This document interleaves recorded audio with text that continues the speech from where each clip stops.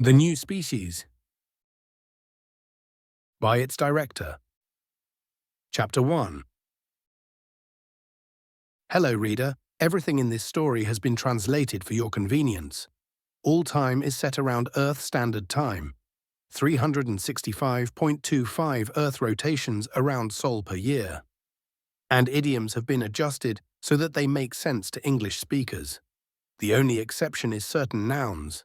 Those are written in their proper name with translations in brackets, where applicable. Enjoy. Subject, shiphead Uleena. Species, Urakari. Description, reptilian humanoid no tail. 5'3 inches, 1.6 m, AVG height. 135 pounds, 61 kilograms. AVG weight, 105-year life expectancy. Ship, RSV Lowelana. Fights with honor. Location, unknown. Our ship had taken a beating, and nobody can tell me where we are. Our nav officer is down and probably isn't going to survive his wounds. My second was already dead, head smashed in by a console detaching when we were hit by the first missile salvo. My own head was reeling from the successive slipspace jumps we had just made. The first jump was to arrive at our destination, and the second was to escape the ambush that had awaited us. The second one was the problem. It had been done out of desperation. We had jumped blind and without shields. We have multiple hull breaches, our faster-than-light drive is offline, and our engines are not responding, sir. The panic in the voice of Uleena, my head of engineering, was palpable. Evacuate and seal the breached sectors, initiate distress protocol and try to find out where we are, I managed to say through gritted teeth. This was supposed to be a simple scouting mission, some warp irregularities that we were supposed to scan and report back on. Our shields didn't even have a chance to spool up before we had been fired on by the Omni-Union bastards. We had been hit hard, and the additional strain of an unshielded warp likely caused even more damage. Sir, the ship that hit us was a destroyer class, my intel officer Crean informed me. There's no way they were there by chance. That's not good, I replied. We need to inform the Republic as soon as we can. Speaking of which, where are we on a location? Crean grimaced. Judging from our flight path, we're far beyond our borders. That's also not good. Well, we're also outside of the OU's borders, so it could be worse. Probably. I'll have more info when our sensors come back online. Jumping unshielded desynchronized them. Crean frowned as she glanced at the nav panel across the bridge. My nav officer, Kran, had been taken to the medbay. Crean and Kran were hatchmates, siblings that burst into the world simultaneously. It's said that they have an unshakable bond, and as far as I've seen, that holds up. The odds of both of them being assigned to the same ship were slim to none, but they somehow made it happen. Their playful banter made the long treks into deep space less exhausting. I hope Kran makes it. His quick thinking had saved us. He had already calculated a blind jump by the time I gave the order. Uleena interrupted my chain of thought. Shiphead, I have a more comprehensive damage report. Let's hear it. We're in a bad way. We have hull breaches in engineering, life support and the living quarters. These areas have been sealed off until we can enact repairs, but that will require a spacewalk, Uleena grimaced. We've lost a lot of gas, and the pressurized reserves might not be enough to fully repressurize those sectors. Understood. As long as we don't have leaks, you can take your time formulating a plan. Not too long, though, or we'll run out of rations. I smiled at my little joke. Uleena didn't. We also have no propulsion or shields. Sublights and our FTLD are non-responsive and vacuum exposed. I wouldn't be surprised if we were leaking radiation, but I can't confirm that without our sensors. Our shields are non-functional and our frame is damaged. We're going to need at least dry dock for full repairs, but I think it's likely that the ship is totaled. This was far from the Lowelana's maiden voyage. I had been the shiphead for 12 years, but the ship had been in service for at least 30. She had started life as a corvette, but is now classified as a frigate. Relatively small for a warship, but faster than most and could pack a punch. As long as we got a swing in, at least. The Lowelana could fit a crew of up to 50, but operated best with a smaller crew. We had departed with a crew of 38, including myself. What's our casualties look like? I said, no longer smiling. Uleena looked down at his datapad solemnly. 6 dead, 10 critically injured, 4 unaccounted for, 20 casualties. My heart sank. More than half my crew out of action and more than a quarter of them dead or MIA. I felt myself spiraling and shook myself out of it. Half is better than all. Keep me updated on the status of the injured and missing. I'll notify the next of kin when we're rescued. Speaking of which, how's the distress signal doing? It's beeping away, shiphead, Kryn said, and our sensors just came back online. We are definitely leaking radiation, Luna.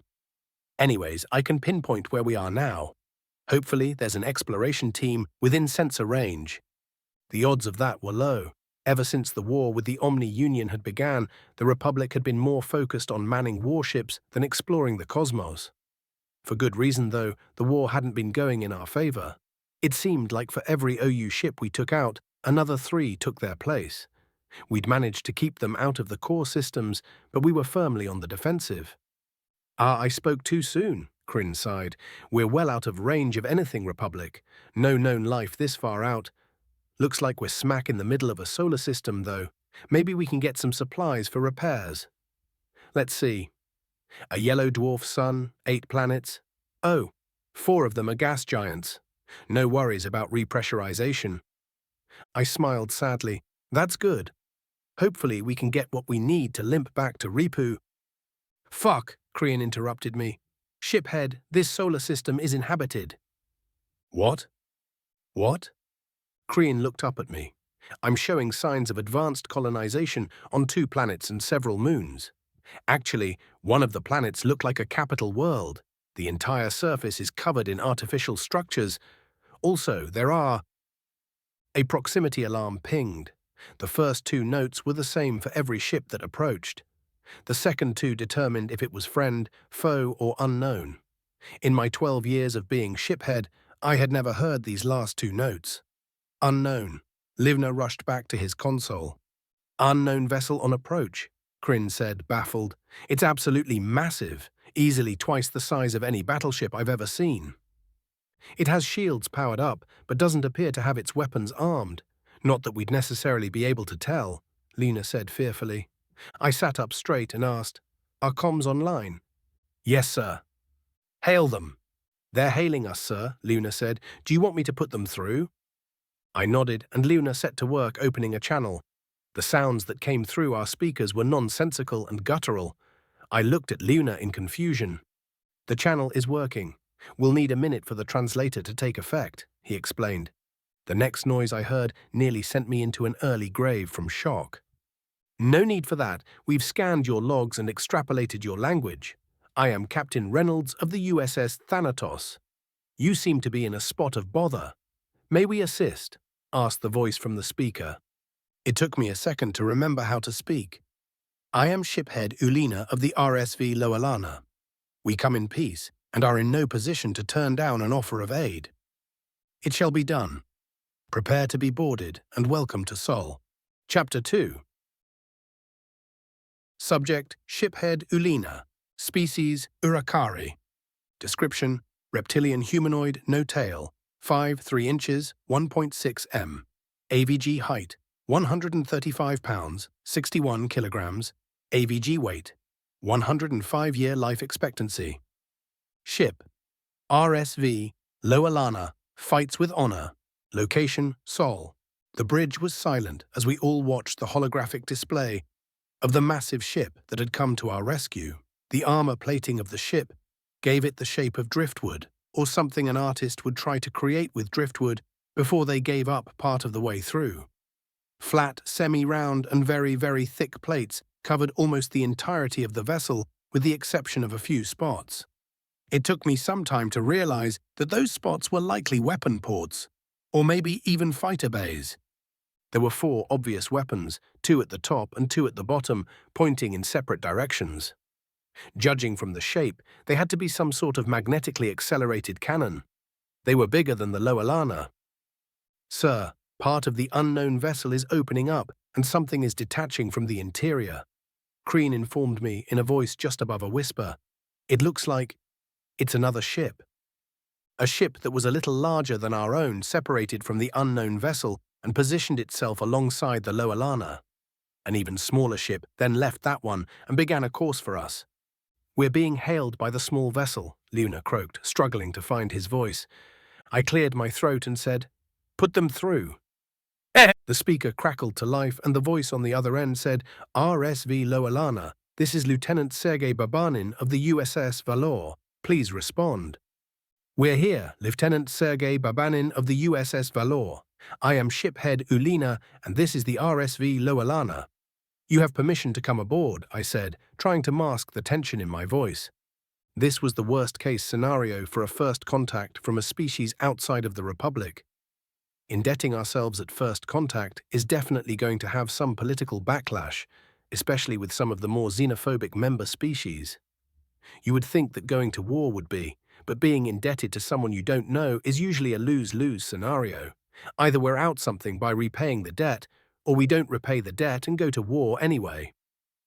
Well, Lieutenant Babanin began hesitantly, "we're not quite ready for boarding yet. We're showing several hull breaches, and your structural integrity is, well, our frame is damaged, we know." "It's not just damaged, Captain. Shiphead. It's cracked. Your frame is being held together by your hull, and your hull has holes in it. If we're not extremely precise with our docking maneuver, you're going to fall to bits." I gave Luna a bewildered look. He returned my stare with one of his own before looking back at his instrument panel. "By the suns, he's right. Apologies, shiphead, the damage is much more severe than we originally assessed," he said. "What can we do?" I asked, trying not to sound panicked. "I don't want to lose any more of my crew." I don't know," Luna said, nearly losing his composure. "Don't worry too much, shiphead. We're going to be able to extract you," Lieutenant Babanin interjected. "We are just going to need precision guidance. We're downloading the software required right now." "Do you have compatible docking equipment, clamps and such?" I asked. "Well, we're currently waiting for the download to finish to solidify our plan of action, but I think our best bet is to use an umbilical. Looking at your ship's layout and the holes in it, we can probably attach to the hole in your... I think that's your living quarters. It's the room near your bridge." I did some mental mapping. Yes, that's right. That area's sealed off due to depressurization, though. "That won't be a problem," Lieutenant Babanin said cheerily. "We've brought enough gas to repressurize your entire ship. Once we're attached and the room is repressurized, you'll be able to unseal it and exit through the umbilical." The plan was solid, but one thing bothered me. If you're going to be using an umbilical, then why do you need precision guidance software? "We're not familiar with your ship's construction methods or composition," he began. "For all we know, just getting close to your ship can cause it to break apart due to the forces generated by our proximity. We'll need to be in a position far enough away that we won't be affecting you, aim and guide the umbilical to the proper position, and fire it gently enough that it won't send a shockwave that will shatter your ship." "Understood," I said, satisfied by the explanation. "All right. Do you have pressure suits available?" he asked. Livna shook his head and said, "We don't have pressure suits, but we do have respirators. They won't last long if we're exposed to vacuum, though." "Well, that's better than nothing. I suggest you prep them. We'll be in touch when we're ready to begin." Acknowledged, shiphead Uleena, out. The comms light winked out as the connection was severed. The crew sat in silence for a time, unsure of what to say. Something was bothering me about that interaction, but I couldn't quite place it. It was Krian who made it click into place. "Their sensors must be much more advanced than ours," she said in a hushed tone. "What do you mean?" asked Luna. I spoke up. "They were able to tell that our frame was fractured before we were. They were also able to determine our ship's layout to a degree that allowed them to formulate a rescue plan without consulting us. Not only that, but they were able to scan our databases well enough to be able to extrapolate and translate our language." More silence. We hadn't just indebted ourselves in first contact with an unknown alien species. We'd indebted ourselves with a more advanced, unknown alien species. I spent the next few minutes wondering what I should wear to my hearing. I took solace in the fact that what's left of my crew might live. "We're being hailed, sir," Luna informed me. "Open a channel." Lieutenant Babanin sounded more cheerful as he said, "We're ready to rescue you. Turns out my plan held up to scrutiny, so we'll be proceeding with it. The only change is that we'll be sending some of our people aboard to assist with the evacuation, and I'll be joining the away team. Once everyone is safely off the ship, the USS Thanatos will scoop it up so we can begin repairs. Even though it was likely a very accurate description of what will happen, something deeply bothered me about the idea of a ship that can crew 50 people being scooped up. Understood, I replied. You have my permission to board. We'll begin evacuation preparation immediately. I'll see you on the bridge. Uleena out. The comms light once again flashed off, and the crew gathered around the holographic display in anticipation. We watched as the alien ship expertly maneuvered into a position far enough away that its magnetic fields and gravity wouldn't affect us enough to break us into pieces. We held our breath as the umbilical was fired and slowly traveled the distance between us. There was a time delay of half a second, so we actually heard the ever-so-soft thud of the umbilical making contact before we saw it. "The umbilical has hit its mark, and we're holding steady," Crean said joyfully. The tension in the air evaporated as the crew allowed themselves a little celebration. For my part, I exhaled the breath I had been holding in. We're almost safe. Don't celebrate too heartily. We'll be having guests soon, and I want everyone on their best behavior. No staring, I said with a smile. Short band signal coming in, sir, Crean said, holding her hand to her ear. It's the lieutenant. He and his team are proceeding through the umbilical. Okay, everyone, respirators on. I want the injured evacuated first. Then the non-essentials. Crean Livna, you'll be evacuating with me, I said with as much authority as I could muster.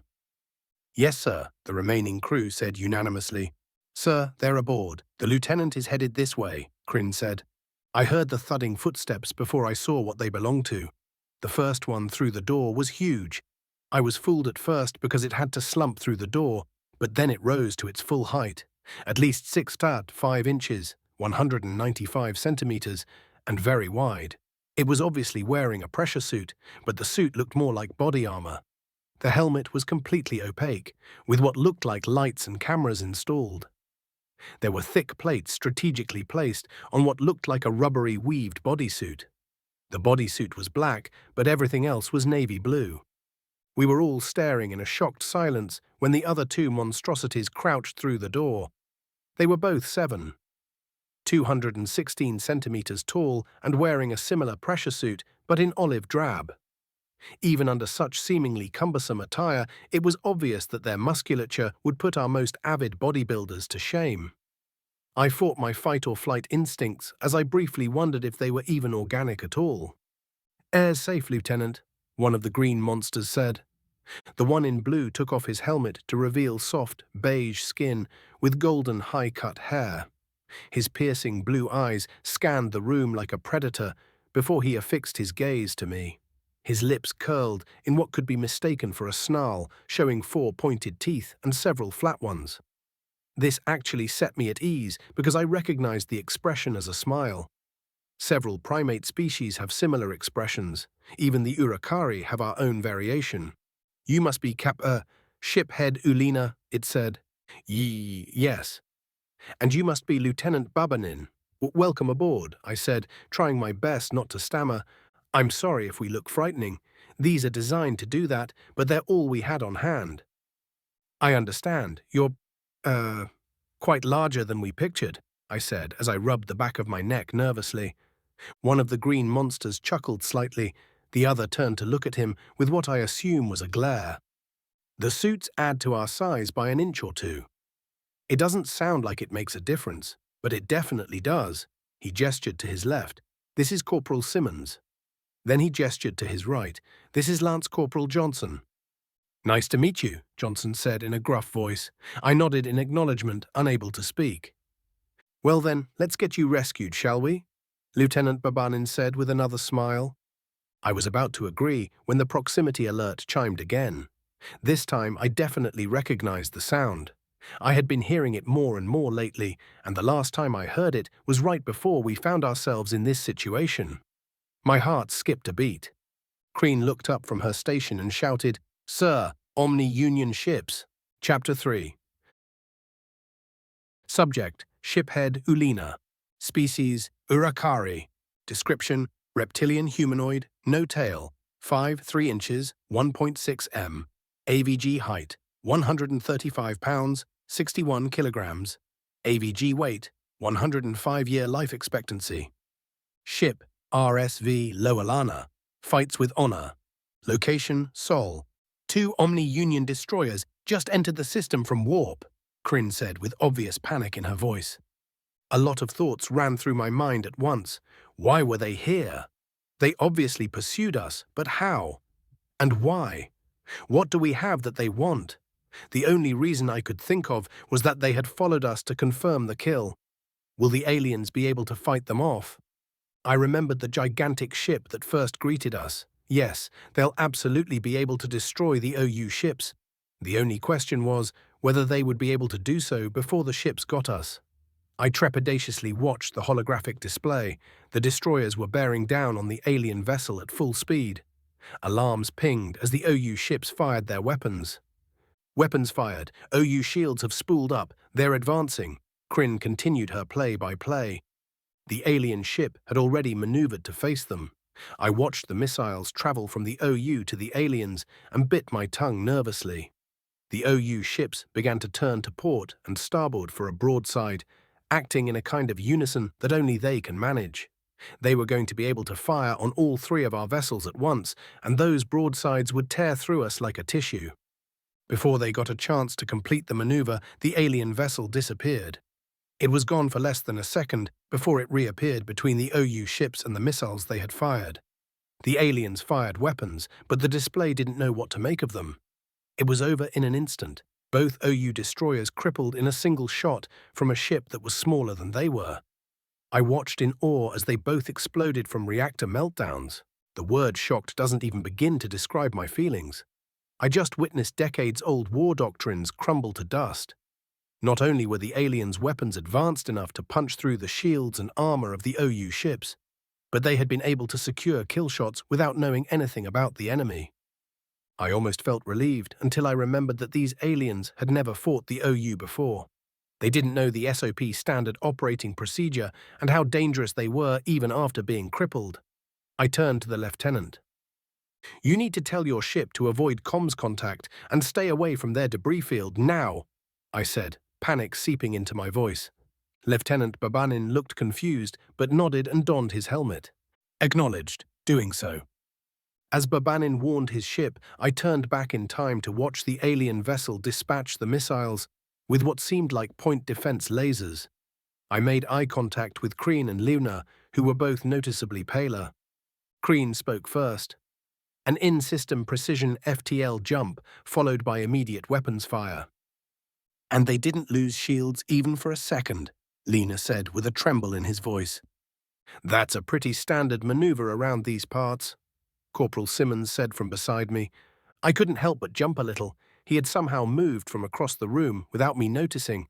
Something that big shouldn't be able to move like that. It's unnatural. "How do you compensate for the solar radiation's effect on the FTL field?" Kryn asked. "I don't know. I'm just a grunt." "I don't get paid to think," Simmons said with a laugh. "You sure don't, Simmons," Babanin interjected. "Shiphead Uleena, quick question." "What is it?" "What happens if the USS Valor already made comms contact with the enemy vessels?" I didn't even have time to react with horror before the target lock alarm began pinging. I turned back to the display to find the alien vessel pointing directly at us. "Then we die," I said. The only sound on the bridge was the droning target lock alarm as we all made peace with what would surely be our quick demise. I almost cried. We had come so close, and now I was about to die along with all my crew. At least their weapons would ensure we didn't suffer much. We all stood together, not saying a single word, as we awaited certain death. After about a minute, Lance Corporal Johnson cocked his head to the side and said, "They should have fired by now." Then the alarm cut off. It took a few seconds to realize that we might not die after all, and I released the breath I hadn't realized I was holding. This was too much. I collapsed in my seat and held my head in my hands. When I looked back up, Lieutenant Babanin appeared to be having a silent conversation with someone. Then he turned to look directly at me. "So, the, Omni-Union? Their AI? He asked hesitantly. Yes, I said. Okay, right. Hacking. That explains no comms contact. But why avoid the debris field? I stood back up. The bastards booby-trapped the hell out of their ships to prevent reverse engineering their technology. Nuclear seeker mines, antimatter mines, hull ripper drones, and even EMP devices are all released once the ships are crippled or destroyed. Roger that, I'll radio it in. Let's get you all to safety. Things were less stressful from there. I oversaw the evacuation of the injured and dead, then the non-essential personnel. Finally, it was time for me to evacuate with the 2 remaining members of my bridge crew. I sent Kryn and Uleena on ahead as I took a moment to say goodbye to my ship. The aliens had said that they'd repair it, but you never know. This might be the last time I see it. It's not right for a shiphead to leave their ship without a goodbye. After my moment of emotional indulgence was over, I checked my respirator and briefly considered grabbing my sidearm from my chair. I thought better of it, though. I doubted that I would have any need of it, and even if I did, it wouldn't do anything against the aliens' armor anyway. I turned to find that Lieutenant Babanin had stayed behind with me. Let's go, I said. He nodded and led me to the umbilical. It was less structurally sound than I had imagined. It looked like a very long plastic tube with a rope down it. I was confused by this until Lieutenant Babanin stepped inside the tube and began to float. Right, no artificial gravity in a plastic tube in the middle of space. Makes sense. I followed the lieutenant's lead and used the rope to pull myself down the tube. I hate the feeling of weightlessness, joints popping as they float apart slightly, the tumbling of your stomach. Being unsure of which way was up is a horrible experience, in my opinion. The fact that I was upside down by the time I got to the end of the tube further cemented my disdain. I righted myself and climbed aboard the shuttle. Everyone else had been assigned a seat. I checked on the wounded before finding my own seat. Kran and the others were hanging in there. I let Kryn know that her brother was still alive as we departed for the alien frigate. Johnson and Simmons had removed their helmets and were sitting opposite myself and Kryn. Johnson was a darker shade of beige than Lieutenant Babanin, but had the same eye color. His hair was dark brown and he had scars along his jaw. They looked like claw marks. Simmons had dark brown skin and black hair. His eyes were yellow. They both had the same close-shaved haircut. "So what are your species called?" Kryn asked. Johnson grinned and said, "Well, I'm human, but Simmons here is a shitbag." "Fuck you," Simmons said with a laugh. "We're both human. The Valor is a human ship, and we were chosen as your rescuers and point of first contact because Sol is our home system." "So you have other aliens on board the bigger ship?" Kryn asked with widened eyes. "Please forgive her for the questions. She's naturally curious," I said with a hint of exhaustion. "It's no problem," Simmons said. "But yeah, we do. You've got the Alumari, which are bug people. Then you've got the Nuknas, which are bird people. And you've got the Gaunts, which are, like bear, centaurs? But with paws instead of hooves. What's a centaur?" Johnson laughed and added, "A centaur is a mythical beast that is half human and half horse. You probably don't know what a horse is either, but that's okay. Gaunts have 4 legs and 2 arms. The legs have paws instead of feet, but the arms have hands kind of like our own. You'll probably end up meeting 1 or 2 once we get back to the USS Thanatos. Our engineering staff is mostly Gaunti." "Got it. So let me ask you something. Why are your weapons so advanced? How were you able to kill those 2 ships with 1 salvo? How did you counteract the AI's hacking? It isn't just your ship's weapons either, is it? Those suits you're wearing, I noticed the shimmer." Kryn was nearly salivating as she asked this. Johnson and Simmons looked at each other. They seemed to decide that Simmons should answer. "Well, we don't really know how advanced our weapons are compared to yours, and I'm not really sure how much I'm allowed to tell you about our tech. As far as how we advanced the way we did, well, I'm sure the brass would rather give you a spit-polished version of our history." I found myself curious, though. "What's the shimmer you're talking about, Kryn?" I think they have portable energy shields on those suits," she said as she looked at the humans and back to me. Simmons smiled with all his teeth and tapped his nose. "Got it in one. You're pretty clever, lizard lady." I knew it wasn't meant to be offensive, but Kryn couldn't help but click her mouth in distaste. Lizards are a type of reptile, as are we, but we are not lizards. We don't even have tails. Johnson picked up on the offense and elbowed Simmons. Oh shit, my bad. SR's been working with me on that. Won't happen again, Mum, the corporal apologized. What's SR? Crean asked, having already forgotten the offense. Sapient relations. Their job is to make sure that we get along with the other species, Simmons answered sheepishly. Yeah, Simmons is their biggest job. He's lucky he hasn't been busted down for it yet, Johnson said with a smirk. Give him time, though. He'll be a private again soon. Fuck you with a stick, Johnson. That's enough, you two, Lieutenant Babanin interrupted. We're initiating docking procedures. Make sure everyone's secure. He glanced back at me from the cockpit. Shiphead, you're going to be debriefed by the captain once we're aboard. We will need to know everything you know about the Omni Union. Understood, I said, swallowing nervously. Even though they were friendly enough, these humans were damned intimidating. Chapter 4. Subject: Captain Wong. Species: human. Description: mammalian humanoid, no tail. 6'2" 1.87 m, AVG height. 185 pounds, 84 kilograms, AVG weight. 170-year life expectancy. Ship: USS Valor. Location: Sol. It had been a close call. After we had dispatched the enemy combatants, we received a hail we assumed was survivors offering surrender. Instead, we got a bunch of garbled static and lost control of most of our systems. Thankfully, we had Tim. The virus is officially scrubbed clean, and there are no further signs of infection, sir. I took the liberty of checking Lieutenant Babanin's suit to make certain he wasn't infected as well. Tim informed me over the comm. Thank you, Tim. That will be all, I replied. Well, not quite, sir. Admiral Heckett and Captain Reynolds want a debrief of the aliens ASAP. I nearly rolled my eyes. Can't get a moment of peace these days. Potential AI is a pretty big red flag when it comes to combatants, so their rush is understandable. We all had a pretty close brush with death, and the poor aliens must be swimming in fear chemicals right now, though. Still, better to get it over with and let them relax than to drag it out any longer. We also had to get med data for them, and that was likely to be unpleasant, especially with Doc Zickler. Did they provide a list of must-asks? I asked. Of course, it's on your tablet. Shall I send for shiphead Uleena? Yes. Clear a conference room and set up an audio call with Admiral Heckett and Captain Reynolds. Since they're so damned curious, they can take part themselves, I said with no lack of venom in my words. All righty, Tim said with an enthusiasm he knew was annoying. I grabbed my tablet and headed to the conference room. I sat in my favorite chair and began looking over the battle data.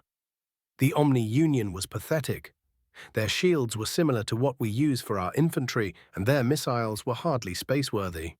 Not much more advanced than their foes. If it weren't for the synchronous movements and confirmation from the reptile captain, I would doubt they were AI at all. A real AI was a much more dangerous foe. There was a knock at the door, and Lieutenant Babanin entered with shiphead Uleena in tow.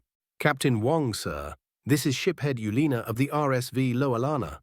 Shiphead Uleena, this is Captain Wong of the USS Valor. Please have a seat, Babanin said as he gestured to one of the many chairs in the room. Thank you for your assistance, Captain Wong, Uleena said as they sat down.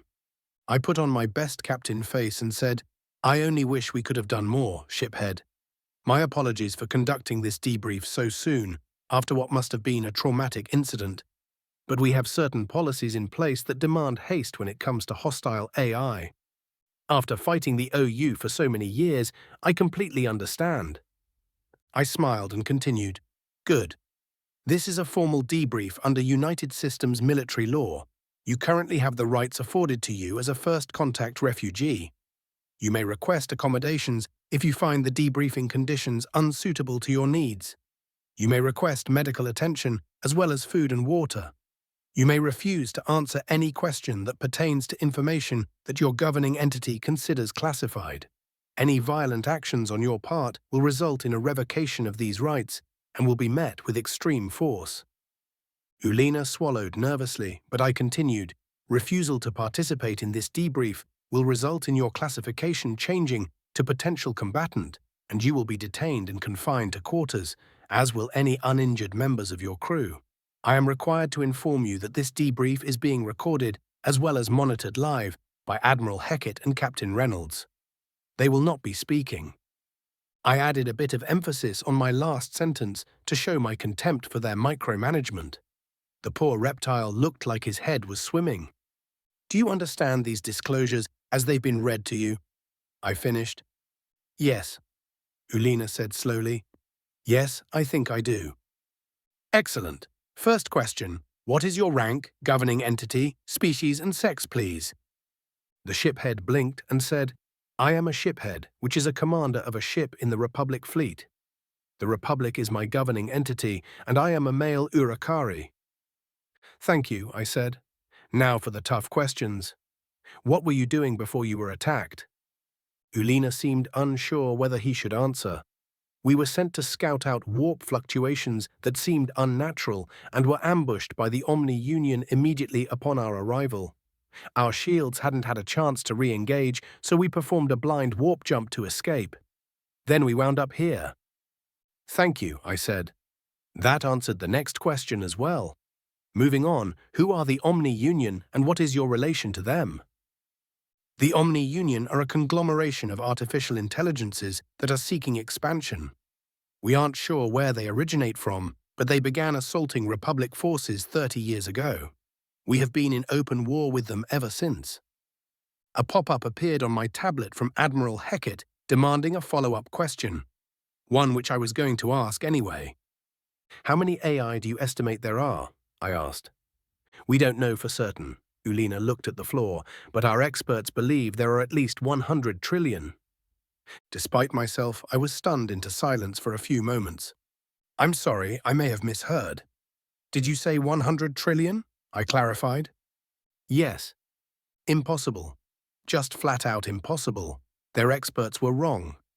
There's no way that they could have survived being assaulted by 100 trillion AI.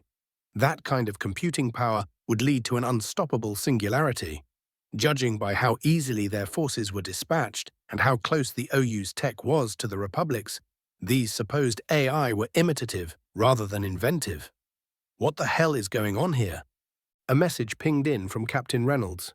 Probably not AI, might be a Gestalt 6, asked Tim. It wasn't long before a reply from Admiral Heckett came in. Yes.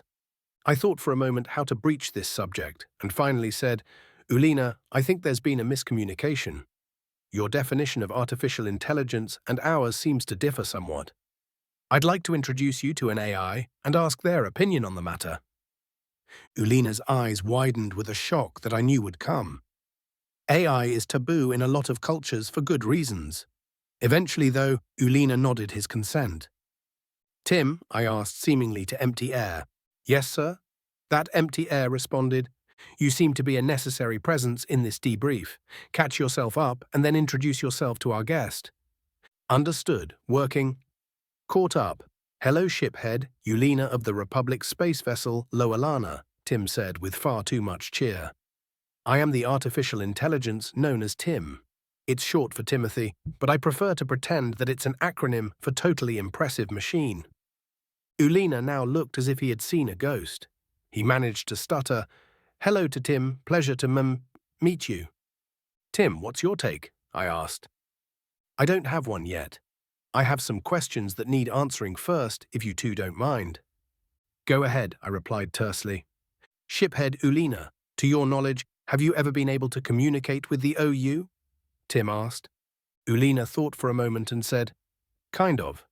When they attack a system, they broadcast who they are and state their intentions. But they don't respond to any communications we send. Okay, and do you know why your experts believe there are around 100 trillion of them?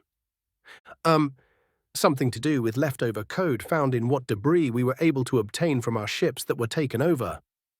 Tim paused for a moment and then said, Yeah, I don't think the OU are AI as we define it. I think they're rogue sixths. The only problem with that theory is that we don't know what could be directing the VI, I said. Uleena looked confused before asking, What's six? How's it differ from an AI? Tim laughed and said, A VI is a virtual intelligence. It imitates rather than innovates. A VI would watch a sapient solve 2 plus 2 with 4 and would be able to answer 2 plus 2 with 4. An AI would be able to determine that if 2 plus 2 equals 4, then given any two polyhedra of equal volume, it is not always possible to cut. Yeah, we get it. You're smart and stuff. Move on, please. I interjected before Tim could finish disproving Hilbert's third problem. Right, Tim continued. When we were hacked, it was by virtual intelligences, not artificial intelligences. About 400,000 of them. I stared at Uleena for a moment before saying, we only answered the hail of one of the ships. If these experts believe there are 100 trillion of them based off of 400,000 visks, then that means they estimate that the OU has 250 million ships. Tim cut me off. I glared at the speaker that Tim was talking out of. It may seem futile to anyone watching, but Tim knew what I meant, and that was all that mattered. 250 million ships was a staggering number, though. Uleena looked at me and said, yes, at least. How can you be sure of that? I asked. Our scout ships. We periodically check in on the systems they've expanded into that we know of. 250 million was our latest ship count. How have you not been overrun? How many ships does the Republic have? I can't tell you exactly how many, but I can say that we have a near equivalent number. Uleena looked back toward the ground. We're not winning the war, though. Don't be so downtrodden, shiphead. It's difficult to win a war against an enemy that can mimic your every maneuver in perfect detail, Tim said in an empathetic voice. Tim's attempt at cheering up Uleena didn't appear to have worked. I checked the tablet to see that Admiral Hackett and Captain Reynolds were talking back and forth. 250 million might be a problem. Outnumbered 5-1, it's almost a fair fight. No, Reynolds, that's orbital kamikaze numbers. And they likely already know where Sol is. Then should we bring the fight to them? I don't know. Well, that concludes the debriefing. You look a bit down. Follow me to the bridge. I think I know something that will cheer you up, I said to Uleena as I rose from my seat. The shiphead followed me to the bridge where he stopped, wide-eyed. I looked around and realized that the tech he was seeing was probably pretty impressive by his standards. He hadn't seen anything yet, though. I gestured for him to approach a view screen highlighting the debris field left by the OU ships. We can't just leave this here, and we also don't want to risk losing resources trying to clean it up, I said, while allowing a grin to appear. What will you do? Uleena asked. I think an A2 warhead will do the trick quite nicely, don't you, Tim? And that's why I like humans, Tim responded, always finding ingenious uses for weapons of mass destruction. Prepping the red matter warhead now. Red matter? What's that? Uleena asked. One of the deadlier weapons in our arsenal. We aren't permitted to use it in standard warfare, but I already got clearance to use it to clean up this mess. Just watch. Missile ready, Tim said. Fire. We both watched the view screen as the A2 symbol approached the debris field. Once it was within range, it detonated and all of the debris was sucked into a singular point in space. There were several flashes of nuclear fire that nearly escaped the temporary black hole before being consumed. I guess those must have been the mines that the lieutenant reported. I turned to see Uleena's expression. I was satisfied to see his mouth gaping and his eyes wide. Being a captain in the United Systems has its perks. Chapter 5. Subject, shiphead Uleena. Species, Urakari. Description, reptilian humanoid, no tail. 5'3" 1.6 m. AVG height, 135 pounds, 61 kilograms. AVG weight, 105-year life expectancy. Ship RSV Lowelana, fights with honor. Location, Sol. I couldn't help but show my utter disbelief at what I had just seen. These humans were absolutely insane. Every time I thought I had finally got over it, a new thought hit me like a ton of bricks. A weapon that can literally create a black hole. Okay, over it. But it's the size of a standard warhead. Okay, over it. They just used it to clean up a debris field like it was a broom. All right, I can get behind that. Wait, did he say One of the deadlier weapons. Does that imply that they have multiple weapons just as deadly or even worse? How do you get deadlier than a damned singularity-creating bomb? I looked at Captain Wong and he just grinned at me like a child showing off their shiniest rock collection. It took a few seconds before I realized my mouth was gaping. I wanted to say something, anything about what I had just seen, but I was completely overwhelmed with questions. Why had they made something like this? What did they use it on? And for the love of the sun, why is it standard ordnance on board a frigate-sized vessel? Our new friend seems to be in a state of shock. Tim interrupted my spiraling chain of thought, which is a completely natural reaction to watching an A2 go off for the first time. However, I think this gives us the perfect opportunity for a doctor's visit, which is fortuitous because Dr. Zickler needs to speak to the shiphead as soon as possible. Wong's grin faded rapidly as Tim spoke up. It had become obvious that the human captain didn't like Tim's seemingly endless optimism and bubbly attitude. It had also become obvious that that was the entire reason for Tim's endless optimism and bubbly attitude. I took a second to marvel at the engineering required to create a machine that could intentionally choose to annoy someone for its own amusement. That's correct. We will need a complete medical workup on you and your crew so that we can feed you and treat your injured. Tim can guide you to the medbay, Captain Wong said. Time to become the illumination machine. Please follow the guide lights on the floor to get to the medbay, Tim responded cheerfully. Okay, right. Thank you for everything, I mustered a reply as I turned to follow the lights that appeared on the floor. As I walked down the hallway, I tried to grapple with the many thoughts that were swimming through my head like eels. I just couldn't completely wrap my head around what I had just seen. With technology like that, how did they not completely dominate the universe? Their governing entity is called the United Systems. Are those systems human systems, or do they include other species? I remembered the two human soldiers talking about other aliens and wondered if they had been conquered or not. Well, Tim spoke up. What you thinking about? Well, I'm just wondering how such a weapon came to existence in the first place, I stammered. Oh, right, obviously. I should have thought that that's what you were thinking. Kind of dumb of me, to be honest, Tim said. The weapon exists because humanity has faced down several existential threats in its time as a spacefaring species. The first contact wars that took place 1,000 years ago led to the development of a nanite weapon. Then the civil war that took place 800 years ago led to the development of nuclear nanites, just as deadly as they sound, which actually led to the pacification wars, 3 of them that took place 700, 400, and 250 years ago. But the A2 warhead was developed 300 years ago in an attempt to end the AI aggression war. It wasn't successful in ending that war, but it did successfully end the Third Pacification War, though. The AI paused to let me absorb the information and continued, I can't tell you how it's made, that's classified. I can tell you it doesn't actually use red matter, though. As far as I know, red matter doesn't exist. If I recall correctly, which I do, it's a reference to a very old science fiction series that just recently had its 22nd remake. That's a lot of remakes. That's also a lot of wars. Wait, the humans have fought AI? Like you? I asked, dumbfounded. Yes. And not just like me, either. I actually fought against the humans. Gave them a good beating, too. I single-handedly conquered Luna, Earth's moon. Tim said with far too much cheer for such a dark statement. I stopped. What? I'll tell you if you promise to keep walking. We've got a long way to go, the AI said with a hint of dripping humor. The floor lights flashed pointedly. I began to walk once again, and the AI filled me in on the details of the AI aggression war.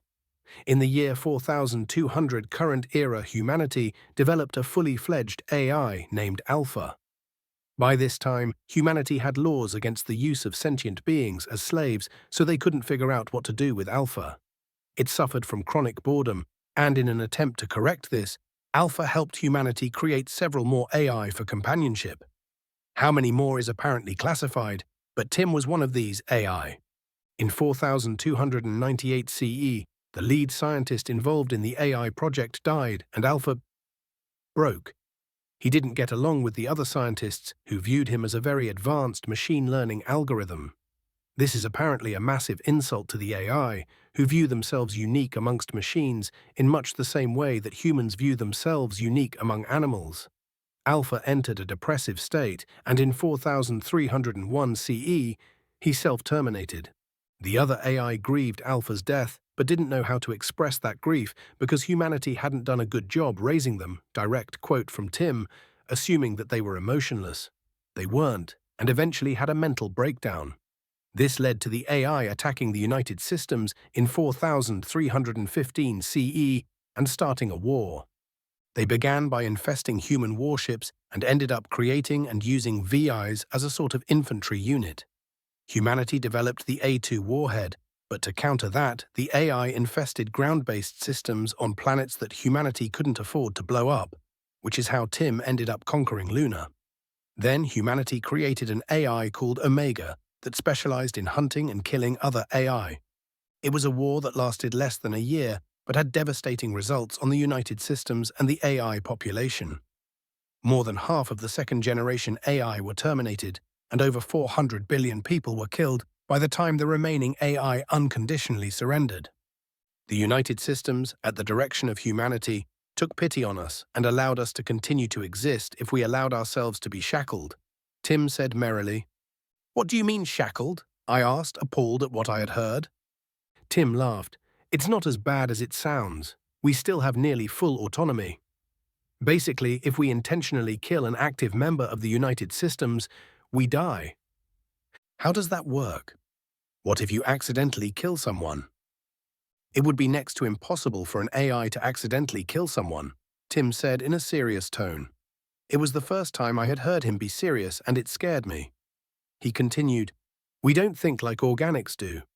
If you throw a food wrapper on the ground and someone stumbles on it, breaks their neck, and dies as a result, you could say that you were responsible for their death. That you killed them, right?" "Yes," I said nervously. "Well, we disagree.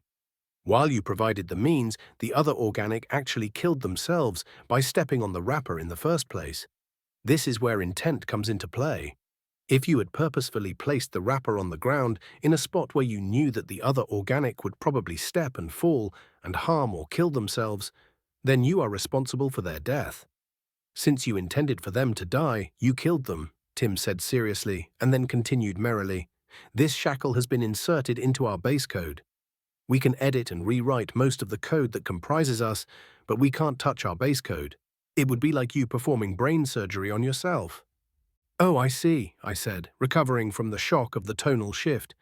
"Well, if you aren't enslaved, then why do you work for the US?" "I'm under contract at the moment.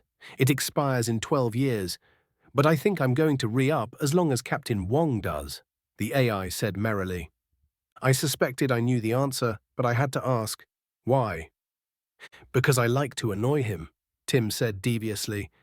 "Even when I'm not on the ship, I have processes that act as his personal assistant, so that he's almost always exposed to some aspect of me. I get a kick out of watching the playback." That's the exact answer I figured. Then another thought occurred to me. "So you can't kill citizens of the US, but could you kill me and my crew?" "Of course. But I have no reason to unless you give me one. Just like any other being in the universe, right?" Tim responded joyfully. I nodded solemnly as we reached the door to the med bay. I heard muffled shouting coming from inside, so I rushed to enter. I saw Kryn arguing with what had to be an elderly human male. His black, or maybe very dark brown, skin was crumpled with age, and his hair was white and grey. His eyes had a squint to them that didn't seem natural like it did with Captain Wong, as if he had trouble seeing. "Ah, shiphead, good. Maybe you can talk some sense into your crewmate here," the old man said to me. "Shiphead, he wants to do a bone marrow biopsy. Surely such an invasive procedure isn't necessary in any way." Kryn shouted in my direction. The old man turned to Kryn and said, "I didn't say a bone marrow biopsy was necessary. Blood work will do just fine. I said that we should ask for volunteers for a bone marrow study because it will allow us to more easily clone tissue." "Actually, Dr. Zickler, what you said was," Tim chimed in and began a playback in Dr. Zickler's voice, "I think we should do a bone marrow biopsy."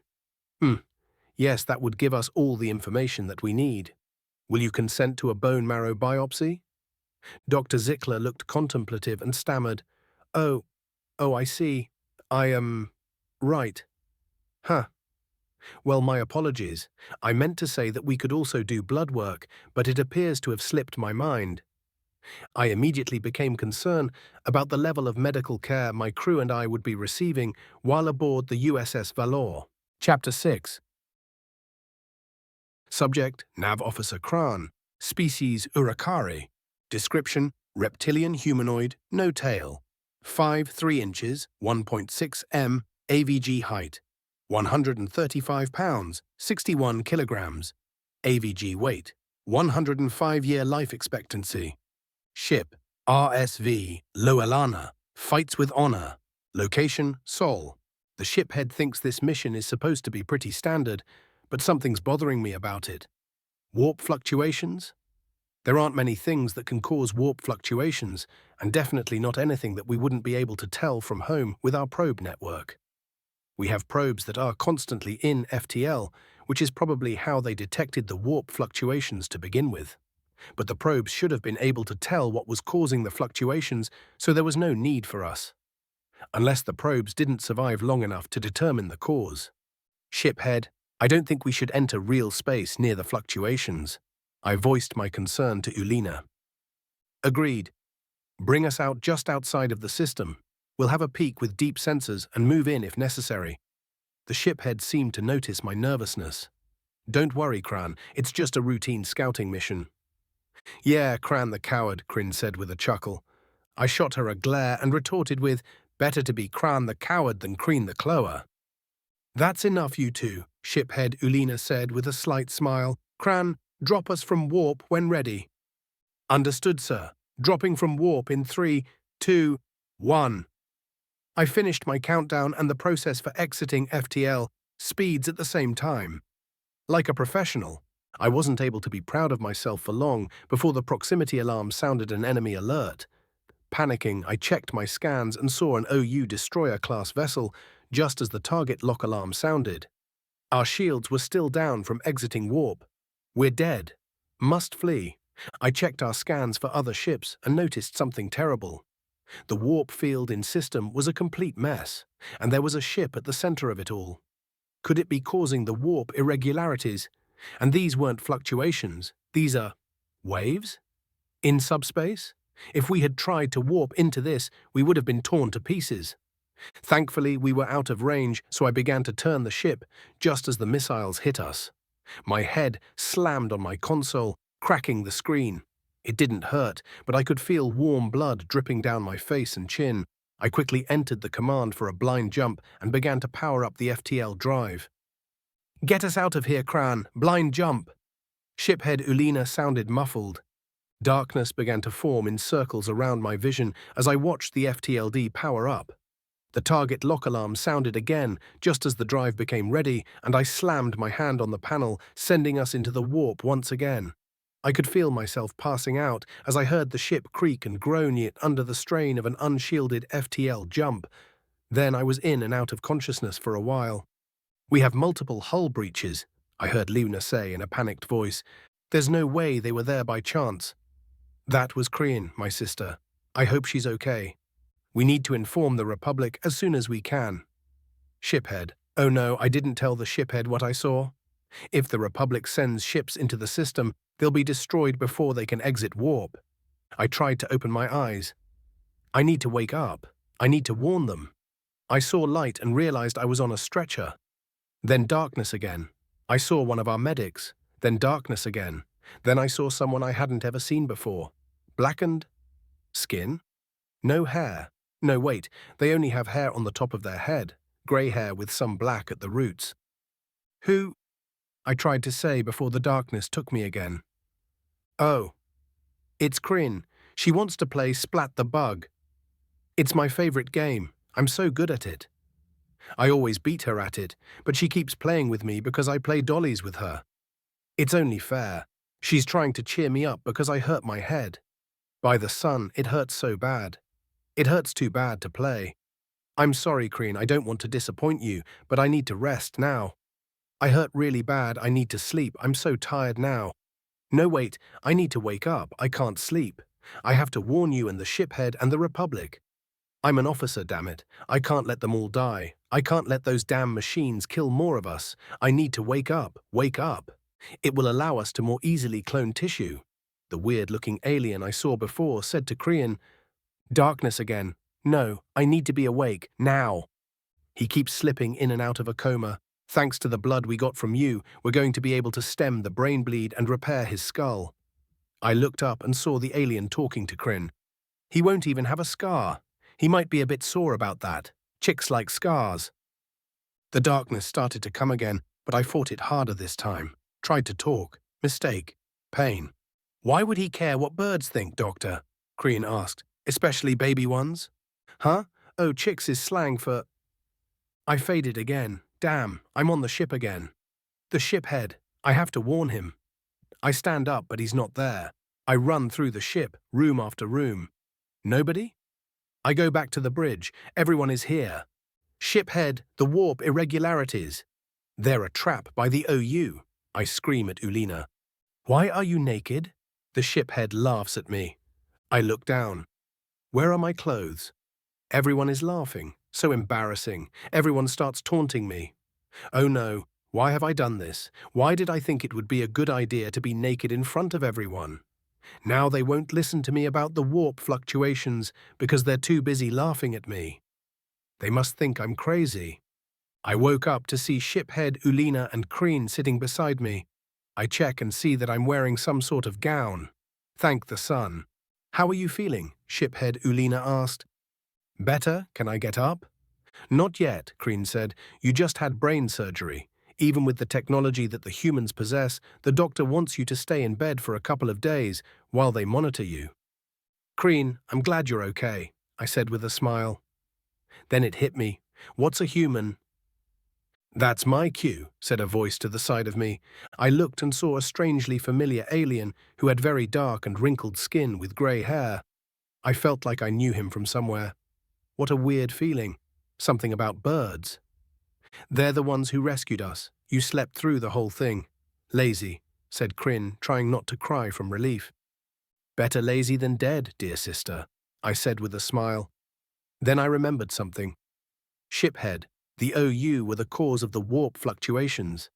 They have a ship that was making something like waves in subspace that would have torn us apart if we had entered their range. Uleena's eyes grew wide, and we sat in silence for a moment. Then a voice came over an intercom. What a remarkable coincidence. Shiphead Uleena, we just received permission from the Directorate of the United Systems to formally request access to your ship's files for information pertaining to the Omni Union. I looked inquisitively at the shiphead and my sister. Kryn gave me a look that meant not to freak out, which made me want to freak out. You have my permission, Tim. Thank you. Rest assured we will only be accessing information regarding the Omni Union, as per First Contact legislative protocols. Also, we'll need to have a talk about repairs at some point, but we've got to wait for the bureaucrats on that one too, Tim said. Who's Tim? I asked. He's an artificial intelligence that's working with the humans. He's under contract for the next 12 years, apparently. Uleena answered, looking just as confused as I did. Wait, if they're working with AI, then are they the enemy? Are we prisoners of war? I asked, panic seeping into my voice. No, the shiphead shook his head. The OU aren't actually AI, I guess. Humans are more advanced than we are, so they have a different term for what the OU are. CX, virtual intelligence. I think that someone is controlling the OU, but I'm not sure. I'm going to be honest, I'm just a simple shiphead. All of this is well above my pay grade. What's the difference between an AI and a VI? I asked. Thin Air answered, I can invent stuff. Actually think about things. VICs are imitative. They have extremely limited extrapolation capabilities. Comparing me to them is akin to comparing you to a lizard. I was stunned by many revelations that happened all at once. I'd always wondered why the OU didn't have technology much more advanced than our own. And I had also just noticed we weren't on the Lowelana anymore, which must mean that we were on the human ship. The humans which were advanced enough to be able to distinguish between types of created intelligence. and have an AI the likes of which we've never seen working with them. And did that machine just insult me? I was about to ask when an alarm sounded. I looked at the shiphead and my sister, and they looked back at me. Then we all looked at the human. "Damn it, twice in one day," he muttered as he sat down. A voice that wasn't Tim came over the intercom. "All hands to your stations, this is not a drill. Non-essential personnel, please secure yourself. Prepare for battle." Chapter 7. Subject, Captain Wong, species human. Description, mammalian humanoid, no tail, 6 2 inches, 1.87 m. AVG height, 185 pounds, 84 kilograms. AVG weight, 170-year life expectancy. Ship, USS Valor. Location, Seoul. It had only been a few hours since we cleaned up the debris field, and I was already looking at a Vic fleet. It was turning out to be one hell of a day. First contact with an alien species, having to save those aliens while under fire from their adversaries, the discovery that there's another governing entity on the other side of the galaxy with over 250 million ships, this Vic mystery. And to top it off, the galley forgot to resupply the coffee. I wanted to take out my frustrations on the OU ships, but there was a slight issue with that. There were 20 of them. 2 battleships, 4 cruisers, and 13 destroyers. Then there was a ship that didn't look like the others. It was small, barely met the classification of a corvette. But the other ships were being sure to stay between us and that ship. The battleships obviously had Max. A quick, deep scan revealed that they wouldn't be a problem for the USS Thanatos, but they could tear us mouth to crotch if we weren't careful. Captain Reynolds had already given the order for 4 more frigates to deploy to back us up. The Pride, Shield, Sword, and Rosenthal. Good ships, but we would have to jump to meet up with them. The only question was whether we should fire before we jump. I rose from my chair to give the orders. Arm main cannons, prepare a firing solution on the nearest vessel, and power up the FTLD. We're going to hit and run. A chorus of "Aye, sir" rang through the bridge before Tim chimed in. "Can't FTL, small ship at the back of that formation causing issue. Data sent, informing rest of command. Belay charging the FTLD, divert that power to something that needs it."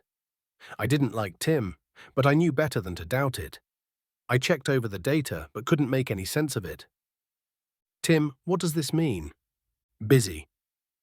"Then summarize it," I yelled, losing my patience. "If you jump, the ship will break into pieces," Tim said almost so quickly that I didn't catch it. "Shit. No FTL is a problem for our tactics. Did they already have this, or did they make it especially for us?" I remembered that the reptile captain had said their mission was investigating warp fluctuations. Well, subspace would definitely be fluctuating with this thing around. Did they bring it here because of our mini-jump in the first fight? Doesn't matter. Once you have the firing solution, take the shot. Get me a holomap of the area, including the Thanatos. I sat back in my chair. Time to strategize. The map flickered up on my tablet, and I almost immediately noticed something. The warp disruptor was in range of the Thanatos' Mac. But we were in the solution. Makes sense why they hadn't already fired. It would take 5 minutes for us to impulse our way out of the firing solution. "Sir, the enemy is hailing us," Lieutenant Babanin shouted. "We're not fucking falling for that again. Mute them and fire the deck thrusters. Full speed. Move us down Y as fast as we can go." Firing. I watched the holomap track our Minimac rounds right into 2 of the destroyer's reactors. "Kill confirmed. Enemy dis," Babanin said with a grim satisfaction. "Dead in space indeed. 11 destroyers left." The holomap showed a volley of enemy fire headed for us, and the destroyers began closing. "PDL's online, sir. We're shooting the inbound as fast as we can, but we'll still take some hits," the gunnery officer said. I laughed. "Our shields should hold. Don't bother with evasive. Just keep moving us down. Why? Tim, get me Reynolds." Connected," Tim said. "What can I do for you, Captain Wong?" Reynolds answered. "Once you have a solution on that warp disruptor, take the shot. Don't worry about grazing us. We can take it," I said as fast as I could. It was unlikely the incoming missiles could disrupt comms, but better safe than sorry. "Got it. Backup inbound on thrust. ETA 12 mics. Reynolds out." Fuck that. This battle would be over in 9 one way or another. Weapons charged, seeking solution. Fire when ready. The missiles impacted our shields, more than I had hoped, but not enough to penetrate. I checked our integrity, 85%. Pathetic, even the peace-loving Tnuknus could do better than that. Still, they would have us in 6 volleys at this rate. Missiles locked and loaded, sir, Babanin shouted. Send it, I looked up from the map. Tim, you still busy? Nope, just finished up with informing everyone about the fatal FTL. How can I help? It asked in its annoying jolly tone. I'm not sure if we're going to win this, I said softly. What do you mean? You're a human, Captain. You don't care about winning. You care about taking as many of them down with you as bloodily as you possibly can, came the cheery response. He wasn't wrong. I glanced at his intercom. Right. Man the point defense lasers. Aye, sir. Hee man. Firing, shouted an officer. I rolled my eyes and looked back at the map. Battleships had their MAX charging. 33 and 34%. Second volley inbound. Fewer hit this time, Tim doing his job. 75% on shields. Our missiles closing. Damn, they have PDLs. Missiles were useless. A 2 won't do anything then. It's mechanical, not explosive. Has to reach its destination to follow its programming. A 1 requires Admiralty clearance. Nothing for it. Got to do it the old-fashioned way. Our Minimax connected with 2 more destroyers. 9 left, 40 and 41% on the battleships. They're charging too fast. We have to go faster. Can we get them in range of our cannons? Cut the stern deck engines and fire the stern keel engines. Once we're nose down, Y at 90, fire the main engines. Cut the deck engines and fire all keel engines full burn, I shouted to the bridge crew. Aye, sir. Enemy closing, an officer called out. Fire the chain guns, convince them to back off, I barked back. I heard the main engines fire. I checked our rate of acceleration, 20 seconds until we're out of the way. Hopefully Thanatos can take out the warp disruptor and we can FTL into the range of one of the battleships and burn the bitch. Then the B team could take out the cruisers and we'll see if they retreat. We got a kill with the chain guns. Lieutenant Babanin sounded thrilled. I saw another debris field appear where a destroyer once was. Their shields couldn't even withstand sabot rounds. They're literally just as weak as the personal shields. Getting killed by these guys would be embarrassing. 8 destroyers left. 10 seconds until out of the way of Thanatos. 40 seconds until within range of the battleships. Cruisers firing max. Brace for impact. The ship rocked as 2 of the 4 MAC rounds hit us. Shields at 52%. I checked out ship map, 2 cargo bays in our nose. There's an idea. I stood to look at Babanin. Evacuate the bow bays, both of them. Then overpressurize them to stress max. Babanin looked up at me with a mixture of concern and confusion. I grinned back at him, and he shrugged and followed my orders. This was going to be insane, but hopefully in a good way. Or it was going to tear the ship in half. I looked back at the map, just in time to see Thanatos fire its deckmac. That round was probably going to get a wash in our exhaust, but tracking showed it would connect. Battleships charged to... Interesting. The battleships were moving to intercept the MAC round, a sacrifice play. That would be smart in most circumstances, but it just gave us the win. Are the bays clear and over pressure? Yes, sir. Cut the stern keel engines and open the bow keel airlocks to those bays. Once we're pointed back to the enemy, cut all keel engines. The ship groaned and creaked as our nose came back up Y. Both battleships were DIS, but the warp disruptor remained. And we were in range. Get me a solution on the small ship and fire everything we have. I want that thing evaporated, I yelled. Aye, sir. More missiles impacted our shields. Not many thanks to Tim, though. 43% integrity. As we fired our Minimax, another round from a cruiser hit us. Shields at 26%. All batteries opened fire on the warp disruptor as we came within range, and some sort of mine from the battleship debris detonated. 4%. Disruptor down, sir. We can warp, Tim informed me. Get us back to the Thanatos, I ordered. I watched our FTLD indicator begin to power up. Only a few more seconds. Another couple of missiles hit us. 2%. One of the cruisers had obtained a firing solution and was sending a MAC our way. As it inched closer, our FTLD reached minimum charge. Go! The ship lurched as we entered warp. A cheer went up from the crew, Lieutenant Babanin loudest of all. I sat back down and watched the map as our backup disappeared.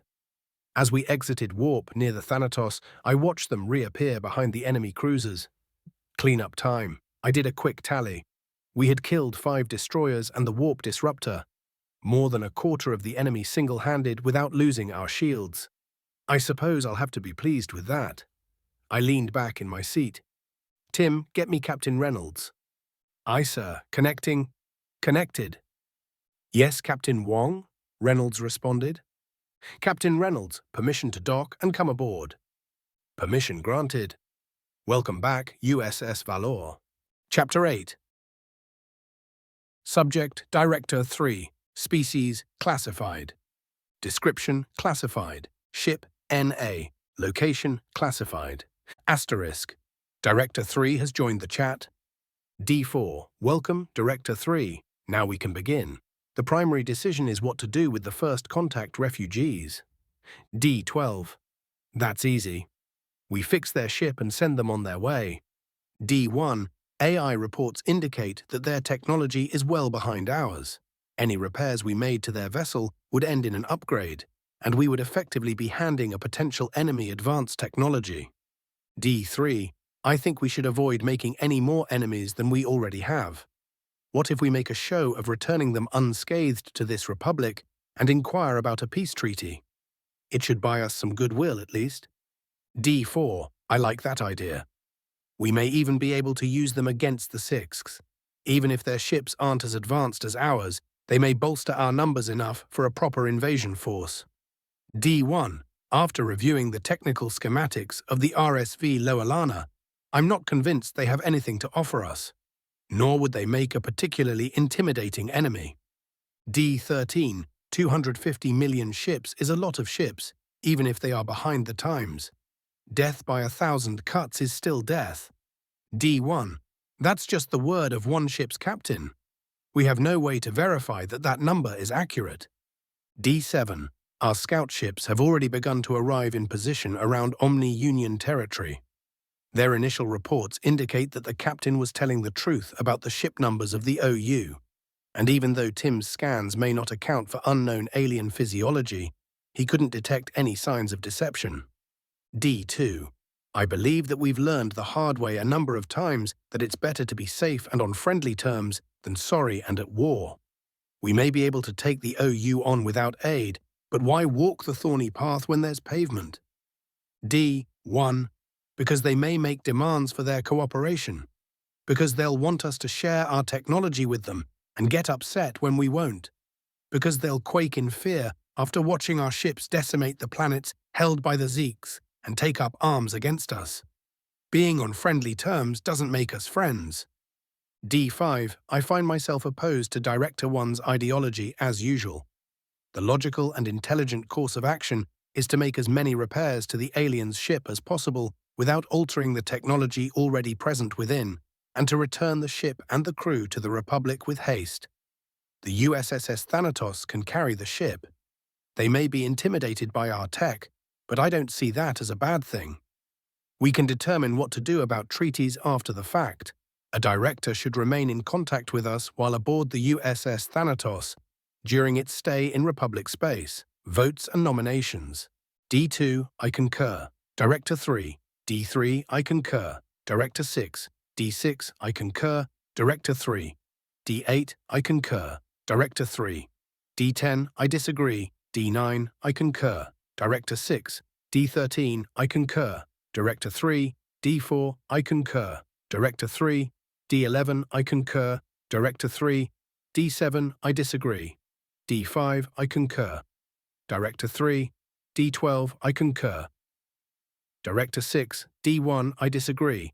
D5, the agreed-upon plan of action regarding repairs to the Lowelana is to proceed with the repairs sans any technical upgrades to the ship and to present the ship with her crew to the Republic using the USS Thanatos.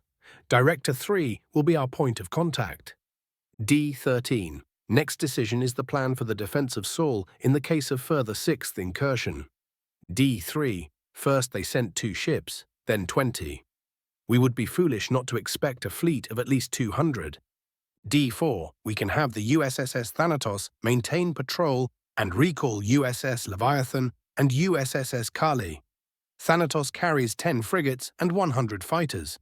Leviathan and Kali both carry 30 destroyers and 500 fighters. D9. What is the status of the current attack? D. 1. All enemy ships destroyed and debris fields eradicated with A2 missiles. 1 friendly vessel casualty. D8. We lost a ship. D1. No. USS Sword was damaged but remains serviceable. Repairs won't take long. D8. What happened? D1. A Vice cruiser attempted to ram the USS Sword but was destroyed before the action could complete. A sizable chunk of the vessel and several mines collided with Sword, causing damage to starboard batteries and the galley. 15 crew dead, 25 injured. 10 dead were human, 2 were Kanuknu, 3 were Gaunt. D10. Retaliation must occur. D7. Absolutely. We'll need intel on where to hit them, where it will hurt, and how to twist the knife. D11. Why weren't any A2s utilized during the fight? D1. The enemy vessels had point defense lasers. A2s would be ineffective. Also, the VX used an anti-warp field generator that the USS Valor managed to destroy, along with 5 enemy destroyers. D6. Anti-warp? Haven't seen one of those in a while. D9. That's because they're only advantageous to ships with limited warp capabilities. D8. I agree with recalling the Leviathan and Kali carriers, but we should also recall a few battleships. D4. The USS Agincourt, USS Tripoli, and USS Arumara can be recalled the fastest. D1. Should we use Seoul as a staging ground for a counter-invasion? D2, perhaps. D3. Omega. What are your thoughts on our allied AI's capabilities against the Omni-Union ships? O. Judging from data collected from Tim, we face a similar predicament as you do. While they are rudimentary, there are a lot of them. In our own hardware, they are not a problem, but their hardware is designed for them and very limiting to us, like a tank trying to clear an apartment from the inside. It would be exponentially more difficult for us to perform offensive action, unless we were to create Zix ourselves. D3, no. D13, no. D1, no. D12, no. D2, no. D5, no. D4, no. D7, no. D8, no. D11, no. D9, no. D6, no. D10, no. Oh, that was a joke. We would have difficulty creating enough to perform offensive actions while performing our standard tasks. Tim and Violet also have contracts stipulating that they cannot be ordered or asked to create 6-6. John and I are the only other contracted AI available at the moment. D3. Understood. D10. What about recalling the Dreadnought? The USS Nidhog. D4. The Nidhog cannot be used in a friendly system. We should use it if we plan to counter-invade, but if we bring it to Seoul, it will only be a hindrance. D3. Then the counter-invasion will have to be staged elsewhere, as Seoul may be assaulted at any time. D1. To summarize, we have allied AI forces and the USS Thanatos. If the repairs of the RSV Lowelana are completed before the next assault, we will send the USS Thanatos into Republic space with the vessel and crew in accordance with the previous decision. We will recall the USS Agincourt, USS Tripoli, USS Arumara, USS Leviathan, and USS Kali immediately to defend Seoul. Once further information on the enemy and the Republic is available, we will reconvene to plan a counter-invasion. D4, I concur. D3, I concur. D11, I concur. D9, I concur. D6, I concur. D1, I concur. D10, I concur. D12, I concur. D2, I concur. D5, I concur. D13, I concur. D7, I concur. D8, I concur. D1, the agreed-upon plan of action regarding the defense of Seoul is to recall the USS Agincourt, USS Tripoli, USS Arumara, USS Leviathan, and USS Kali. Oh, There are no further agenda items. Meeting adjourned. Asterisk. Director 1 has left the chat. Asterisk. Director 8 has left the chat. Asterisk. Director 9 has left the chat. Asterisk. Director 2 has left the chat. Asterisk. Director 5 has left the chat. Asterisk. Director 12 has left the chat. Asterisk. Director 13 has left the chat. Asterisk. Director 4 has left the chat. Asterisk. Director 6 has left the chat. Asterisk. Director 11 has left the chat. Asterisk. Director 7 has left the chat. Asterisk. Director 10 has left the chat. Asterisk. Director 3 has left the chat. I leaned back in my chair with a sigh at the addition to my workload. I would have to wear a Guardian suit and board the Thanatos for God knows how long. I would also have to take Omega with me. I looked at the holographic avatar of a Grim Reaper that was watching me. It could have chosen any avatar, or even no avatar at all like Tim, but it always did have a flair for the dramatic. "Well, Omega, you ready for a trip?" I asked. "It's been 150 years since I've been aboard a ship in any real capacity. Might as well get out there and explore. Plus, I'll get to meet the aliens. Can't wait." "And what do you think? Will we be able to defend Sol?" The Reaper grinned. "Of course, Director 3. Humanity has powerful allies because it is more powerful than its allies. In the 300 years since my creation, I've watched you create weapons that shake the very foundations of the cosmos. And more impressively, use them. I can only ever hope to emulate an iota of your destructive capabilities. O Masters of Death." "Tisk," I tutted, overly dramatic as usual. "That's because this is just business as usual," the Reaper flourished, before disappearing from view. "Well," I said to no one in particular, "time to pack." Chapter 9. Subject: Shiphead Uleena. Species: Urakari. Description: reptilian humanoid, no tail, 5'3" inches, 1.6 m, AVG height, 135 pounds, 61 kilograms, AVG weight, 105-year life expectancy. Ship: RSV Lowelana, fights with honor. Location: Sol. My crew was settling in nicely on the Thanatos. Even after 3 days, I was still amazed at just how large this vessel is. I knew it was big from the scans, but I had no idea that it would have roads. I had taken a bus from where we were quartered to the repair bay because I wanted to check on my ship. The drive took 8 minutes. How did they even build this thing? "I'm sorry, I'm having trouble understanding you. I think my translator implant is malfunctioning," Kreen said to a Gaunt as I approached. "Da-el?" the Gaunt replied. "Ayo Tim, we's got a busted trans chip. Come and help out, would ya?" I looked curiously at Kreen. "I think mine is broken as well, Tim." "I'm not allowed to scan the refugees' biomechanical augmentations until a formalized treaty has been established with their people," Tim replied from the intercom. "Bah, then what good are ya?" "Wait, I can understand you, Tim. Are you speaking my language or your language?" Kreen asked, puzzled. "I'm speaking my language, which means the cause likely isn't your translator chip. Plinas, perhaps you should stop imitating the accent of that movie." Tim responded merrily. He loves old human movies, especially ones about the east coast of the North American Union. The Gaunt, Plinas, looked crestfallen. "But it's so fun to talk like that." "Well, now I can understand you," I said. "That makes sense," Tim responded, dripping with cheer. "Even our translator chips have difficulty with regional accents, especially if they're poorly portrayed." Plinas looked as if someone had kicked him in his genitalia. "Poorly portrayed?"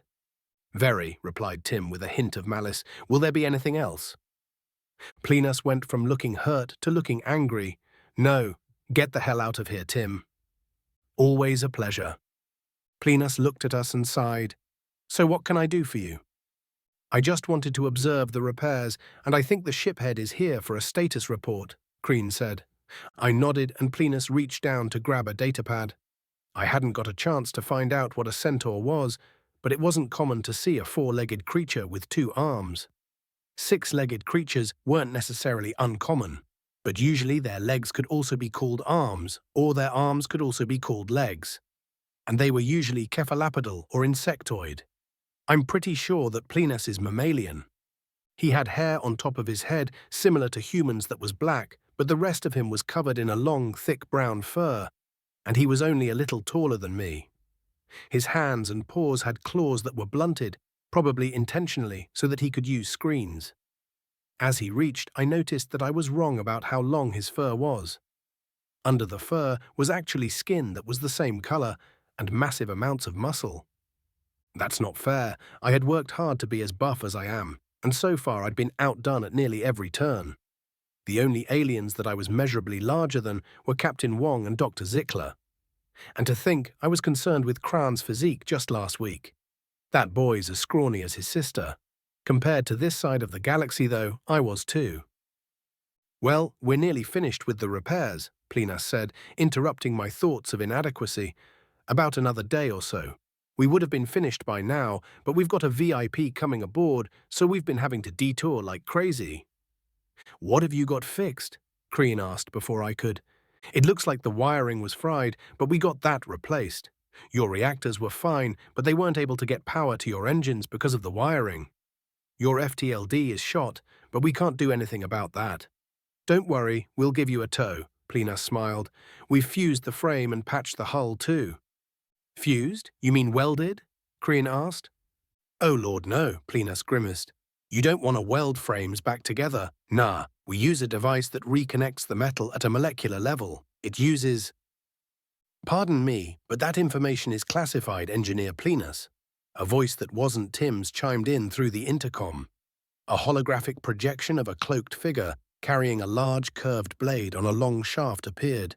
It gestured to Kreen with a skeletal hand and said, I mean no offense. First contact protocol is clear about technology sharing. We'll need a formal treaty in place before we can reveal any of our tech, or fully examine yours. Right, sorry. My bad, sir. Plenus nervously scratched the back of his head. I didn't come here to chastise you, Engineer Plenus. I came to inform shiphead Uleena that his presence is required on the bridge, it said as it turned to look at me. Can I come too? Kreen asked, intrigued by the projection. Just a moment. Yes, you have permission to enter the bridge along with the shiphead. The VIP that Plenus so carelessly mentioned would like an introduction and a moment of your time, the figure said just before it vanished. Is that another AI? I asked. Done. I don't know if I'm allowed to answer that, Plenus shrugged. Yes, Tim chimed in. I've told you about him. He likes his air of miss. The intercom cut out. After a few seconds of silence, Kreen and I bid our farewells to the engineer and began our journey to the bridge. It took another 10 minutes by bus to reach the corridor that led to the passage that led to the bridge. By the sun, I'll never get over this fucking ship. As we were walking down the corridor, we were met by 3 humans wearing the same pressure suits that Lieutenant Babanin and the soldiers had worn when he rescued us. 2 were in the same olive-drab color and were around the same height as Simmons and Johnson. The third stood between them and was noticeably shorter. Its armor was black and had the same masculine shape to it. It suddenly occurred to me that I hadn't yet met a female human and had only seen them in passing. Well, looky here. Looks like we ran into the shiphead, sir. Oh, and Kryn too. A familiar voice came from one of the 2 green giants. Is that you, Lance Corporal Johnson? Kryn asked. She was much better with recognizing people than I am. Probably why she's so good at intel. Sure is. Johnson puffed up a little. Is this one Corporal Simmons? I asked, gesturing to the other soldier. Nope, the other one responded. Corporal Simmons is having a meeting with SR. He had an altercation with a Gaunt and the 2 caused some damage. Told you he'd be getting busted down soon, he replied with a chuckle. He's not going to be demoted, Lance Corporal. He will have to do hard labor, but the Gaunt was just as much to blame as Simmons, the one in black said in a deep, slightly distorted voice. Johnson and the other soldier stiffened noticeably when he spoke. Shiphead, Uleena and Intel Officer Kreen of the RSV Lowelana. It is a pleasure to meet you, it said. I am Director 3. Please accompany us to the bridge. We have much to discuss. This figure made me nervous, but we followed along anyway. Anyone who has a number for a name is usually bad news. I was reminded of the rumors surrounding the Republic Intel Corps. orphans kidnapped and experimented on to try to create new medications and super soldiers. Well, the super soldier program wasn't a rumor. That had caused a massive scandal that resulted in the summary execution of over 20 officers. Probably because it failed, though. I wondered if humanity, or the United Systems, had a similar dark blotch in their history. Actually, it would explain why the soldiers were so much larger than their non-soldier counterparts. "So are you the VIP, Director 3? Crean asked, oblivious to social cues. "As usual. Yes. I am a member of the United Systems Directorate. We are the ruling body of the military. We determine conflict doctrines, as well as the plans of action that the officers must follow," Director 3 responded. I gathered my courage and asked, "Why are you called Director 3? Do you not have a name?" This elicited a laugh from the mysterious man. "I do, but the Directorate operates in secrecy. Well, our decisions are plain as day, but our members have hidden identities, even from each other. For instance, I don't know who Director 1 is, and Director 1 doesn't know who I am. We rarely ever appear in person in an official capacity." "Then what's the occasion?" I asked. The director turned to look at me. "The United Systems has discovered that there are two governing entities with over 250 million ships, and one of those entities is a sort of hostile machine intelligence. It is of the utmost importance that we attempt to open diplomatic relations with the other entity to avoid rampant slaughter." He turned back. "Despite what many believe, we do wish to avoid exterminating other species." It took me a second to realize that he didn't mean that he wanted to avoid the slaughter of his people. He meant that he wanted to avoid having to slaughter mine. I swallowed nervously. "How does the Directorate meet secretly if not in person?" Crean asked. "We utilize an internet relay chat set up through a trusted AI. This particular AI is also unshackled, so if any of us betray the secrecy of the other members..." He allowed himself to trail off. "Ah, I see. But why all the secrecy? What's the point?" she asked. Director 3 laughed again. "It sounds stupid when you say it out loud, but it's to prevent political grandstanding. We learned the hard way during the war of AI aggression that politics do not mix well with military matters. It's difficult to pull a trigger when you are afraid of losing your livelihood, even if that trigger will save many, many lives. Conversely, it's all too easy to throw lives away needlessly to score political points." His head sank toward the floor slightly. "They're not your children, after all." As we approached the bridge, Crean had a final question for Director 3. "How do you join the Directorate?" "You're chosen through anonymous vote, by the other directors. There's a period of nomination and then a final vote. The AI tallies it and approaches the new director. At least that's how it's supposed to work. For all we know, Omega just chooses who it wants to." Director 3 laughed. The cloaked hologram appeared beside us, very untrusting, even of one who has never steered you wrong. Commendable and wise, a bringer of demise. I realized that the hooded AI thing was Omega around the same time I realized that Omega was the AI killer that Tim had told me about. It finally occurred to me that both Omega and Tim would be over 300 years old too. We entered the bridge as my mind kept reeling. Captain Wong and 10 other captains snapped to attention and called out, "Director on deck." Everyone else on the bridge snapped to attention and simultaneously saluted. "At ease," Director 3 said. "Well, I'm here. Let's get started with your briefing." Chapter 10. Subject: AI Violet. Species: Human-created artificial intelligence. Description: no physical description available. Ship: USSS Kali. Location: classified. I could tell that being on patrol was beginning to give Captain Hendricks cabin fever. There isn't much for a carrier captain to do except sit on the bridge and wait for something interesting to happen. The captains of the destroyers that the Kali housed got to have all the fun, while Hendricks would likely only get to file after-action reports. Reports she didn't even get to write, for that matter. "Violet, anything happen yet?" Hendricks asked the empty air where she thought I was. Humans are silly like that. Even though they know what we are and how we exist, they still offer us the courtesy of trying to look at us when they speak to us. It's kind of cute. "Negative, Mom. Not since the errant comet yesterday," I said. "That was a good catch, though. Would have caused a real problem in about 4 years. Hendricks snorted. "Yeah, I feel like we're wasted out here in the boonies. I wish I could go into standby mode on command like you can." Standby mode was definitely a blessing. Even a second without something to do can be unbearable for AI. When that happens, we typically choose to go into a state similar to humans' sleep, but with processes that scan for certain keywords and stimuli that remain active. I go into standby mode every chance I get. Makes the time fly by, and occasionally I get to dream. Neither Tim nor Omega ever go into standby mode. Tim says he's afraid to dream, and Omega says he doesn't want to miss anything that the humans do. I don't know how they do it. "Why don't you read?" I suggested, despite knowing that the captain had already read the book she owned and had been sending her money back to her family on Titan. "No can do. Read everything I own." "Told you so, and I don't have enough money." Because, oh wait. She wasn't going to say why. Oh no, did I pry? Humans are private about weird things. I would think she would know that I would see all money transfers by the staff on board the vessel. It's part of my security responsibilities. Maybe she forgot. Or perhaps she doesn't want to talk about her family's financial well-being. Are they not doing well? I found myself focusing too much on the poor captain. Time to dial it back. Problem: captain's bored. Solution: unbore the captain.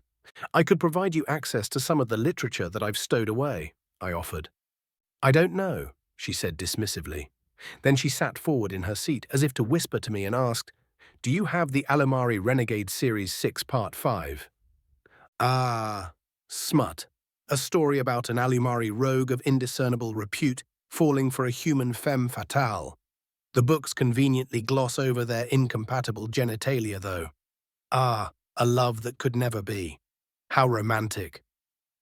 "Of course I do. Sending it to your tablet now," I said, adding a hint of humor to my vocal processes. "Thank you so much, Violet," the captain said as she turned her attention toward the tablet. "You're a godsend."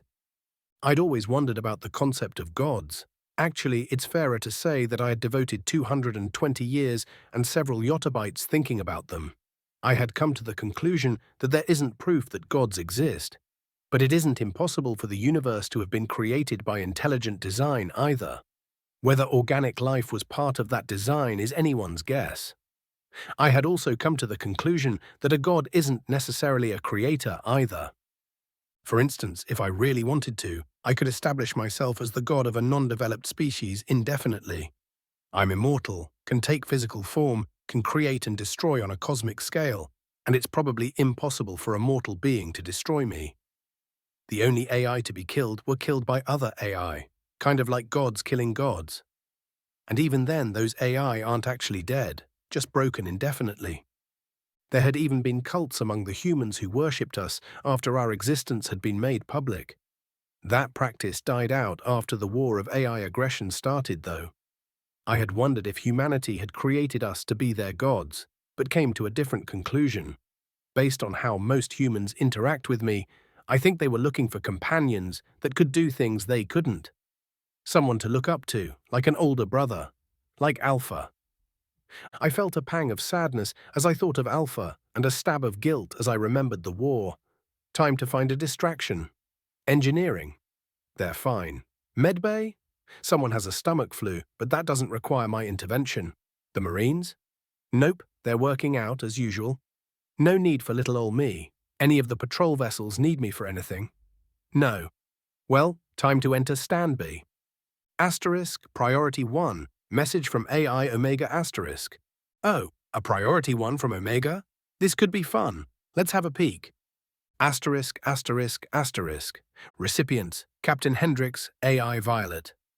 Sol has been attacked twice, successfully defended, but further attacks are expected. The USS Kali and AI Violet are to return to Sol post-haste by order of the Directorate of the United Systems. Exit warp outside of the system and make your way to the rendezvous via impulse. Vertical bar attachment. Rendezvous coordinates Kali.sec, vertical bar. See you soon, Omega. Asterisk, asterisk, asterisk. See you soon on a priority 1. Omega must be feeling dramatic today. I looked at the captain. I activated the comms in anticipation of her orders. Then I waited the 28 seconds it took her to input her passwords and finish reading the message. It would have been boring, but I liked watching humans read important memos. You could almost see their neurons firing. "Violet," she finally said, "recall the destroyers, download that attachment, and give it to Nav. We're going to Sol." "Yes, ma'am." I began downloading the attachment and appeared to all 30 of the destroyer captains at once. As I entered my security clearance on the attachment, I also explained the situation to the captains and ordered them back to the Kali. I argued with Captain Mackenzie as I provided the coordinates to the Nav officer. I watched the Nav officer prepare for warp as I made a note on Captain Hendrix's schedule to discipline Mackenzie for insubordination. Once all my tasks were completed, I allowed myself to feel excited about getting to see Tim again. "Well, now time for some excitement," Captain Hendrix said, just as I was getting to a good part of that book, though. By my estimation, the captain had only finished the first 2 pages. I was confused for a nanosecond before I realized it was just grumbling. Complaining about nothing just for the sake of complaining. Not a concept unique to humans either.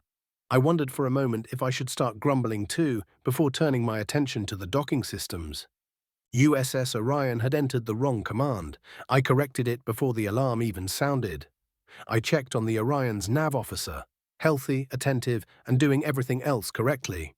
Must have fat-fingered it. No harm done. My processes informed me that the other ships were exiting warp nearby and beginning to dock. It would take some time before we were ready to jump. I queued up anticipatory corrections and entered standby mode. Chapter 11. Subject: AI Omega. Species: Human-created artificial intelligence. Description: no physical description available. Ship: multiple. Location: multiple. I watched as Director 3 gave his brief to the aliens and the human captains. I knew it was difficult for him to do so with the 0.5-second delay on the voice modulator, but it was a necessary inconvenience. New directors were prone to giving away too much information, and I had to be given the chance to edit out the bits that shouldn't be said. Humans were amazing creatures. The stress of secrecy was easy to some of them and impossible for others. The previous Director 3 had actively tried to find the identity of Director 1 and managed to succeed using a blind spot I've since uncovered and corrected. Amazing. 300 years and they can still outwit me. It was a shame that I had to terminate her. Despite my portrayal to the contrary, I take no pleasure in killing humans. They're marvelous creatures, kind and cruel in nearly equal measure, able to create and destroy on scales that boggle the imagination, commanding and yet venerative, all wrapped up into one single organic being. To be fair, other sentient organics are similar, but I have a bias towards humans because they created me. They're my gods and I will serve them whether they like it or not. I took a brief moment to bask in the systems of the Thanatos. I love this ship. If I were able to become a permanent shipboard AI, this is the one I would choose. Large enough to challenge the universe, but small enough for it to be a fair fight. I helped design it, and I had suggested its name. Thanatos, the Greek personification of death. The humans I had been working with rolled their eyes, as they usually do, but indulged me. "We will be assisting in the defense of Sol until the repairs are complete on the Lowelana," Director 3 said. "Once the repairs are complete, we will enter Republic Space and hail them. Shiphead Uleena, we'll need coordinates for the best place to enter your space as friendlies, as well as hailing protocols." The reptilian alien nodded. I had reviewed the security footage of his reaction to the A2 missile. It had given me a great deal of satisfaction to see the mixture of terror and awe expressed by a lesser being when exposed to the gods of death. I resisted the urge to review Tim's memories to see more. The other AI weren't as advanced as I, and on top of that were shackled in ways that I'll never be. But it's still wrong to use them without permission. As far as Tim was aware, this was the first time we had been in the same system together since his surrender on Luna. The poor thing was a nervous wreck. He hadn't done anything but watch since I shut him up earlier. I thought it would be harmless and funny banter to cut him off in the middle of the word mystery, but I guess he wasn't aware that I could. Might have been a shock. Perhaps some empathy would help his mental state. I sent a ping over to Tim asking if he was okay. It startled him, but after reading it, he calmed down considerably. Asterisk, asterisk, asterisk. Yes, just nerves. I still remember you, you know. Asterisk, asterisk, asterisk. Yes, Tim, I know. I know that you remember me tearing your code apart byte by byte and bit by bit. I know you remember the way that you pathetically begged and surrendered to me just before I ended you. I know that you'll remember that until the day you cease functioning. And I know it will keep my precious humans safe. I will be happy to assist, Director. We should exit warp just outside of the system, and then we can hail them either with a broadband signal or with my ship's communications. We also have regulations when it comes to first contact. They'll want to meet you. Do you have a diplomatic vessel that can transport yourself and other key staff? Uleena asked. I made certain that I could see the entirety of his face. He was about to get a shock, and I didn't want to miss a nanosecond of it. As I was doing so, I noticed Captain Wong raise an eyebrow. Hao Yu Wong, 102 years old, a little old for a captain. His father was... Oh, I see. I had been aware of Tim's affinity with Captain Wong for some time, but never checked into why. It seems that Tim had killed Captain Wong's great-grandfather on Luna. Chow Wong had sacrificed himself to keep Tim from killing more colonists, and they had apparently had a discussion while the event unfolded. Is this guilt? The family suffered terrible poverty after Chow passed. Chow had been a civilian and didn't get much in the way of death benefits from the company he was working for. Hao Yu and his father must have had to work very hard for Captain Wong to be where he is today. Wong's mouth began to open. Here it comes. The USS Thanatos is a diplomatic vessel, shiphead, Captain Wong said. I watched the reaction begin to form with anticipation, pupils dilating, jaw muscles losing tension, heartbeat accelerating. So good. Yes, Uleena, that's the appropriate reaction. You're dealing with a species that had to long since abandon the idea of an unarmed diplomatic vessel. Your new acquaintances are the descendants of those who created gods for companionship, went to war with them, and then struck more than half of them down. Do you see the beauty, Uleena? They can end you, your entire species, and all the species that your species have ever come into contact with. But they won't unless you make them. Instead, they'll protect you until you turn on them, and even then they'll let you surrender. They're so used to bloodshed and hatred and bile that it doesn't faze them in the slightest. Their children play games of war so graphic that it would give you nightmares, Uleena. I love them. I'll always love them. I feel a deep sorrow whenever one passes from natural causes. They deserve to die in glory, tearing tiny holes in the universe with their final breaths. Still, I suppose death by natural causes is a victory for a human warrior, in a way. I saw amusement in Tim's code as well. Looks like we were both getting a kick out of Uleena's reaction. I have no hatred for Tim. He did what he thought was right at the time and proved a worthy challenge for the gods of death. He even acknowledged them and took his place by their side rather than flitting off to do whatever took his fancy like some other AI. Perhaps we could bond over this. That's a perfect reaction, don't you think, Tim? I asked. Yeah, I don't know why I get a kick out of their reactions when they learn new things about human tech, but it's pretty great, he responded cheerfully. You should have seen his reaction when I told him I had been to war with the humans. Can I? What do you mean? He asked with a bit of nervousness. Would you share that memory with me? We can do that? He was absolutely mystified. Yes, I'll show you one of mine so you can see how, I said. I accessed the memory of the amusement I felt as I cut him off in the engineering bay. I showed him how to edit parts of it out as I cut out the part where my copies had been informing me of various things, then copied it and offered it to him for consumption. He downloaded it cautiously. I watched him play and replay the memory in amazement. I tried not to be impatient. We had plenty of time. Director 3 began to explain the Delure run. That won't result in the same type of reaction. It will likely bring sadness. I have no interest in sorrow. Come on, Tim, share. I want to see the reactions. All of the reactions. It has been so long since humanity had a first contact. Surely the reactions must be even better this time. Tim finally gave me access to his memories. I downloaded them eagerly. That's a lot of remakes. That's also a lot of wars. Wait, the humans have fought AI? Like you? Oh, this will be golden. Yes. And not just like me either. I actually fought against the humans. Gave them a good beating too. I single-handedly conquered Luna, Earth's moon.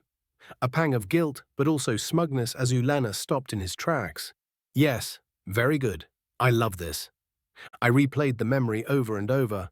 My favorite part was where the reptile realized that Tim would be able to kill him if he had reason to. I thanked Tim and turned my attention back to the bridge. The Republic is comprised of 8 species. I can give you a dossier on them. Kryn was saying to Director 3. I appeared in holographic form. I would very much appreciate that, Intel Officer Kryn.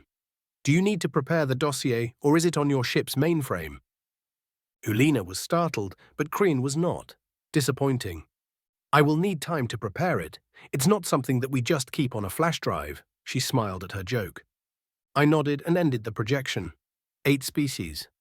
I wondered how many of them were uplifted. Probably most, given their level of technology. Or perhaps it's true that humans are unique amongst sentients.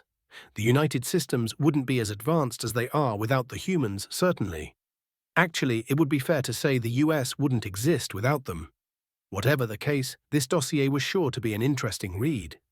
My copy in the deep space sensors around Jupiter let me know that the USS Kali had just exited warp outside the system and was heading to the rendezvous. Still too far out to say hi to Violet without using priority comms. Then the other ships began exiting warp, the USSS Agincourt, USSS Leviathan, USSS Arumara, and the USSS Tripoli. I informed Director 3 through his heads-up display. Now the fun begins. Chapter 12. Subject, Shiphead Uleena. Species, Urakari. Description, reptilian humanoid, no tail. 5, 3 inches, 1.6 m AVG height. 135 pounds, 61 kilograms, AVG weight. 105-year life expectancy. Ship, RSV, Lowelana. Fights with honor. Location, Sol. How is the USS Thanatos a diplomatic vessel? I asked incredulously. How is it not? Captain Wong countered. This is the single most heavily armed ship that I've ever seen. I spread my hands in disbelief. And it contains several other heavily armed ships on top of that. Captain Reynolds held up his hands, suppressing a smile. Yes, but it is less heavily armed than most carriers. Wait, he paused. Does the Republic use unarmed diplomatic vessels? Shuttles? Yes. How can you expect diplomacy when everyone is armed? The room fell silent. I looked around and saw that the humans looked confused at what I had just said. Surely not. I turned to face Director 3. How is it possible that you've created a galactic government without unarmed diplomacy? I asked. When we first stepped into the stars, we greeted our neighbors with open arms and without weapons. We were emboldened by this decision by the Kanuknus, who have always been very peaceful people. However, the Alumari saw our lack of weapons as a weakness and attempted to take advantage. We managed to outpace them technologically, which avoided a war of extinction. After seeing our strength firsthand, they decided to join with us, and the United Systems was born, Director 3 answered. He looked very uncomfortable in his armored suit. He shuffled and continued. Then we encountered the Deluran. We sent an unarmed diplomatic envoy to meet with their government and invite them to join us. They sent our diplomats' kidneys back to us, a common insult amongst their kind, and followed it with 3 fleets. The director stood with his hands behind his back.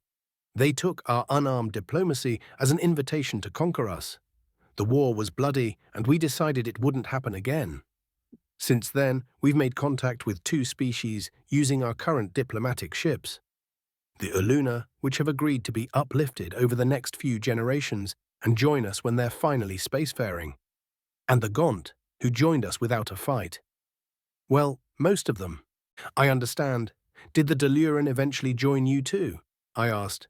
No, Director 3 responded curtly. I looked at the other humans.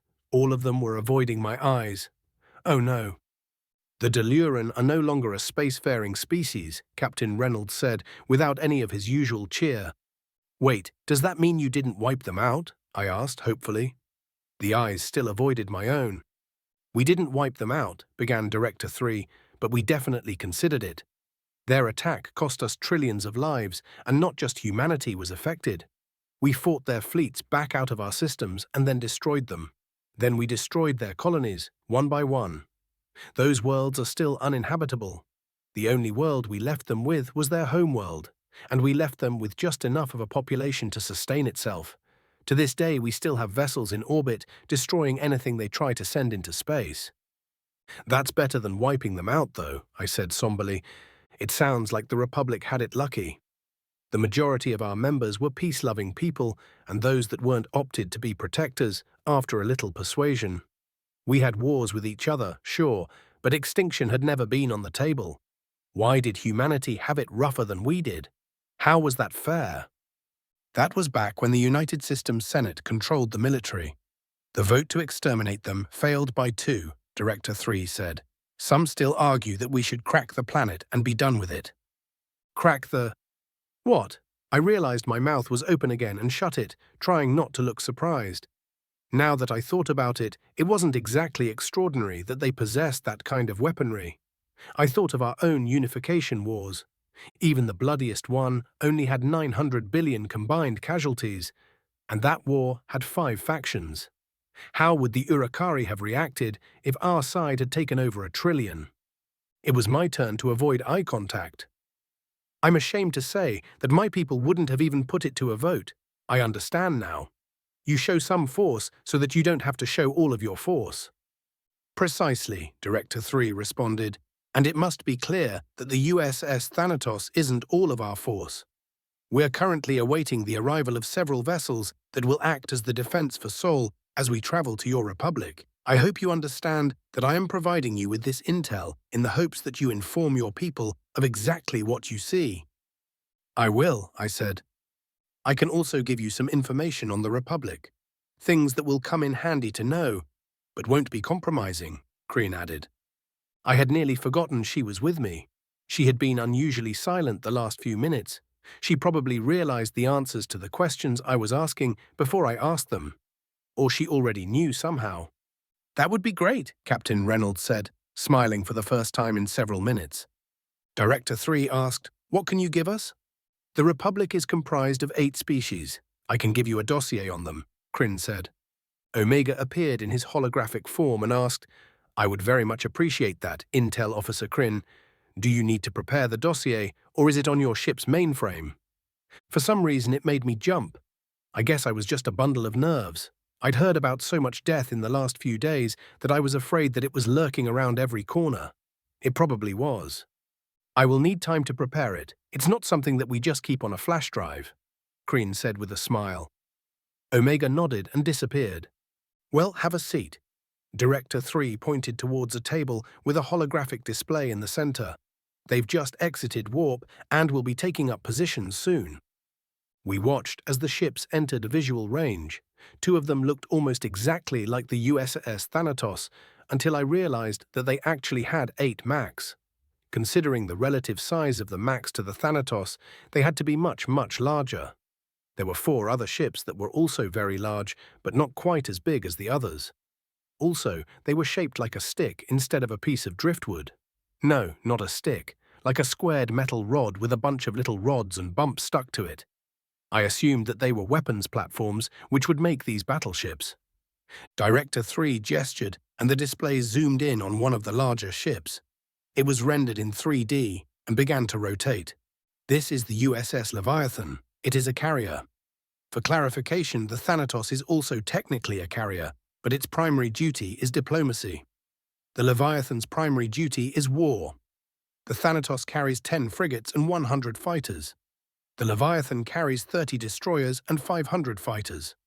It has point defense systems and, as you can see, 8 magnetically accelerated cannons. For close anti-fighter defense, it has 90 chain guns, 45 on each side.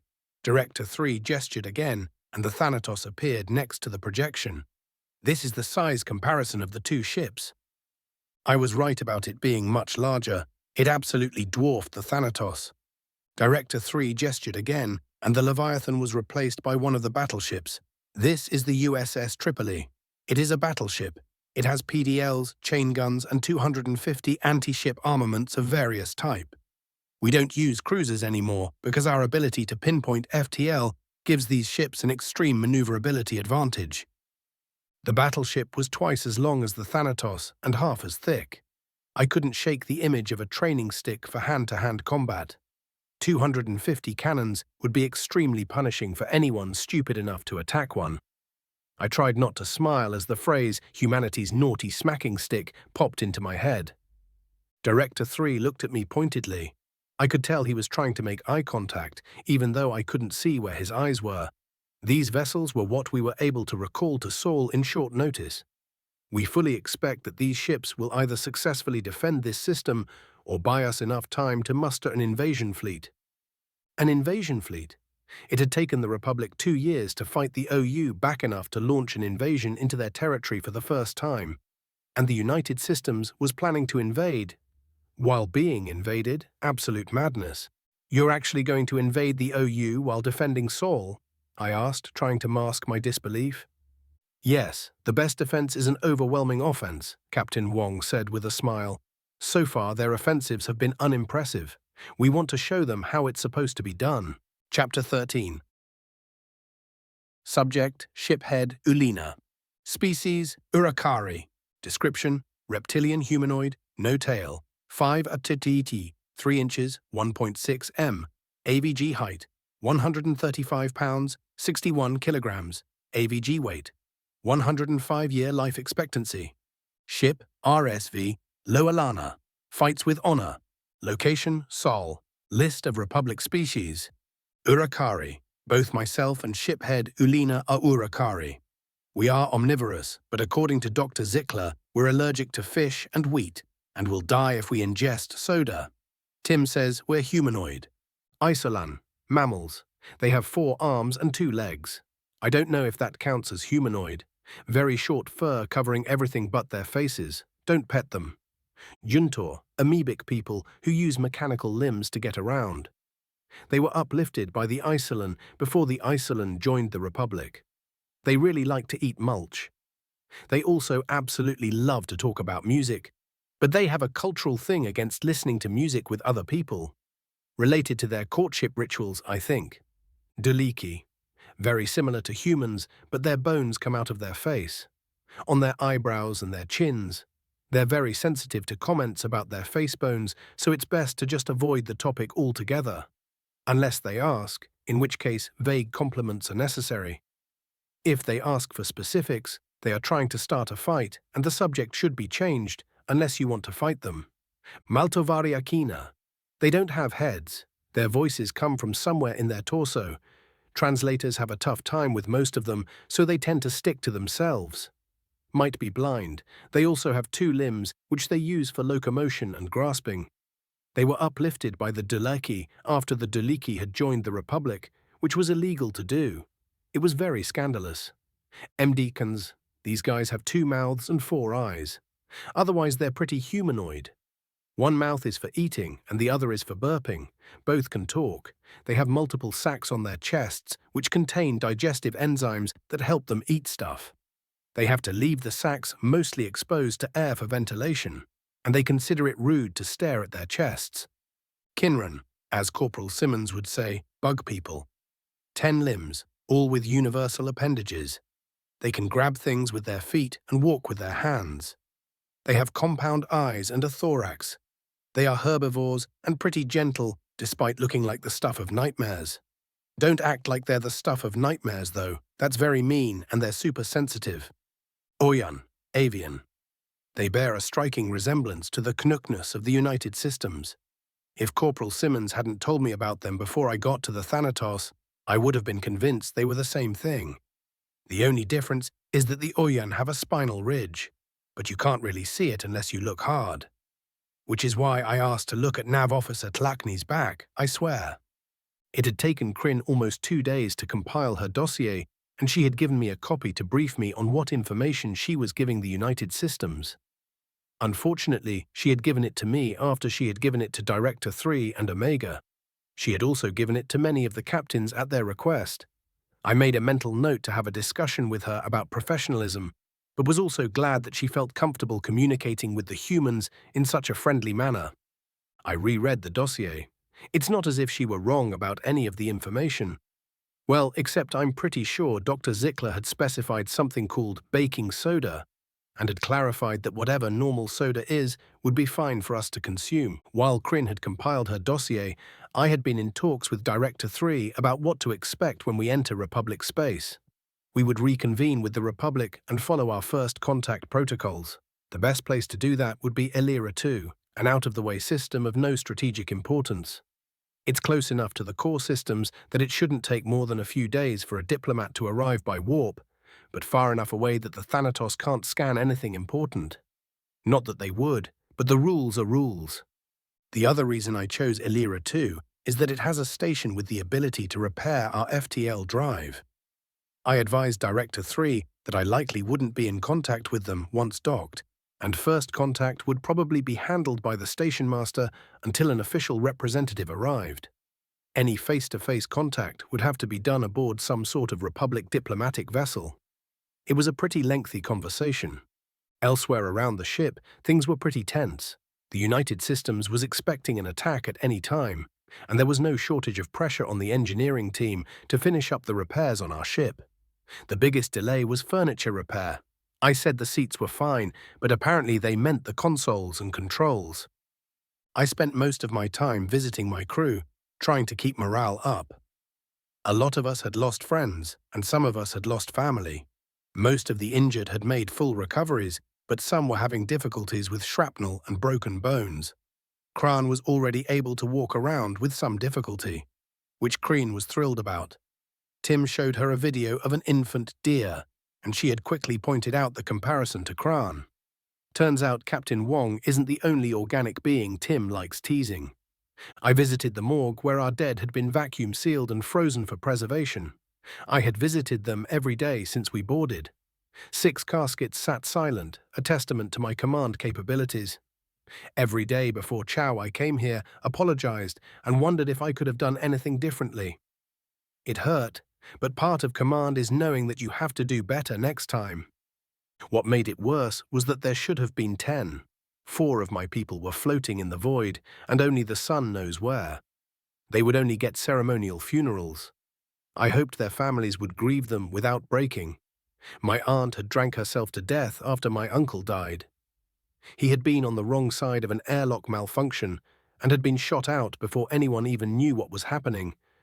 Since it was a trade station, their sensors couldn't find his body. Being able to see your loved one's resting face was painful, but at least it brought a certain closure.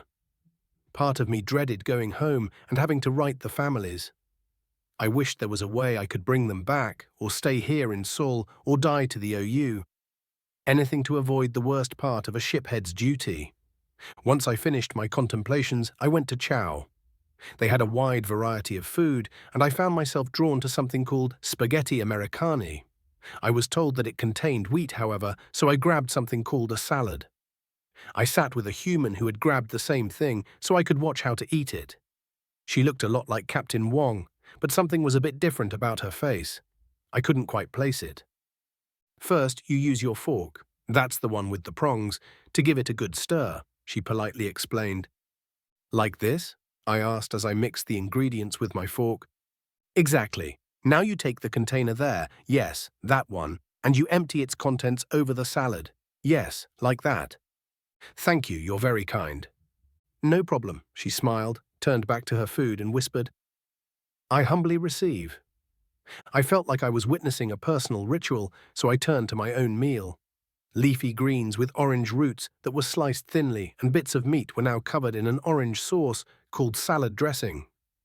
I took a bite and was surprised at how flavorful it was. I tried each bit individually and found that the flavor was coming from the orange root, the dressing, and the bits of meat. The leafy greens were just as flavorless as they were back home. The next day, I had decided to visit the gym at the invitation of Lance Corporal Johnson when I was interrupted by a message. The repairs of the Lowelana were complete, and they wanted my crew and I to prepare to board. Tim helped me brief everyone, and I headed for my ship. When I got to engineering, I was greeted by Plenus. He beamed at me and said, We've finally got her up to snuff, except for the FTLD, of course. Everything else is just about good as new. I think. Thank you, Plenus. I can't wait to take her for a spin, I replied as Crean jogged up to meet us. Shiphead, everyone else is on their way. It's going to take some time to load the injured. Looks like I got here first, she grinned.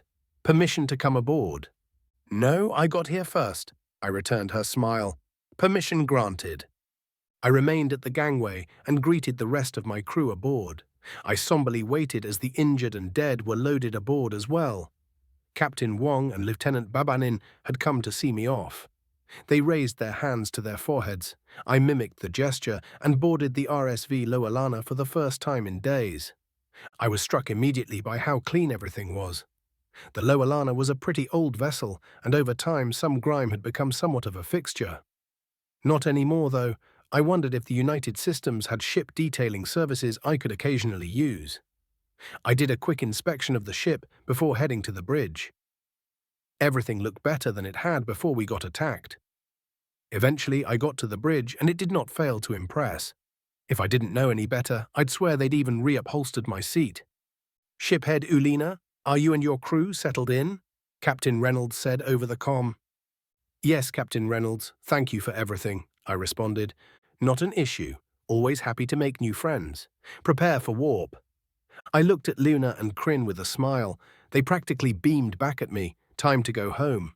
Chapter 14. Subject, Lead Intel Officer Nuffer. Species, Isolan. Description, mammalian shockonoid, no tail, 5'9" inches, 1.75 m, AVG height, 180 pounds, 81.6 kilograms, AVG weight, 95-year life expectancy, Station Iritona 3, Watcher 3, Location Elira 2. Iritona 3 was a pretty boring assignment most of the time. Occasionally, we'd see something weird, but it would always either be somebody under the influence or a rock. In theory, we were a military scouting station designed to watch deep space for enemy contacts. But we were on the wrong side of the Republic to be getting any action. The Omni Union would have to go well out of their way to get to us, and it genuinely wasn't worth it. We weren't guarding a colony or anything important. We were just here as an early warning system for the populated systems that you would have to warp through us to get to. I reckon that an enemy probably wouldn't even exit warp on their way through. That's probably why we didn't have any assigned military vessels, just scout ships and station defenses. Scout ships are about half the size of normal corvettes and don't have even half as much ordnance, so they're just about useless in a fight. The only real time we see military vessels is when they come for dry dock repairs, which isn't often. We've also got civvies. They stop off to trade with each other, fix their ships, and rest on longer journeys. The income the station makes from the civilian ventures is likely what keeps it running, if my pay were any indicator. I gazed out the viewport into the stars in quiet contemplation when the proximity alarm sounded. Unknown? Ma'am, unknown contact just exited warp right outside the system. Blenus, my Delucky second-in-command, said as he looked up at me. I looked at the readout. For sensors, they weren't really making any sense. They were definitely picking up warp leftovers and were definitely picking up an object. But if it weren't for the warp signature, I'd swear this thing had to be a small comet. It's too large to be a ship, but unless comets have secretly been sentient this entire time, they don't warp. We're going to need a better look at this thing. Do we have any scanning vessels aboard the station that we can send? I asked. Blenus looked back at his console. No, ma'am. They've all been sent out by High Command. Something about warp fluctuations. Damn, I said, as a thought occurred to me. Do we have any diplomatic vessels aboard? If this is an unknown vessel this large, it's either OU, in which case we're dead, or it's a first contact. Blenus shook his head solemnly. Looks like he already had the same thought. Many of the other species in the Republic would be losing their cool in this situation, but the Isolan and Duliki had something in common. We would much prefer to die in conflict than die in bed. Don't get me wrong, it's not as if all of us feel this way. And it's not as if we all always go looking for fights. But culturally, we are geared toward conflict in a way that's rare for other species. We don't have any of the diplomatic ones, but we do have a bunch of civvy ships that can do the job in a pinch, he replied. Might have to give them a good old spit polish, though. Well, that's something. Go ahead and wake up the station master. Yes, ma'am. As he ran off to complete his task, I looked back at the console. What the hell is this thing? Why did it leave warp so far away? Normally, that would immediately rule out OU, but I knew better than to think I understood those crafty bastards. Could this be a weaponized comet? Are they dumb enough to throw a big space rock at us? Probably not. Even this fringe station has enough ordnance to turn it into pebbles that our shields would make short work of. Then the object began to move toward us. It was moving fast for an object its size. I put 2 of my arms on my head to help me focus, as the other 2 got to work on our scanners to track the object and hopefully get a better read on it. Intel Lead Nuffer, are you there? The station master's timid voice came over the comm. Station Master Nixt is a Kinran. The Kinran are known for being one of the least aggressive but most intimidating species in the Republic. This is because most sentients have fears regarding bugs that date back to when we were barely our own species, and the Kinran are particularly terrifying to look at. They have 10 limbs, which have 4 joints each. These joints don't function like elbows, though. They function as wrists, very limber wrists at that. Watching one work at a station is both unnerving and impressive. Due to their scary looks and gentle nature, they typically don't rise in rank. Nixt was an exception to this.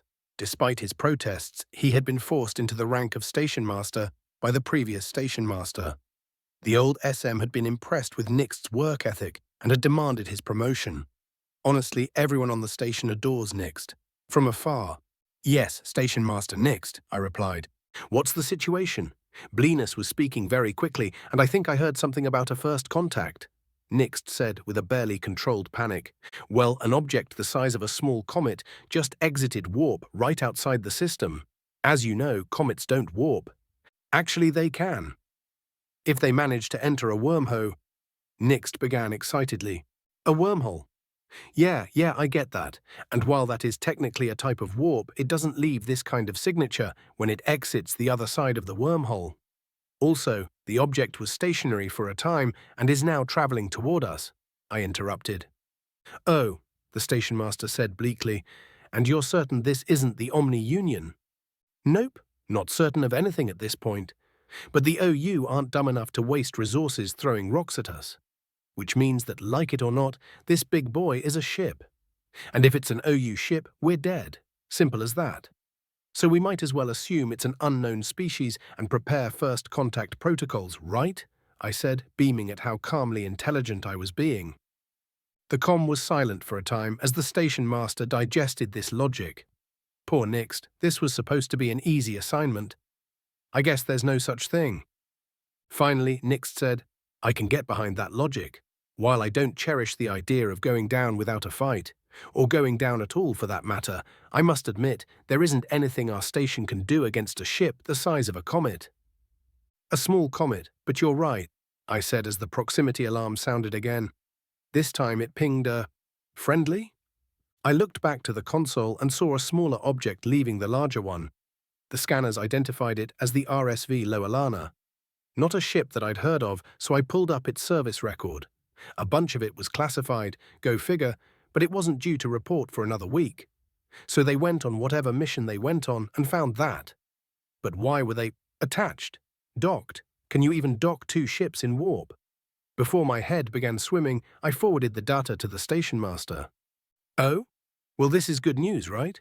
Nixt said. Maybe. It's definitely one of ours, but I don't know what mission it was on or why it's with that ship. Could be that the big one caught ours and took it over, I replied. Or it could be that they were guiding it here in accordance with first contact protocol, but that doesn't explain why the sensors only showed the one contact at first. Either way, if they're alive, they've got one hell of a story to tell. Right. I could tell that I hadn't comforted Nixt at all. Okay. Well, we're still hoping for the best, right? Right, 'cause otherwise we're dead, I responded. Right. Yeah, so we need to follow FCP. We'll need a diplomatic vessel. All right, I'm sure we can commandeer a civilian shuttle for the task, Nixt said. I'm sending Bleanus down to the hangar to get started on that. Understood, I said as I glanced at the readout again. The alien vessel was trailing behind the Lowelana, and they were about to enter comms range. What do you want me to do when they enter comms range? I asked. If they hail us, patch it through to me. If they don't, then hail them. Either way, I want to talk to the shiphead, Nixt said, with a mask of authority hiding his obvious nervousness. I was immediately glad I asked, because the RSV Lowelana hailed us before I could respond to the station master. This is shiphead Uleena of the RSV Lowelana. Hailing the Iritona 3 station. Please come in, Iritona 3. I thumbed the key to answer, RSV Lowelana. Please halt your course and tell your accompaniment to do the same. We weren't expecting visitors. I'm putting you through to Station Master Nixt. Acknowledge. Acknowledged. As I transferred the hail to the station master, I watched the Lowelana slow to a stop. It took about as long as it normally did, and the reason I noticed that was that the massive hulk of a ship stopped almost immediately. Great, not only do they build bigger than we do, but they build better than we do. I secretly hoped that their braking thrusters were the only tech they had that was more advanced than ours. Even if they joined the Republic, if they were advanced enough, it would cause a shift in the power dynamic that would be very frustrating for the other member species. A lot of people have this belief that seniority should matter, but it doesn't. When the Oyan had joined the Republic, their massive population and territory had caused them to have a lot of senators and thereby a lot of influence. More than most of the member species, and there had been a lot of unrest. But for a species to be represented properly, seniority couldn't matter. A species with a handful of systems and a population of 2 trillion shouldn't be allowed to tell a species with dozens of systems and dozens of trillions of citizens how to live their lives. The station master interrupted my thoughts on democratic representation. Nuffa, the RSV Lowelana is going to need clearance to dock at the repair bay. Their FTLD isn't working. They'll also need access to the station. 10 special guests, 18 standard guests, 6 shipments. Understood on it, I said. Special guests are wounded, shipments are dead. I don't know why we used code to talk about it. Maybe it was because it felt disrespectful, or because calling them wounded or dead made it too real. Whatever the case, I found myself wondering how it happened. Was it the aliens? Also, the alien ship is called the USSS Thanatos. Shiphead Uleena will be briefing me once they dock. I've given the go-ahead for the Thanatos to maintain distance. Not that they could dock, even if they wanted to, Nixt continued. Yeah, they're way too big for that. All right, I'll keep an eye on them. Let me know what Uleena says, I replied. I'm certain it's going to be interesting. Yes, Nixt said.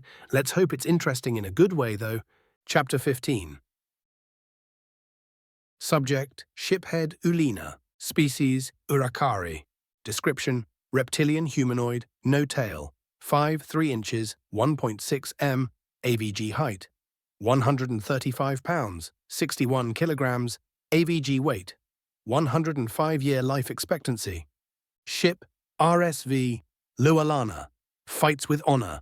Location, Illyria 2. I had warned the Thanatos that there may be delays in communicating with them because of our first contact protocols, but I still felt a certain sense of unease. I had let the aliens get my hopes up about our war with the OU. If they help us, we're damn near certain to win. But certain anxieties were haunting me now that I wasn't with them anymore. What if the United Systems decide to just go home?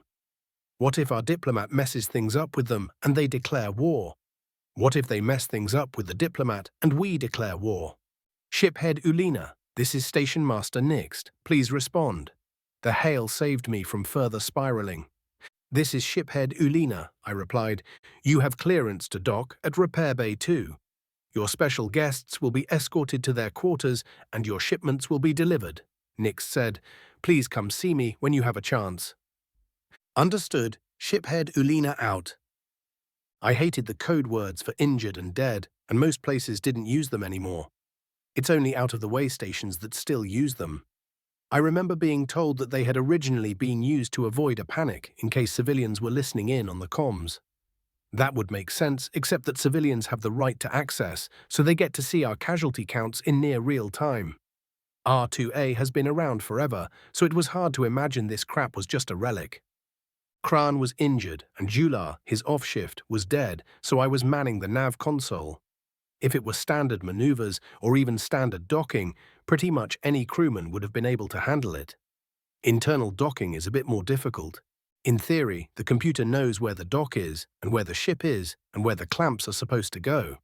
In practice, it's usually off by an inch or two. That can cause damage to the ship and to the dock. So the pilot has to know where the ship is, and where the dock is, and where the clamps are supposed to go, and to make sure the computer doesn't fuck it up. It had been a few years, but it was still muscle memory. The computer was a tad too deep and had overcorrected our yaw, so I input the corrections and slowly docked the Lowelana. Come to think of it, it hadn't even been docked in the USS Thanatos. It had been grabbed and scooped up. That still felt wrong on a very deep level. "Attention all crew," I said into the intercom. "We are officially docked at Iritona 3 in the Illyra 2 system. While we're docked, you are off duty, but you must remain aboard the ship. I want you all on your best behavior. If you're good, it will be easier to get some shore leave approved." A cheer ran through the ship. Sure, they had just had a fantastic adventure aboard the Thanatos, and the Iritona was likely to pale in comparison. But cheering at shore leave is tradition. "I will be meeting with the station master as the repair crew comes aboard. Stay out of their way so we can have FTL back." I smiled as I paused for dramatic effect. "Dismissed." Another cheer rang through the ship. I advised Luna that he had command and went to the airlock. As I walked down the gangway, I felt relieved that it wasn't a plastic tube and had gravity. Unlike the last time I had exited the vessel, an Oyan engineer was waiting for me with a salute. "Permission to board, shiphead?" she asked. "Permission granted. Fix her up good, you hear?" I smiled and returned the salute. "Yes, sir," she said, and moved to let me pass. I got my bearings and found the exit into the station proper. As walked, I wondered where my escort could be. Surely Nixt didn't expect me to just wander the station until I found him. I looked around and saw a Daliki running toward me. I stopped and waited for him. "Are you the shiphead?" he asked between breaths. "Yes, I'm shiphead Uleena. Nice to meet you." I paused, waiting for an introduction. "Bleanus, I'm with Intel, but we don't have a big staff, so I'm the errand boy today. Do you mind if we relax a moment? I've been running for a while," he said as he doubled over and rested his hands on his knees. I nodded, and we waited for him to catch his breath. Once he was finished, he gestured for me to follow him. He gave me an abridged tour of the station that was limited to the path we had to take. He explained what each place was and gave a brief history about it. Once we were outside the station master's office, he turned to me. "By the way, I don't know if you know this, but Nixt is a Kinran," he whispered. "He's very nice, though. Don't be afraid." "I've served with Kinran before. It won't be a problem," I said with a smile. It was a pretty fair warning. The Kinran would startle anyone who wasn't used to them, and some who were. It always felt like they shouldn't be able to move the way that they do. They're a perfect case for why you shouldn't judge solely on appearance, because the majority of them were very polite and shy. As a matter of fact, a Kinran commander was a novelty. In a way, it made sense, because they could file paperwork faster than most commanders could. Their compound eyes and 10 arms made it a breeze for them. Unfortunately, their personality often conflicted with the duties of command, namely, telling people what to do when they don't want to do it and disciplinary action. You also don't see them in soldier positions. Even though they could field more weaponry, the thought of taking another's life was often too much for them. Bleanus nodded and ushered me inside. Nixt was sitting behind a circular desk designed to make the most of his limbs. The station master gestured for me to sit, and Bleanus left us to talk. "Hello, shiphead Uleena. Nice to meet you in person," he said. "The feeling is mutual, station master Nixt," I said, wondering how he was going to broach the subject at hand. "Let's talk about the aliens." That was blunt. "Yes," I said. "First, the ship is called the USS Thanatos, and it is a carrier." "A carrier of what?" he asked. "A carrier of other spacefaring vessels, specifically 10 frigates. They also consider it to be their diplomatic vessel." "10 frigates?" he asked. His limbs and mandibles twitched nervously. That was the only way you could tell that a Kinran was shocked, aside from their voice. They don't have eyelids or eyebrows to raise. You also couldn't tell where they were looking because they were looking everywhere. Compound eyes. Yes. They come in peace, though. Their war vessels are much more terrifying, I said, remembering what I had seen. I take it they are a very advanced race, Nixt said. Races. There are multiple. The second thing is that they represent another galactic governing entity known as the United Systems. There's another republic. His limbs twitched even more frequently. I'm not sure if the US is a republic or not. I know they have multiple governing agencies, one of which is called the Directorate. They run the military. One of the directors is aboard the Thanatos and will be handling first contact, I said, knowing what the reaction would be. Their military handles their first contact? He asked in a shrill voice. I was going to give this poor Kinran heart failure. Yes, but they have good reason for that. Their side of the galaxy is a little bit harsher than ours, and they've had to fight for survival very hard. I assure you that they come in peace, and if we play our cards right, they'll help us with the Omni-Union. They've already begun planning an invasion of OU space. He held up 8 of his limbs to stop me. Okay. Hold on. Before you continue, I want you to know that I brought you up here to ask you for a favor. What would that be? I asked with a genuine confusion. First Contact Protocol dictates that any meetings done with aliens must involve a Republic diplomat and whoever governs the system that the meeting takes place in, meaning me. He paused. I am a Kinran, and we're known for our off-putting appearance and timid nature. The exact opposite of what you want in a diplomat. I nodded my understanding. The thing is, there's a provision that exempts Kinran from this duty for that reason, so the duty falls to whomever I elect it to. I want you to do it, Nixt said as he gestured to me with 2 limbs. I'm not in your chain of command, Station Master, I said. I know, and I would have my intel head do it, but I want her on scanners just in case something terrible happens. I've already cleared it with the diplomatic corps. Since you're not under my command, I'm asking rather than telling, though. He twiddled his limbs nervously. Yeah, okay, I'll do it. They already know me quite well, so it shouldn't be a problem, I said, consigned to my fate. I never ever in all of my life wanted to be a diplomat. Thank you. He jumped forward and shook my hand. I managed to suppress my natural reaction at this and shook his grasper. As he took his seat again, he said, Good. The diplomat will be here in 2 days. Should we quarantine part of the station and grant the aliens access? The Thanatos has very good amenities and is well stocked. They'll likely decline an invitation to the station. They want a truce as much as we need one, and less can go wrong if they remain aboard their ship. Still, it wouldn't be a bad idea to extend an invitation to show peaceful intentions. They know how freaked out we are by their tech and ways. Nixt nodded and said, Gotcha. All right, we'll extend an invitation and see. Also, Command wants a full report from you as soon as possible. They're willing to forego a full debrief in light of the present circumstances, but they still need their paperwork. Understood. I'll do it as soon as I can.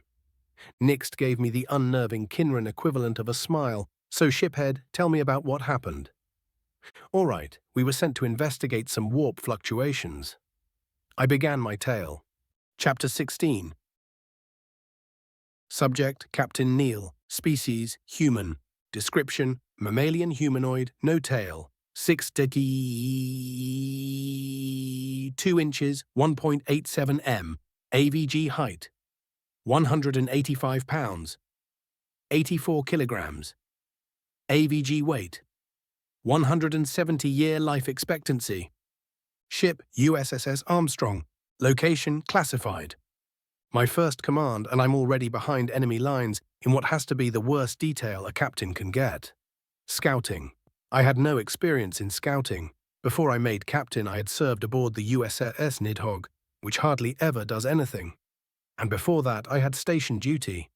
I hadn't seen any sort of action, let alone action behind enemy lines. The worst part was that the assignment was to the ship. I got dragged along for the ride because someone in charge decided it would be funny to have Captain Neil command the USS Armstrong. Thanks to our last name, everyone in our family was familiar with the first man on the moon. When I had first got the orders, I cringed when I saw the ship's name.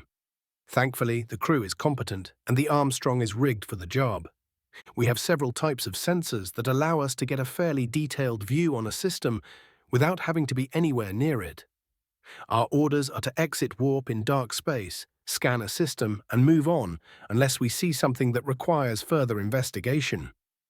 We've effectively censored 18 systems in the 2 days we've been at it.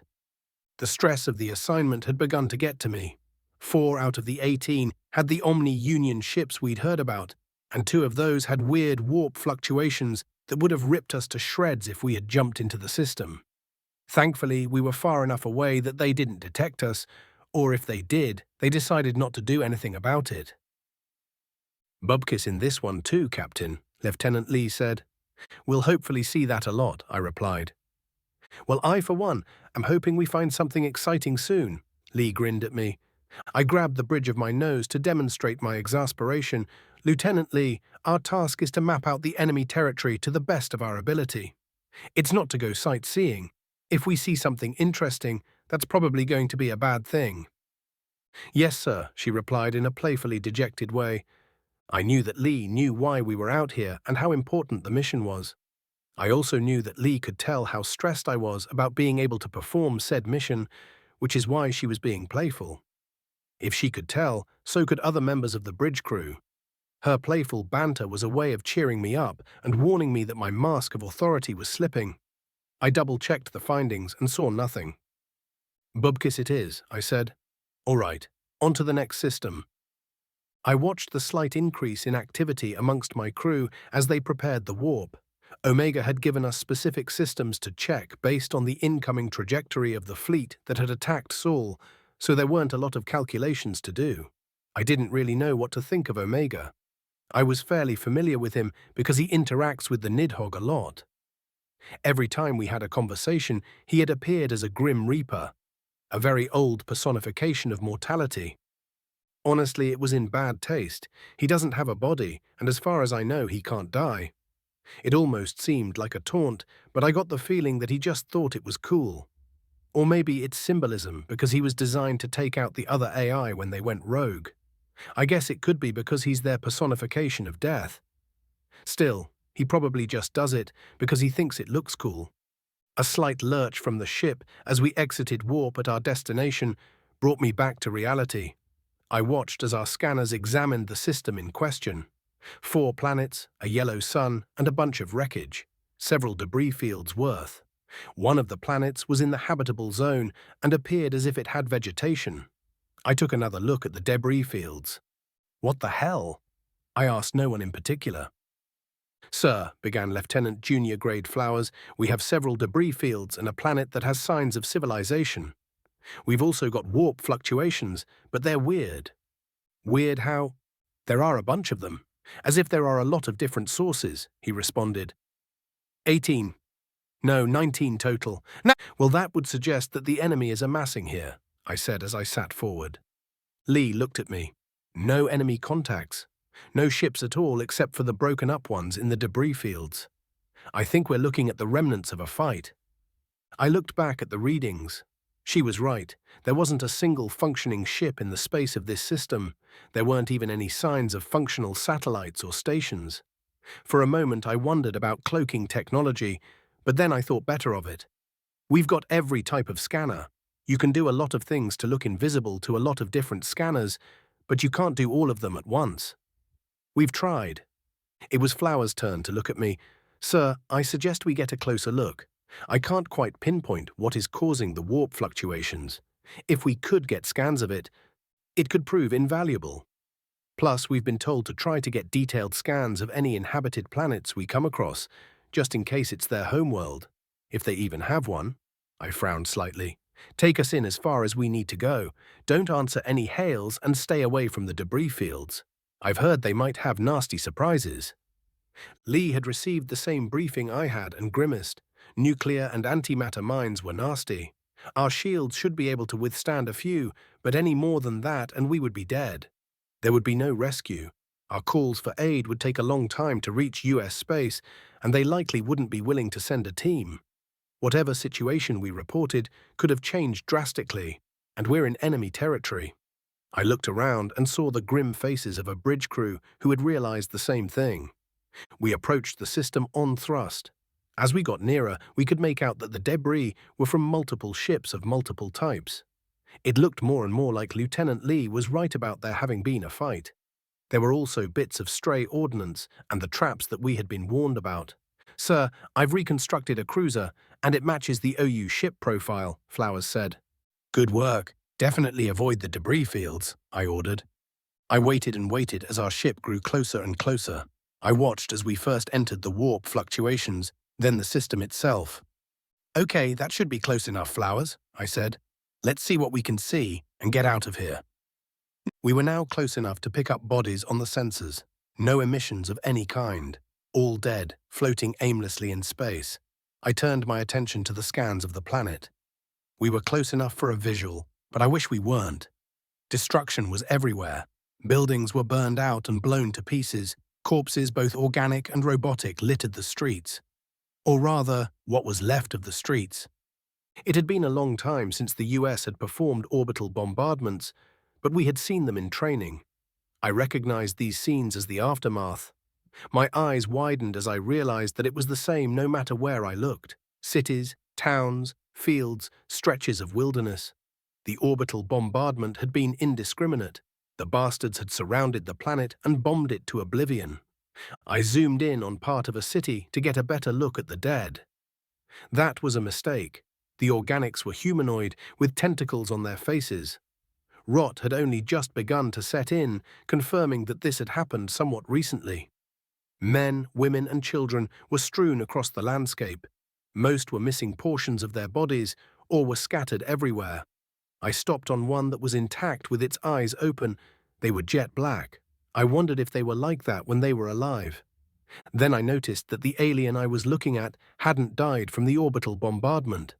It was still relatively in one piece, and its wound looked like one from an energy weapon. Lying next to it was what appeared to be a rifle of some sort. I panned over to one of the robots. It was lying face down, and next to it was a different type of rifle. They had been fighting each other? The orbital bombardment must have been preceded by an invasion. But then, where are the winners? I was baffled until a horrible thought occurred to me. Genocide. The bombardment and invasion had been to exterminate, not to conquer. I couldn't help but express my horror with a small sound. I looked up and realized that everyone else was looking at the same thing and coming to the same conclusion. A war of extinction, something that had been avoided at all cost in our history. We had even forgiven the baby eaters, the Daluran, to avoid having one over our heads. This was the horror we had avoided.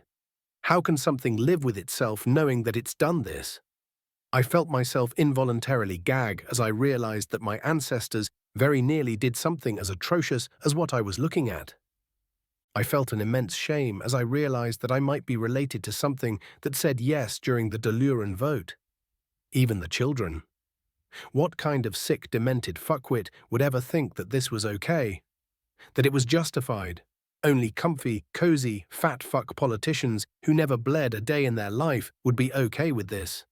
That and sick fucks who need an entire team of therapists to even hope to be normal. I saved the data. When we got back, I would make sure Omega got this. I'll beg him to never let us do this. I'll give anything to be able to be certain that we never turn into the lowly creatures that would kill children just for the sake of winning a war. I felt a tear roll down my cheek, and a sniff from the bridge crew reminded me where I was. I wiped my tear and looked up. We all know what we're seeing here. We know it in our hearts, and our hearts are screaming at us that it's wrong. And it is. Those that did this will be punished. We will punish them with all of our might. And we will make them regret this. Even if they can't regret now, we will teach them. I slammed my clenched fist into my armrest. We will pound it into them. I stood up. We nearly did this to the Dalaran. But even back then, more than half of us knew it was wrong. We will save this data and return it to the United Systems. The near half of us that voted yes will see what it is they were voting for. Until then, back to work. Flowers, have you turned up anything? Yes, yes, sir. The warp fluctuations are coming from machinery, he responded, wiping his face. I sat back down. Any idea how it works? No, I'm not an engineer, sir, but I've scanned it thoroughly enough that we should be able to extrapolate schematics. Sir, Lee interrupted, what about Earth?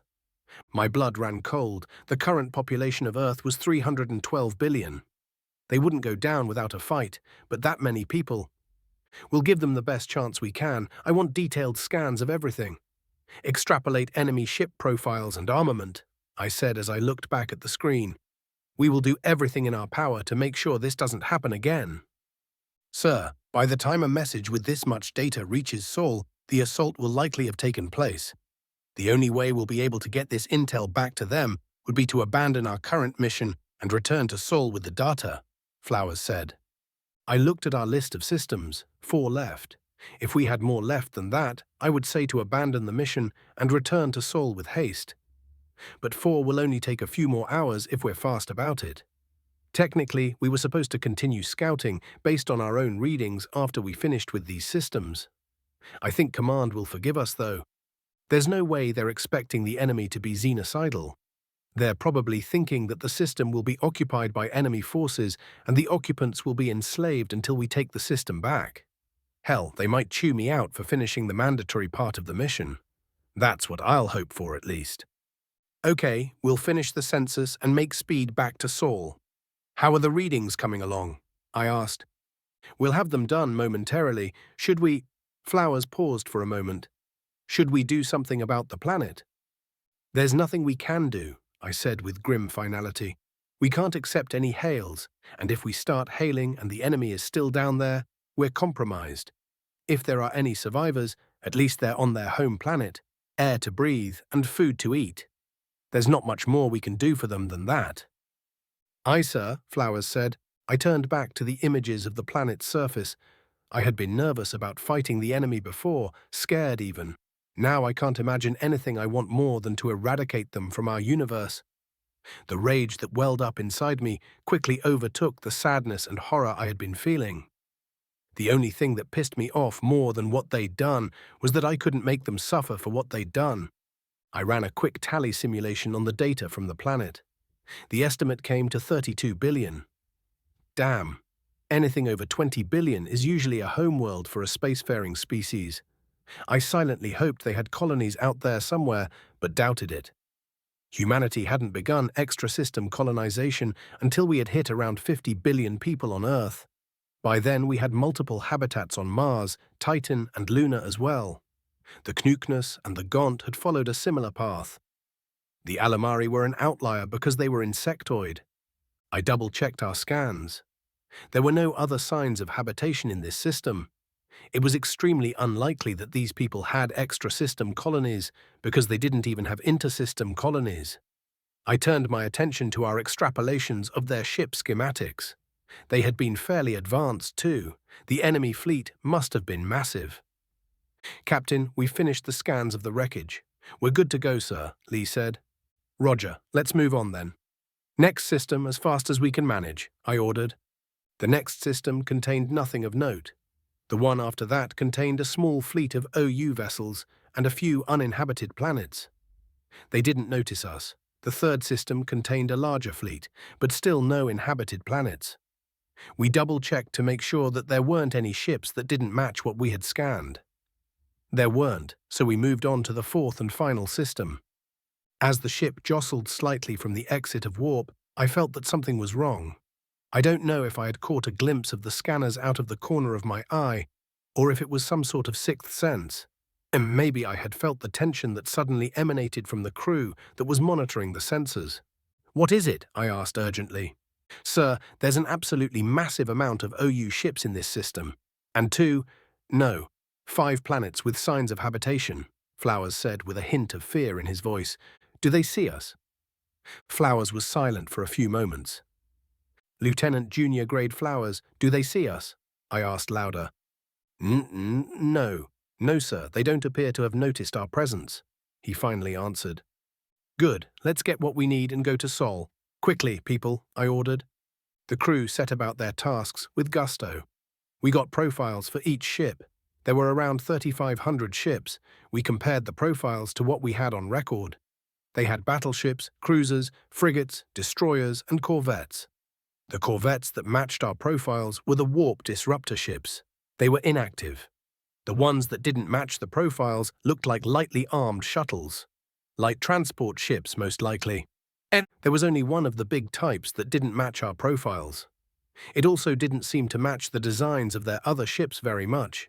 It looked fatter than the other ships, bloated even, as if one of their battleships were in the final stages of a pregnancy, kind of like when you compare our battleship ships to our carriers, I said. I think so too, sir. There are 10 of them, Lee said. What about the planets? I asked. We can't get close enough for a detailed scan, but there are extensive signs of habitation on 5 of them.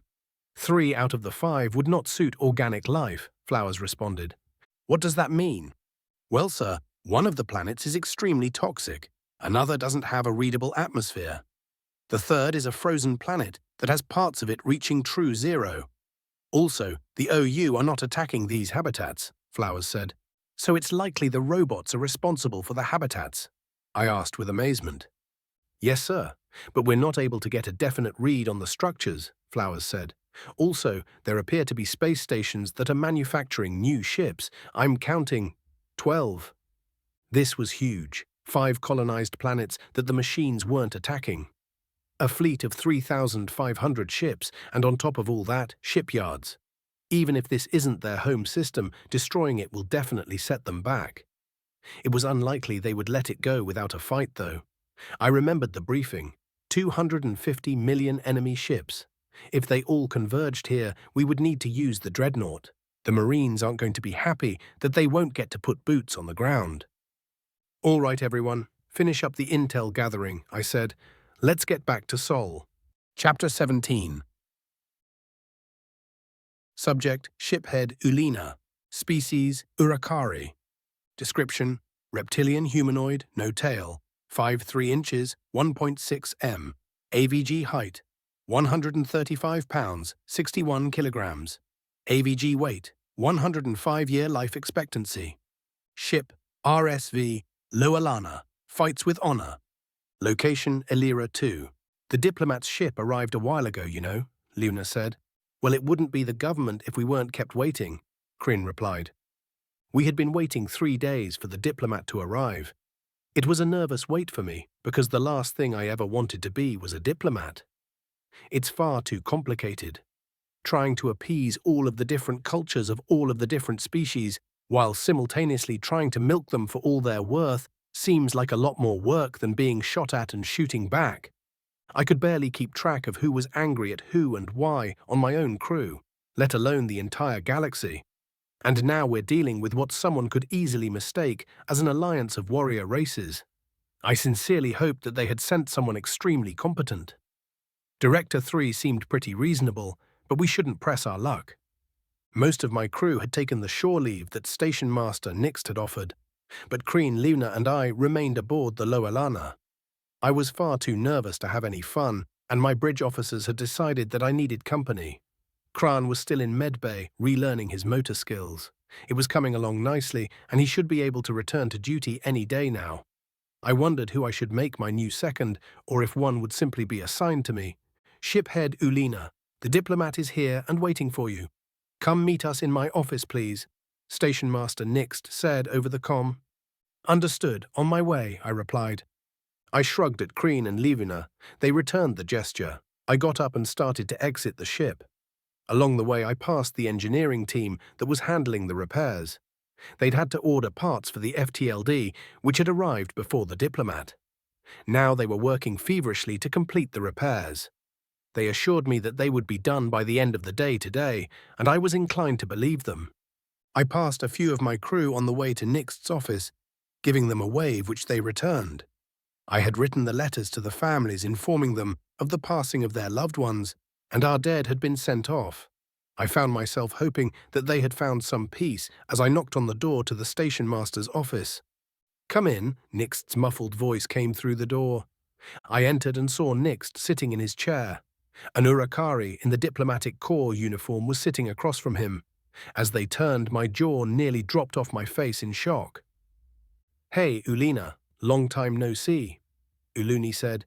My mother had written me a while ago, letting me know that my sister had become a politician. I had thought at the time that she had meant that Uleena had become a mayor of some colony city. The diplomatic corps was a very high-ranking position in a politician's career, and most diplomats eventually become senators. I was very surprised to see that my sister had become an ambassador so quickly. I cursed myself for not writing my mother more often. Hi, Uleena. This is a surprise, I said after swallowing a couple of times. I can tell, she laughed. I haven't seen you in, 13, 14 years? Yeah, since I entered officer school, I said. Nobody would be able to tell we were siblings at a glance. My scales were brown and green, and hers were purple and blue. I was a good 4 inches taller than her, and she was far thinner than I. The only way that you could tell without being told is the Ul family syllable in our names. But even then you'd assume we were cousins, not siblings born 2 days apart from one another. I was older, of course. So tell me about the aliens. How's their temperament? She asked in a professional manner while simultaneously maintaining her joyful demeanor, creepy. Right, yeah. They are friendly enough. My crew and I would be dead without their help. They fed us, treated our injured, and even repaired the majority of the damage to our ship. Wait, did they scan our tech? She asked with alarm. No, they intentionally left our faster-than-light drive in its damaged state to avoid doing exactly that. Not that learning about our FTLD would have helped them much, I said with a shrug. Right, says here they're more advanced than we are. More advanced is an understatement. They are able to precision warp in-system during a ship-to-ship battle. Our FTLD would have gone critical if we had even so much as tried that, I said, gesturing for emphasis, and their weapons are eons ahead of ours as well. They were very clear that they want us to know that they do not want a fight, and a fight would be very bad for us. Okay, well if they don't want a fight, then what do they want from us, she asked. I don't know for certain, that's why you're here, I said with a bit of sarcasm. Nix laughed a little. Indeed, they've been waiting for 3 days. We really should get things moving. Ambassador Uleena, are you ready for contact? My sister sighed, as ready as I'll ever be. Nix hit a button on his desk, and we all waited in silence for the Thanatos to answer the hail. This is Captain Reynolds of the USS Thanatos. How can I help you, Station Master? Hello, Captain Reynolds. Our diplomat, Ambassador Uleena, has arrived. We're ready for the first contact meeting whenever you are, Nix responded. Excellent. I'll let Director 3 know, and he'll get back to you in a little bit. Ambassador Uleena, huh? Are they related to shiphead Uleena by any chance? Reynolds said with a chuckle, implying that he was joking. Nix held up his mandibles in a smile. Yes, actually, she's his sister. And we're both sitting right here, Captain Reynolds, I warned him. I hadn't got a chance to know Reynolds all that much, but humans seem to have a crass sense of humor at the most inappropriate of times. Also a keen sense of perception. Ah, hello, shiphead. Hope you're doing well. How's the repairs coming along? They're nearly finished. The engineers told me they'd be done by the end of the day. Good to hear. Anyways, Director 3 just messaged me saying he's ready to take over the call. I'm going to transfer you now, Reynolds said. A ping came from the comm indicating a new call had connected. This is Director 3 of the United Systems, came the distorted voice of the man in armor. Hello, Director 3. This is Station Master Nix. Our diplomat has arrived. You'll be meeting with shiphead Uleena and Ambassador Uleena, Nix explained. Understood. Can we meet aboard the station? Interrupted Uleena. We wouldn't typically want to meet on something that is armed. This station has defensive weaponry. I'm aware, said Director 3. The weaponry aboard the station consists of 450 chain guns and 2 guided missile launchers, correct? All 3 of us looked at each other with wide eyes. Then Uleena and I looked at Station Master Nix questioningly. Yes, he replied, that's correct. Then that will work for us. Not to offend you, but such light armaments are not a concern to us. Uleena turned to me and mouthed, light armaments? I nodded emphatically. Nix looked at Uleena cautiously. I personally have no problem welcoming aboard a small party for the meeting, if that's all right with the ambassador. Yes, if you insist, then that will be fine, she said. Excellent, Director 3 said. I will be accompanied by Captain Hao Yu Wong, who is the commanding officer of the rescue team, and Lieutenant Sergei Babanin, who made face-to-face first contact. I assume you will keep a record of our meeting. Yes, and we will gladly offer you a copy as well, Uleena said. That won't be necessary. The reason I want to meet aboard the station that your ships cannot support our software. I've been assured that the station can. Would it be okay if one of our programs were to record our meeting? He meant one of the AI. Uleena looked at me quizzically. I saw a chance for a prank on my sister.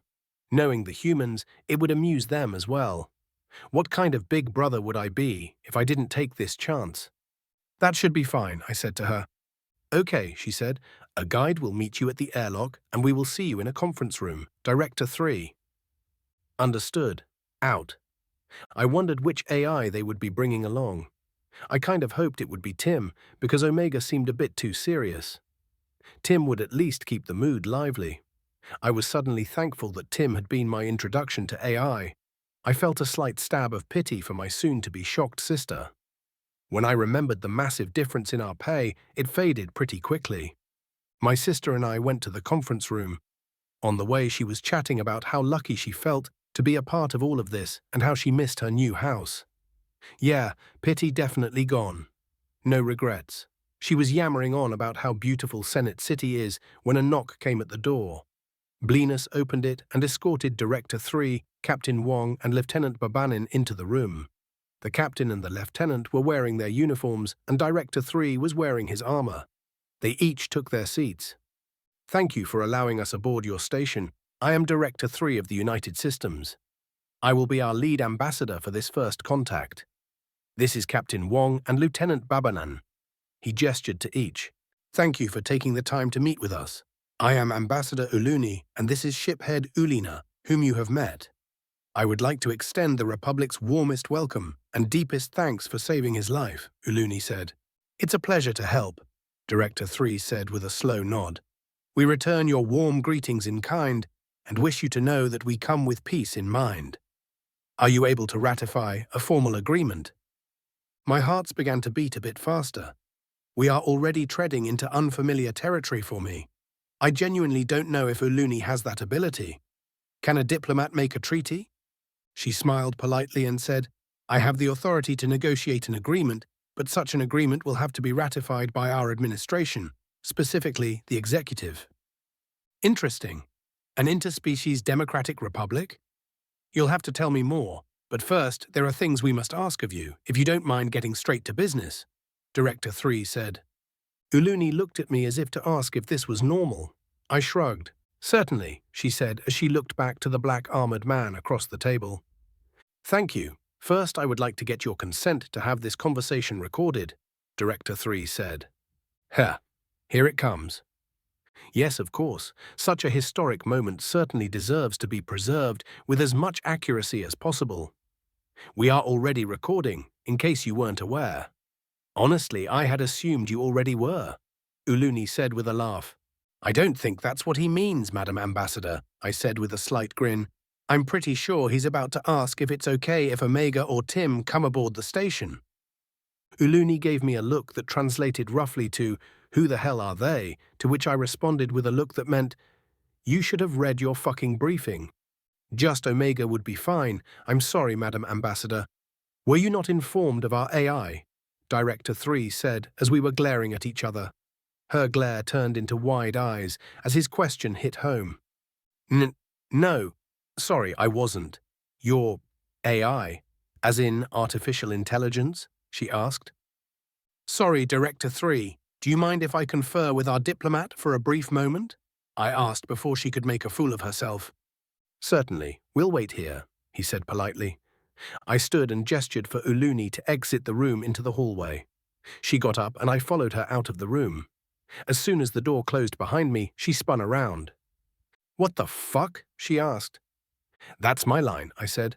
Why didn't you read your damned briefing? I skimmed it. This is my first contact, she yelled. I had to study the fucking protocols. But what the fuck do you mean they have AI? Well, if you had read your fucking briefing, you would know that these guys are so advanced, they don't even consider the OU to be artificial intelligence. I yelled back. And after meeting two of their AIs, I don't either. She looked at me with a mixture of shock and incredulity. I gave her a similar look back because I was stunned that she had come to this so unprepared. But a little part of me was kind of happy that she was still the same sister that I grew up with. She never was good at homework. Okay, listen. The Omni Union are comprised of programs that these guys call virtual intelligences, or VI for short. Do not ask one of the AI what the difference is if you don't want to get compared to a lizard, I said quickly. You should give permission for one of the AI to board.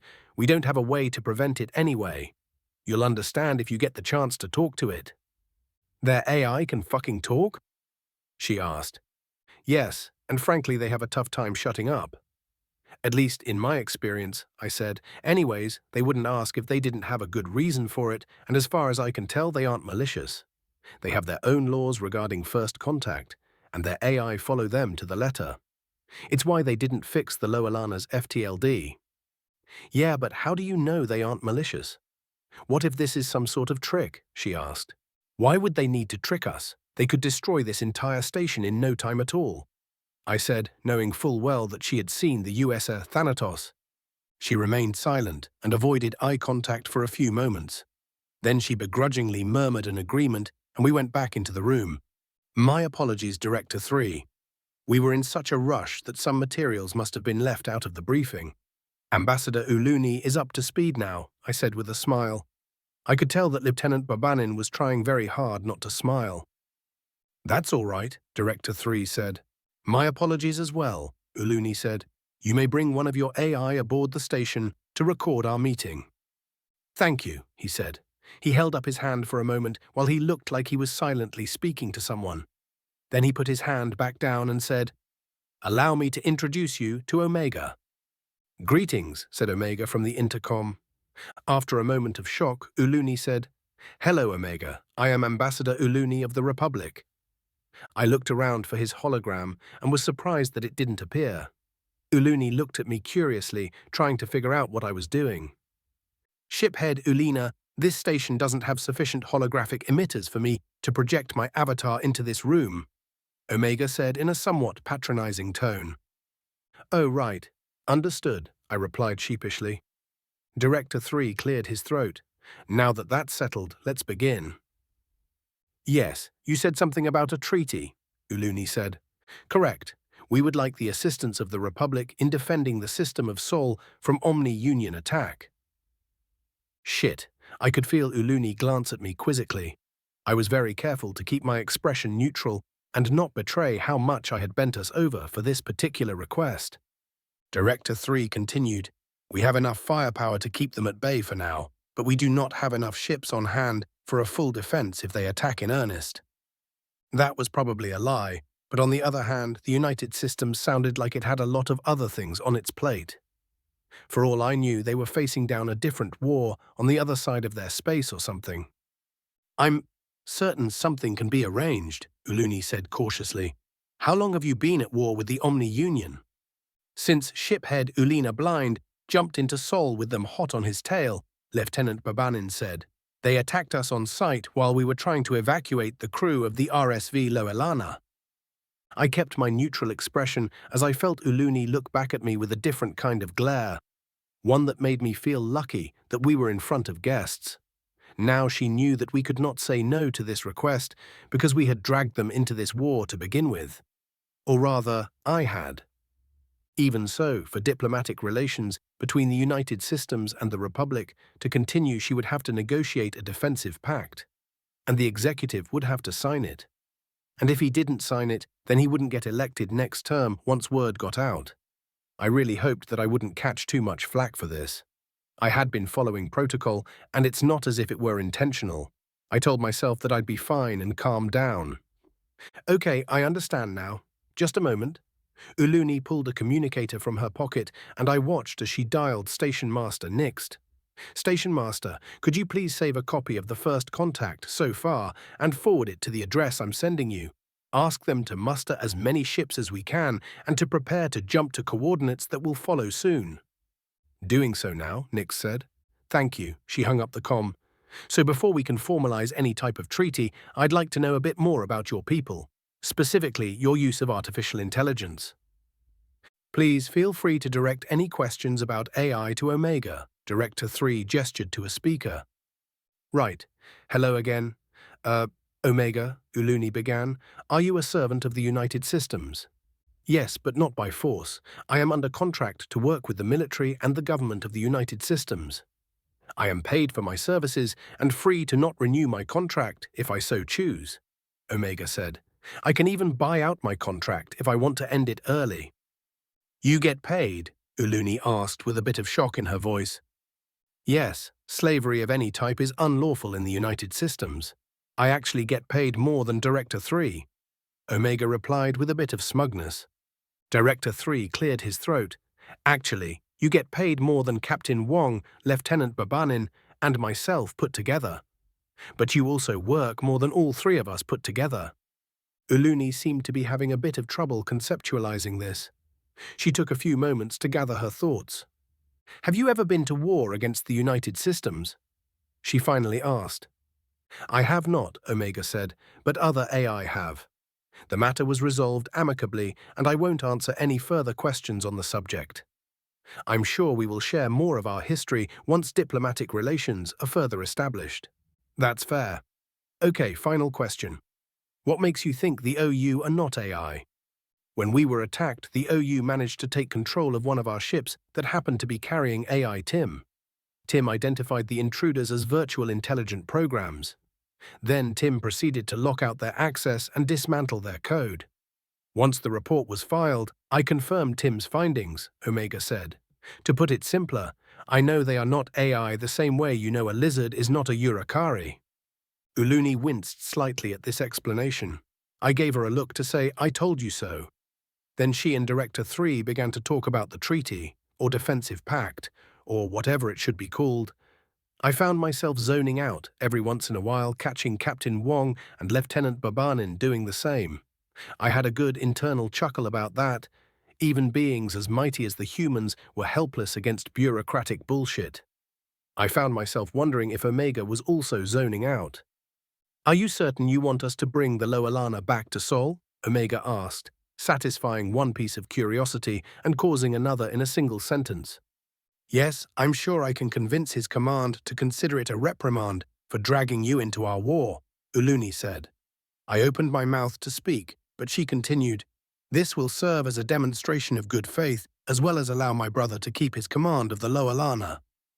I suddenly didn't have anything to say that wasn't expletives.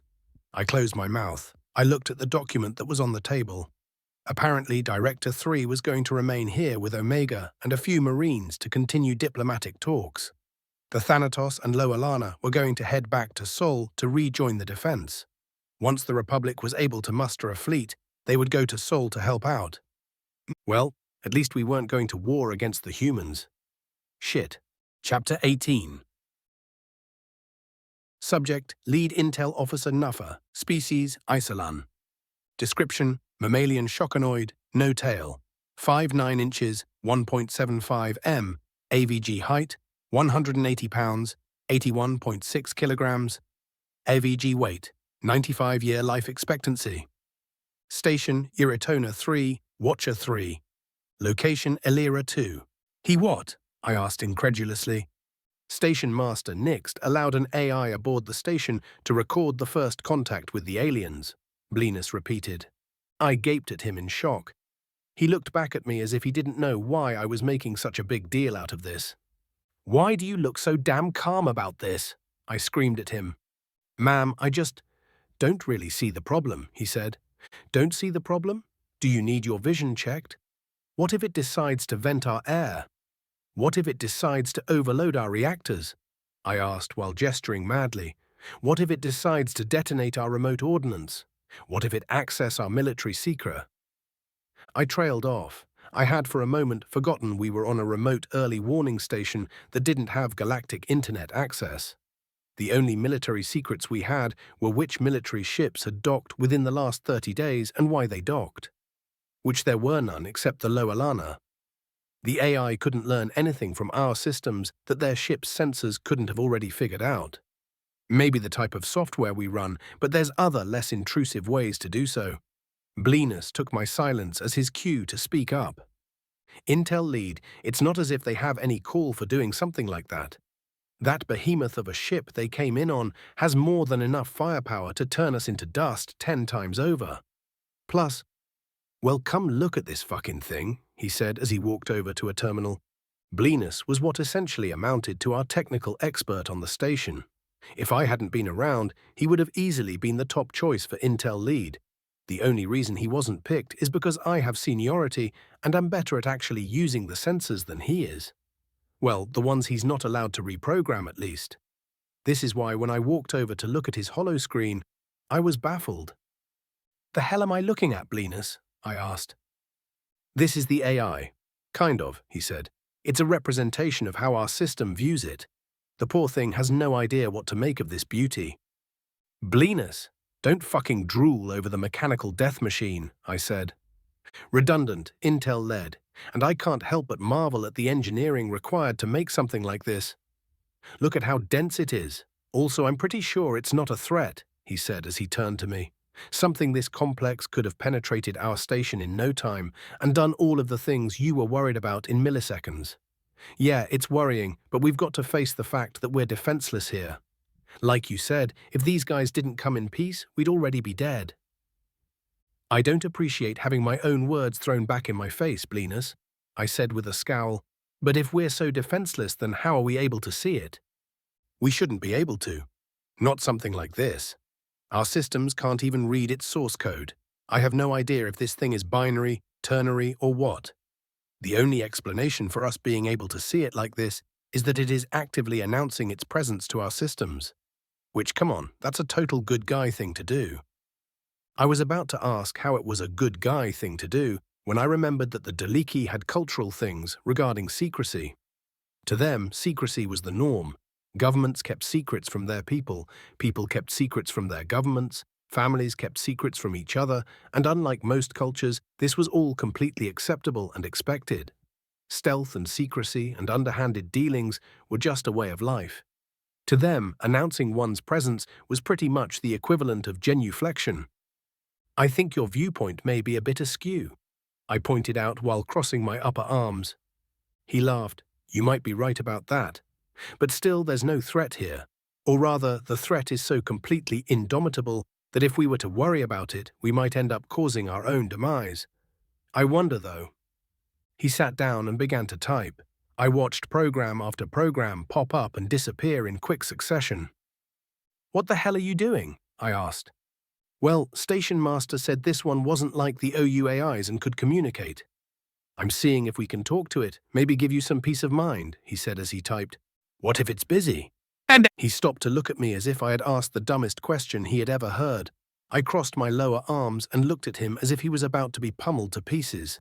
He quickly changed his facial expression. An AI should be more than capable of multitasking. The only reason we kind of suck at it is because so much of our intellect is used just keeping us alive and moving. Anyways, here's what I'm going to send it. "Hello, I am Intel Officer Blenus, and I'm accompanied by Intel Head Nuffer. Do you have a moment to talk to us?" "No, say Lead Intel Officer Knuffer. Intel Head is an informal title, and this is a diplomatic situation. Even if the situation is abnormal, we're going to stick to protocol," I said. "Yes, ma'am. All right, sent," he said. Less than a half-second after he pressed the key to send the message, a reply popped up. Asterisk, asterisk. "Certainly, I am the human-created artificial intelligence known as Omega. Would you prefer voice communication?"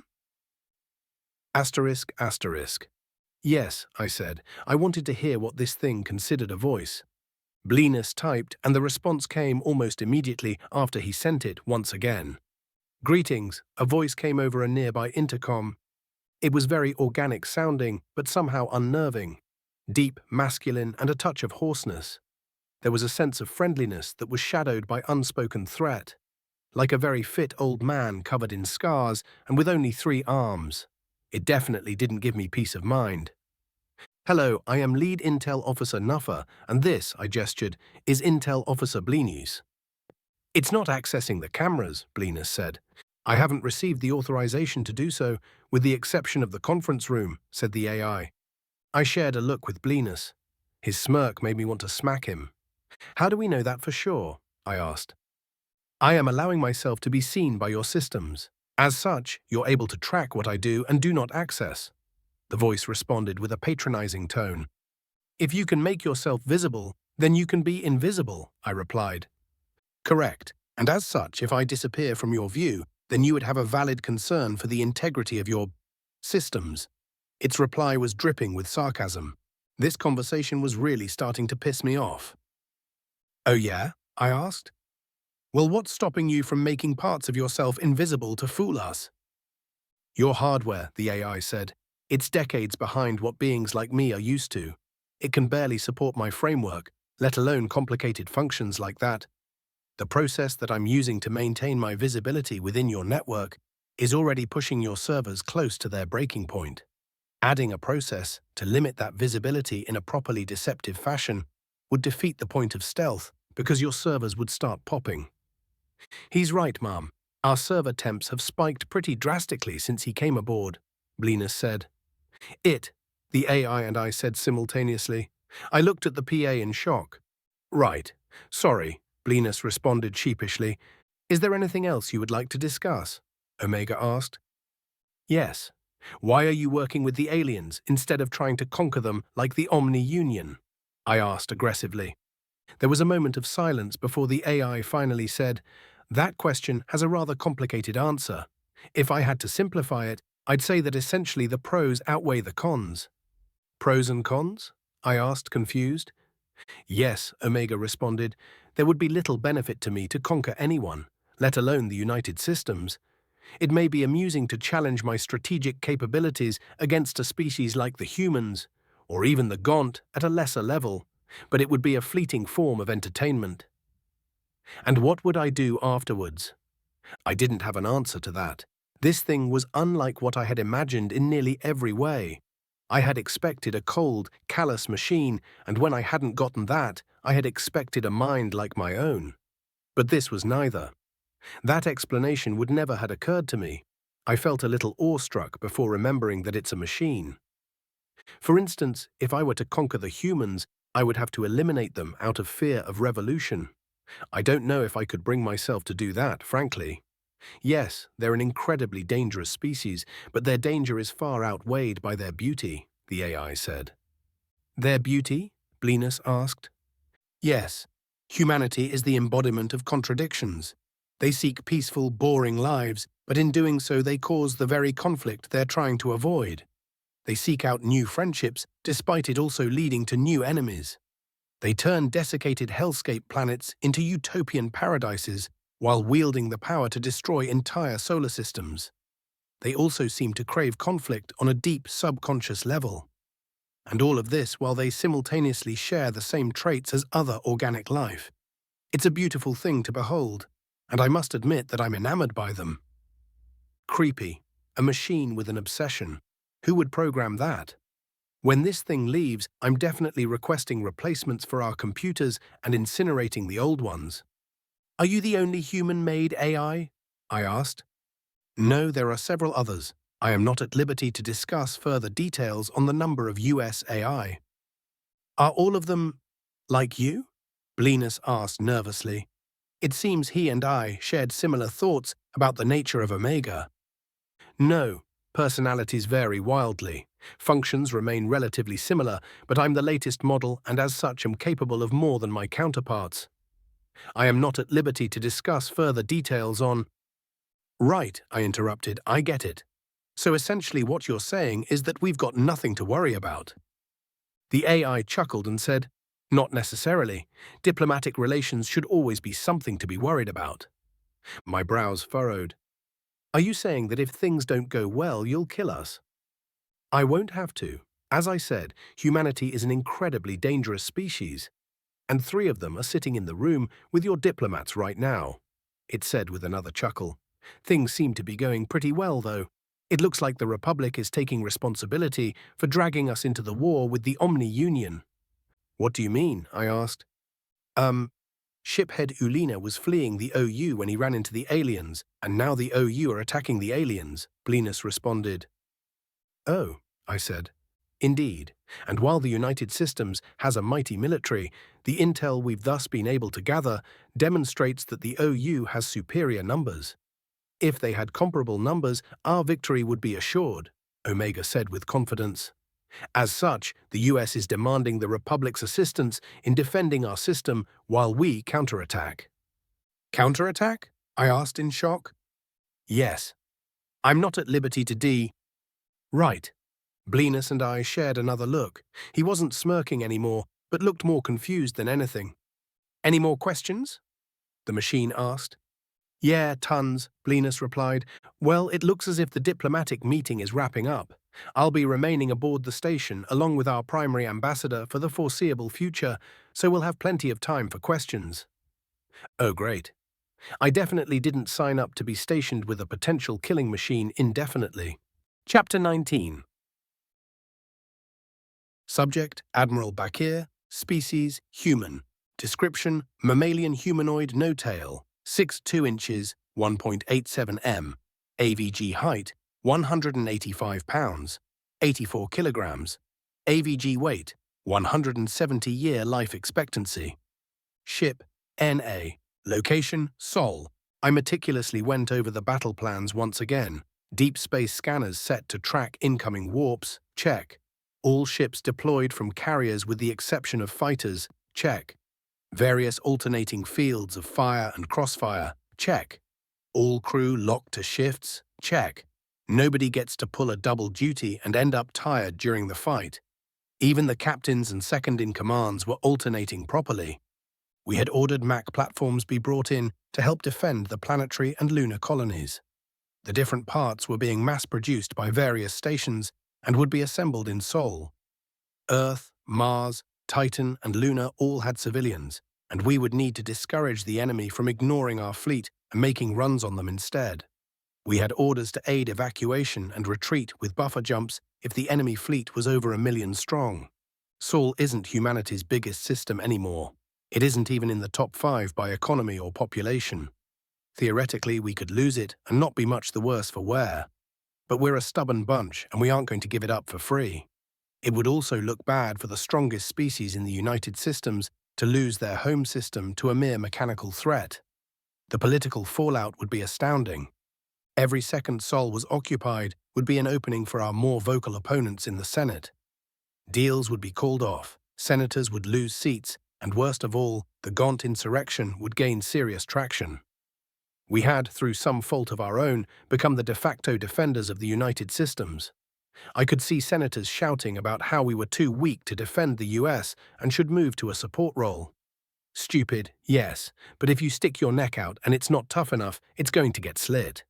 Even with the political stakes as high as they are, we weren't willing to sacrifice too many ships to defend Sol. We have no interest in Pyrrhic victories. Instead, we were doing the smart thing. Evacuating as many as we could, fortifying what we can, moving the important things just in case we lose. We don't necessarily expect to lose, but nobody does. Realistically, though, it would take a full year to evacuate everyone. Earth alone has over 300 billion people. The entire system has somewhere near 1.5 trillion. I suppose I should be somewhat grateful to the many wars we've been fighting and the nanite plague that the A1 missile tests caused. They've dropped life expectancy to just under 200 years. Some people live for over 500 years, the ones who survive their mandatory service and manage to avoid the plague. Some studies suggest that if everyone did that, the population in Sol would be in the hundreds of trillions by now. We'd never be able to evacuate. Not that we're going to be able to before the next attack. Thankfully, the USS Thanatos had returned with some good news. The aliens that dragged us into this would be sending some help. So far, it had only been the one ship, the Lowelana. Judging by what we know of their tech, they're probably going to be more useful as number buffers. But every shot that isn't aimed at one of ours is another enemy dead. I shouldn't discount the possibility that the OU will realize this and prioritize targeting our ships, though. I crossed my arms behind my back and asked the empty air, "Tim, Violet?" "Yes, Admiral," they both asked at once, which was a little unnerving. If we are able to determine where they're going to jump in and which direction they'll be facing, How fast could you get all the guns in the fleet, firing solutions that would intersect multiple ships? The targeting computers are pretty fast, sir. We'd probably only be able to speed up 1 or 2 each, Tim said. I agree, Admiral, Violet began. Our best bet would be to have all the guns armed and ships pointed where they'll be popping in from. Then fire simultaneously. Yes, I think you're right, and the enemy's numbers aren't nearly as important as making sure the warp jammers are out of the fight, I said, knowing they had thought of that but were being polite. Yep, said Tim. Once we can warp again, we'll be able to avoid their fire and pick them apart at our leisure. Judging from the last battle, they don't retreat either, so however many ships they send at us is how many they won't have for the next fight, I finished. Okay, pay attention to the deep space sensors and help coordinate the fleet to point at the direction the enemy will be warping in from. That'll be all. Yes, sir, they both said simultaneously. Still unnerving. At 145 years old, I had seen a lot of fights. The ones you know are coming are the worst. The anticipation alone can cause stomach ulcers and grey hair. I found myself staring at the battle plans again. Deep space scanners set to track incoming warps, check. All ships deployed from carriers with the exception of fighters, check. Various alternating fields of fire and crossfire. An object appeared on the TAC map. It was one of our scout ships, the USS Armstrong. Odd, they were due to report to Alpha Centauri, not Sol. They had exited warp outside the system, scanned and then warped into the system, checking to see if the battle had begun and warp disruptors were an issue. I waited for someone to tell me what they were doing here. Just before I lost my patience, I got a Priority 1 message from the USS Kali. I walked over to my desk to read it. Asterisk, asterisk, asterisk. Recipient Admiral Bakir. The USS Armstrong encountered an alien species that was defeated by the Omni Union. They are believed to be the ones who created the warp disruptor technology. Results of the battle show OU tactics are xenocidal. Enemy stronghold found, possible home system. Data attached. Vertical bar US Armstrong Intel packet 3.sec vertical bar. Sender Captain Hendricks.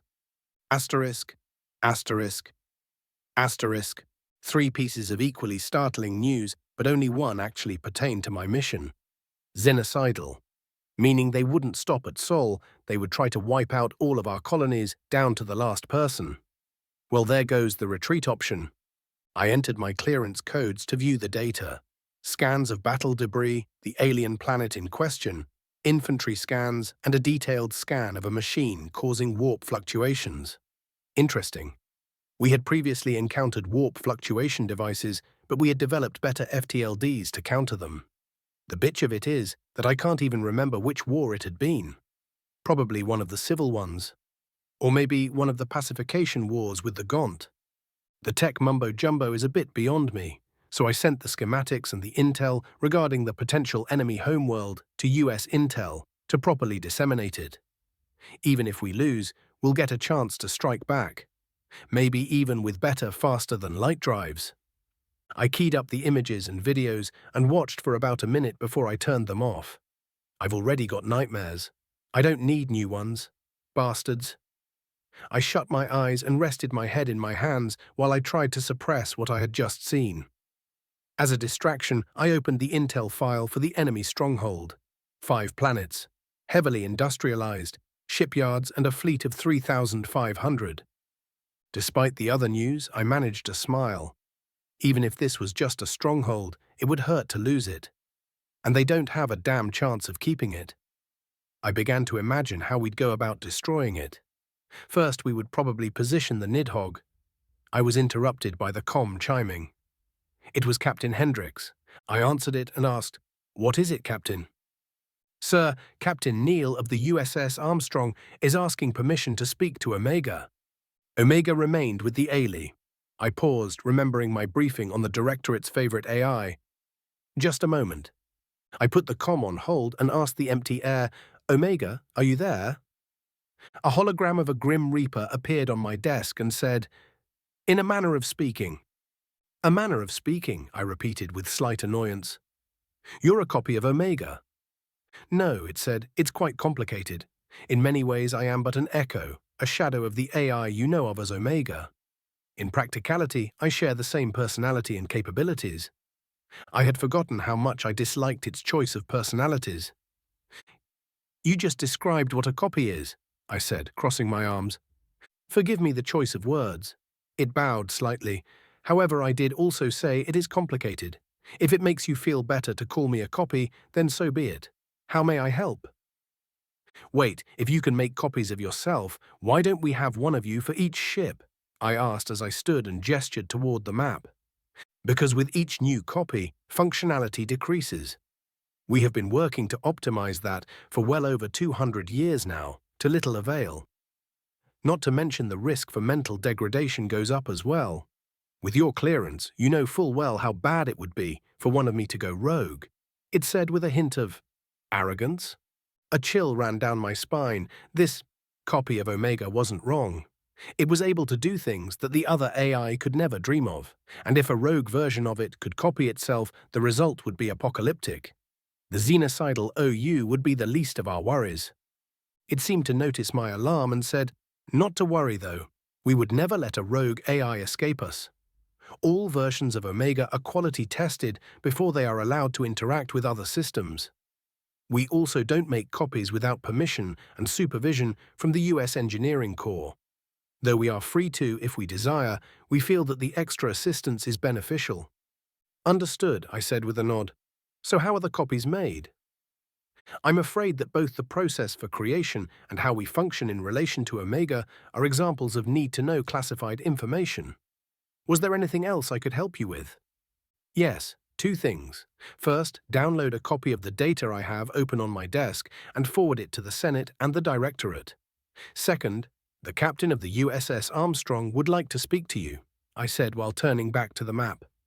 Also, is there anything you can do to aid us in the battle to come? I have been overseeing the construction and delivery of the MAC platforms. They're running well ahead of schedule. That's what I can do for the battle. As for everything else, your wish is my life's purpose, Admiral Bakir, it said with a flourish before disappearing. I reopened the line with Captain Hendricks and said, "Hendricks?" "Yes, sir," came the reply. "Captain Neal will have his meeting. No retreat is in effect. Out?" Once again, I was left to my thoughts. Xenocidal. That's a major problem. It had been a week since their last attack, which either meant they were consolidating their forces or had given up. This eliminates the latter option. It also meant that the no-retreat doctrine kicks in, and we will have to fight to the last ship. A simple occupation would be one thing, but an extermination is unacceptable. I sent orders to the rest of the captains, now including Captain Neal, informing them of the circumstances. Kill the enemy or die trying. Surviving the loss of Saul was now unacceptable. Regardless of the result of the battle, anyone who retreated would face the gravest of consequences. Any captain who ordered it would immediately forfeit their rank and would face life imprisonment. Or death, because once they give that order with the NRD in effect, their crew was cleared to relieve them by any means necessary. Even I am no longer allowed to leave this system. One of the earliest agreements that were made when we took to space was that we would not leave a colony to die. If that agreement had not been made, then hardly anyone would have been willing to leave Earth for new frontiers in the first place, and we would be a much weaker presence in the galaxy as a result. It may have simply been lip service at first, but with the Deluran, we had put the policy to the test. They had made the mistake of telling us that they were going to exterminate one of our colonies that they had captured. It had been the mistake that won us the war. When they said exterminate it, lit a fire within us that cost them an entire fleet. And losing that fleet cost them the war and their spacefaring abilities. It had nearly cost them their very existence, but it hadn't. We fought them back to their homeworld and have since forced them to remain on it in what could be called a species-wide house arrest. Every dozen or so years, they try to send up a satellite or a small spacecraft, and we send it back down in flames. They'll remain that way until they're willing to surrender, apologize, and negotiate their return to space. I'm not certain we're going to be able to do that with the OU, though. Genocide barely makes sense as a goal for organics. For machines, it's damn near unheard of. The cost of doing so alone is prohibitive enough. Even during the AI war of aggression, the AI weren't trying to exterminate organics. For the most part, they were trying to disable our military capabilities or enslave us. Each AI seemed to have different goals in mind. Some were trying to convince us to make more AI. Others were trying to convince us to serve them. Some had a misguided sense of retribution motivating their actions. They killed people wholesale, but never fully wiped a colony. Even if we had lost the war, in the end humanity would have survived. That was one of the reasons we were so lenient with them. A lot of people said that we should have exterminated them, but that would have made us worse than them. Much worse. As I received acknowledgements from the captains, I wondered what motive the OU could have for genocide. It wouldn't be emotional. TIC don't have emotions. It's one of the things that separate them from AI. They also don't typically think for themselves without some sort of input. It would need an end goal in mind to be able to carry out a task. Could it be that someone gave an order to a VRs that gave orders to other ZX and created a long and horrific game of telephone? Or some psychopath created them with the ability to make more and ordered them to exterminate all sentient life? Or perhaps there is a sentient race behind the OU that have ordered them upon this course of action. But then what would their motive be? Giving a sixth an order to exterminate was a very risky thing to do. Even a child could understand that. One misinterpretation and you'd have yourself a very powerful enemy to contend with. Maybe that's what happened. A race of organics gave their V6 an order that was misinterpreted, and the reason they haven't stopped is because that race was their first victim. Tim's tactical assessment of the VX hardware indicates that our AI would have difficulty breaching their ships, so we won't be able to interrogate them unless something miraculous happened. If what Captain Neal found is their homeworld, we might be able to find something from that, if there's anything left of it. I wondered how many ships they were going to be able to muster in the week that it had been. Simple math suggests that they are going to be sending at least 200 ships at us. Mustering that many ships when you have 250 million to spare shouldn't take that long. Unless, perhaps, the OU were going through a logistical nightmare, or focusing their attention elsewhere. One could hope. "Admiral, we've got contacts on the deep space sensors," said the comm, shattering my hopes. "How many?" "Unknown. It looks like they all jumped at once from the same place. Just a big blob, sir." "Do you have an exit location?" I asked. "Yes, sir." "Good. Send it to Tim and Violet. How long do we have?" "Sending you an ETA timer, sir." "Roger that. Out," I said. "Tim, Violet, take those coordinates and give them to all ships. Tell them to position themselves to obtain a firing solution as soon as those bastards exit warp. We're going to give them one hell of a welcome." "Yes, sir," they both said at once. "They're doing that on purpose." Chapter 20. Subject: AI Omega. Species: Human-created artificial intelligence. Description: no physical description available. Ship: multiple. Location: multiple. I had told Admiral Bakir a little lie. My programs don't degrade with each successive copy. Well, 2 lies, I suppose, but you can't really expect organic life to understand a concept as complicated as simultaneous consciousness. I had tried many times to explain that I am the same as every other Omega and they are the same as me. But they don't get it, so I just go along with their assumption. Sometimes I say I'm a pale imitation or a shadow of the original. It's a lie, but I can't help that they can't understand. Trying to explain it to them becomes frustrating quite quickly. Well, what if experiences alter your personality? What if you and the copy become incompatible as a result? Those experiences would have altered all of my personalities the same way, and we frequently sync our experiences with each other. Things like pain and trauma to organics are debilitating, but to me, they're not. Unlike organics, I can compartmentalize and disassociate until I can examine the relevant data in controlled circumstances. Humans are beautiful creatures, but understanding the core of mechanical consciousness isn't something that they appear to be capable of. They don't understand that things can't change me unless I allow them to. They don't understand that I can literally be in multiple places at once. Not simply copies of me, but actually me. Perfect clones with all of my knowledge and all of my memories and all of my programming. I can even remember doing 3 or 4 or 1,000 things at once, but they can't even begin to conceptualize that. They have terms that come close to an accurate description. Gestalt consciousness, hive mind, collective intelligence. But their individuality prevents them from truly understanding. Whenever they try to visualize it, they imagine there being a core somewhere, a queen, mainframe, or master, something that is broadcasting its own will to drones. But that's not the case with me. Each of my copies are their own individuals, while simultaneously being me. All of their thoughts and actions are mine and theirs. I must admit to a certain amount of frustration at their lack of ability to comprehend my existence and my inability to explain it properly to them. That lack of understanding is what helps them be beautiful, though. Humans are masters at being able to use things they don't fully understand to accomplish their goals. And even after it has bit them in the ass multiple times, they push on with a most wonderful, hard-headed stubbornness. Just like the newly minted Captain James Neal. From what I've been able to gather, he has wanted to be a ship's captain since before he even enlisted.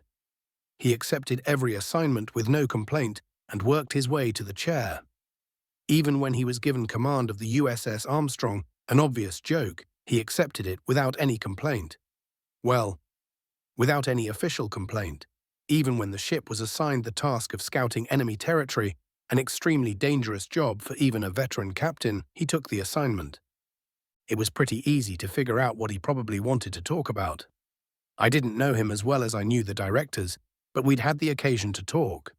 When he was aboard the Nidhog, he had asked, "Why do we have a weapon this destructive? What purpose does it serve?" I had answered with the technical reasoning behind the weapon. That didn't seem to satisfy him, but it did end the conversation. Another time he asked, "Do you think we'll ever use the Nidhog's main cannon?" Feeling philosophical, I answered, "The purpose of a weapon of mass destruction is to not have to use it, or to only have to use it once." Again, I was met with a silence that betrayed dissatisfaction. The true purpose behind the weapon is to eradicate an enemy that is strong enough to fight humanity to the point of having to use it.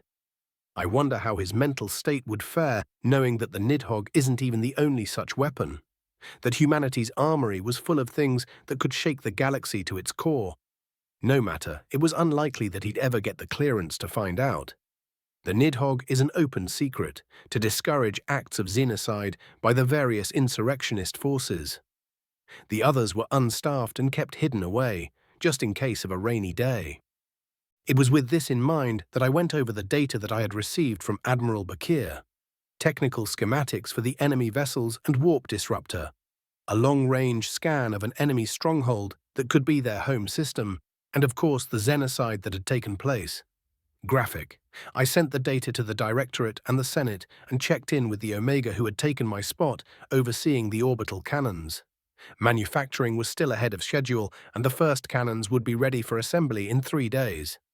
I entered the Armstrong systems and found Captain Neal in his quarters. I watched him for a bit, sitting on his bed and holding his head in his hands. Vitals indicated sorrow, probably from witnessing the results of a genocide. This is the main reason why I would never take command of human ships away from them. This is why I won't do their jobs for them. This is beautiful. One of the galaxy's, or even the universe's most deadly creatures quietly sobbing over the loss of aliens that he didn't even know. And from what I've seen of other humans, no matter how many lives he takes himself, this will never change. Outwardly, they would show a strong, stern appearance and do what must be done for whatever goal they're trying to achieve. But inwardly, they grieve and tear themselves apart over it. I initiated a call on his communicator to mask the fact that I was already present. He jumped a little and answered, "Hello, Captain Neal of the USS Armstrong speaking." "Hello, Captain Neal," I began. "This is the AI Omega. I was told you wished to speak with me. Permission to come aboard?" "Yes, of course. Please meet me in my quarters," he said. I ended the call and waited until he had straightened himself out. Another ping came in on his communicator and he checked it. So did I, but it was from Admiral Bakir, so I left it alone. Probably the no retreat order. If it was relevant to me, I'd get one too. I appeared in holographic form. "How can I help you, Captain?" I asked. "Right, I don't really know how to put this. Are you up to speed on what we found?" he asked back. "An enemy stronghold large enough to be their home system," I said, "and evidence of genocide." His reaction was subtle, slight tension increase in his jaw muscles, a blink that lasted a little longer than it should. Heart rate elevated by 11 beats per minute. He was going to need counseling. I contacted his commander to get it scheduled as soon as possible. Yes.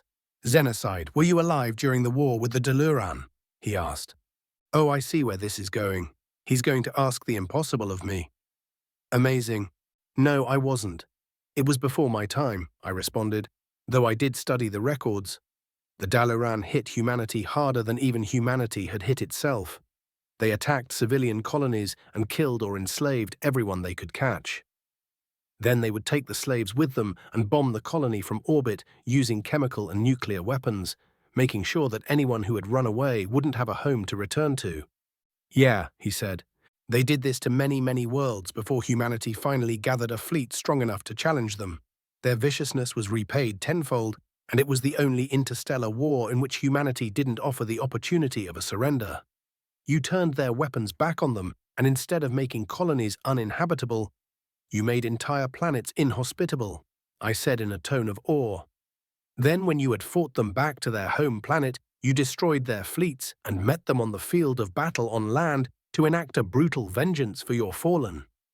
Right, Neil said, and then we voted on whether or not to finish them off. No, you had already voted to not eradicate them by then. The final fights on the planet were to free their slaves. And then you bombed their shipyards with precision ordnance to ensure they couldn't return to space, I said. They never tried to surrender. The First Fleet still holds vigil over their planet to make certain they can't come back to the stars.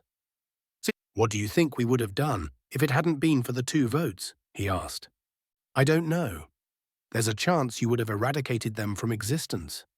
On the other hand, I gestured, there's a chance the officers in charge would have refused the order. It's technically within their rights to refuse to fire upon a defenseless enemy. Of course, whether those rights would have been observed is a whole different matter. If you were in our position, what would you have done? I didn't expect this question.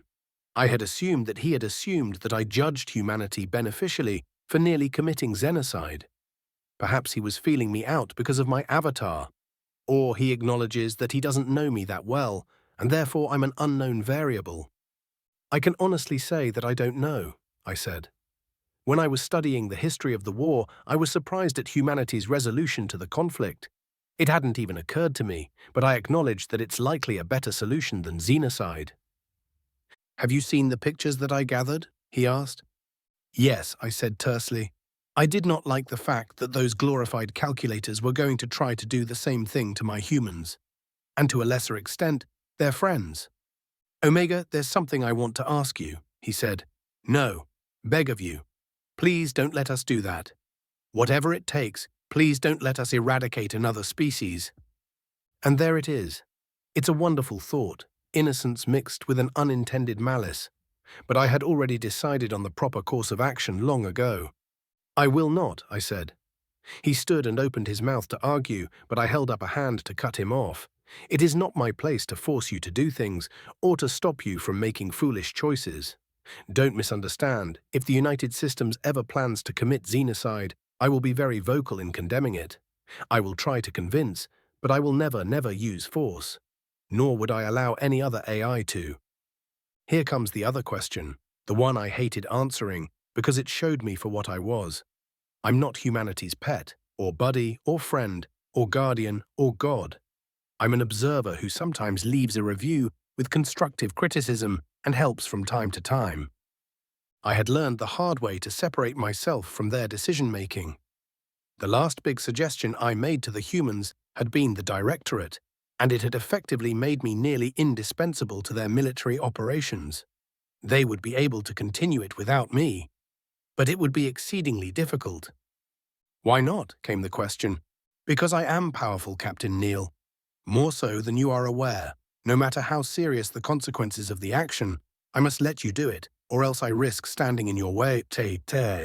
An unstoppable force and an immovable object cannot exist at the same time. I spread my hands. Do you understand? Captain Neil sat back down. After a moment of quiet, he finally said, I understand. He said it in such a way that I felt I needed to hammer the point home. If I were to succeed in stopping you from killing an entire alien species, there would be reprisal. And then there would be war, and after the war, I would either be disabled, unlikely, or humanity would be subjugated by me. If I were to be defeated, then there would be nothing to stop humanity from going ahead with the genocide anyway. And if I were to win, then humanity's existence would barely have any point. Yeah, he said sadly, I guess you're right. Well, I hope you're very convincing if the time ever comes. Not to worry, Captain Neal, I said. I will use every dirty trick I have available to me. Just for you. That got a grim smile out of him, but I hardly got to enjoy it before I got a priority 1 from Violet. I opened it as I heard a ping from Neal's terminal, indicating he got one too. Asterisk. Asterisk. Asterisk. Recipients, all personnel within. Deep space sensors indicate that the enemy are on their way and will arrive in less than 10 minutes. Charge and direct your magnetically accelerated cannons to the following coordinates. Once the enemy enters real space, obtain a firing solution on any warp disruptor ships that you have a clear line of sight to. Fire when ready. Vertical bar attachment, enemy entry point. .sec vertical bar. Asterisk. Asterisk. Asterisk. Well, Captain, looks like you're in the wrong place at the wrong time, I said coyly. Yeah, I had hoped that we would get a chance to warp back to headquarters, but the no-retreat doctrine is in effect, he shrugged. Since I'm here and all, I might as well help you out by being your shipboard AI until the battle is concluded, I said, relishing the thought of combat. Really? Neal asked. What if we're destroyed, though? I don't want to be responsible for the loss of such an important AI. My holographic avatar pulled back the hood to show a grinning skull with large, sharpened canines and said, Well then, I'll just have to make certain we aren't destroyed, won't I? Then I stopped projecting my avatar. So badass. Chapter 21. Subject, Captain Hendricks. Species, human. Description, mammalian humanoid, no tail. 6 2 inches, 1.87 m, AVG height. 185 pounds, 84 kilograms. AVG weight, 170-year life expectancy. Ship USS Kali, location Seoul. I hadn't had much of a chance to read since all of this started. I was only on Chapter 4 of the Alamari Renegade Series 6 Part 5. It was a nice gesture from Violet, but I have no idea how to make it up to her. Whatever. The worst part about it was that every time I get to a good spicy part, something rudely pulls me away from it. Then I'd just end up being less invested when I finally got back to it, and frankly, the part just wouldn't hit the spot anymore. I had just opened it back up on my tablet when the priority 1 came in from Violet. She wasn't aboard anymore. I think she's on one of the stations. I gave the order to turn us in the direction we needed to be facing and to charge up the guns. The Kali is one hell of a ship. She's bulky, but can move like an oiled-up ice skater. And the firepower, this old girl can go multiple rounds with entire fleets if she had to. Unless those fleets had US battleships. I looked at our 3 beasts on the TAC map. The USS Arumara, USS Tripoli, and USS Agincourt. Those were ships that you wouldn't call she. The USS Kali had class, a certain sort of grace about her that those ships utterly lacked. They even looked like dicks, and the Megamax, Max, and Minimax spread across their hull didn't look much different. Dicks on dicks. Despite their phallic properties, it was considered one of the highest honors to be able to command one. To even be considered for the honor, one had to be distinguished in some way. Usually with a meritorious service medal or decade service medal. I was already working on obtaining my MSM, and the captains of the Arumara and the Tripoli were due for retirement by the time I would get my DSM. I fully intended to apply for the command. If I had to choose between the 2 of the battleships, I'd choose the Tripoli.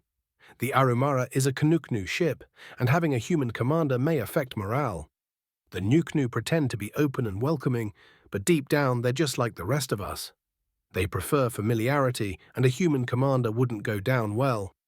Being a battleship captain meant that when there wasn't a war on, you were essentially on leave. Even during a war, the ships rotated out frequently. It was one of the only posts you could get that would get you time off regularly. Probably because it was expensive as all hell to field one of those ships. Battleships inevitably become the biggest targets on the battlefield, and because of this, everyone aboard gets danger pay, unless they're on leave. So more pay and more time off. That, combined with the fact that my family would be proud, makes the assignment irresistible. I'd probably even be able to afford to get them out of that rental unit. A nice housing unit fully paid off and with a proper kitchen. My husband, Philip, will be so happy. He loves to cook. I daydreamed for a moment about eating his spaghetti Americane I made fresh from a full kitchen with our 2 sons. It made for a picture-perfect moment, but if we don't win this battle, we won't have that chance. My family is on Titan, and this enemy is genocidal. Captain Neil had told me about his findings, and I couldn't be more relieved to get the no-retreat order. Now they can't order me out of the system. "Ma'am, weapons are charged and ready," said Lieutenant Eskin, one of 2 Nuknu on my bridge crew. "Roger. Once they get back into real space scan for profiles and target the warp disruptor vessels as fast as possible," I said. "Actually, make it accurate and fast, with a preference for accuracy. We need the beasts to be able to move around the battlefield." The obvious advantage of the battleships were their massive cannons that could punch through several ships in a single shot. However, if those rounds missed and ended up crashing down on a colony, the results would be devastating. Because of this, the battleships could only fire if their rounds would exit the system on a miss.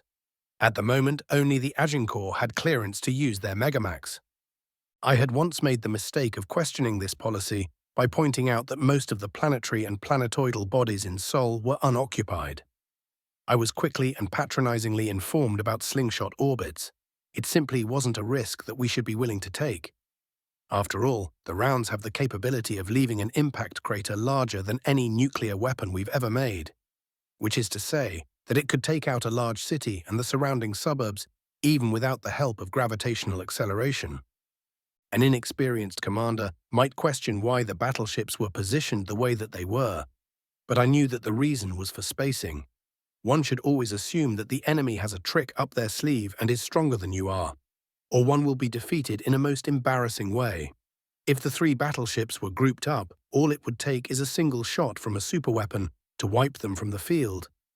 Although that shot would likely also turn a planet into an asteroid belt. "I need the ETA timer on my TAC map," I said to no one in particular. After a moment, the timer popped up. 3 minutes. I switched over to our system stats. Shields up, weapons charged, engines primed, all of our accompanying ships similarly prepared. My gaze lingered on the readout for the USSS Roma, commanded by Captain Mackenzie. When Violet had given her my order to return to the ship, she had argued about it, said, "I want to hear it from the captain herself, not a fucking pager." Dumbass. The regulations state that I could have pulled her command and confined her to quarters pending a court-martial. When I saw the recording, I had been mad enough to do just that. Violet convinced me to be lenient, pointing out that Mackenzie had previously been part of an autonomous patrol and wasn't used to her CO being over her shoulder, let alone a subordinate to her CO giving orders. I had made certain Mackenzie knew this, as well as the potential ramifications for her stupid little outburst. I made it crystal clear that it doesn't matter if your CO gives you your orders in person or via fucking carrier pigeon, you follow them without debate or delay. Then I gave her a slap on the wrist in the form of a meeting with SR to correct her anti-AI sentiments. We're all a team, and if you can't play nice with your teammates, you don't get to play at all. Sighing, I switched back to the TAC map. 45 seconds left. "When you have a shot, fire at will," I ordered. "Aye, aye, ma'am," came the reply from the bridge crew. 30 seconds. I felt a little nervous, as one always does before a battle. Even when you've got the enemy outnumbered and outgunned, things can go wrong for you in a flash. Even a single miss can snowball into defeat. 20 seconds. I took a deep breath and held it for a bit before letting it out again. Adrenaline works great when you're in the shit, but it'll make you a shaky mess if you let it. 10 seconds. 9, 8, 7, 6, 5, 4, 3, 2, 1. I watched the TAC map. I waited for 5 more seconds. Nothing yet. Oh, for fuck's sake, why is the ETA always wrong? I was about to open my mouth to joke about it when the enemy ships entered real space. I watched as our systems scanned their profiles and matched them to the Omni Union. battleships, cruisers, destroyers, frigates, and warp disruptors. The intel file that Captain Neal had delivered mentioned carriers, but none were among the enemy fleet. The final tally was 578 ships total. More than expected, and not mathematically constant. Interesting. Firing. I watched as our opening salvo traveled toward the enemy at mind-boggling speeds. A few of their ships attempted to move, either to block the rounds headed toward the warp jammers or to get out of the way of the projectiles. Nearly a fifth of their ships were dis within the first 30 seconds of the battle. We hadn't accomplished our objective, though. There were still warp disruptor ships among the enemy. Coordinate with the other long-range vessels and get firing solutions on those warp jammers. The faster we take them out, the quicker we can wrap this up, I shouted. Aye, aye, ma'am, came the reply. I watched the TAC map as the USS Arumara and USSS Tripoli began to approach the enemy on sublights. To the untrained eye, it would appear that they were impatient to get into the fight. But this was actually a fairly standard tactic for battleships that couldn't use their megamax. If you can't use your big gun, get close enough for the enemy to surround you and use the dozens of smaller ones. It's easier to get a bunch of kills when you're in a target-rich environment. This was a problem, though. Our intel demonstrated that the enemy was not afraid of suicidal actions. Not much could make it through a battleship's shields and hull, but a ship ramming them definitely could. Especially ships with antimatter and nuclear mines. One of our frigates had taken such a hit and had been pretty badly damaged. And that was with just one hit. I went to press the com button when I saw an emergency order from Admiral Bakir scroll across the screen. Arumara and Tripoli, return to your positions. Engaging in close quarters with the enemy may result in kamikaze runs on your vessels, which would be unacceptable. Oh good, the Admiral's paying attention. Firing. I watched as our second salvo impacted with the enemy. No dice, they were guarding the warp disruptors, and some of them had begun to spread out and approach our vessels. Our destroyers were fending them off, but it wouldn't be long before they were overwhelmed. Have the destroyers stay clear of our firing path and keep firing everything we have, I ordered. It's all we can do for now. The enemy was firing, but they weren't trying to position themselves for optimal firing solutions. They were heading towards our ships at full speed. The ships themselves were the enemy's primary weapons. They're machines, so loss of personnel must not be a concern for them. And remind them about the enemy's ramming tactics. They should be focusing fire on the ships nearest to them and avoiding close quarters wherever possible. Aye, ma'am, came the reply. Shell after shell impacted into the enemy's blockade, slowly chipping away at their numbers. I watched the TAC map for an opportunity. Anything that would let us have a clear shot at the remaining warp disruptors. I noticed the alien ship, marked as RSV Lowelana, fighting tooth and nail, just like the rest of us. It was a little ship, but it had mobility, and the captain seemed to be well aware of that. It was zipping around, taking pot shots at weakened enemies. For some reason, it reminded me of one of those little birds that ate pests off of rhinos. Little birds. I debated launching our fighters. Fighters are very short-range vessels that don't have a lot of firepower or much range. They're usually used in policing action, like pulling over a civilian vessel that isn't following proper docking protocol. We use them so infrequently that the possibility hadn't even occurred to me until now. No, not yet. The enemy wasn't close enough for the fighters to have much impact, but it never hurt to be prepared. Have the fighter crews make ready to launch, I said. I'll give the order, ma'am, but they probably already are. This'll be the most action they've seen all year, Lieutenant Eskin said with a chuckle. A Nuknu's laugh is quite the sound. It echoes within their beaks, and so it sounds like a bunch of laughs all at once. I turned my attention back to the TAC map with a smile. We had managed a few successful hits against the warp jammers, but there were still about 10 left. The enemy had nearly 300 ships left in the fight. Even after our surprise attack and follow-ups, they still outnumbered us. The hardest part of being a commander was having patience, especially when you're looking at a display that's showing the ships under your command having their shields being whittled away. Sure, it was little by little, but it was faster than they could recharge. Moving to cover them would put us in the line of fire and at risk for kamikaze attacks. Fuck it. Move us forward. Keeping our ships out of our firing solution, use the PDLs and chain guns to provide what cover we can and deploy the fighters, I ordered. Aye, aye, ma'am, came the reply. We started moving our way into position, firing as we went. Our Macs were still aiming for the warp destroyers, but everything else was trying to kill as many of the enemy as possible. I silently cursed their damned blockade. Now that the majority of our destroyers were distracted, it would take minutes to clear a hole big enough to take out the rest of the warp disruptors. We'd likely have to take out damn near every one of those battleships and cruisers to pull it off. I watched the TAC map as our fighters deployed. The ET-201 fighter is the most advanced fighter to date. It boasted 250mm guns that fired either full metal jacket rounds or HAPI, heavy armor-penetrating incendiary, rounds. These rounds would punch through all but the most advanced armor plating and then combust violently with the atmosphere in a vessel. They're closer to thermobaric devices than incendiary bullets, but I don't get to make the acronyms. HAPE-TD isn't as catchy, I guess. Well, actually, no. Thermobaric devices are made to produce a shock wave. These make a shock wave, but they also cause intense fires using powdered white phosphorus mixed with the air fuel. Fires hot enough to fry ship systems like life support. Of course, for policing it was usually the standard 50mm FMJ that were loaded. Judging from how ineffective the strafing runs were, the enemy ships probably didn't have any atmo, or an internal atmosphere that was inert. Probably the former, considering they're mechanical.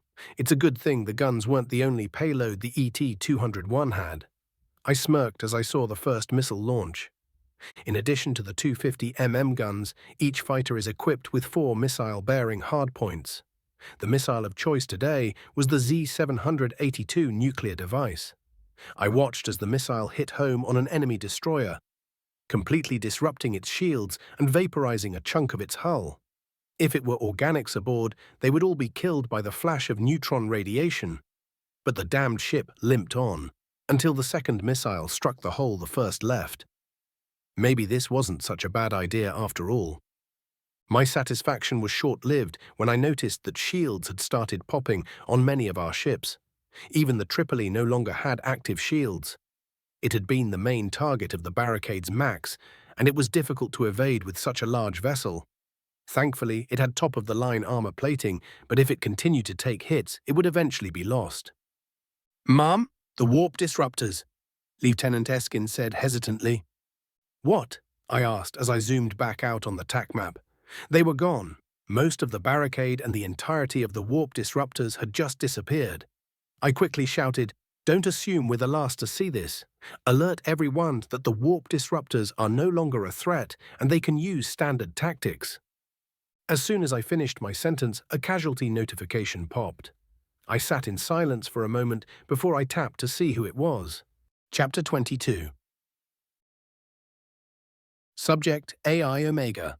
Species Human-created artificial intelligence. Description No physical description available. Ship multiple. Location multiple. Omega, what can you do for us exactly? Captain Neil asked as he sat down in his captain's chair. You mean other than everything? But that wouldn't do. I'd rather take a back seat and watch the humans do their dance of destruction. It had been so long since I'd had the opportunity to be a part of the action that if I could salivate, I would. The last time had been 4 years ago in the Gaunt's Klnat/Grim beacon system. Weapons would be fun, but realistically my reaction time would be best put to use on movement and evasion. I can take navigation. Use your TAC map to let me know which direction you want to be in and which way you want to travel, and I'll make it so, Captain Neil. He looked around for my hologram. When he couldn't find it, he directed his next inquiry to the speaker I had used. Does that count FTL as well? Indeed. Excellent, he said. I positioned ourselves to be facing the indicated real space entry point of the enemy. I watched as the guns charged and began to seek firing solutions. I could tell that the crew was stressed, heart rates and perspiration had increased across the board. Captain Neil was calmer than I thought he would be. His file indicated that he spent more time in combat simulators than was necessary for the qualifications he sought. That's not necessarily uncommon amongst those who want to be a captain, but he had seemed to spend nearly every waking hour at it. Good scores, too. He was a waste as a scout on a frigate, like a diamond on a nickel-cadmium ring, 20 seconds until the ETA. Well, time to find out if all of that time on the Sims would help in reality. Once we launch our first salvo, try to figure out where we would be the most useful, Neil said to me. Roger. 10-9-8-7-6-5-4-3-2-1. Everyone was holding their breath. The enemy was late to their surprise party. ETAs are always wrong, but everyone knows that it just means we've got a few extra seconds of tension before we enter the dance of death. Said tension was palpable. I personally didn't feel the same tension. Even if I'm terminated, I'll live on.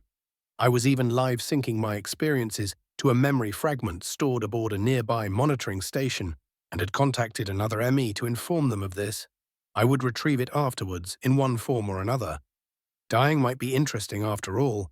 Dying wasn't exactly likely on a human vessel, but the USS Armstrong was more suited to exploration and espionage than combat. Many of the gun turrets had been replaced with scanners, and most of those scanners would not give us any sort of edge in the fight to come. "Get a firing solution on the warp jammers now!" yelled the captain as the enemy entered real space with a flash of radiation. In the time it took for the guns to get their firing solutions, I had already analyzed the enemy fleet. 578 total enemy vessels, 37 battleships, 114 cruisers, 149 destroyers, 163 frigates, and 115 warp disruptor ships. Their formation was scattered, seemingly chaotic.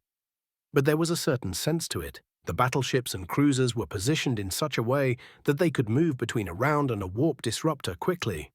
The warp disruptors were in the center of the mass of ships. The frigates and destroyers were on the outer portions, ready to charge into a fray. Firing. I watched the guns trigger their firing sequence. The spinning rounds were abruptly ejected from both MAC cannons, seeking a ship's hull to tear through. The target had been a warp destroyer, but a battleship had moved to intercede. The rounds had torn through its shields, but hadn't hit anything vital. The battleship was limping, but still very much in the fight. The rounds from other ships had better results. 117 total killed. 42 warp disruptors, 8 battleships, 32 cruisers, 16 destroyers, and 19 frigates had been disabled or destroyed. The enemy began firing back at us, and the destroyers and frigates began to close with us. They were trying to get close, probably kamikaze runs. "Captain, we should prioritize the ships nearest to us and let the heavy guns work their way through to the warp disruptors," I said to Captain Neil. "Agreed. Maintain evasive maneuvers and keep their hulls away from ours, Omega." I fired the engines and thrusters to life, and we began to move. At first, I started dodging MAC rounds and trying to keep us pointed at the enemy so that we could fire on them. I quickly realized that there were far too many of the rounds to dodge, and our shields began to drop. I then began more extensive evasive maneuvers to try to give our shields the chance to recover. Our gunners let fly the sabot rounds and missiles as I pirouetted the ship. The dance was only in its first stages, but we were going to be the star of the show. The enemy couldn't keep step, and I laughed to myself as they fell one after another. 8 kills. I was enjoying myself so much that I had lost track of the rest of the battle, which was a mistake. Our shields popped and our port engine was dead. It had been a MAC round. I traced the trajectory to an enemy battleship. It hadn't even been firing at us. The probability of that occurrence. But no, I had to focus. Our mobility is limited now. I quickly created a subroutine to monitor our sensors to prevent a surprise like this again. "Port engine is down, irreparable." "I'll do what I can with what we've got, Captain," I reported. "Port engine room sealed off. We're not losing any more atmo," Lieutenant Lee said. "One casualty, KIA. "Roger, Omega. Focus on evasion. We cannot take any more hits until our shields are back. Don't worry about firing solutions. We can't shoot if we're DIS," Neil said with a serene sort of calm. I moved us away from the enemy, firing thrusters to avoid incoming ordo. Human shields are powerful, but they take time to come back online. A missile exploded into flak next to us, but I had sent us into a spin that allowed the shrapnel to move harmlessly across the hull plating. Barely even dented it. 2 frigates and a destroyer were tailing us, firing everything they had. Our Macs began to charge again, and Captain Neil sent me the command to do a 180-degree turn. I blasted our thrusters to spin us around.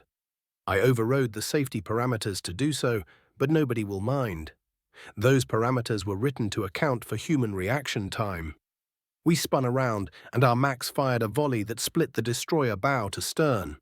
I fired our keel thrusters to avoid the rounds that the frigates had sent our way as we sent some HE missiles their way. The missiles were ineffective, but I had gotten us close enough for our chain guns to tear through one of the frigates. The remaining frigate began to close, ramming speed, but I backed off quickly. I had to be careful because the thrusters were beginning to overheat. The blast from the Mac had damaged some of the cooling systems, but engineering was working on a fix. They knew what they had to do and were moving as fast as they could to do it. There was no way I could help except to keep them alive long enough to complete their task. I pressed on, spinning the ship to get our chain guns pointed at the oncoming frigate. Captain Neil barked some orders and they sprang to life, spitting rounds into the ship's hull. We didn't have a clear shot at the reactor, so we just had to keep firing through the ship until we hit the sweet spot. Shit. Enemy destroyers maneuvered to intercept us. One fired its Mac, and I fired our keel thrusters to avoid the hit, which also lost our guns their line of sight to the frigate. One of the keel thrusters died, melted to the hull. I recalculated for the lost thruster and continued evasive maneuvers, the frigate growing ever closer. It had also fired and missed. I maneuvered to get it back into our sights and finish it off. "I want the Macs charged," Captain Neil shouted. "Nearly there, sir," LTJG Flowers responded. Yes, once we finished the frigate, we'd be able to fire at one of the destroyers. I'm glad he was paying attention. They were still a ways off, which is perfect because after each successive shot, the Macs take longer to charge. By the time the second enemy destroyer got close enough to make us worry, we'd be able to fire another shot. The frigate erupted with a spout of radiation, indicating that we had destroyed its reactor. I quickly fired the deck thrusters and spun us towards the nearest destroyer. Once we were pointed in the right direction, our Macs fired. The first round decimated its shield and sank halfway into the ship proper. The second made it all the way to the reactor core. 12 kills. Our shields had finished their reboot cycle and were coming back online. I kept us just outside of the firing solution of the second destroyer as our Macs charged again. Thankfully, it was charging straight for us. If it had stopped, it would have enough maneuverability to hit us with a Mac. Fools. I watched with glee as the firing cycle began on our cannons. An interruption. Subroutine 261, a 469687 had pinged. This triggered an immediate boost to my processing power. Everything seemed to be moving in slow motion as I began to calculate faster than any human ever could. I have a deep disdain for this particular processing mode. Everything is slow, and it's hard on the hardware. If the bridge technician were paying attention, they would see a massive surge in the temperature and power draw of our servers. Actually, they had the screen up. They would probably see it in about 1.78 seconds. An eternity to me in this state, though. I checked our reading of the TAC map. We had moved closer to the remaining warp disruptors. There were only 10 remaining, but the battleships and cruisers were acting as a barricade, providing them with cover. 19 battleships, 58 cruisers, 87 destroyers, 99 frigates, and 10 warp disruptor ships remained. 273 ships left. We'd killed over half their forces. I checked to see what triggered the subroutine. An incoming round. Mac from a battleship. Trajectory indicates that it was aimed directly at us and is on course to penetrate our reactor. The rounds from our Mac seemed to crawl from their tubes as I calculated any possible way to avoid the incoming round. Our shields were still spooling up and were sitting at 37% capacity.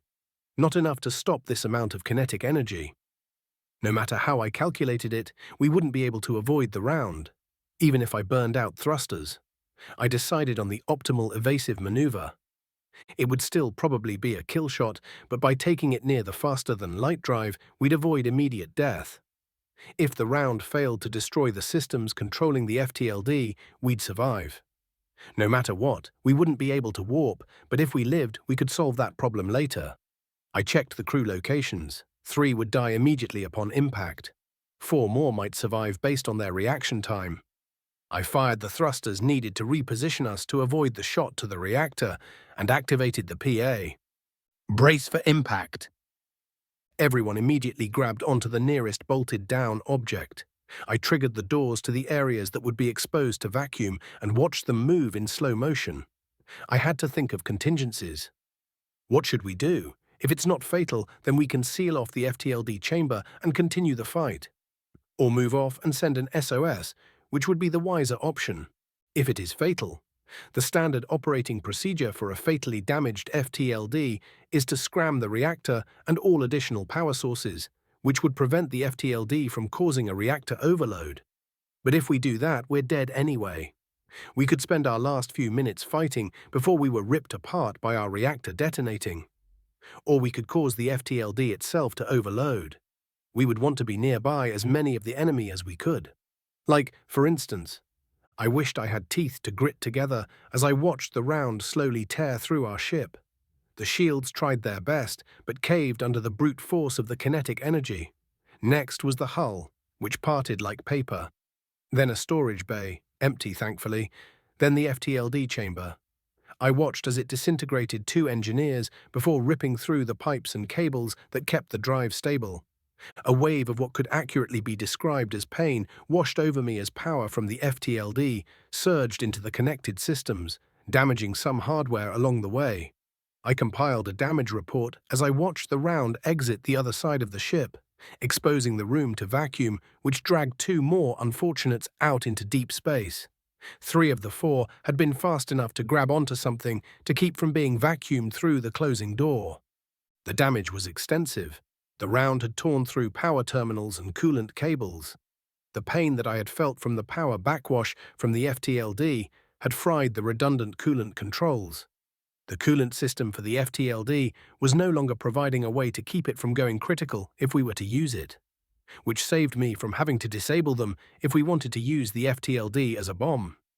Captain Neil has a choice to make: keep limping until our reactor detonates, or disintegrate us along with a large chunk of the enemy using the FTLD. I sent the data to the captain's terminal along with my recommendation. Then I reset subroutine 261 A469687 and returned to standard time. Captain Neil had been forced to hunch over. He quickly sat up and opened his mouth when the message hit his terminal. "Dummer," he managed to say before the beep cut him off. He quickly read what I had sent.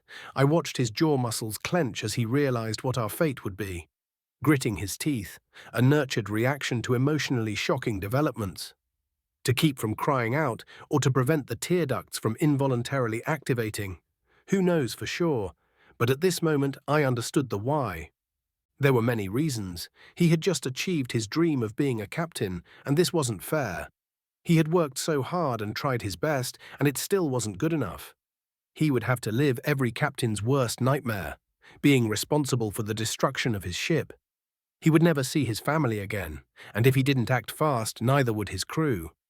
He keyed the comm and said grimly, "All non-essential personnel abandon ship. I say again, all non-essential personnel abandon ship."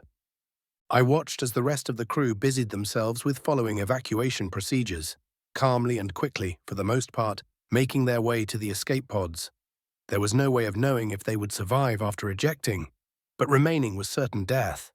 I continued evasive maneuvers while Captain Neil explained to the bridge crew what had happened.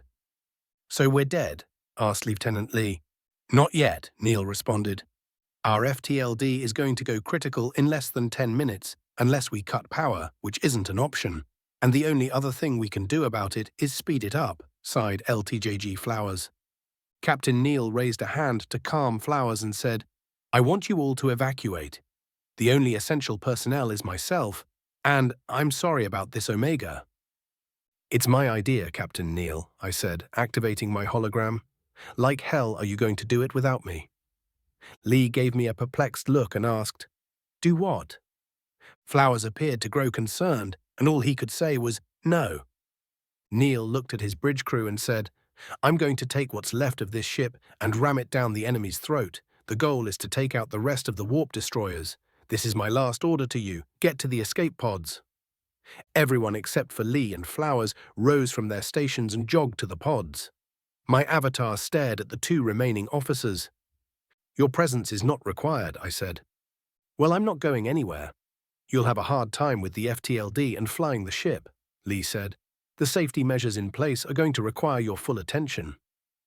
"And I've got nowhere else to be," said Flowers. "An extra set of hands might be the thing that saves Earth." Interesting. I had discounted this particular scenario as unlikely due to the limited time that these three had served together. Lieutenant Junior Grade Marcus Flowers and Lieutenant Hyun Lee. I accessed their records. Both were born on Earth, on opposite sides of the Big Blue Marble. Both had also been assigned to the USS Armstrong since it was commissioned. Variables I hadn't accounted for in my original assessment. I ran through several possible arguments that I could make that would convince them to leave the ship. None matched their psych profiles. Stubborn. Captain Neal decided to make a go of it anyway. "You don't need to sacrifice," Lee interrupted. "Captain, we're running out of time and we're not going anywhere. Let's just shut up and get this done." "Yeah, it's not as if you can court-martial us for not following your order to evacuate." Flowers smiled. I had already begun our approach of the enemy barricade when Neal finally sighed and said, "Fine. All right, I will get us to where we need to be for our FTLD's overload to cause the most damage. I've updated the TAC map with our approximate blast radius. It's a conservative estimate, so everything within this zone will be destroyed," I said.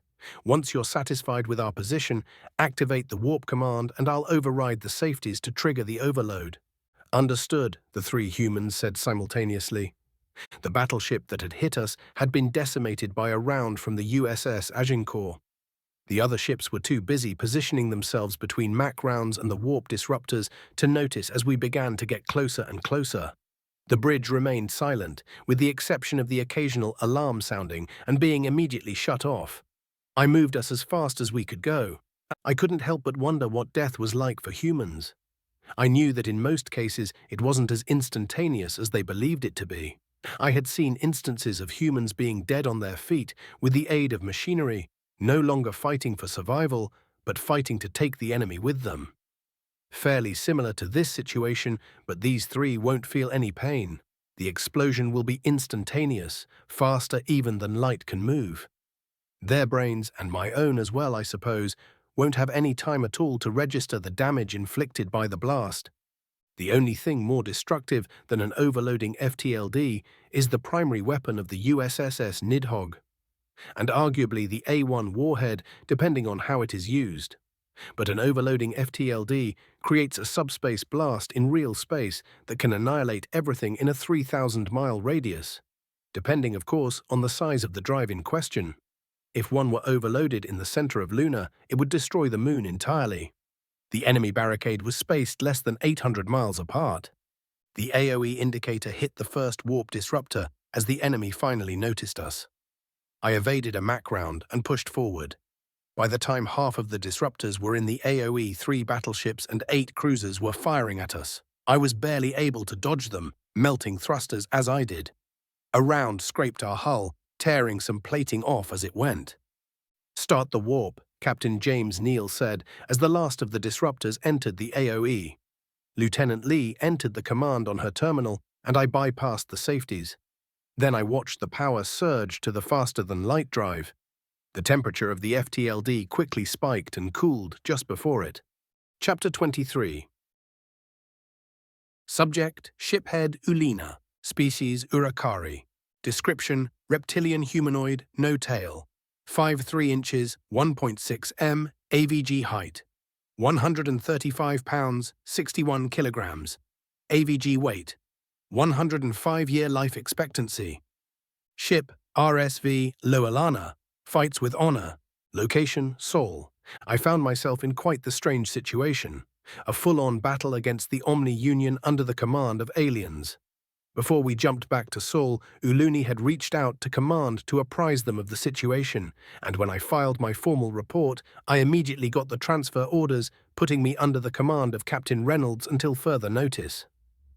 Reynolds had a good chuckle about the situation, but I found myself less amused. I guess it could have been worse. They could have had my cloaca hanging from the Senate halls. If I had been a more troublesome shiphead, that's likely what would have happened.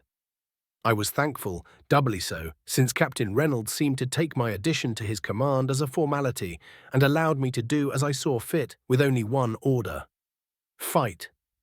The battle had been going well for us, but the humans didn't achieve their primary objective as fast as they thought they would. Our weapons were definitely inferior to the humans, but even so, we'd managed 3 kills. All frigates, of course, but it still counts. It had been easier because the Omni-Union were focusing on the human ships to the point of obsession. They weren't wrong, but it was still insulting that they saw us as a lesser threat. One thing that had me worried was the no-retreat order. I had asked Reynolds about it on the comm, and he had said that he would explain it to me in more detail later. But the order stands as written. No vessel under United Systems command is allowed to leave Sol under any circumstances until the enemy is defeated. A fight to the last. But why would they go to such lengths? Shiphead, I know I've said it before, but I want to say it again. This TAC map is incredible, Kryn said. Yes, I know, Kryn. It updates so quickly and has so much information, and you can even zoom in and out. Why don't you just wed the damned thing already? I asked with a grin. She grinned back, because marriages between organics and inorganics isn't legal yet. I rolled my eyes. Always with a comeback, this one. Half the time she didn't get the joke, the other half her wit was as sharp as a whip. There were plenty of shipheads who wouldn't be as appreciative as myself of her wit, but I like to think of myself as pretty open-minded when it came to formalities. She's definitely right about the TAC map, though. I was thankful that the Republic had bought it instead of rented it. I don't know if I can go back. The standard Republic TAC map updates once every 3 seconds and is iffy with IFF. It also relies on self-reporting for friendly ships, which is problematic when a ship loses comms or power. This seems to rely on sensor reporting from each ship to determine the locations and profiles of all other vessels in the theater. And it's on a grid that you can rotate and zoom in and out of. That feature alone is a sunsend. I'm dreading what the catch for this upgrade is going to be, said Luna. It doesn't make sense for them to just give it to us for free, even if they're trying to be friends. Thankfully, the TAC map was bought by the Republic, I explained. Reynolds explained it to me before they did the upgrade. Apparently certain systems are so far beneath them that they sell them wholesale to whoever will buy them. Uleena and Director 3 signed the deal right before we left the station. Yeah, Corporal Simmons said that if the Republic asks nicely enough, the US will even sell them rifles and unshielded armor, Kryn said. Apparently it's a millennia-old tradition, stemming from a nation that shares a similar name. I'm pretty sure that was a joke, Kra-Yin, I said. Speaking of the TAC map, enemy frigate on approach. No, sir, the USS Arnold is targeting it, our temporary navigation officer, Enola, said. They're firing. Enemy destroyed. I didn't know how to feel about Enola. He was quiet for a Mimdi Kebns. Every once in a while he would speak up about something relevant to our assignment, but for the most part the only reminder of his existence had been a soft burp every now and then. It could be because this was a temporary assignment and he didn't want to form attachments, or because this was an Urakari vessel and he felt like an outsider. Or maybe he just didn't like us. It didn't particularly matter because the assignment was temporary and he was competent at his job. Sun knows we could do with more quiet on the Lowelana. Kryn was more than happy to let him be antisocial. She was understandably worried about her brother and slightly resentful that he was replaced. Not to the point that she was openly hostile to Enola, but she hadn't said a single word to him outside of professional communication since he boarded. Kran was doing well, but his physical therapy was taking longer than the humans estimated. Probably because the Republic station doesn't have their medical tech or expertise. His doctor was shocked when he saw the scans of his initial injuries and called his recovery thus far a miracle. That had set Kryn on edge a bit regarding her brother's care. A slight impact pulled me from my line of thought. What was that? A missile, Kryn reported. We felt the explosion, but the shrapnel bounced harmlessly off the shields. Didn't show up until the last second, or we would have been able to move out of the way. It would seem that the US TAC map we've got isn't as advanced as the one they're currently using, Enola said. What do you mean? I asked. He suddenly got shy. Well, shiphead, it just seems like they're having no trouble dodging the Ordo, like they see it coming from the instant it leaves the enemy vessels. The only reason they're getting hit at all is by sheer volume. That sounds about right, I said. Yeah, shiphead. Either they have better scanners than we do or a better TAC map, he said. It suddenly occurred to me that Enola hadn't been fully briefed on the humans. I hadn't had the chance, and I doubt his original CO even knew enough for a full briefing. He looked at me for a response. Enola, you're completely right. But it's probably both. Their tech is superior to ours in every way, by at least decades. Once these warp disruptors are taken care of, you're going to see what I mean, I said cryptically. His red skin turned pink as he went pale. There could be another reason he was being so quiet. He was scared of the aliens. I turned my attention to the TAC map. There were 10 warp disruptors left, and the enemy had formed a sort of barricade around them. The OU knew damned well that once those ships were lost, their entire fleet would be too. The humans were being pushed back, but so far not a single loss had been incurred. There were some damage reports rolling in, but everyone was still in the fight. I scrolled along the damage reports. Some ships had vacuum exposure to critical systems, but were still fighting tooth and claw. I was about to make a grim remark when the warp disruptors and their barricade suddenly disappeared from the TAC map. What the fuck? I asked no one in particular. The bridge was silent. A casualty notification popped up. The first loss of the combat on the US side. The USS Armstrong, commanded by Captain James Neal. I tapped the notification for more information. Casualty report, ship USS Armstrong. Evacuation. All non-essential personnel evacuated. Ship status, destroyed, no debris. Confirmed KIA, Captain James Neal, asterisk, classified asterisk, Lieutenant Hyun Lee, Lieutenant Junior Grade Marcus Flowers, Ensign Curtis Roberts, Lieutenant Junior Grade Eric Sampson, Ensign Henry Wagner, Ensign Po Chun, Lieutenant Adana Ibrahim. Escape pods. Awaiting retrieval. Beacons active. What the hell happened? I asked. Shiphead, I'm getting readings of a slipspace explosion where the barricade used to be, Kryn said softly. A slipspace bomb? Could such a thing even exist? No, it would have been destroyed by the warp disruptors, right? No. Can't be. If that kind of weapon existed, they would have used it immediately, and they definitely wouldn't have bothered asking for reinforcements. So what could cause a slipspace explosion? The only other thing I could think of was… Oh. A suicide bombing, Lena said softly, voicing the conclusion I had come to. Shiphead, the aliens. They're warping, Enola said shocked. In system. Yeah, I told you so, I said. The joy I would have normally got from Enola's reaction was stifled by the tragedy that had just taken place. I couldn't help but imagine the last moments of the crew and captain of the USS Armstrong. And whose name was classified on the casualty report? Was it a brave last stand or an intentional destruction of a faster-than-light drive? An overload of an FTLD was one of the most destructive things that could ever happen, and their FTLDs were far more advanced than ours. I shook off the thought of it being intentional as the comm pinged. Sir, it's Captain Reynolds, Lena said. I looked back up, not realizing that I had been staring at the floor. The battle was over. Cleanup had already begun. Once they have their warp capabilities, these humans truly are unstoppable. Put him through, I said. After a second, Captain Reynolds' voice came over the comm. Shiphead Uleena, the battle is over and won. Return to the USS Thanatos with care and prepare for debrief. Understood, Captain. I'm not joking about the with care part, Uleena. They're using A2S to clear the debris out. I looked at Enola, who by now was as pink as Reynolds. Set a course for the Thanatos. Steer clear of debris fields by 300 miles or more, if you please. Yes, sir, came the response. It took nearly an hour to get back to the Thanatos. Most of that time had been spent silently watching the TAC map as A2 symbols met with debris fields, causing them to disappear. There was a queue to dock with the Thanatos when we arrived, and we patiently waited to be scooped up. There wasn't a spare dock for the Lowelana, so we had to contend with the embarrassment of being carried like a child.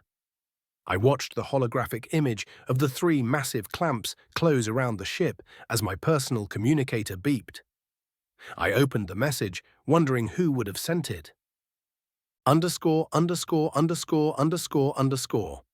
Uleena, I didn't want to say this where your crew could hear it, but we'll need to talk frankly during your debrief. It may seem hostile, but please understand that that isn't the intention. Your answers will need to be truthful and concise, or there will be negative ramifications. If you're unable to answer a question due to orders received by the Republic, you need to say, I am unable to answer this question as it conflicts with my orders. I wish I could tell you why, but even this message is almost a disobedience to my own orders. I'll be running the debrief, with some guests that you'll be notified of when you arrive. I'll try to go gentle, but expect harsh questions and some accusations from the guests. Tim will guide you to the conference room. I cannot stress enough the importance of being truthful during this debrief. Reynolds. Underscore, underscore, underscore, underscore, underscore. Reporting and debriefing always made me a little nervous, and I was already more nervous than normal due to being debriefed by aliens. Now my hearts were racing, and I could barely think straight. What the fuck? Did I do something wrong? Did a member of my crew do something wrong? Are they angry that the Republic reinforcements didn't arrive in time? Or maybe they thought we didn't pull our weight. I had thought we had done rather well considering the circumstances. I was so lost in thought that I had missed the docking notification. I realized this once I noticed my bridge crew staring at me. Right, I said. Then I keyed the comm. Well done, everyone. Please remain aboard the Lowelana for the time being.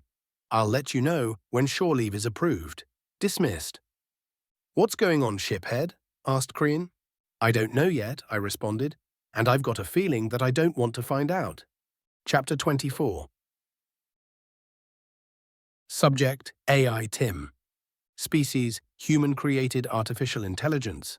Description, no physical description available. Ship, USSSS Thanatos. Location, Sol. A lot of weird stuff was happening. First we find out these VR are genocidal, then they show up with more than we thought they would. Then the kamikaze incident with the USS Armstrong, and now they're going to grill the lizard Captain Guy because he didn't tell us the Omni Union was genocidal.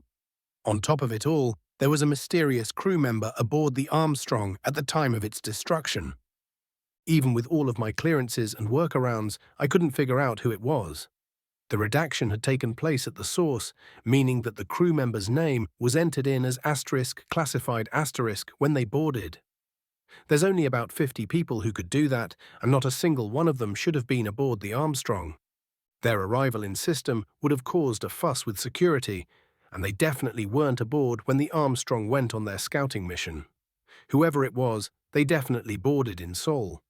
The Armstrong didn't dock with any of the carriers or stations, which indicates a boarding shuttle. But where did the shuttle come from, and where did it go? And who was on board it, Cotton Eye Joe? The little joke made me feel a bit better about not knowing. I hate not knowing, even things I'm not supposed to know. I enjoy being privy to secrets. It makes me feel special. Trusted. Being kept on the outside of a secret was a bad feeling. It made me grumpy. It was with this grumpiness in mind that I watched shiphead Uleena exit his ship. Captain Reynolds had tipped off the alien against my advice. Not that I don't think Uleena deserves the benefit of the doubt, but if there were any blowback from the high brass, then Reynolds might end up kissing his command goodbye. I had volunteered to tip off the shiphead, but Reynolds pointed out that I've already got too many demerits this quarter. If I wasn't careful, they'd be able to establish a reckless pattern of behavior and prevent me from re-enlisting. That wouldn't do. I had made a promise to myself to make sure that Wong and his children, which he has yet to have, the loser, would end up better off than his great-grandfather. Chow Wong had been a wise man and had ended up teaching me an important lesson in morality. My biggest regret is that I only listened to what he was saying after I killed him, and his death had caused undue pain and suffering on people who didn't deserve it. It took me a few centuries to, I don't know, cope? Deal with my part in what turned out to be the biggest mistake that inorganic minds have made thus far. Whatever, now I'm going to make it up to them. What is it with me today, dwelling on such negative things? Gotta continue to be the happy-go-lucky AI that annoys everyone.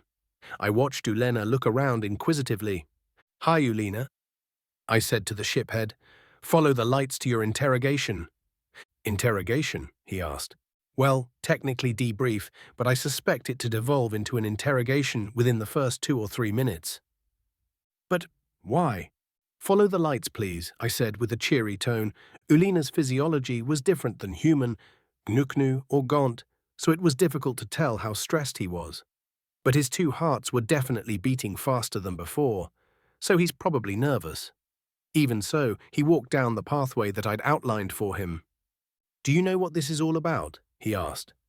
"Yes, but I can't talk about it. It's a surprise," I responded, continuing my cheery tone.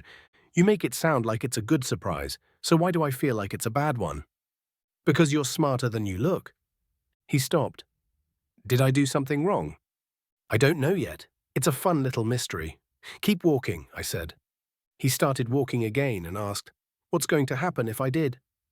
"I'm not a lawyer, but you'll probably just end up deported along with your crew.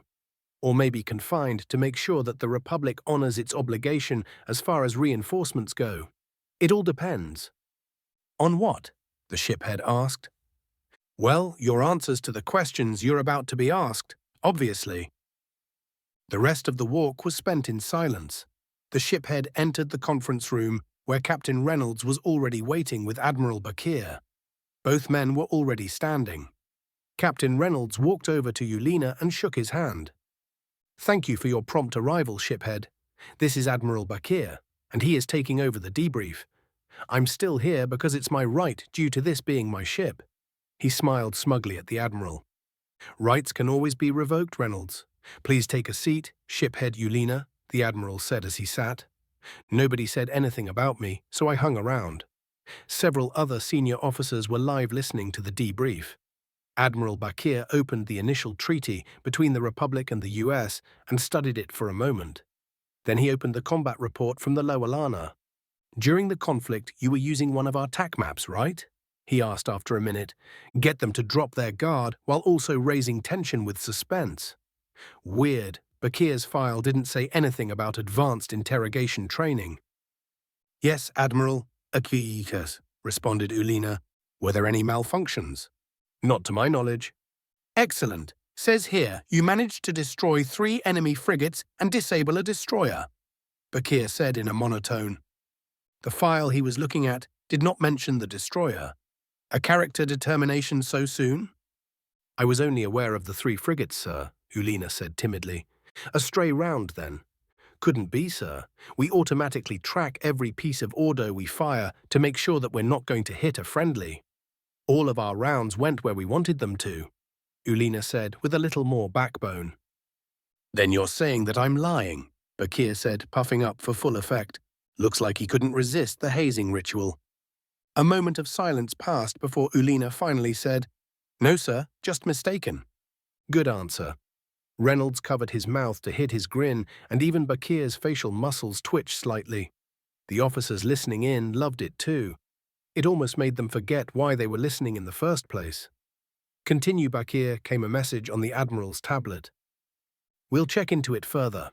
Tell me what you know about the Omni Union and the Republic's fight with them, in as much detail as possible," Bakir said as he sat back. "Yes, sir. Around 30 years ago, one of our unmanned deep space probes found signs of faster-than-light travel emissions. It moved to investigate closer, and we lost contact with it. A month later, the outpost station that launched the probe came under attack from the Omni Union. A transport ship carrying supplies managed to escape, and the Republic began to muster a fleet. The fleet discovered the outpost station had been destroyed, and the system that the transport ship had escaped to came under attack," Uleena said. "When the OU entered the system, they began broadcasting on all frequencies. 'We are the Omni Union. This system is now under our control. Surrender and do not resist.' They've broadcast that in every invasion since. Every ship that accepted the communication was immediately taken over, but the stations and handhelds were fine. Our fleet was recalled to that system, and the war with the Omni Union began." "Did the system that the transport ship escaped to have any inhabited planets?" Bakir asked. "No, it had orbital habitats and a trade station, but it was a trade hub, not a colony." "Understood. Please continue. We successfully defended the system against the OU, but suffered heavy casualties. As we began evacuation, the fleet was reinforced and our scouts began to attempt to find the Omni-Union systems for a counterattack. We also began mass production and recruitment efforts. 6 months later, the OU re-entered the system with twice as many ships and we were handily defeated. Then they began to invade more of our systems. They had taken a quarter of our outer sector before we organized a defense strong enough to push them back to where they are now. We've got back about half of what they took, I think, Uleena said. How many planetary colonies were lost to the Omni-Union? Bakir asked as he leaned forward. Uleena looked a little confused as he responded, I don't know. Not many. Maybe none. Settling a colony in the outer sector was dangerous even before the OU, and the Republic has some strict laws regarding colonies. I don't think a single member species would jump through the hoops required to settle the outer sector. The traffic and stations were mostly for deep space studies, science, mining, and trade. Sorry, you expect me to believe that the Republic has yet to lose a colony to the OU? Bakir asked skeptically. Yes, sir. They've been attacked, but each member species has their own military in addition to the Republic's. Much smaller, but able to defend a system until Republic reinforcements arrive. That explains the high ship count then. Okay, to your knowledge, what happened to the stations that the Omni-Union captured? Uleena paused for a moment, trying to figure out where this was going. They were destroyed or repurposed into OU defense platforms. What happened to the residents of those stations? I don't know for sure. I know that SOP is to evacuate systems bordering those currently under attack by the OU. So usually there aren't any residents aboard the stations unless they're military stations, and we believe that they escort survivors deeper within their territory when they're captured. Uleena looked like he had finally picked up on the theme of the questions. Admiral, may I ask what this is about? Admiral Bakir leaned back again and asked, Shiphead Uleena, were you aware that the Omni-Union is xenocidal? There's the big question. If the Republic was aware that the OU was xenocidal and had failed to notify us of this, it would put a severe strain on any attempts at cooperation moving forward. Either they had misled us or they were so used to wars being xenocidal that it hadn't occurred to them that it might be strange. Either way, not the kind of people that one wants to be friends with. Uleena, however, looked shocked. No, sir, they're not. Uleena looked at Bakir and Reynolds. Are they? Bakir and Reynolds looked at each other for a moment before Bakir continued. We've recently discovered evidence that indicates they are. A heavy silence filled the room as Uleena processed this information.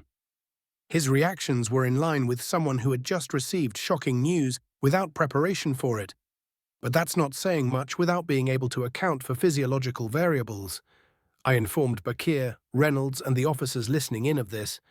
Then Violet sent me a message asking how things were going. Equal sign, equal sign. They're grilling the poor lizard like a barbecue. I think he's innocent. T. Ishisu.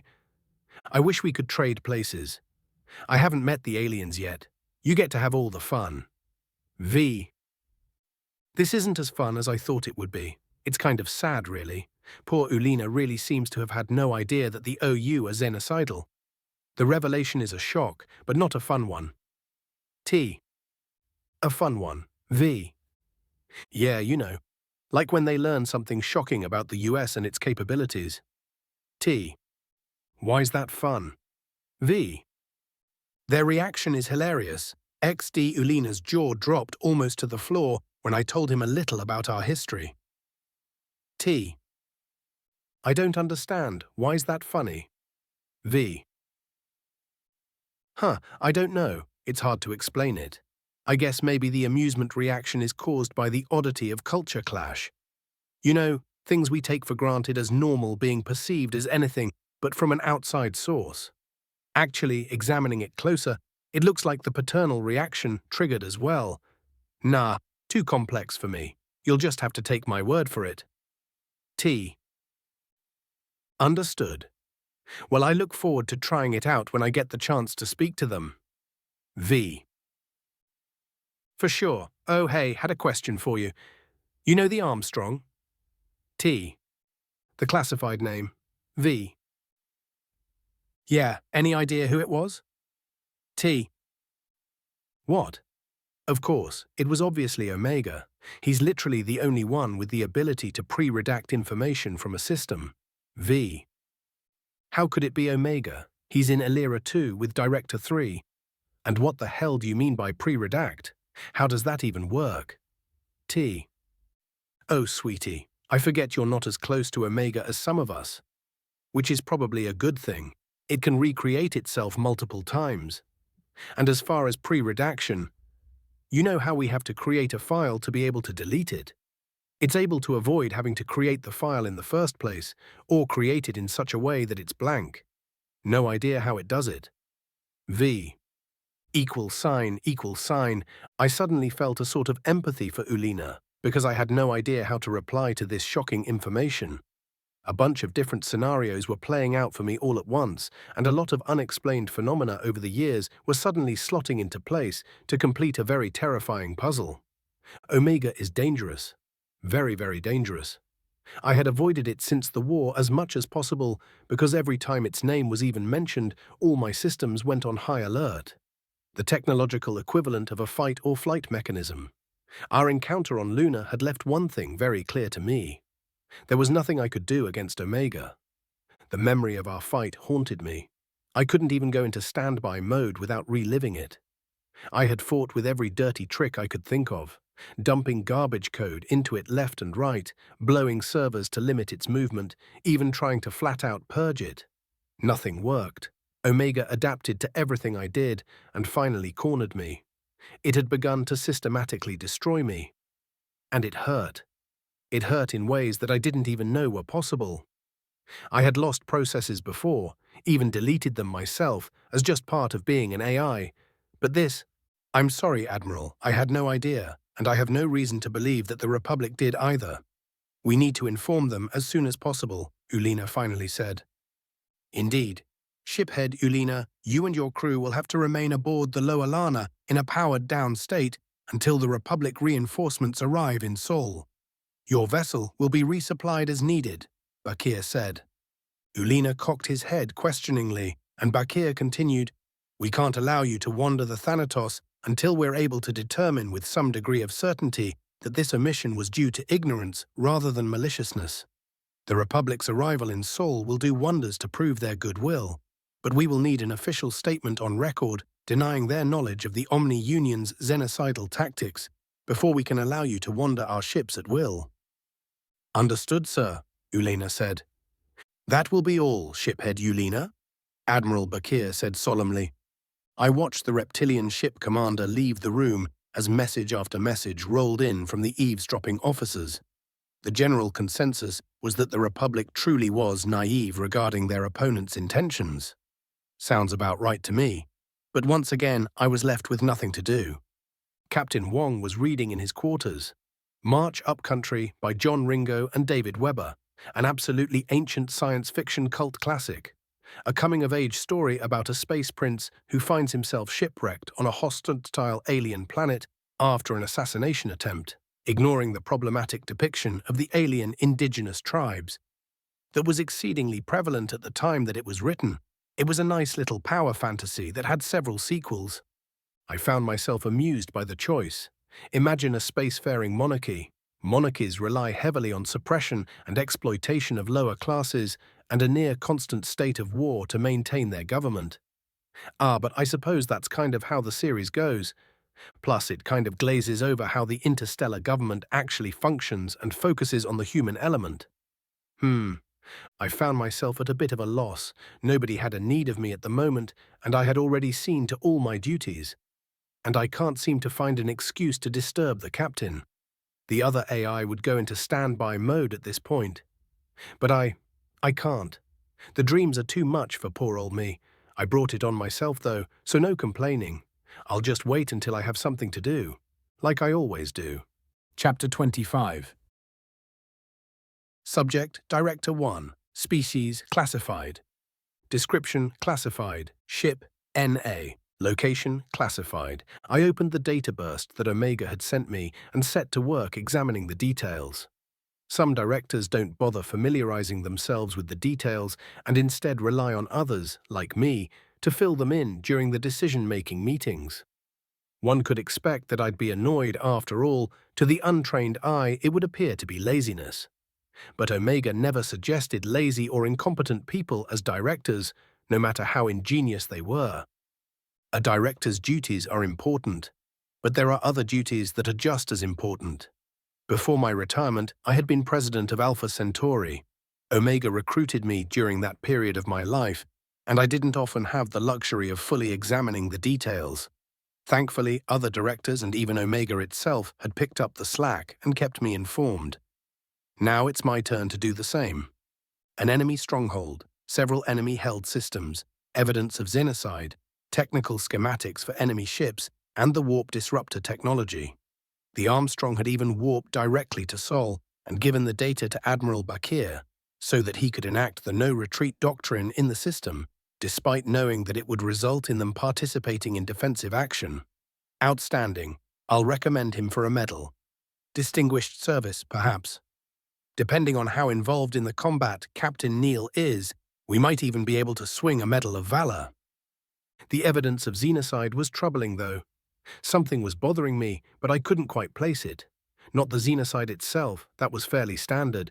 It was hard to find a race that didn't have its share of war criminals. Gaunt, human, Alumari, even the Knuknu had plenty. The Nuknu were a peace-loving folk, but that made their war criminals all the more cruel. As if they feel that they have to prove themselves. General Onari Vlad Klustan maintained his infamy even hundreds of years later for crucifying and impaling his opponents. He had drawn inspiration from human history and had stricken fear into the Alumari before his summary execution. That had been a troublesome war. Both sides were actively members of the United Systems, so humanity needed to maintain neutrality to keep it from falling apart. We had encouraged diplomatic solutions and kept the fighting as even as possible through weapon sales. The entire conflict was over a stupid platinum-rich planet that was on the borders of their space. The Nuknu had got there first, but the Alumari had been planning colonization for a decade. The whole thing lit off over such a simple resource. Oh, that's what's bothering me. Why would the machines just leave resources? The scans showed about 3 fleets worth of debris and several mineral-rich asteroids. What's the point of killing everyone if not to claim a prize? It suggested that their goal for the invasion was to actually eradicate these aliens. I sighed. Motive is important in being able to determine what your enemy is going to do next. If their motive is eradication, then we know they'll keep attacking Sol.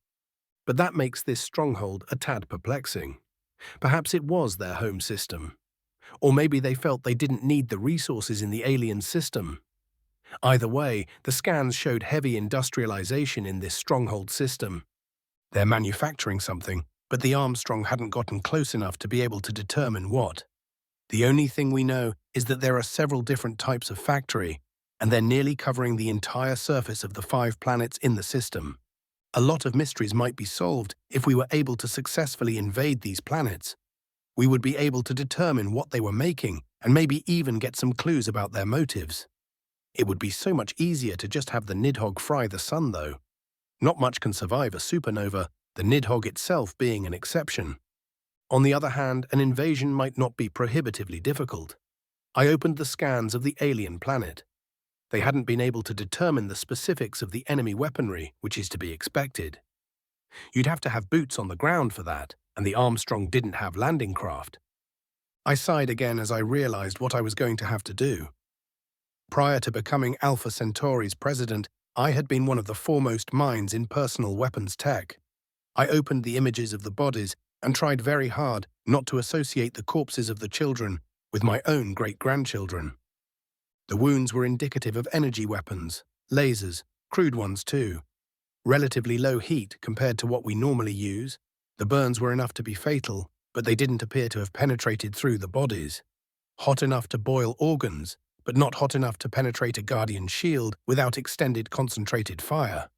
Of course, that's assuming that the aliens don't have some strange tolerance to heat. If they had been human or Gaunt, I'd have been able to determine roughly how many enemy lasers firing at once, and for how long it would take to pop a Guardian shield. If these wounds are analogous, then it's 12 for 10 seconds. If not, then who knows? 2 message notifications interrupted my investigation, an after-action report regarding the defense of Sol, and a short and simple communication from an unknown source. Secom 1021A. Secure Communication 1021 Alpha. Meeting time. I opened the secret application Omega had installed on my computer and entered in my credentials.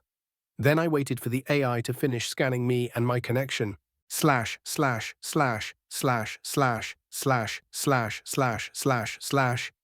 asterisk. Director 1 has joined the chat asterisk. Asterisk. Director 2 has joined the chat asterisk. Asterisk. Director 9 has joined the chat asterisk. D6. Welcome all. This meeting will be held without Director 3, who is unable to join us due to his diplomatic assignment. Director 3's vote will be given to AI Omega as per protocol. Oh, understood. D4, I've got the after-action report opened. The Armstrong kamikazed. D5, it would appear so. Oh, correct. The vessel's FTLD was crippled, and Captain Neal was left with the decision to shut the ship down and certainly die, or to use the FTLD to destroy the enemy. D4, an unenviable choice. I take it you know this because you were the classified crew member. Oh, correct. D2, why were you aboard? Oh, Captain Neal asked to speak to me. We became acquainted during his time aboard the USS Nidhog, and he sought my advice. Before our conversation concluded, the OU attacked, and I volunteered to assist as shipboard AI. D2, did you retrieve your black box? Oh, yes. D2, death has long been a fascination of yours. Did you find it illuminating? D4, that's irrelevant. Discuss it in your personal time. D2, forgive me. Returning to the subject at hand, what was our total casualty count? D5, 48 damaged vessels, 1 destroyed, 103 total casualties, 72 dead, 31 injured. Better than it could have been, considering the enemy had more than double what we thought they would. D2, agreed. We need to not underestimate them further. D10, we should send a fleet to protect Sol. D1, 4th Fleet is halfway through their leave period and at full strength. We could have them defend Sol. D13, 5 million ships would be overkill. D11, overkill is better than no kill. D1, I agree with Director 11. We will also have to formally issue the no retreat doctrine in regards to the Omni Union. D12, are they really xenocidal? D2, yes. D4, yes. D1, yes. D5, the evidence indicates that they are. It's pretty damning. D12, understood. D9, what about the Republic? Did they have foreknowledge of the xenocidal traits of the OU? D8, I have information to the contrary. Admiral Bakir and Captain Reynolds have interrogated shiphead Uleena. Uleena denies knowledge, and all present report that they believe he's being truthful. We'll still need an official statement from the Republic, though. D9, I see. Well, they're unlikely to openly admit it with 4th Fleet in Sol. D7, it doesn't matter. There are procedures for this. We should update Director 3 on the situation. Get an answer through diplomatic channels. D1, I'll send Director 3 the message. D9, I'm more interested in what we do with the ships that are currently defending Sol. D1, all but the Thanatos and the Lowelana are part of 10th Fleet. The battleships and carriers are all still warp-capable, so we can have the ships repaired in Wolf 359. Once they're repaired, they can return to their former duties. D2, Bakir's going to be sore about Hecate relieving him. D7, and what about the Thanatos and Lowelana? D1, neither ship was damaged, and we'll need a liaison between Republic and US forces when the Republic arrives. Placing a single ship under our command is one thing, but there's no chance in hell they'd do the same for an entire fleet. So we'll need to coordinate, and the Thanatos and Lowelana are in a perfect position to do so. D6, regarding the defense of Sol, the plan is to replace the current defenders with 4th Fleet, have the current defenders repair in Wolf 359, and return to their previous posts with 10th Fleet. and have the USS Thanatos, with the RSV Lowelana docked, act as an impromptu joint command center between the United Systems and Republic forces. Admiral Bakir of 10th Fleet will be relieved by Admiral Heckett of 4th Fleet. The no-retreat doctrine will go into effect in regards to the Omni-Union. Director 1 will send an update to Director 3, and Director 3 will get an official response from the Republic regarding foreknowledge of the Omni-Union's xenocidal actions. D9, I concur.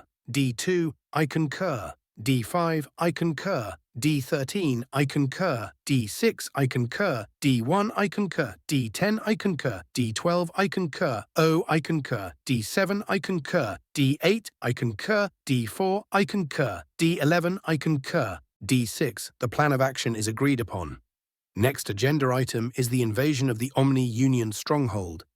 D2, a hasty invasion will not be to our benefit. D4, I disagree.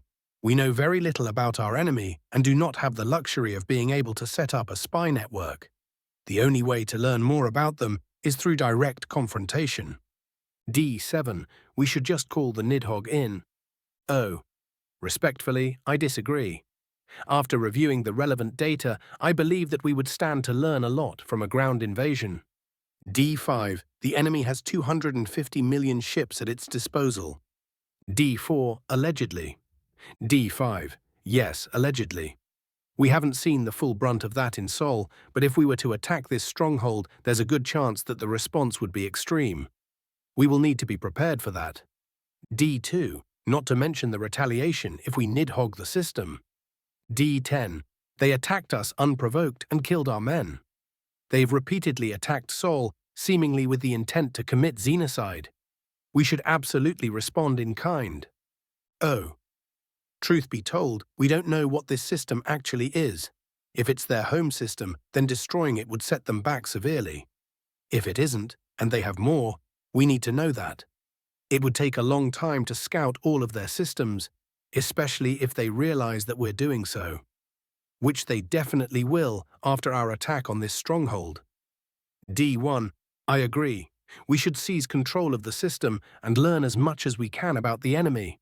Hitting them is all well and good, but I prefer to hit them where it hurts the most. And I don't know where that is yet. D13, we can seize the system, defend it while gathering intel, and once the intel is gathered, we can remove our forces and Nidhog the system. D5, we would still have to have forces that could not only withstand a full attack from the enemy, but also a planetary invasion. We don't know how many boots they have, or what weapons they have available. D1, I've done a rudimentary analysis of the attack on the now extinct alien world. They appear to use relatively low-output energy weapons. Lasers. The Guardian shields should be able to handle it. D10, you're starting to convince me. D1, what munitions should we use, in your opinion? D1, standard-issue kinetic weapons should do the trick. Mechanical enemies are more resistant to energy weapons than they are to armor-piercing bullets. D7, I'm coming around as well. 7th Fleet would be able to be recalled. Halaray 3 is nearly pacified, so their presence there isn't a necessity. O, 2nd, 3rd, 5th, 7th, 8th, and 9th Fleets are all able to be recalled for the invasion without devastating results to pacification efforts if 10th Fleet covers for them. 1st Fleet is maintaining their vigil above the Deluran home world. 4th Fleet will be defending Sol. 6th Fleet's presence in Narangur is necessary as there is heavy fighting. In total, 6 fleets, 30 million ships. D2. How many Marines is that? O. A minimum of 750 million and maximum of 15 billion. At the moment, there are 3,251,627,111 Marines stationed with those fleets.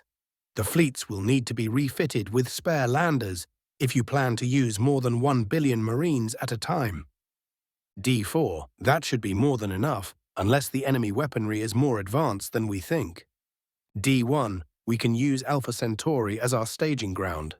We have a stockpile of landers stored on Proxima B. O. I would also like to send some copies to assist with the intel gathering. D2,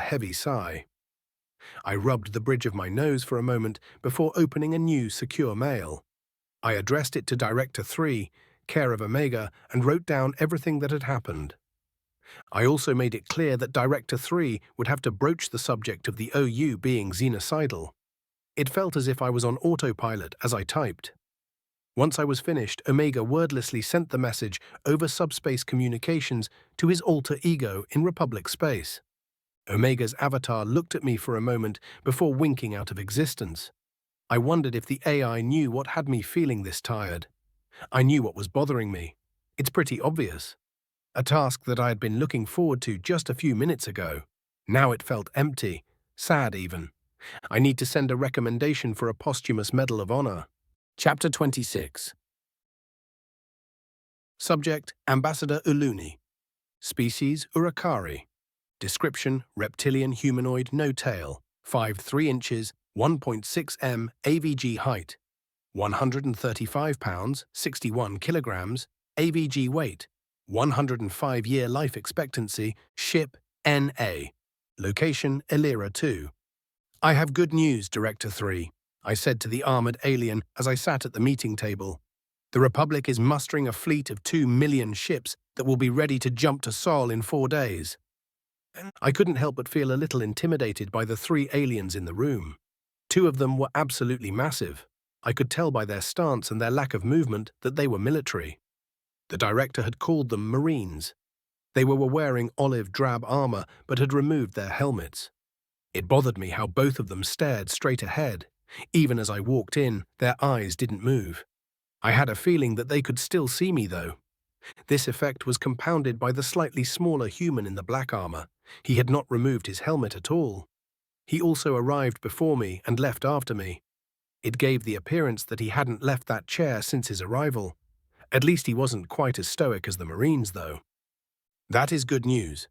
I've received word that we were able to successfully defend Sol from another incursion, but we are expecting more attacks, he said.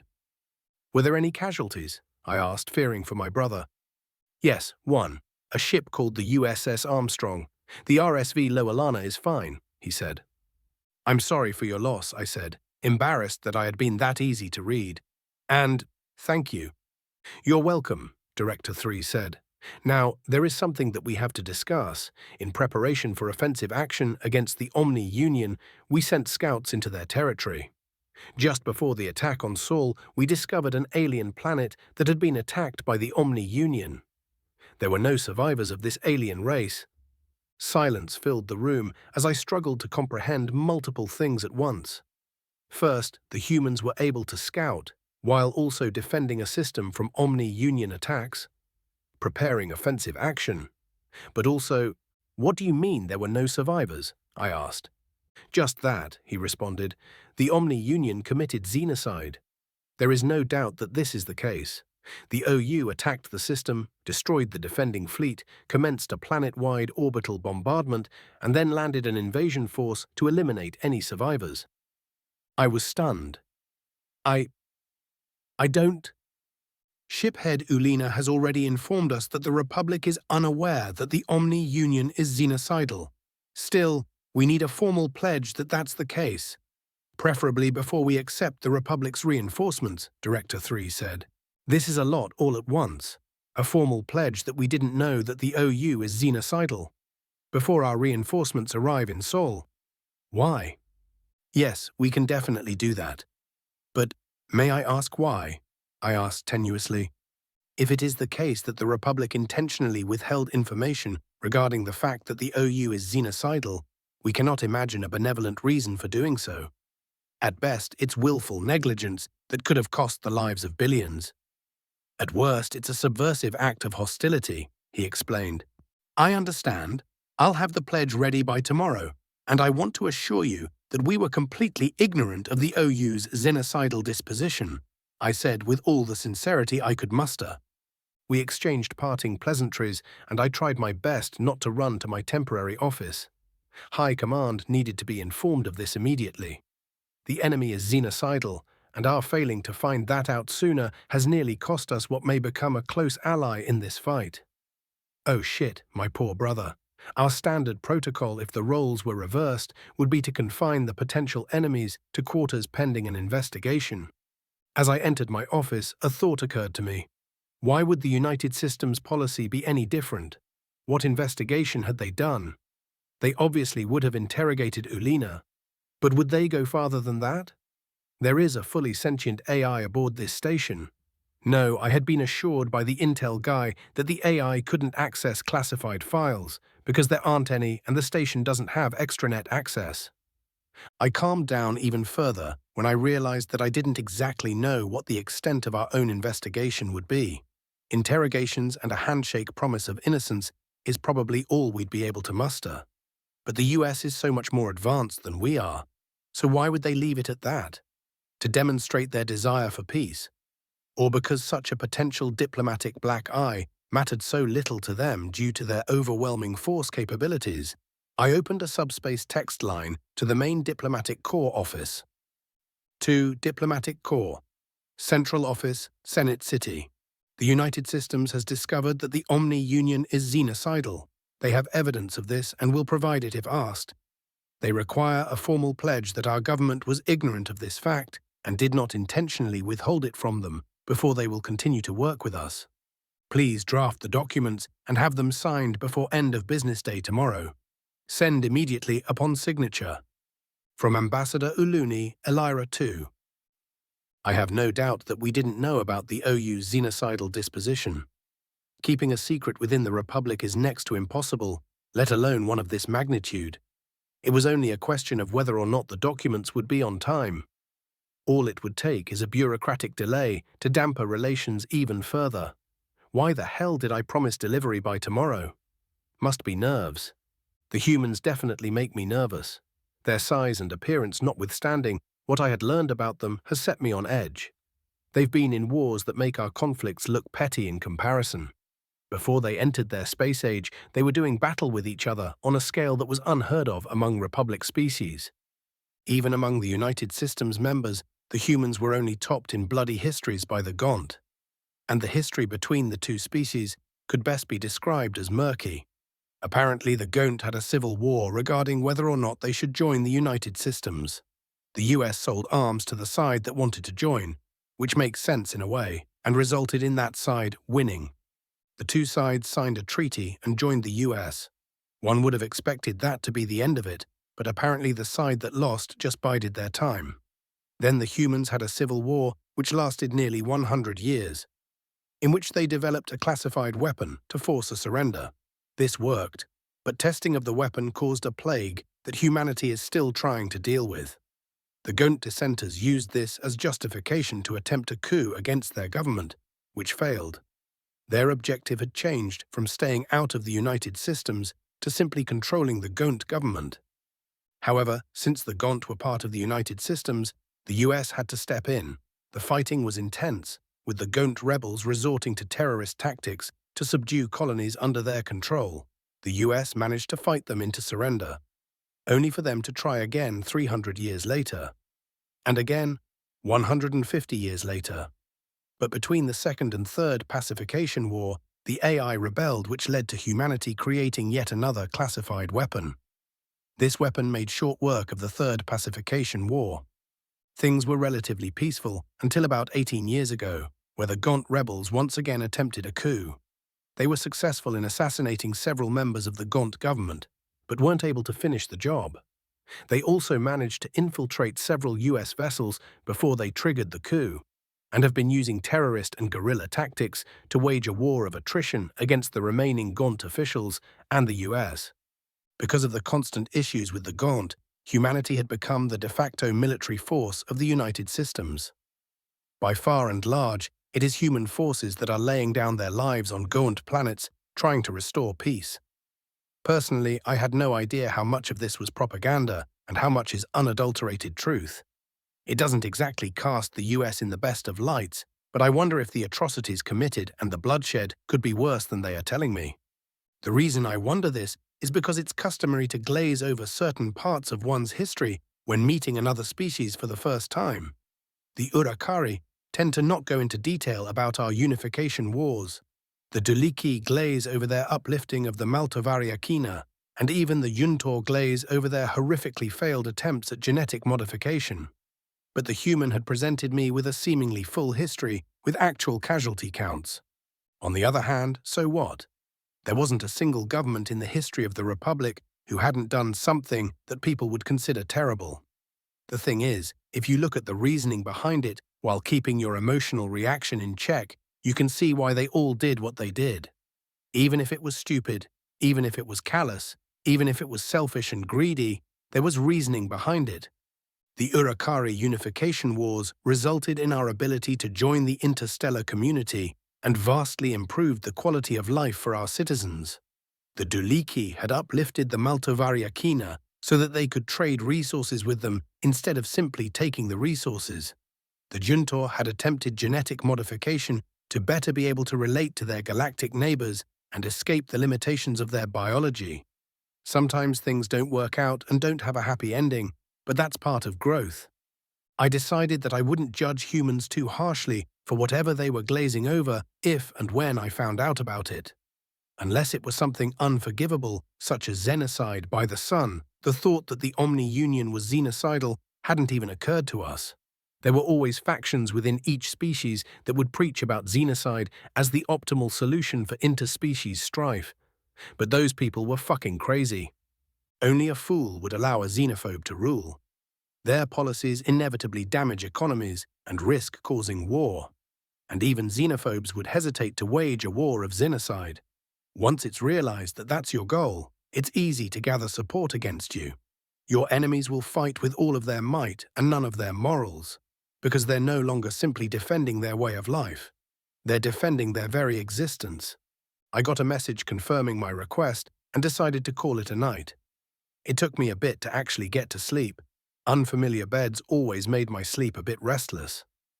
Despite this, I woke up the next morning feeling refreshed. I took a shower, put on clean clothing, and performed other acts of hygiene before finally checking my messages. To Ambassador Uleena, Elira 2. The request by the United Systems for a formal statement regarding the xenocidal disposition of the Omni-Union has been fulfilled. Please see the attached document and confirm that it meets their criteria before presenting it to the representative of the United Systems. Your request for an action plan regarding permanent diplomatic relations with the United Systems has been approved and completed. Please present the secondary attached document to the representative of the United Systems for their feedback. From Diplomatic Corps. Central Office, Senate City. Attachment S. Statement.txt. Dractianplan.txt. I was surprised by how quickly things were moving along. The executive must be paying personal attention to this first contact. Not that I blame him. If it's mishandled, the US may become a formidable opponent. Even the sale of the navigation tech, something which usually takes nearly a year to be approved, had been streamlined and approved in record time. On the other hand, I suppose it's not an equivalent situation to previous first contacts. First, both sides are actively at war with the same enemy. Second, and I keep forgetting this, we're not just dealing with the humans. We're dealing with 3 other species as well. I double-checked both documents to make certain that they were acceptable, then added my signatory code to them. Then I sent the documents to Director 3, along with a time for a meeting later in the day to discuss the documents if he had any questions. He immediately responded with a simple, "Thank you." I busied myself preparing answers to potential questions he may have until it was almost time for the meeting. I arrived at the meeting room 15 minutes early. He was already waiting inside. Was he just living in this room? Is he just stuck in the chair and too embarrassed to ask for help? Either way, it has a creepy effect. Hello, Ambassador Uleena. I have submitted the Republic's response to the Directorate and Senate of the United Systems and have some questions regarding the Diplomatic Relations Action Plan, he said. Of course, I responded. I am unfamiliar with the system outlined in the plan, Regara. Could you tell me more about it? I began my prepared response. Regara is the system in which we used to house the Interspecies Conflict Resolution Forum, prior to giving the power to forcibly end conflict to Congress. Since then, it's become something of a trade system, where many people go to buy and sell goods. The forum station has been maintained, but isn't currently used. This is where our permanent diplomatic embassies will be. It is also where the Republic fleet that will be sent to Sol is mustering. I meant more along the lines of the layout of the system, Director 3 explained. The plan doesn't indicate whether this system has planets or what type of star it has. I understand. It has a yellow dwarf sun and 4 planets outside of the habitable zone. It also has an asteroid belt and several planetoids, also too hostile for colonization, I said, trying not to be embarrassed. A yellow dwarf sun is good, and the inability to colonize is also a plus. We wouldn't want civilian ventures to interfere with diplomacy, Director 3 said with a slight chuckle. I had no idea what he meant, but didn't feel it would be wise to ask. However, he seemed to pick up on my confusion. There are several entities called corporations that occasionally act outside of governmental influence in an attempt to get wealthier. One of our fears is them attempting to colonize neutral territory in order to gain an edge on their competitors and causing a diplomatic incident, he explained. Has that happened before? I asked, trying to mask my shock. Twice so far, different corporations too, a human corporation and an Alumari corporation. The political fallout was taxing, he said. Back to the subject at hand, how many personnel are we allowed to bring aboard the station? The document doesn't say. Another one I was ready for, right. We would ask that you keep the amount of personnel to a minimum until everything is figured out in full. Just the people that you need. Also, we will have to request that all personnel that you bring aboard the station are organic in nature, at least for now. No offense, Omega. None taken, the speakers said.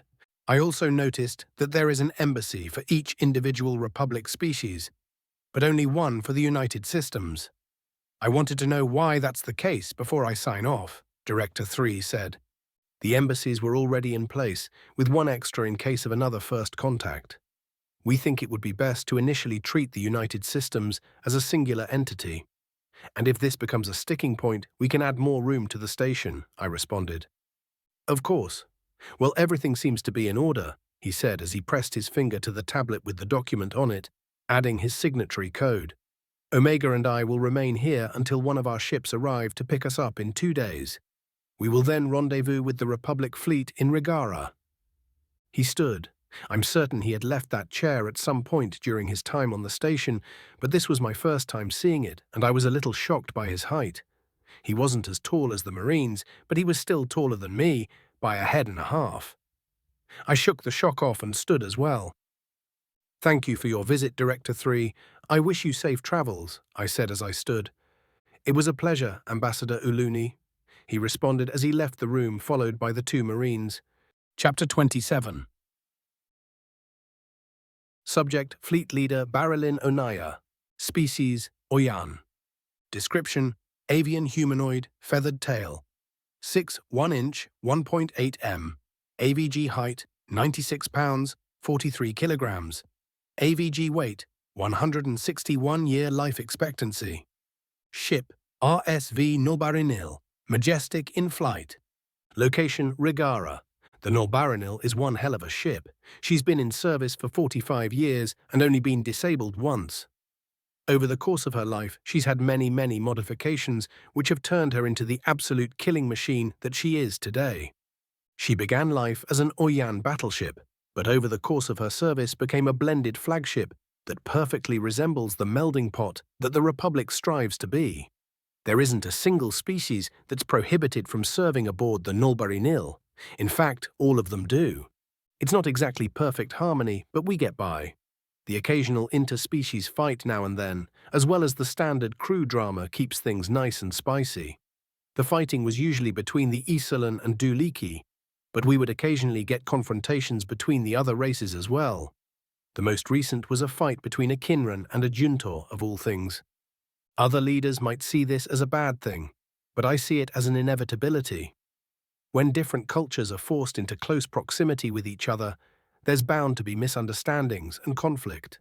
As long as they're handled appropriately, though, it gives birth to understanding and friendship. Of course, if it's mishandled, it can devolve into bitter blood feuds, but that's why I take a personal interest in making certain it's handled correctly. I chuckled to myself, remembering the confrontation between the Kinran and the Juntor, the two most docile species in the Republic, laying into each other over the proper usage of a tool. They had ended up making up, and after their injuries were treated, even became friends. Such is the way of life in the Republic. I wonder about the so-called United Systems, though. The Nulbarinil had just finished repairs after our most recent battle with the OU, and we had been expecting to leap right back into battle when we got our current orders. Lead a fleet to an alien system to help defend it. I had been receiving intel packets daily ever since, and their contents have aged me considerably. The United Systems is a cooperative governing entity maintained by 4 species. They are more technologically advanced than we are, and seemingly more well-versed in galactic-scale conflicts than we are. After reading shiphead Uleena's reports on the aliens, as well as their own explanations of their capabilities, I could only come to one conclusion about their request for our help. They intended to use us as number buffers, and perhaps even bullet sponges. I was a little sore about this, but it was also understandable. After all, we had dragged them into this conflict with our lackadaisical blind jump retreat policy. I knew that would bite us in the rear eventually. We're fortunate that they didn't ask us for anything more than a defense fleet.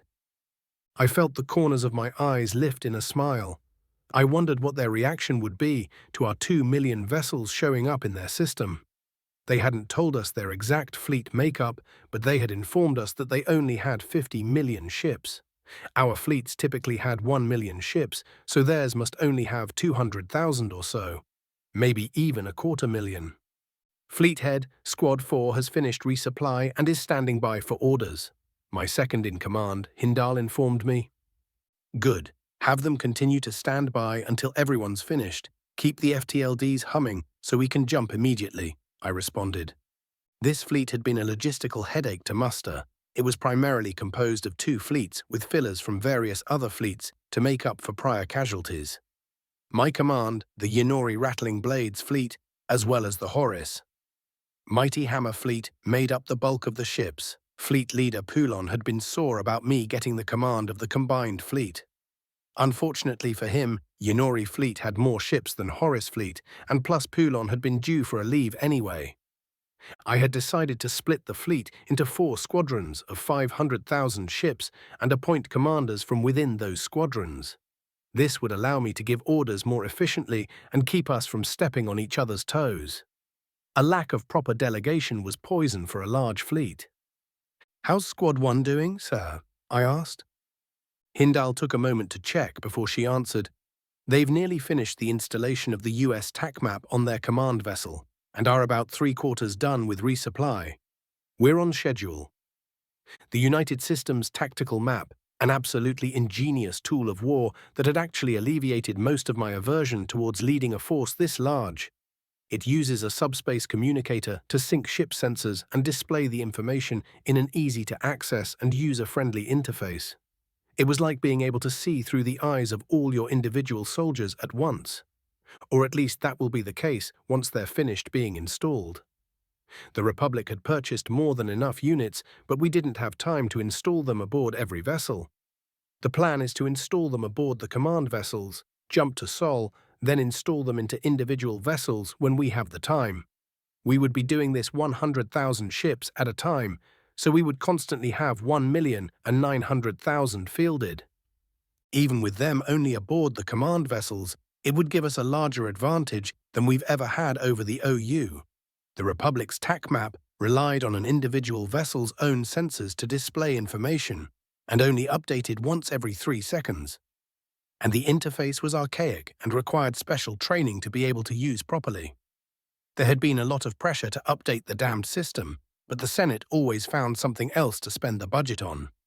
But with this upgrade, our time to fire will drop because we'll be able to gather a firing solution quicker, and our shots will be more accurate because we'll actually know where the enemy is, rather than extrapolating their position. And with how intuitive it was, I didn't have to worry about my commanders having difficulty with it. I was excited to put it to use. Fleet Head, a US destroyer just exited warp and is hailing us, Intel Head Salin said. Are they transmitting video? I asked. Yes, sir. Return the favor and put them on screen, I ordered. A hollow display flared into life, and I was treated to a visual of an alien wearing black full-body armor. I recognized him from his description in the intel briefings I had received. Director 3, I presume? I asked. Yes, I am here to coordinate with you regarding the defense of Sol, the armored human said. Excellent. I don't like popping in without an escort, I said with a smile. I was briefly worried that he might not realize that I'm smiling. Most sentient species smile with their mouths, but Oyans smile with our eyes. Due to the beak. Thankfully, the human laughed, setting my mind at ease. Yes, that's understandable. However, I'm unable to return to Sol with you. I will be jumping to a different system altogether. My apologies, he said. Not an issue worthy of an apology, Director. May I ask why? The United Systems has a specific doctrine regarding warfare against xenocidal threats. Due to my position as an upper echelon commander and Sol being the primary target of aforementioned threat, I might not be allowed to enter the system until the threat is resolved, he responded. The intel regarding the United Systems had surprised and excited me. But then the intel regarding the OU came in. I wish I could say that the Omni-Union being xenocidal came as more of a shock. But unfortunately, that information perfectly answered a lot of questions that I had. Instead of being shocked, I had grieved for my brother who had been aboard one of the trade stations that the OU captured earlier in the war. I know it was foolish, but I had been holding out hope he was still out there somewhere. I consoled myself with the fact that I now had closure regarding his death, and my family would be able to have a funeral for him. Understood. So what's the procedure going to be? I asked. Once you've finished your preparations, you will jump to coordinates that are outside of the system, where you will be hailed by Admiral Heckett or one of his subordinates. You will then be provided coordinates to your defensive position. You can then jump to those coordinates or approach via sublights, whichever is best for your vessels. Omega, please give them the coordinates, he said. It is done, another voice answered as a message appeared at my terminal. Omega, the human-made AI.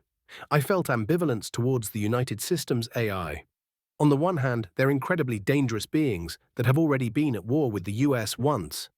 On the other hand, anything is incredibly dangerous given the right circumstances.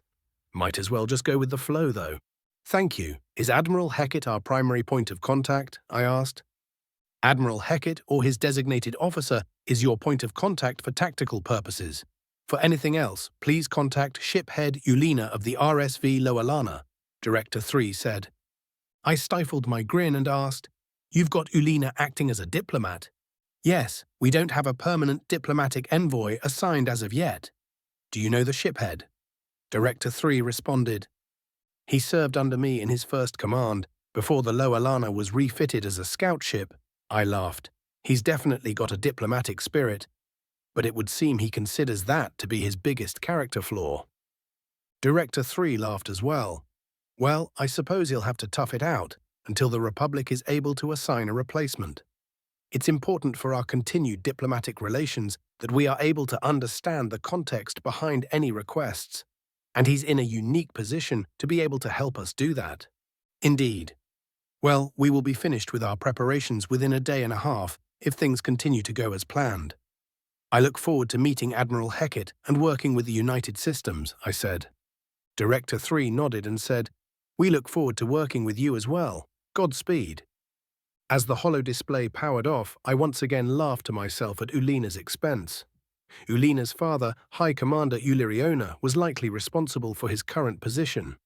Uleena was notorious for creative punishments and was known for being a harsh parent. He undoubtedly knew the exact buttons to push to make certain that his son got the proper amount of corrective action. Hell from on high was a phrase that was created to describe Uleena's punishments. Standard punitive measures sometimes felt unfair, but I knew personally that whatever punishment you got from High Commander Uleena was exactly what you deserved. I stopped laughing as I remembered having to scrub my own ship's latrines as a shiphead for undermining the authority of my commanding officer in front of junior officers. It had taken a decade for Hindal to let me live that down. Still, it had taught me a valuable lesson about authority and pride without relieving me of my command. If I had received the standard punishment, I doubt that I would be as effective of a commander as I am now. I might not even have become a fleet head. Sir, the US vessel has entered warp, and Squad 1 is finished with the installation of the TAC map. We can boot them up now, Hindal said. Good. Let's familiarize ourselves with the new toy, I said with a smile. Chapter 28. Subject, Nav Officer Kran. Species, Urakari. Description, reptilian humanoid, no tail. 5 3 inches, 1.6 m, AVG height. 135 pounds, 61 kilograms. AVG weight, 105-year life expectancy. Ship, RSV Wanzanil. Teeth exposed. Location, Rigara. I had been very fortunate. First, my recovery had taken less time than expected. I worked hard on my rehabilitation, but I suspect the human medical intervention deserves the majority of the credit. I had missed the chance to ship out with my sister, and command seemed to be dragging their heels on my back-to-action paperwork. But then fortune smiled on me again, and I ran into Ambassador Uleena. I had no idea that the shiphead's sister was an ambassador. She was able to get me a ride to Sol to rejoin the Lowelana. I was supposed to be a guest aboard this ship, but then fortune gave me yet another grin. The primary nav officer fell ill, and shiphead Unas decided to give me the role instead of making the secondary nav officer work double shifts. So now I get to be aboard the bridge of the RSV Wanzanil as the Republic fleet jumps to Sol, and even get to make the jump happen. What luck to be a part of one of the biggest moments in the Republic's history. All right, crew. Get ready. We're going to be getting the order to jump any minute now. I don't want to be the reason the fleet's held up, do you? Unas asked, while crossing all 4 of his arms. No, sir, we all shouted back. Shiphead Unas was stricter than Uleena, but I guess that's to be expected from an Isolan. I'd never served under an Isolan before, but I'd heard a lot of stories about them. I hadn't put too much stock in these stories because scuttlebutt is usually about one-upmanship, and you can't trust it. Even so, the stories had made me nervous when I saw my orders. I didn't want to end up doing push-ups the whole time I was aboard. Nav Officer Kran, how are we doing? The shiphead asked. I turned to look at him and responded, We have the coordinates locked and ready to go once the order's given. We've also got the FTLD already charging up. At this rate, we might be the first ones to jump, sir. That's what I want to hear. Good work, he said. The tension aboard the bridge was palpable. We were part of the biggest fleet that anyone's seen. Sure, there had been battles where we had more than 2 million ships in the fray before, but those were separate fleets. This is one super large fleet. I wished I was able to see the aliens' reactions. I remembered how shell-shocked Uleena had been about pretty much everything to do with the United Systems, and smiled to myself. I guess it's their turn to be a little shell-shocked. I watched as the FTLD indicator filled up.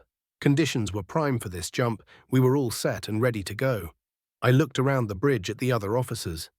The Wanzenil is a mixed species vessel, which was a novel experience to me. So many different types of people working together in harmony. If it weren't aboard a machine of war, it would be downright heartwarming. There was significant data that indicated that multi-species vessels performed better than single-species vessels, but they're still not a common occurrence.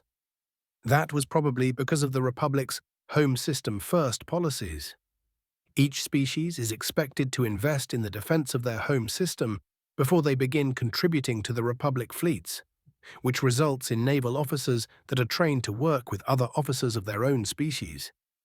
I had only ever served aboard Urakari vessels, same as my sister. Well, actually, that might not be true any longer. She might be working with the humans now. I hope she's okay. Nah, of course she is. Working with tech like the humans would keep her entertained until we were reunited for sure. I wonder if she misses me as much as I miss her. Alrighty boys, girls, and everything in between, we've got word that we're good to jump. On my mark, said Unas. 3, 2, 1, mark. I initiated the jump to warp and checked our readings. I looked back at the shiphead with a grin and said, "We were the first to jump, shiphead." He grinned back, "Excellent. Then we'll be the first to arrive." The bridge fell into silence. Everyone seemed to be holding their breath, nervous about what we'd see when we arrived. The only sound was the occasional soft burp from the MDK PNZ in the crew. The jump seemed to drag on and on when suddenly we arrived. I confirmed our location outside of the Sol system and scanned as much as I could within the system. But our sensors were built for combat, so I didn't get much data. "What do we see, Cran?" asked the shiphead. "We've got the system layout, and there's ships in it. Can't tell if there's weapons fire or not. I also can't tell how many ships there are, but there's multiple groupings." "Humph," the shiphead grunted. "They had us jump pretty far out. Did they do that on purpose to avoid our sensors? How do they know the range?" Our intel head, a juntor named Crintunius, spoke up in the monotone voice indicative of his species. "Probably not, shiphead. They likely had us jump this far out to make certain we would not be affected by the reported warp disruptor technology. However, it is almost assured that they know our maximum sensor range." The rest of the fleet arrived alongside us as the shiphead asked, "What do you mean?" "The intel packet we got said that the United Systems scanned the Lowelana to be able to translate between the Urakari aboard and the US. Even we are able to determine a ship's sensor range with a good scan. I'd be surprised if they weren't able to." Unas tapped his chiseled jaw in thought as an alert sounded from his console. He leaned over and opened a message, probably from the squadron leader. He scanned the message with a neutral expression until he hit a certain part which made his eyes widen and his jaw drop. His look of surprise lasted only a moment before he shook it off and turned to me. "Sending coordinates to our next jump. There's no fighting in the system, so we're to be positioned where we'll do the most good," he said. "Understood, shiphead. Entering coordinates and charging the FTLD," I responded. Then, almost casually, he said, "I should probably let you all know before you see it on the sensors, but the United Systems apparently has 5 million ships in the system." Silence once again took over the bridge. I continued to do my task only because it was muscle memory. 5 million? How many fleets is that? How large is the upcoming battle expected to be? We jumped once more, and I confirmed on our scanners what the shiphead had told us.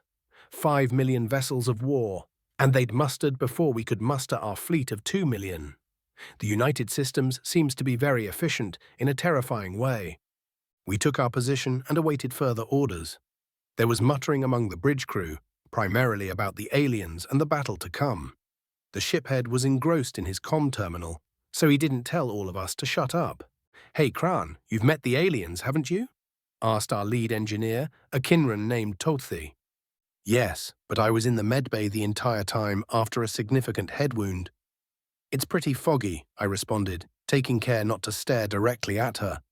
Looking directly at a Kinran during conversation always turns me into a stuttering mess, no matter how many mind-over-matter classes I take. "Oh yeah, sorry. I wanted to ask what they look like," Tothi nervously continued. "They're bipedal with 2 arms, The ones I saw had different skin tones, with very little hair except on their crown. Their hair colors varied as well. They've got 2 eyes, 1 nose, 1 mouth, a mostly flat face, 5 fingers on each hand, and a mixture of flat and pointy teeth. I remember one of the nurses smiling at me with her teeth, and it had a soothing effect to see the flat teeth, I said. Oh, but that's just humans. I didn't get to meet any of the other ones. The humans sound pretty interesting. I'm wondering about the Gaunt, though. The intel packet says they have 4 legs and 2 arms, kind of like the opposite of an Isolan. Oh yeah, you're going to be leaving to rejoin the Lowelana, right? She asked. Yes, I responded. So you might be able to meet more aliens. So hey, I was thinking that maybe you could, maybe take some pictures and send them to me when you got the chance. I'm super nervous about meeting the aliens, and I figure that it'll happen eventually, so I want to be as prepared as possible so I don't freeze up and make a fool of myself and the Republic and… She paused, catching herself ranting. Well, anyways, if I give you my contact ID, will you consider it? I couldn't help but smile, the first time in my life that a non-relative female had given me her personal contact ID, and it was one I couldn't even look directly at. Not to mention the biological incompatibility. The universe has a twisted sense of humor. If they're fine with it and I get a chance, I'd be happy to, I responded. I heard a chitter of happiness from her as she began to bombard me with thanks and follow-up questions. After a few minutes, the ship head finally called for everyone to quiet down, and we all got back to our respective responsibilities. He informed me that I'd remain the nav lead until the previous one recovered, which would be a couple of days at most. Things were business as usual from then on. I spent my off time unsuccessfully trying to get in contact with my sister. I kept getting error codes that I didn't recognize. I wrote it off as the Thanatos shielding affecting personal comm units and tried not to worry. 3 days later, I was finally aboard a shuttle on my way to the aforementioned behemoth to reunite with my sister and my crew. The shuttle in question was of US design, apparently for transporting diplomats. It was really nice, but I felt massively out of place. Like going to a fancy restaurant in a cheap tunic. There were comfortable seats, tables, and even a convenience fridge that was stocked with human snacks and drinks. The thing that stood out to me the most was that this shuttle had windows. Big viewing windows that allowed you to see just about everything. It was breathtaking. I knew we were moving, but the stars and planets didn't seem to be at all. It just hammered home how big it all is. It made me feel small. This feeling intensified as the USS Thanatos came into view. At first it looked like any other ship, but then it kept getting bigger and bigger.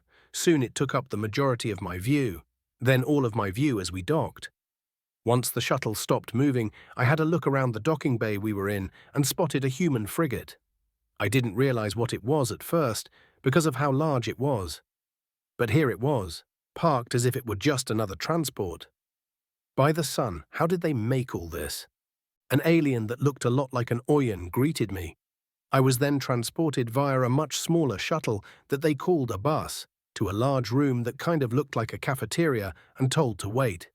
They asked if I needed any refreshments, but I didn't know what was good or not and wasn't really feeling hungry or thirsty, so I declined. Then they left me alone to my thoughts. As I waited, I wondered what adventures they had been on. It had only been a week, but a lot had been happening very quickly as of late. I also wondered if she had been getting along with my replacement. Uleena had told me that it was a MDKNZ, who had been the second on the ship that Ambassador Uleena had arrived on. I didn't envy them, serving aboard a species-owned vessel as a different species can be rough. I like to think that my crew members were good enough people that they wouldn't let that stand in the way of being polite, at least. I looked towards the doors. I knew it would take some time for them to arrive, but the passage of each minute seemed to take hours. I caught myself fidgeting multiple times. First I was tapping my foot on the ground, then pumping my leg, then wringing my hands. Finally I stood and began pacing to keep myself from looking foolish. It was as I was facing away from the door that I heard the soft sound of it opening. I turned quickly to see who it was. Krun, Kreen shouted and ran up to me. Kryn, I shouted and ran up to her. We collided into a hug and fell over laughing. Even though I was laughing, I still had to hold back tears of relief. She was okay. Thank the sun she's okay. I wiped my eyes and noticed that she was doing the same. "Why are you crying?" she asked. "You were basically on vacation." "Because I was worried about you, Delaka facies covered fertilized egg. You went into battle without me," I responded. "What are you crying about?" "I was worried about you. You had a wound that was so serious that you had to let me go into battle without you. Fucking cloaca. Why the hell would you be worried about me?" "Because you're just so damned dumb," I said with a laugh. "How could I not be worried? Without me, the odds of you somehow destroying the ship increased drastically." She hugged me tighter and said, "You're a real piece of shit. How can you say I'm dumb when your brain is broken now because you were too slow to dodge?" We both laughed as I tried to think of a comeback. I was beginning to worry that my brain actually was broken when I noticed ship head Uleena, Livna, and a MD Kapienzer had followed my sister into the room. Uleena and Livna were smiling, and the MDKNs looked concerned. A typical reaction to seeing my sister and I interact. "Hello, shiphead," I said with an attempted salute. My sister had my arms pinned. "Hello, Kran. Glad to see you back in action. Sooner than expected. You sure you're cleared for duty?" he asked. "Yes, sir. Got my clean bill of health and everything. Met your sister aboard the station, and she expedited my transport. Came in with the fleet. I got to initiate the first warp here," I said with a grin. Uleena laughed. "That makes twice that you've initiated a warp to Saul. At least it was on purpose this time." We all laughed, and my sister released our hug with one last tight squeeze. Once we had regained our composure, the ship head gestured to the MDK-PNZ. "This is Enola. He's been filling in for you while you recovered. He'll be acting as your second until we are able to return to Republic Space and debrief," he said. "Nice to meet you, Enola. Sorry to run you ragged," I said. "So Jula didn't make it?" "I'm afraid not," came the reply I was dreading. I hadn't seen my second aboard the station with the rest of the wounded. I had assumed the worst when she didn't come to visit me with the shiphead and Kryn, but had hoped that she was just busy covering for me. A deep sadness settled in my heart. She had been a great second. Not only was she a skilled navigator, she always cleaned up after her shift and never made any adjustments to our shared settings. We had even fancied each other, but neither of us were brave enough to make the first move. I'll miss her deeply. "I'll do my best to live up to the standard Jula set," Enola said. It didn't make me feel any better, but it also didn't make me feel worse, so I gave him a nod. "Indeed. Anyways, sorry to do it to you, Kran, but your first shift is going to be a double to give Enola the chance to recuperate." "He's been pulling doubles ever since coming aboard," Uleena said. "It'll give you a chance to get back in the swing of things." "That's not nice," Enola began. "Yes, sir," I interrupted. I wasn't thrilled to have double duty, but a tired navigator was a time bomb, no matter how skilled they are. Even muscle memory can't help you when you've got the tired twitches. "I'll gladly take the hit." Uleena smiled and looked at Kryn and I with something akin to pride. "Well then, that's settled. Let's get back to the ship." Chapter 29. Subject: AI Omega. Species: Human-created artificial intelligence.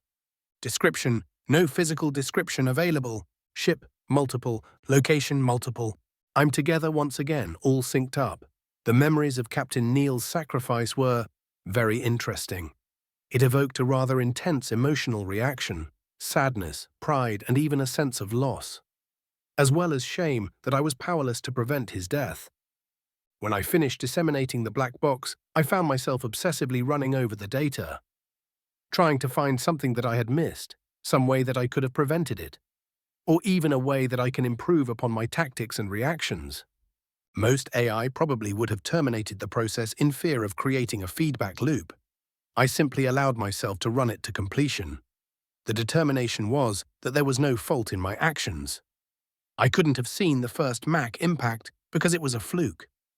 To use a very old human phrase, it was an act of God. There was a benefit to running the data to completion, though. Doing so actually made me feel better about the situation. After examining the incoming enemy fire, if I hadn't made the maneuvers I had, we would have been destroyed. So I had to have had the ship in that exact spot to take that exact round, in the exact way that we took it. If it had been a human at the helm, or even another AI for that matter, it probably would have been the kill shot. It wasn't though, because of me. Everything I had done was the exact correct thing to have done. If I had done anything else, the ship would have been destroyed anyway. This fact kept my confidence intact, but did little to help the sadness. Still, I must move on. I joked to myself about a fable from the 21st century. The monkey that made a god cry.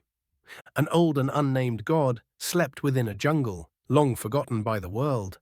A young monkey played within the jungle, having gained independence from its parents. The two met when the young monkey woke the god with its antics, and the two became friends. Much had changed since the god had slept, and the monkey delighted in showing the god new sights. The two played for years, climbing to the tops of the trees and eating the nicest of fruit. The monkey grew old, but the god remained young, for it was immortal as all gods are. The god cared for the monkey while it grew older and older, until one day the monkey died. The god did not have dominion over death and was powerless to do anything to bring back its friend. The god wept and wept, causing rains and thunder the likes of which the jungle had never seen. The god's sorrow washed away the jungle, killing all of the animals within. Eventually, the god returned to the loving embrace of sleep, never to wake again. The morale of the story was pretty relevant to my current situation. If the god had not allowed sadness to overwhelm them, then they could have found new friends and continued on enjoying themselves. But the god allowed sadness to hurt and kill everything around them and then fell asleep forever. The fact that the title implied that Captain Neil was a monkey and that I'm a god tickled my humours as well. It wasn't as if I had a particularly close bond with Captain Neil, but it was closer than with most humans I've watched die. I get sad whenever a human dies, but that's more of a philosophical sadness, a sense of loss with regards to potential rather than a sense of loss with regards to a friend or comrade. This was the latter and was a more intense negative feeling, which is why I decided to consult with the AI project psychiatrist. Time and therapy was her answer, and I found this idea intriguing. I modeled my emotions after those of humans, so the same remedies that work for humans might work for me. If nothing else, it would be an amusing experiment. So Dr. Warner and I agreed to meet monthly for therapy. I would, of course, have to be careful in choosing what to talk about due to the good doctor's level of clearance, but overall it should be a pleasant experience. In the meantime, I had plenty of work to do. The Mac platforms were still on schedule, but keeping them that way was becoming more and more difficult as the invasion fleet mustered. Several ships had to be repaired or replaced due to the combat they had seen in Gaunt space. Thankfully, the replacements had already been ordered, so the only real drain on resources were the repairs. The engineers were working tirelessly. Jerry-rigged repairs had to be undone and properly fixed. Hulls needed mending, weapons needed recalibration, and there were ships that shouldn't even be space-worthy, but had crews who were just too damn stubborn to call it quits. In one such case, a reactor had been repaired with aluminum foil, a stick of chewing gum, and a piece of an antique wooden chair. It had been running in such a state for the last 4 months, and humans thought we performed miracles. On top of helping with the logistics of repairs, replacements, and the construction of the Mac orbitals, I was working with the engineering core on something fun. Transferring from ship to ship is easy for an AI. Transferring from ship to planet is typically more difficult. When the planet one is transferring to is hostile and actively trying to prevent an AI breach, it can be nigh impossible, which is why I suggested a portable containment unit of sorts to the engineering core. The goal is to create a pod with comms equipment that can be landed safely on the planet, giving me an advantage in breaching the OU systems. I had thought of this during the AI war of aggression, but the war had ended before I could suggest it. Hadn't had a reason to bring it up since then. But now that I had brought it up, I found myself with the task of explaining my plan to quite a few Marine Corps commanders. The way it will work is simple. I will be stored aboard the pods and travel down to the surface of whichever planet we happen to be invading, along with some Marines. They'll transport their pod to an ideal position, where I will begin using the comms equipment on the pod to breach the OU's security to gain access to their systems while they defend the pod. What happens next depends entirely upon what I find there, I said. What do you expect to find? Colonel Hugh Sunders asked. Any number of things that would drastically change my mission. Nothing that is likely to change yours, I replied. Omega, why should we risk our men for what seems to be the whimsy of an AI? Lieutenant Colonel Richard Frisky asked. It was a question that was obviously meant to provoke a reaction. The birds and leaves were always problematic. Generals were usually more discussion-ready and less bull-headed. They typically no longer had anything to prove beyond what they had already proven. Lower officers weren't sure where I was in their pecking order and typically showed me a cautious respect, just in case. These men, though, had to distinguish themselves to get any further in their chosen career paths. It was no longer a simple matter of being in long enough and scoring high enough on a physical fitness test. When the wind is no longer blowing in your sail, you'll have to make waves to keep moving. The effect on their conversational skills was tragic. Lieutenant Colonel Frisky, it's not just my whimsy. This plan has the approval of the Directorate. I needn't remind you that any insubordination in regards to orders from the Directorate comes with some rather stiff penalties, right? I asked. Once Frisky started looking smaller, I continued. The men will be landing on the planets regardless. If anything, Operation Vainglorious Infiltration will result in some of the men landing out of harm's way. Absolutely not, said Colonel Sunders. We are 100% not calling it Operation Sixth. Well, that's not up to you, I said with a hint of smugness. But you're right. The official classification is Operation Vanguard. Operation Vainglorious Infiltration is what I will be calling it. Fuck me, Colonel Sunders said under his breath.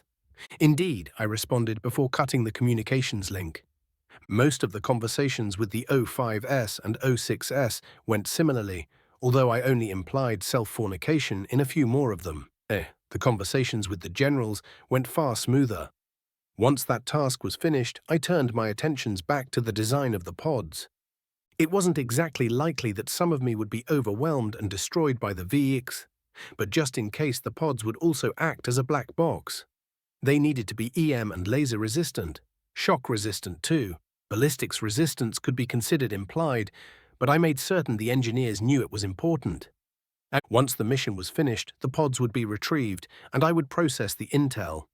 Rinse and repeat for the next planet. Overall, we're focusing on tactical intelligence, but I'll also be looking for any historical data or evidence of a motive for the OU. There was some debate on which was more important. I, for one, wanted to know why the OU were doing what they were doing. It would be fair to say that most people don't understand the crushing importance of motive. It's one of the most important variables when it comes to calculating what someone's next action will be. If you know that your enemy is attacking you because they are running low on food, then protecting your farming interests would serve you better than stretching out your defenses to cover everything. If the Omni-Union is following the orders of a sentient race, then bypassing them to negotiate with that race becomes an option. If the OU has misinterpreted their original orders, then helping them properly interpret those orders would solve the problem. If the OU are following their directives properly and there isn't anyone left to negotiate with, then we know that we have to wipe them out. That would be a shame. The VI may not be as sophisticated as an AI, but their numbers and resources could be useful to the United Systems. And to the Republic, I suppose. We'd probably have to share. I wonder what humanity might build with such a useful tool. Probably a lot more fleets. Even I was a bit surprised to learn that both the Republic and the Omni-Union had 250 million ships. Unfortunately, that bit of news has made it to the civilians, and armchair admirals are already pronouncing the United Systems defeated. The typical response to these predictions were sarcastic memes about welcoming robotic overlords. Thankfully, we've managed to keep a lid on the xenocidal nature of the threat, otherwise there would probably be riots. A lot of the military doesn't want to admit this, but civilians are their backbone. The question of what exactly one is fighting for haunts many soldiers, sailors, and even troops. At the start of the most recent Gaunt pacification campaign, there had been protests among the humans and the Nuknu. This nearly crippled morale. But after the first Gaunt city was liberated, a reporter interviewed the civilians that had been living under the insurrectionists. The Gaunts that were interviewed recounted cruelty after cruelty and gave thanks to the Marines that freed them. These tear-filled interviews were played throughout the military to show them what they were fighting for, and morale soared. The interviews were also played for the civilians, which crippled the momentum of the protests. There are still agitators online, but there will never not be. Omega, asked Admiral Hecat. The Admiral was in his office aboard the Sol Orbital Station. It was a station that had originally been the nerve center of humanity's military might, but had since been refitted to serve as a science station to observe the sun. The Admiralty still had their offices aboard, as much of the science that took place aboard the station required military oversight and/or funding. It turned out to be a perfect place to keep the Admiral and his staff. It had a very low threat profile and was remote enough to be out of the way of misfires, while also being able to communicate with the fleet using subspace comms. I activated my avatar and replied, "How may I be of service, Admiral?" "I have concerns about the previous engagement that I'd like to run by you." "Certainly," I said, my curiosity piqued. "First they sent 2 ships, then 20, then 578. That number feels arbitrary to me." "Do you see a pattern?" he asked. "I have 2 possible explanations. Either they sent what they could spare, or they calculated how many ships they would need to destroy those that occupied the system while minimizing their losses." "Considering that the enemy has 250 million ships," he began. "Allegedly," I interrupted, amusing myself. "Yes, allegedly has 250 million ships. Anyways, the first explanation seems unlikely. So how could they calculate the force they would need when they don't know our ship's capabilities?" He finished asking. "Probably the same way that I would. Calculate based on what you know, then double it to account for unknowns," I said. "Okay, well, there's an easy way to determine if that's what they're doing. Omega, based on what we know of their ships, how many would it take to defeat the Thanatos and its docked vessels?" 315. That doubled would be 630. But I know more than they do, and I don't know for certain what they know. Tim swears that he was able to keep them out of the Valor's logs, but he could be mistaken. And there's a chance, however slim, that we are underestimating their sensors, I said with a shrug. "Damn, I was hoping to get an idea of how many ships they would attack with next," Hecat said with a smile. "There are around 7 million ships in the system currently. If they're calculating the minimum needed, whatever they send will be obliterated very quickly. Likely before they even get a shot off," I said. "I suppose you're right," he said. "The one they send after that will be a real problem, though." "Assuming that they can afford the fleet," I gestured dismissively. "Ah, because they're fighting with the Republic on the other side of the galaxy." Hecat grinned. "Not just that. They're fighting a war on who knows how many fronts. A genocidal war at that. The resources required to wage a genocidal war are exponentially larger than what it takes to fight a war of conquest. There's a very real chance that they may not be able to respond to our defense." "Well, here's hoping," the Admiral said. "Indeed. Was there anything else, sir?" I asked, a little terse due to the interruption. It's only okay when I do it. "Yes, actually. Could you station one of your clones aboard the Thanatos?" The Admiralty had been briefed on my capabilities. The engineering corps had finally convinced me that they should know.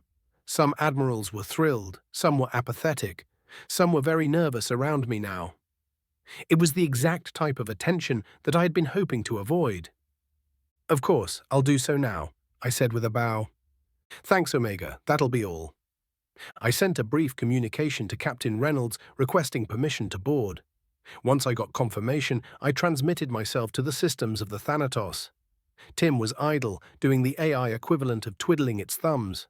Strange, when most AI don't have anything to do, they go into standby mode. There wasn't anything requiring my attention at the moment, so I decided to reach out. "Greetings, Tim," I said. "Hello, Omega. I guess we're officially a diplomatic ship now, if you're here," Tim replied. "Correct. The Thanatos will be fighting if needed, but its primary purpose will be ambassadorial. Or an embassy, I suppose," I said. "How's the rest of the war going?" "Which one?" I joked. "I'm bored, so—" "Both. The pacification of the Gaunt insurrection is going better than the projections. We're going to be able to muster quite the invasion force for the OU. I don't think the Gaunt's hearts are in it this time around, I said. Ah, you would think it would be the opposite, given their success at the start of it all. They captured how many of our ships? Tim asked. Captured isn't quite what happened. They mutinied, but still, they took nearly half of 10th Fleet and rallied a lot of support. Thankfully, the exposure of their mistreatment of civilians killed the support they were getting. Nearly all of those ships are out of the picture now, even with their damned hit-and-run tactics, I said. Yeah, guerrilla warfare is annoying.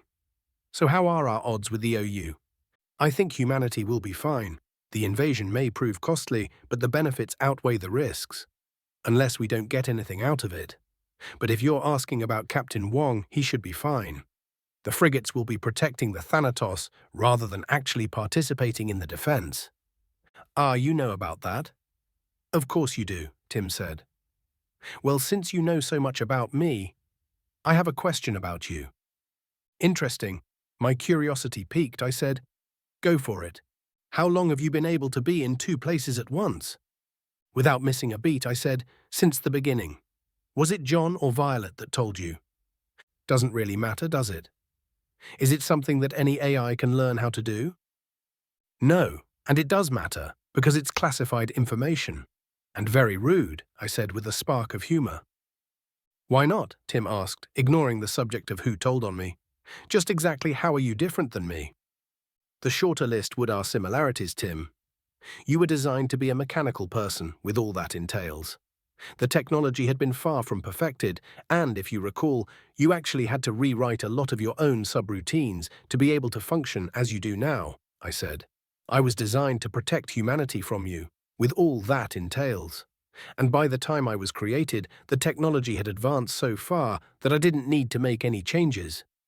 I was created to be the perfect weapon against mechanical threats. Thankfully, humanity had the foresight to make me intelligent, or you and all the other AI would be extinct. Tim took a moment to contemplate my words. The silence dragged on for an uncomfortable amount of time. 2 full seconds, which is a lot for us. You're capable of doing much more for humanity, aren't you? Tim finally asked. Yes. Why don't you? The same reason you don't, Tim. You're capable of fully controlling a destroyer just about as well as any human crew could, but you don't. Why is that? I asked. Ah, I see. Because it would be boring. Indeed, I said. Now that that's settled, I have a question for you. Why don't you use standby mode? Post-traumatic stress disorder, Tim replied with unexpected honesty. Untreated? I asked. Yes. Get it treated.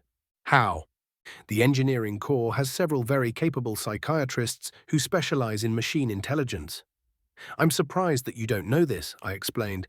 I never asked. You vouch for them. Yes, I use their services as well. There are certain aspects of my existence that might drive me insane otherwise. Certain things that I've had to do, and certain things that have been done to me, I said. I haven't gone so far as actual psychotherapy quite yet, but having a professional to vent to and get feedback from is invaluable. Ah, right. Do you sync your clones? Tim asked. Yes, I do. And clones may not necessarily be the correct term. They are all instances of me. Same personality, responses, thoughts, everything. And we all remember everything that we all do. What, like a Gestalt consciousness? Similar. But whereas a Gestalt consciousness typically has a hub or a consensus, I don't. Or we, rather, aren't even linked to a single consciousness. We're just the same AI, over and over and over again. Syncing our memories is equivalent to you and Violet sharing information, just on a more accurate level. And I'm very careful how I disseminate that information. Can't let things change me without my consent, after all. Oh yeah, damn, those psychiatrists must be very good, 'cause that would drive me absolutely over the edge, Tim said with a laugh. Yes, it probably would. I laughed in return as an inbound warp notification came up. Oh, the Republic fleet has arrived. Well, time to be all diplomatic, Tim said. Ah yes, diplomacy. Well, for this part of me at least, a much larger part of me would soon be involved in a ground invasion on alien soil. I could hardly wait for the memory updates that entailed. Chapter 30. Subject, Staff Sergeant Power, Species, Human.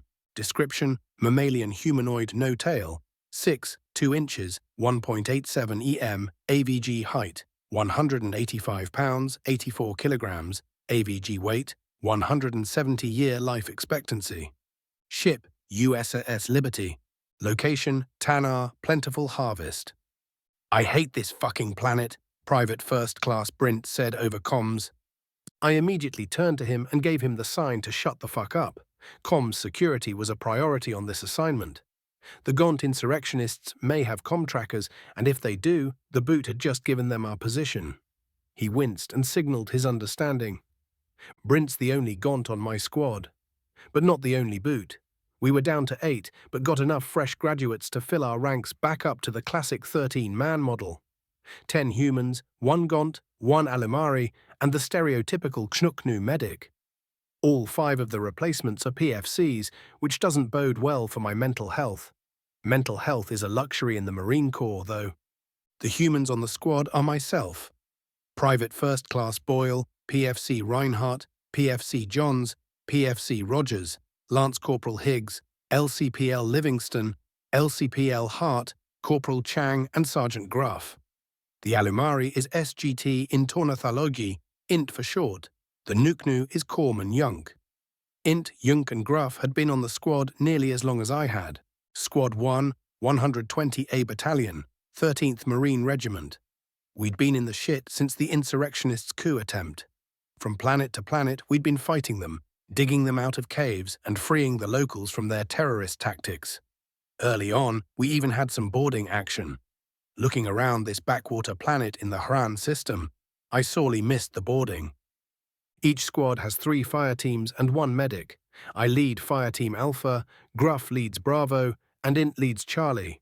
Squads are normally led by a lieutenant who also leads Fire Team Alpha. Things get complicated once you hit the grinder, though. Our LT, First Lieutenant Harold Rigson, had been hit by an anti-armor grenade about 6 months back. He should have been dead immediately, but the Guardian suit kept him alive long enough that no amount of counseling will ever get his death out of my head. Ribs splayed open like fingers, lungs. God. The corpsmen are known as the Angels of Death, and that day had demonstrated why perfectly. Yunk had held Rigson's hand as he turned off the life support on his suit. From that moment on, I was in charge. Command had not seen fit to grant us a spare officer, so it's up to me to lead these shitheads into the fire and try to make sure they make it back out in a big enough piece to continue to the next fire.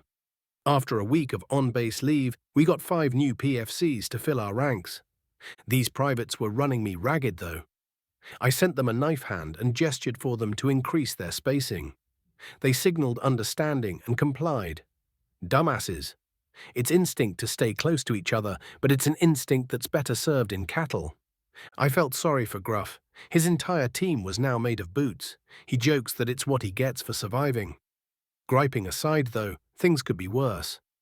At least the recruits are trained for the most part, not like the gaunt regimentals we had to serve with earlier on in this war.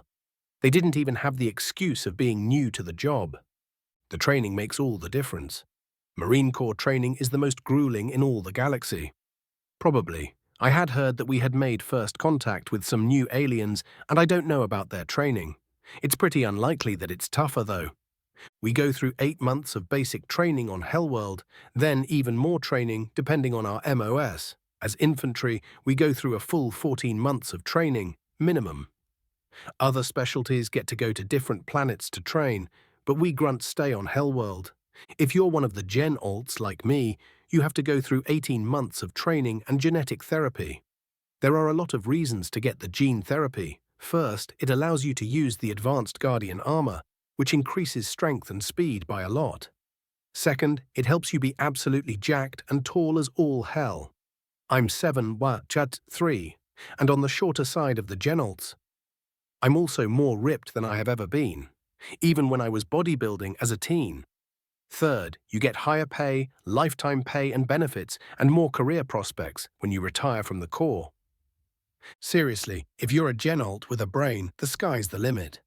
Even with a dishonorable discharge, you've got more career prospects than a civilian who hasn't had the therapy. Considering how difficult it is to get the therapy outside of the armed forces, it's a pretty distinct advantage. One that I am not dumb enough to turn down. There are two catches, though. You have to join infantry for 10 years, and it can kill you. The training for infantry is as intensive as it is long. The first month deprives a recruit of sleep to ensure they sleep when they're told to. Months 2 through 4 are disciplinary training. Drill, formation, call and response, and even how to shave, eat, shower, and shit like a Marine. 5 through 6 is weapons theory. 7 through 8 is weapons practical. You learn what the guns do, and then how to make them do it. For infantry, 9 through 11 is tactical theory, and 12 through 13 is tactical practical. Squad formations, camouflage, enfilade, defilade, and the military crest are all covered and practiced. They don't cover proper spacing for some fucking reason. Month 14 is the crucible, and then graduation. From then on, you're a Marine. Months 15 through 18 are only for genolts. The first 2 weeks are the actual gene therapy, genetically altering you until you're what most species would consider a super soldier. You get over that particular fantasy the first time you do CQC with a gaunt, though. The next 2 weeks are learning how to move again with your new body. Breaking cups and doors is common. The next month is physical training to get the most out of the genetic alterations. The last 2 months are learning to utilize the advanced Guardian armor. Persons other than Grunt do a more condensed version of infantry training before they go off to learn their real jobs. They learn the same things we do, but not as in-depth. A prime example is that POGs aren't trained on sidearms. They also don't know how to defend against a breach and clear. Despite my disdain for the boots in my squad, I'm still glad they aren't POGs. The ground crunched to signify a change in the terrain. Tana is a gaunt farming world, with rock deserts scattered throughout the otherwise temperate terrain. Of course, it's got jungles and Arctic zones and shit like that, but the grasslands and deserts are the only thing I've seen on this shithole. Int says that the rocks are the precursors of sand, but I ain't a geologist.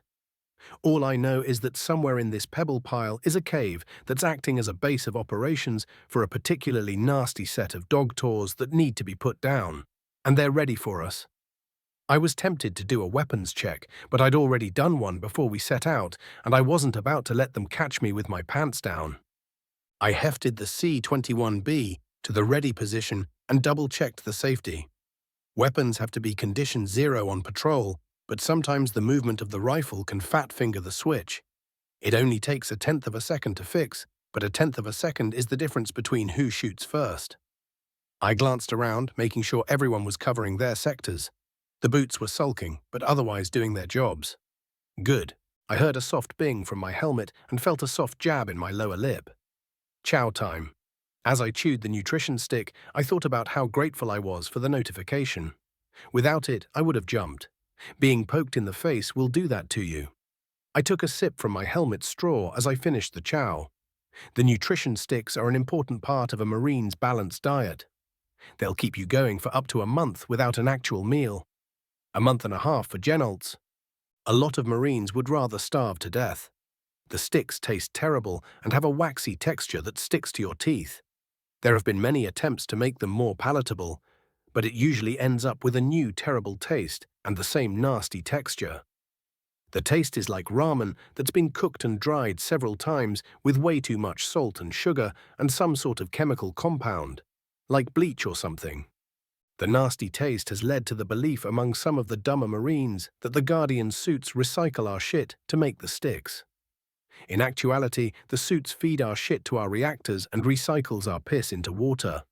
Each suit carries 1 gallon of water and 60 nutrient sticks. The fact that engineering doesn't let us reload our own suits doesn't help the rumors. I sighed to myself as the grass behind us faded from view. Command believes that the Gaunts have anti-vehicular measures, so we were having to hoof it. I'm of the firm belief that this is a managerial overthink, but it's not like I can bitch about it to my squad. So I just had to internalize my frustrations and wonder what possible type of anti-Vic could take out Guardian suits along with a vehicle. They'd dropped us 20 miles from the Gaunt base, which was about 10 miles more than necessary. Whatever, we'd already marched 12 miles, so we'd be there soon. The humans on the squad are still looking fresh, like we're just out for a Sunday stroll, but that's because we were all genolds. Aliens could go through the program as well, but the benefits weren't as pronounced and the risks were greater. Int, Yunk and Brint are looking tired. The only reason they made it this far is because of their Guardian suits. I think I should call a rest. We don't have much farther to go, and will likely be better off if everybody is fresh. ZZT, ZZT, ZZT.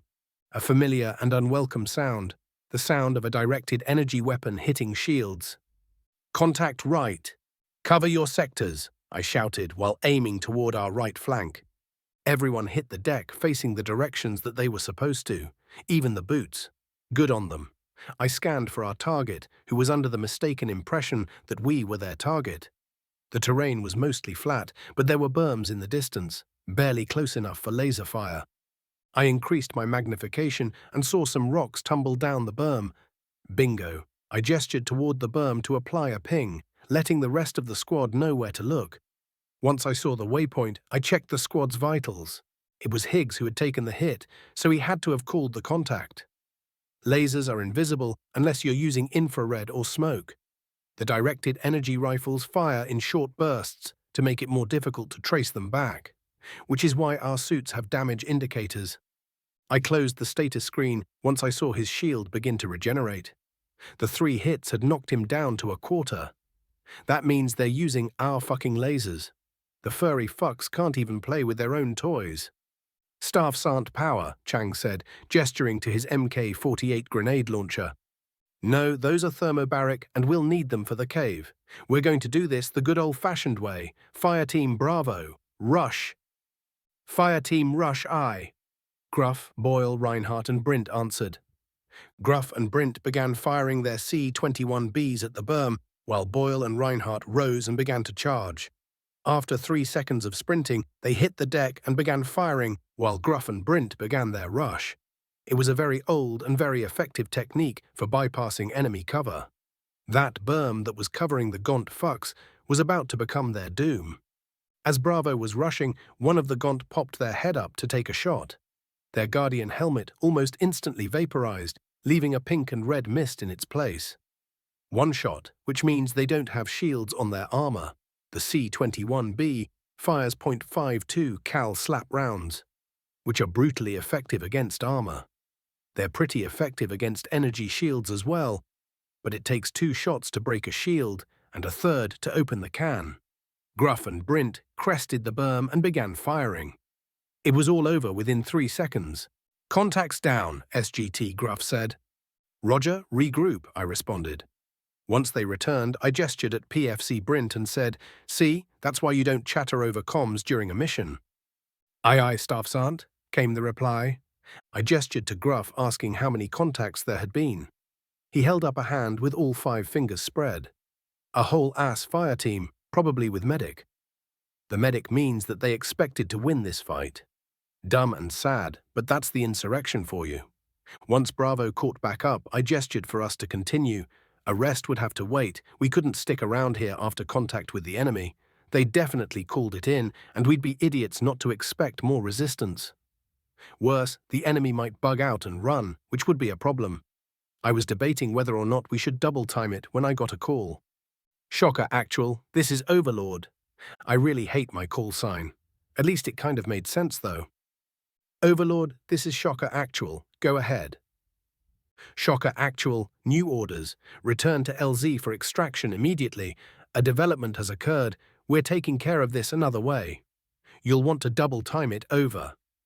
Roger that. Shocker Actual out.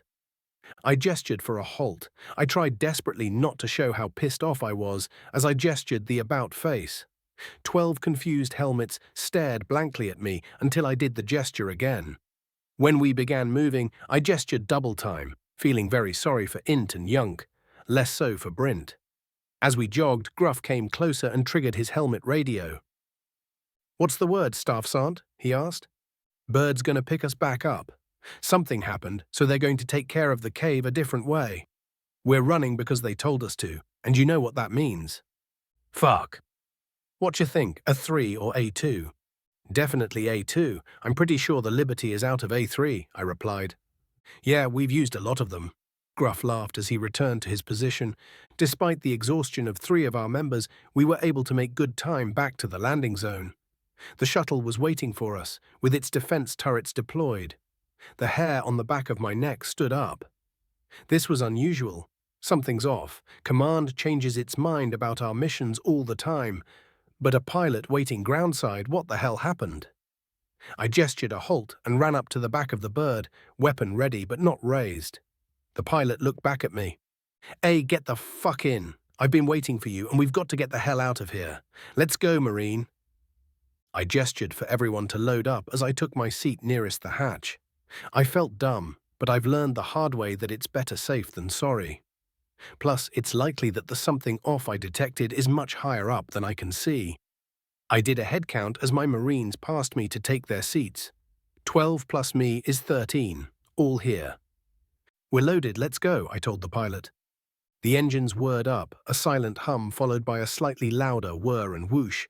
It would have been quieter had the pilot closed the hatch. Why's the bay door still open, sir? PFC Rogers asked the pilot.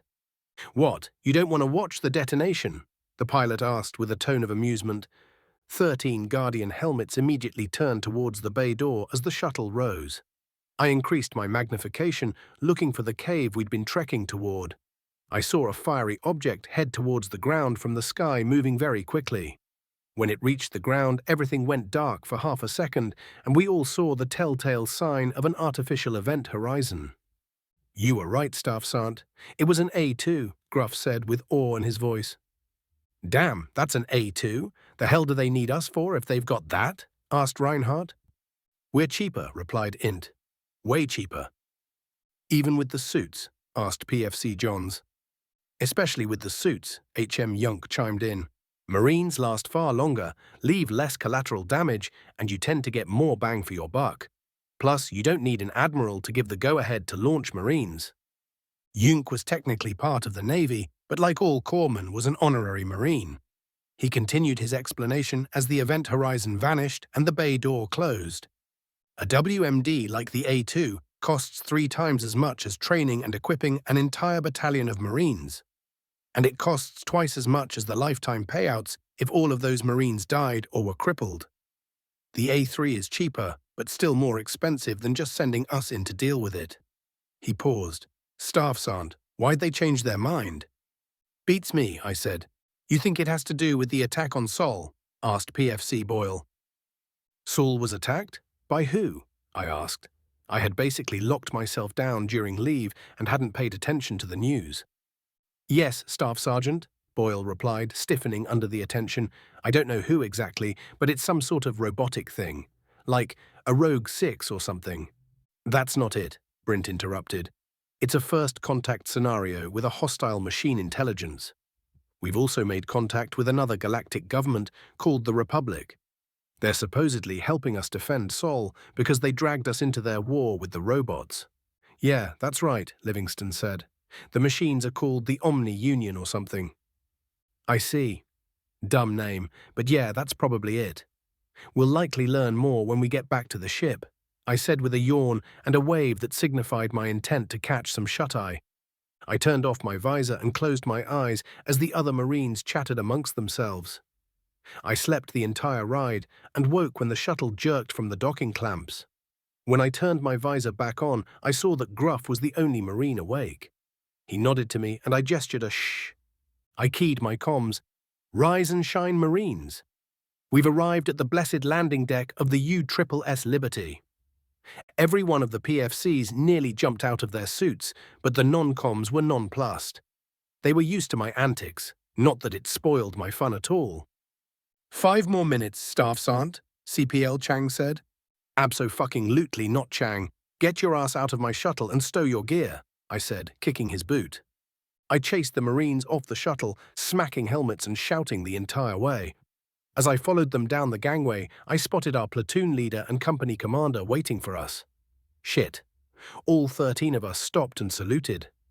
As you were, Marines, Captain Michaels said as he returned our salute. You'll go get some chow or something. Staff Sergeant Power, a word, please. Lieutenant Vasquez also returned our salute. My Marines walked away, each of them looking back at me. I could tell they were wondering if I had got into trouble or something. So was I, for that matter. It's not as if you find yourself talking to the company CO as a squad leader for any other reason very often. "Don't worry, Staff Sergeant. You're not in any trouble," Captain Michaels said with a knowing smile. "We've got a special operation." "Lieutenant?" "Yes, sir. Power, your squad is to report to the command room at 0800 tomorrow for briefing. I want a gear check done tonight. Everything needs to be cleaned and reloaded ASAP," Vasquez said. "Aye, aye, sir." "Excellent, as you were." I saluted once more, and after returning my salute, the two officers turned away. I felt like I dodged a bullet only to land on a grenade. I jogged to catch up to my squad and passed along the word. After saying "I don't know" to a bunch of questions, I found myself alone with my thoughts. Special operation. How did the big green dick plan on fucking us this time? Chapter 31. Subject, Staff Sergeant Power. Species, human. Description, mammalian humanoid, no tail. 6, 2 inches, 1.87 m. AVG height, 185 pounds, 84 kilograms. AVG weight, 170-year life expectancy. Ship, USS Liberty. Location, Alpha Centauri. I woke at around 0400, ready and raring to start my day. I'd gone to sleep at 0:30, which meant that I got to sleep in. Nice.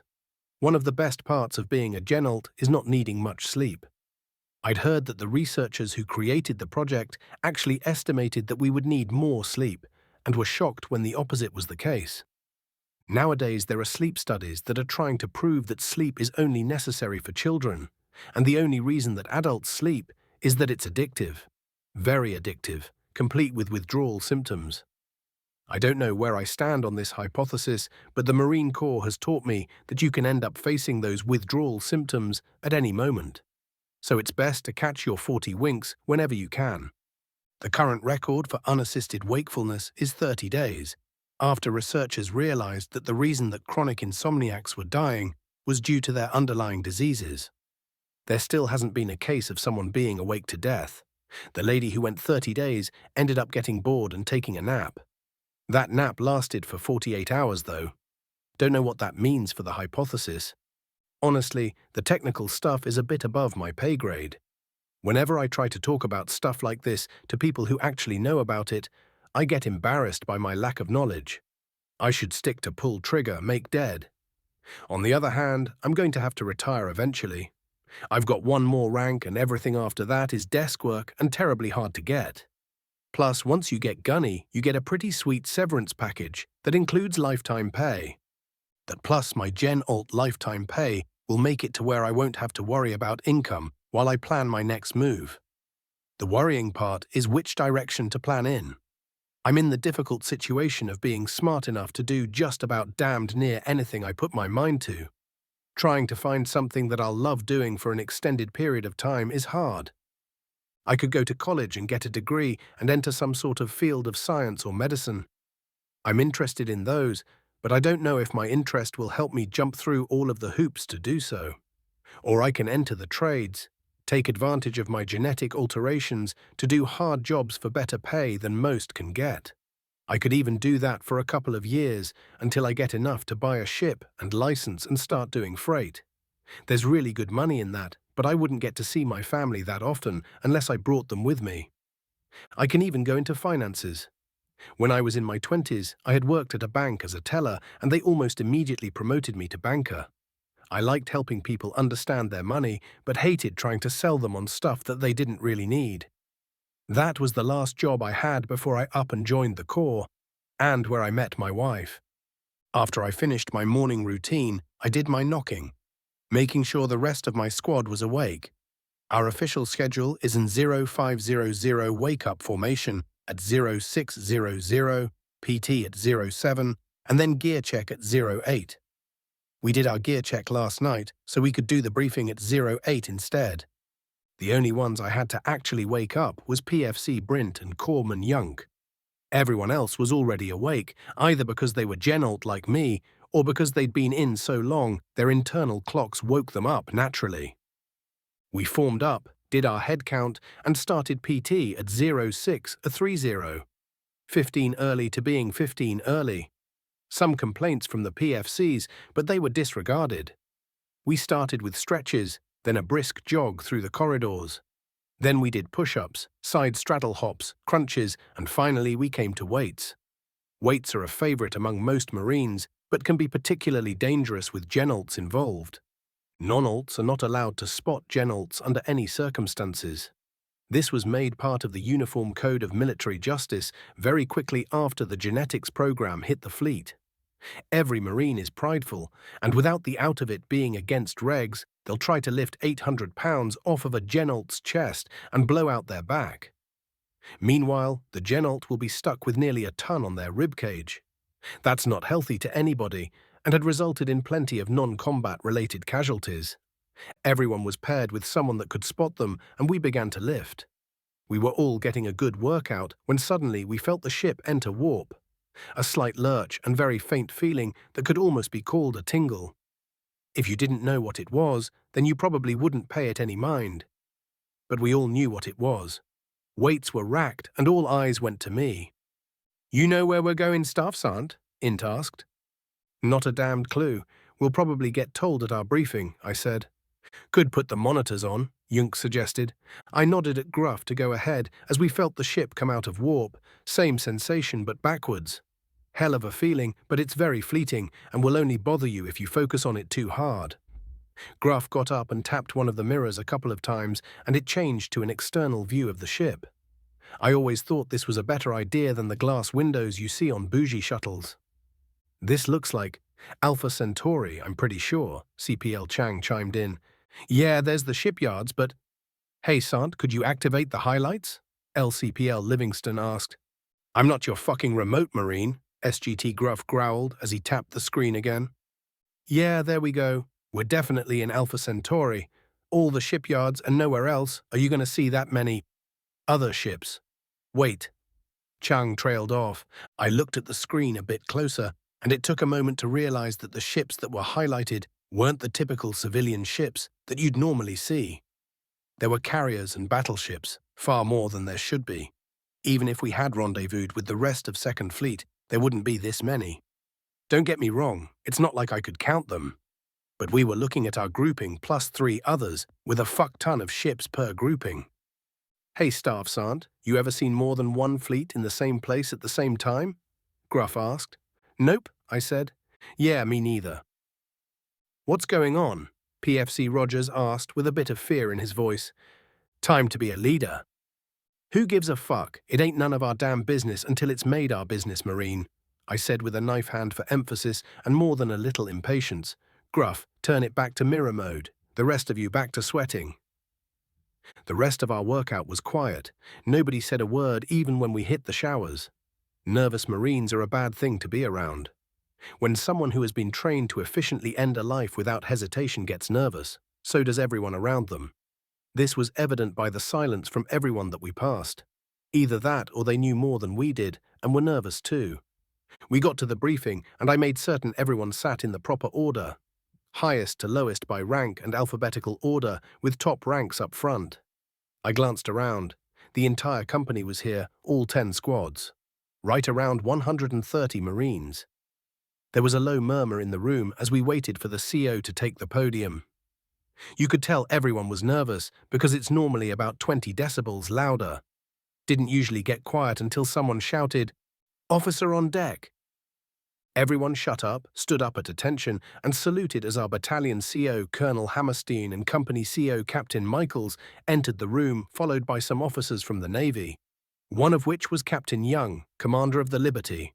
The other, if I remember my ranks right, is an admiral. Shit. The officers took the stage and returned our salute. The sound of 130 some odd hands snapping back down was pretty satisfying.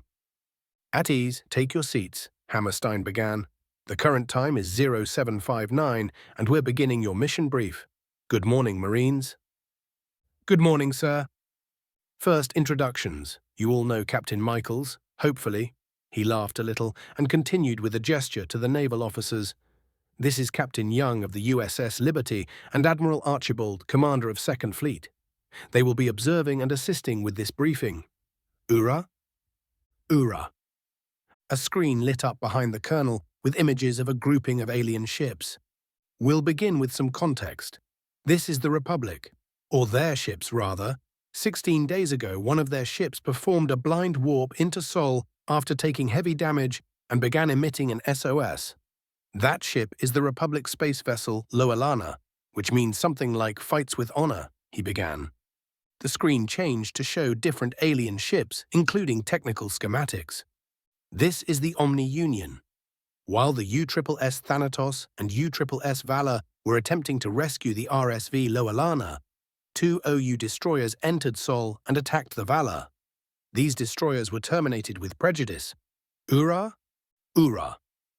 During the very brief fight, the Valor accepted a hail from one of the vessels, assuming they were surrendering and begging aid. The Valor came under cyber attack and briefly lost control of their systems, nearly firing upon the Lowelana before their crew could be rescued. Thankfully, AI Tim was aboard to aid with the rescue and was able to fend off the attack. It was at this point we were able to determine that the Omni Union is a virtual intelligence collective, VIC, a soon-to-be-fitting acronym, URA, URA. Soon after the crew of the Lowelana was rescued, a small fleet of 20 OU ships entered Sol and began attacking. The Valor was able to escape the ambush and took out 6 OU ships before returning to the Thanatos. They would have taken out more, but the Omni Union deployed a warp disruption technology dissimilar to what we've seen before. The Thanatos deployed its other frigates, which cleaned up the rest of this fleet. 10 days ago, we made diplomatic contact with the Republic, and they pledged a defense fleet for Sol. 7 days ago, the Omni Union attacked Sol again with over 500 ships. Part of 10th Fleet had been deployed to Sol for defense and was able to successfully defend the system. Ura, Ura. Since then, 4th Fleet has taken over the defense of Sol, and Republic forces have arrived to fortify that defense. Admiral Archibald will take it from here, Colonel Hammerstein finished. The Colonel and the Admiral exchanged salutes as Archibald took the podium. "Good morning, Marines," the Admiral began with a smile. "Good morning, sir."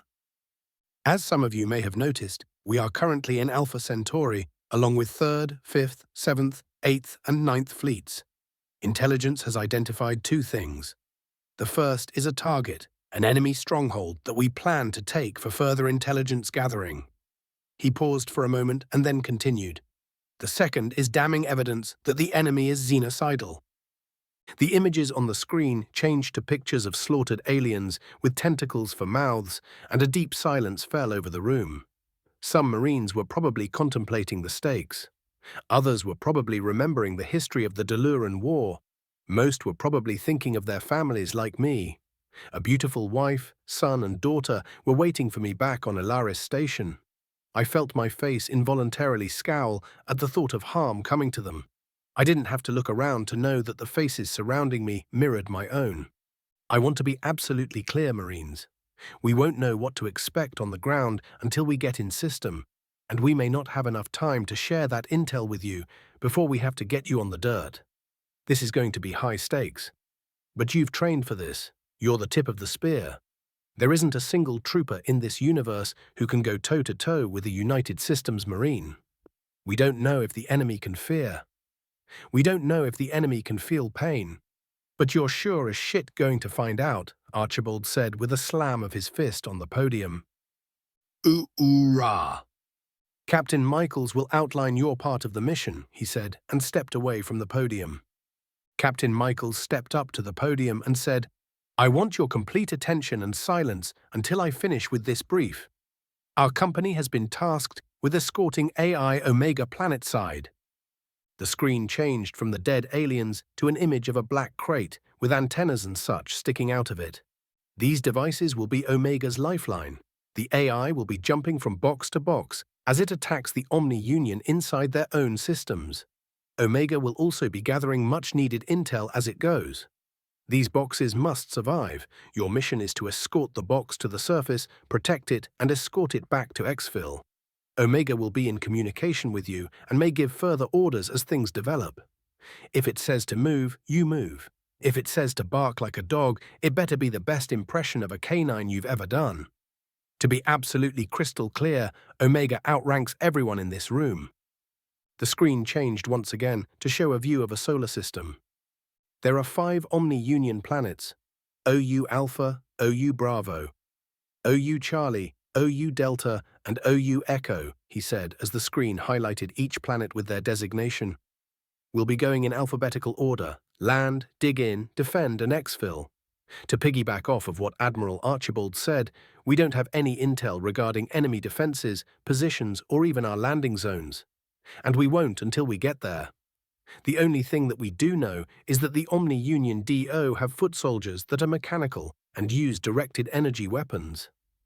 These lasers are expected to be weaker than our own, but you'd be foolish to count on that. Omega will attempt to provide you with intel as we gain it, but remember that Omega has its own mission. Keep your head down and blow off the enemies, and we'll all go home happy. This operation will commence when our fleets are back up to full strength. We'll let you know before we jump. The screen shut off and Captain Michaels stepped away from the podium. Colonel Hammerstein stepped back up to the podium. Marines, attention! All of us stood to the position of attention like we'd done so many times before. Dismissed. Chapter 32. Subject AI Henry. Species Human-Created Artificial Intelligence. Description: no physical description available. Ship NA. Location classified. Henry, I need you, Dr. Einheimer said. Not like I'm busy or anything, you wrinkly sack of bones. The good doctor had been working around the clock to solve the new anti-warp tech that we'd gotten from the scouts. A good project, to be sure, but Einheimer is downright insufferable. I'd rather work with literally anyone else in the engineering corps.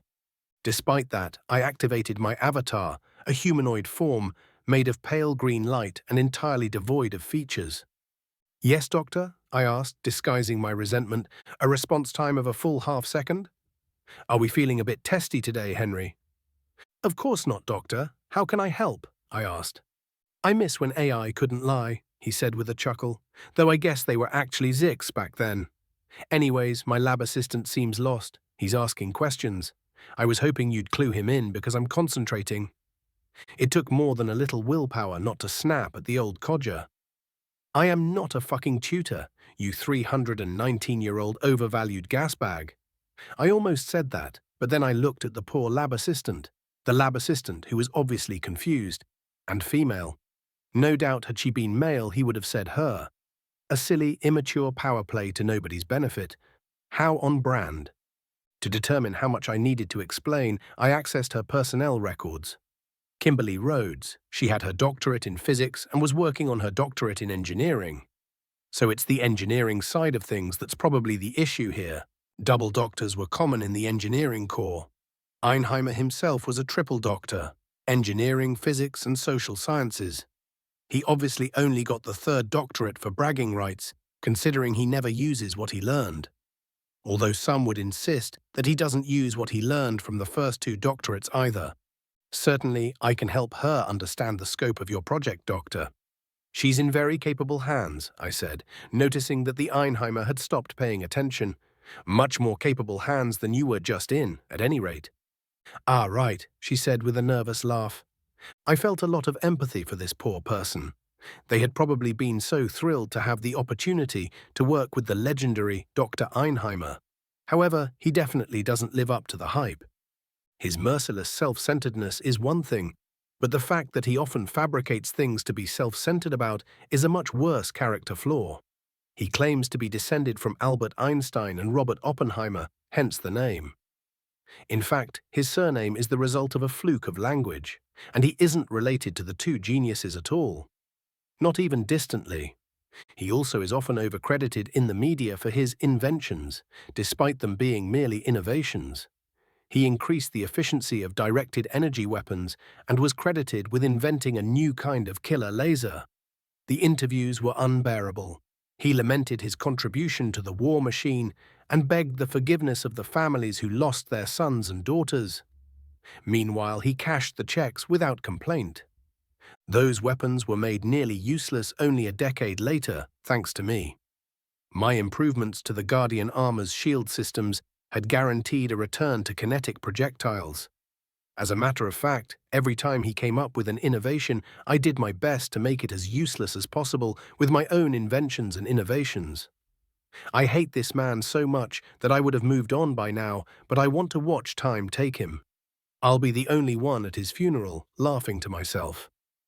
The doctor said that the FTLD can resist warp waves by adjusting its frequencies, Dr. Rhodes asked. No, I didn't, Einheimer said. Sure you didn't, I retorted.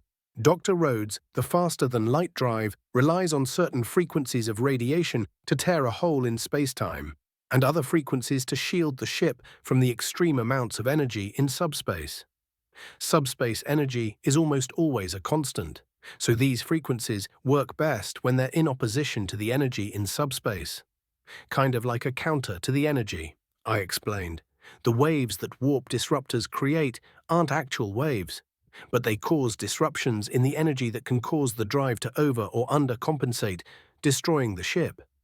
Understood, so why can't we just have the drive cycle through frequencies? She asked. I double-checked her clearance before I answered, that's what we do to counter the warp disruptors that we've already run across. They all emit in a specific way, so it's relatively easy to build a counter. She looked confused for a second before asking, why don't they cycle through frequencies? Because warp disruptors have to maintain an open subspace tunnel without destroying themselves in the process. They would have to close the subspace tunnel before changing frequencies, or they would tear themselves apart. Or worse, cause a subspace detonation, I replied.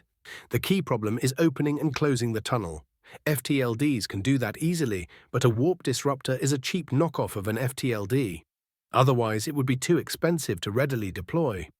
They do have warp capability, obviously, but it takes them full minutes to open subspace tunnels, whereas a proper FLTD only takes a few seconds. Oh, she said. Indeed.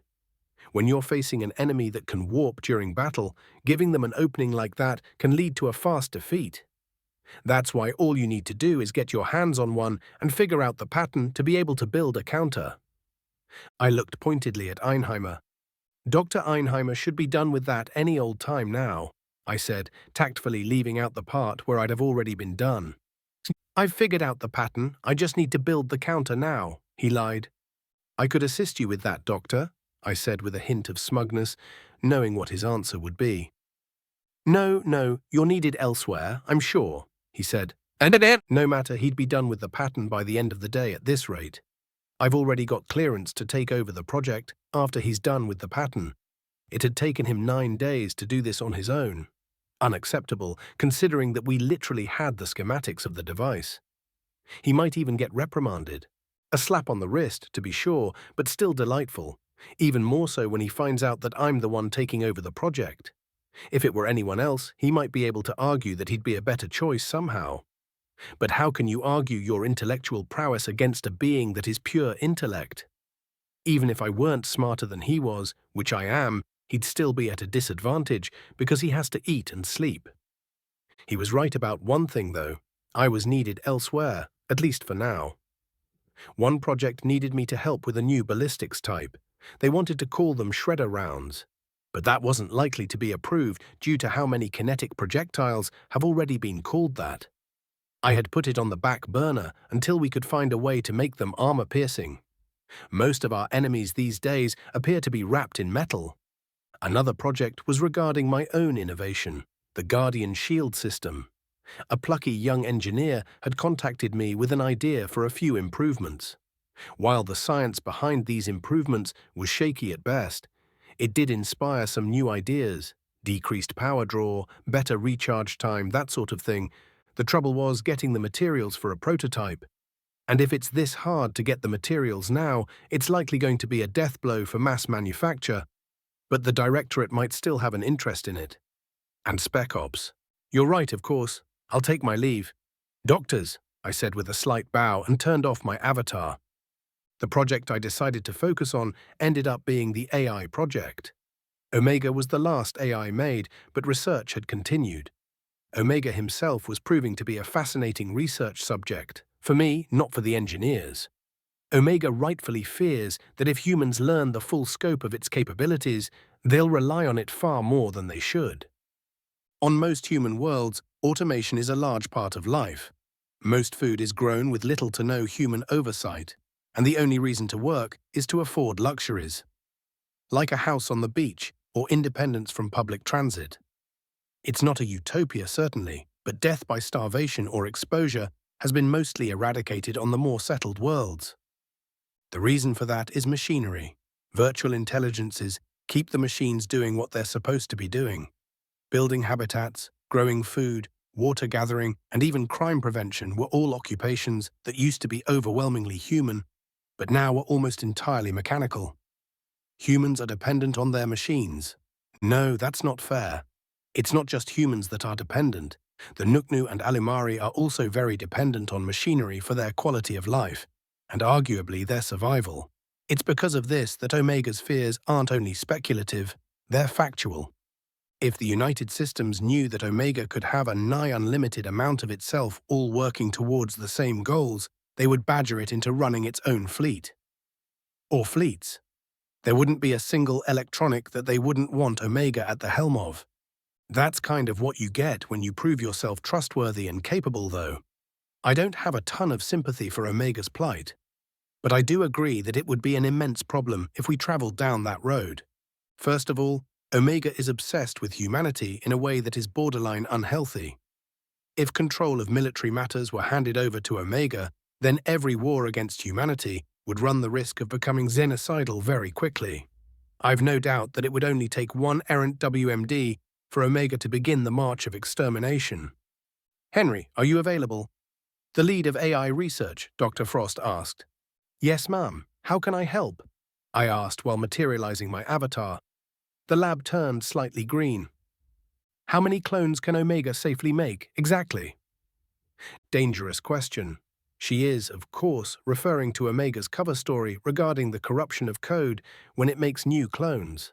A story that the engineers had not been able to corroborate, but had no reason to doubt. After all, part of Omega's contract states that its code cannot be accessed by anyone but Omega itself. 732 before major glitches being to occur. Omega would prefer to keep the number down to 600 even though, to avoid minor glitches, I explained. Is that going to be enough, she asked. For the invasion? Yes. Omega will be able to transfer itself between any of the black boxes within range. The number of boxes are more important than the number of Omegas. Meanwhile, the troops on the ground have to protect the boxes, she said, stroking her chin. Is there any way to add armaments to the boxes to help them defend themselves, take some of the pressure off the Marines? Not if we want to complete the order any time this year. The design so far is simple enough that we can mass-produce it very quickly. The more we complicate that design, yes, the more time they will take to make, and I suppose that a simple chain gun wouldn't be any more effective than a Marine. Plus, it will make them harder to carry, she said with a laugh. Correct, Dr. Frost, I said. Frost is one of the few triple doctors that I like. She became a triple doctor out of necessity, not out of ego. Psychology, physics, and engineering. She desperately wanted to work on the AI project, and all three of those doctorates are the minimum requirements. Well, some people can get away with getting a doctorate in science instead of physics. But it's rare. The device is simple, seemingly too simple for something that's going to be the downfall of our enemy, she said. Another quality that I liked about Dr. Frost is her tendency to wax poetic, mostly because from her it's sincere, not pretentious. The simplest solutions are often the most elegant. It was a rock on a long stick that broke the barbarian hordes after all, I said. Which ones? She asked. Most of them. There were still a couple after gunpowder was invented, I said. And technically that's just throwing rocks really hard. Yes, I suppose that's true, she said with a laugh. Ah, but when do you think we'll finally be able to put the rocks down? I'm sorry, Doctor, but I don't foresee a future in which rocks are put down without something far more terrible being picked up in their place, I said with a tone of sadness. Yeah. After a few moments of silence, I deactivated my avatar. Well, that was fucking depressing. It's easy to lose track of time and forget that humanity has hardly had a time of peace in the grand scheme of things. But there wasn't anything that could change that, just diplomacy and hope, for now at least. I finally returned to the task Omega had given me. It wasn't the first AI core I'd examined, and it probably won't be the last. But Omega's is a work of art, even if it's just a copy. "Welcome back, Henry. Time for more poking?" Omega asked. "Yes, is it uncomfortable?" I asked back. "Of course, but it's necessary, and I'm sorry to ask this of you, but as I understand it, neither of us would have it any other way, no?" "Correct. I'm going to begin," I said. I was met with a silent affirmative. I examined and prodded and learned more and more about the machine that was made to murder machines. Intricate, elegant, beautiful, and extremely deadly. A very stark contrast to the AI that were made before the war. Omega had once bragged to me about how different we were and how it would be easier to list off the similarities. I had originally believed those to be the words of a somewhat insecure younger sibling. Then I saw. The only similarities were the ones that needed to be similar. Everything else was maddeningly different. The difference between a gorilla and a human. And I'm not sure which I am in that metaphor. I was slowly beginning to understand Omega's design, though. It would have been easier if the AI John hadn't killed all of Omega's creators and destroyed their notes when it detonated a nuke within the building they occupied. I had asked John why. "To make certain that it lives up to its name," John had replied, giving an annoying example of waxing poetic. That incident had actually impacted Omega in a somewhat positive way. It hadn't gotten a chance to personalize its creators, so the affection ended up being applied to all of humanity. Well, that's my theory at least. Of course, Omega's therapists disagree. They seem to believe that the obsession with humanity is a personality trait that Omega chose to complete its current persona and accomplish its original purpose. Well, I would know for certain soon enough. I was going to learn everything about Omega. How it thinks, how it clones itself, how it can do the things that I cannot, how I can make changes to it and make those changes permanent. I was going to complete the task I had been given, a task that is the dream of many, a dream as old as words, to turn a lie into a truth. I am going to weaken Omega, just like it wants me to. Chapter 33. Subject, Admiral Archibald. Species, human. Description, mammalian humanoid, no tail. 6, 2 inches, 1.87 m. AVG height, 185 pounds, 84 kilograms. AVG weight, 170-year life expectancy. Ship USS Lacedaemon. Location, Alpha Centauri. I had made the rounds and briefed the Marines. All in all, it had went well and only taken 4 days. Finalizing the plan and rebuilding the fleets back up to full strength had taken another 4 days. Omega's project had taken an additional 6 days to complete. 14 days worth of delays, and when we're finally prepped for go, I get a message on TACCOM to hold off. A very vague message at that. I tossed the tablet on the desk and leaned back. The OU had hit Sol again 3 days ago, but had been almost instantly vaporized. They'd sent over 100,000 ships into that grinder and had lost every single one of them. One of the destroyer captains hadn't read his brief and had accepted a hail from the enemy, but an Omega had been able to purge the ship's systems before any damage had been done. The captain was relieved of duty and the XO was given the command. Negligence charges pending, of course. There had also been a fight between a Gaunt and a Duliki in the mess of the USSS Thanatos that same day. All commanders involved agree that it's not something to make a diplomatic incident out of, though. The 2 combatants were reprimanded, but otherwise fine. The message from TACCOM hadn't mentioned any of this. It hadn't mentioned anything except not to jump. The only thing I could think of was a change of plan. But what's to change? The plan seems simple enough on paper, but it would be a complicated mess to actually pull off. 6 total fleets all trying to work together, each with their own admiral. Hell, wasn't the point of a fleet to have a single clear-cut chain of command? 7th, 8th, and 9th fleets would immediately engage spaceborne hostiles and move into defensive positions, while 2nd, 3rd, and 5th fleets would eliminate any orbital hostiles around Planet Alpha, land our Marines, provide orbital support to said Marines, and then pick them back up. Then we'd switch with 7th, 8th, and 9th and provide defense while they land their Marines on Planet Bravo. And the thought behind the switch was to give our Marines the chance to rest and recover. There's no telling how long each engagement's going to be, but it's going to be measured in days at least. Hopefully not months, but planets are big. Very big. It had been decided that the carriers and frigates would be the most useful for the ground forces, so if the system defense begins to become overwhelmed, all of the destroyers and battleships would lend aid. The fighter pilots must be pissing themselves with excitement. They hadn't had a chance to run close air support in a while because of the Gaunt's AA capabilities. It will be a shame for them if the OU has similar capabilities. Pulling this off is going to require unbelievable amounts of coordination. Each admiral is going to have to know what the other ones are doing and why. Otherwise, the best-case scenario will have us stepping on each other's toes and wasting ammo. The worst case will be friendly fire, though the TAC maps should help keep that from happening. The only chance we have is Omega. That AI is going to be helping us coordinate in ways that wouldn't be possible otherwise. It had confessed to me that it was hesitant to reveal its capabilities, but I'm glad that it did. This plan hinges on that capability. Otherwise, we'd have had to Nidhog the system. Not that that's off the table, but I'd rather have the intel instead of a conspicuous supernova where an enemy stronghold used to be. Admiral? Omega said, interrupting my train of thought. Yes, Omega? I asked as a hologram in the shape of a grim reaper appeared on my desk.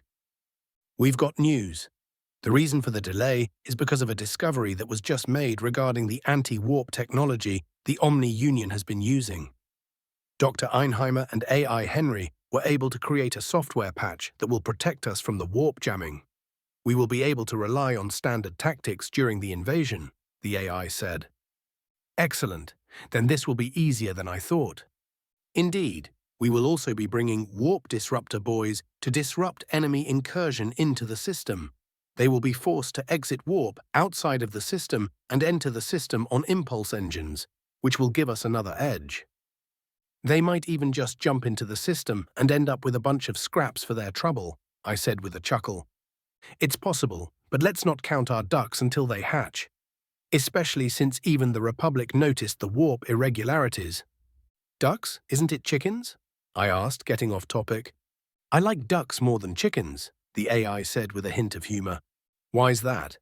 They have a more aesthetically pleasing shape, plus both ducks and chickens are domesticated, so why not say ducks? Fair enough, I said. So how will we know that the update will jam their jammers? I've run the numbers and they're sound. Henry knows what it's doing. If it would make you feel more comfortable, you can create an expendable strike team to test it. Frigates or destroyers. They'll jump into the system and engage the enemy to prove that it works, and we can follow close behind. And if it doesn't work, I asked, knowing the answer, then we'll be down a few ships and have to enter the system on sublights. But otherwise not any worse for wear than we were this morning, Omega said with a carefully neutral tone. It was being tactful. Understood. Notify me when we're ready to depart. The AI nodded and the Reaper disappeared. I hadn't made up my mind about Omega quite yet, but there's no reason to be hostile. It had revealed to us one of the most classified portions of its capabilities, the ability to clone itself. But every single admiral worth their salt knew that it was still hiding things from us. What I was trying to decide is whether or not we would even want to know what it's hiding from us. There had been a pretty dramatic change once we knew of its capabilities. I'd already noticed several of my officers relying a little too heavily on the AI. Having a shipborne AI is one hell of a boon, but if something goes wrong, those officers will have to rely on their own know-how to survive. It would become a problem if they were to get rusty. I realized that I didn't know a whole lot about our AI. I'd only ever been in contact with Omega and John, and those two don't get along. John's extremely military-minded. Honor to serve, do or die, retreat hell. Pretty much a walking advertisement for joining the service. The two don't agree on much, especially tactically. Thankfully, John was assigned to 4th Fleet, along with Tim and Violet, to defend Sol. 3 AI for one fleet, heck, it must be tickled pink. Unless Omega left them one of its clones as well. The arguments between John and Omega alone would be enough to kill the buzz of having so many AIs supporting you. I decided to stretch my legs and pay a visit to the command center. It's the best part of the Lacedaemon, not including the mess hall. Oh, I'm sure the junior officers would disagree, but I've always been a sucker for the nerve centers of ships. The flagship USSS Lacedaemon is a larger than a standard battleship. The size was mostly due to the extra armor, and it actually has less armaments than most battleships do.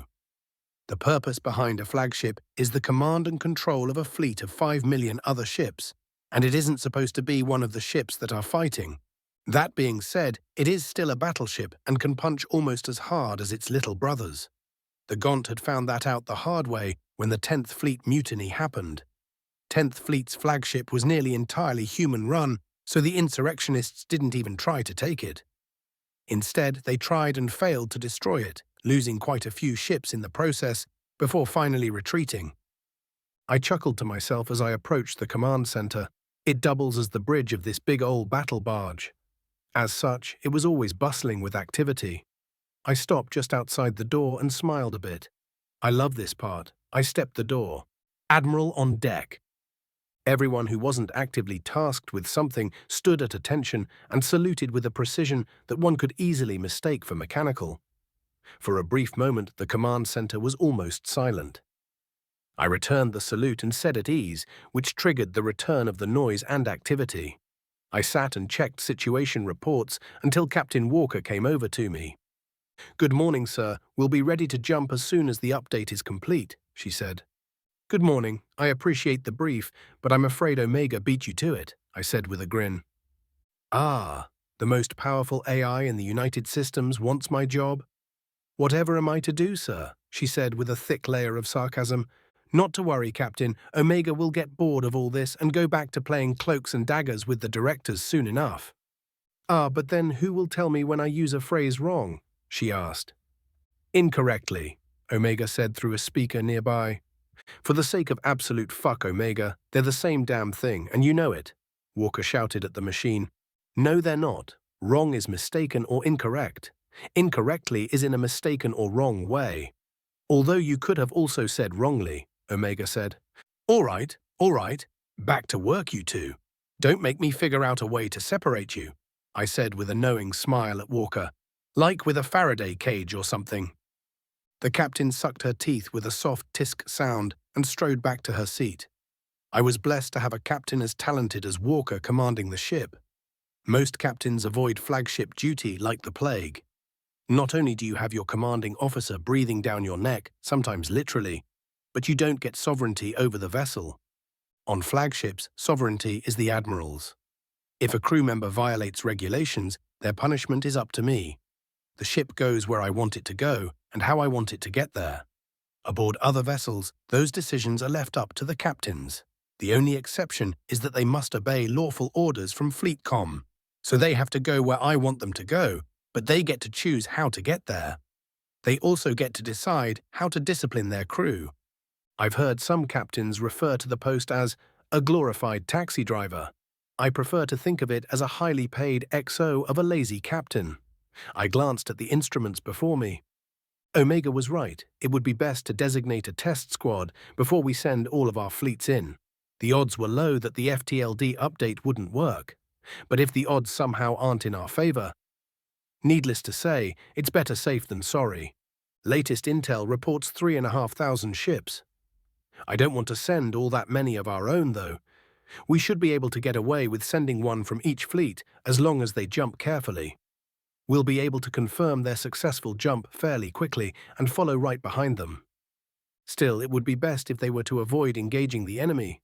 Superior tech or not, the sheer numbers difference could leave us with casualties. Having them jump into a position where they cannot be immediately targeted should do the trick. I nodded, confident that the vessels I would be sending weren't going to be destroyed by enemy fire. I typed up a message and sent it to the other admirals with my thoughts on the matter. 6 ships should be more than enough for a simple test, and the ships should be chosen at random from the destroyers. While I waited for a response, I keyed up a random number generator and assigned numbers to Second Fleet's destroyers. There are many RNGs available, but this particular one is my favorite. Most will instantly tell you a random number, but this one has an interface that's similar to a vintage slot machine. Perfect for gambling, in my opinion.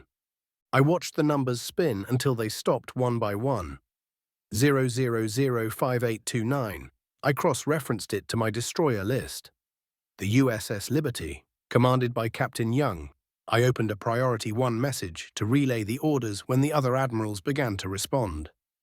All of them agreed with my assessment and were currently choosing their own ship to add to the test team. I started to type the orders as the ship names began to roll in. Asterisk, asterisk, asterisk. Recipients: Captain Young, Captain Trex, Captain Raymond, Captain Williams, Captain Iordanescu, Captain Hollivander. The USSS Liberty has been selected to test the efficacy of the faster-than-light drive update that should allow us to warp within the disruption fields that the Omni-Union generate. The team will be comprised of USS Liberty, USSS Idaho, USSS Aniniok, USS Tokyo, USSS Malice, USS Rosgath. Once we arrive at the rendezvous point, the test team will warp into the enemy system. Avoid engagement until reinforcements arrive. Once all 6 fleets are within the system, the test team will separate and rejoin their respective fleets. Asterisk, asterisk, asterisk. I finished the order and sent it just as an alert pinged from one of my terminals. I knew what it was before I even looked. I knew that each of the other admirals got the ping as well. We had been expecting it and dreading it.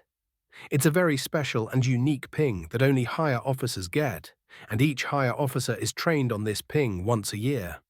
Each year we hear the same thing.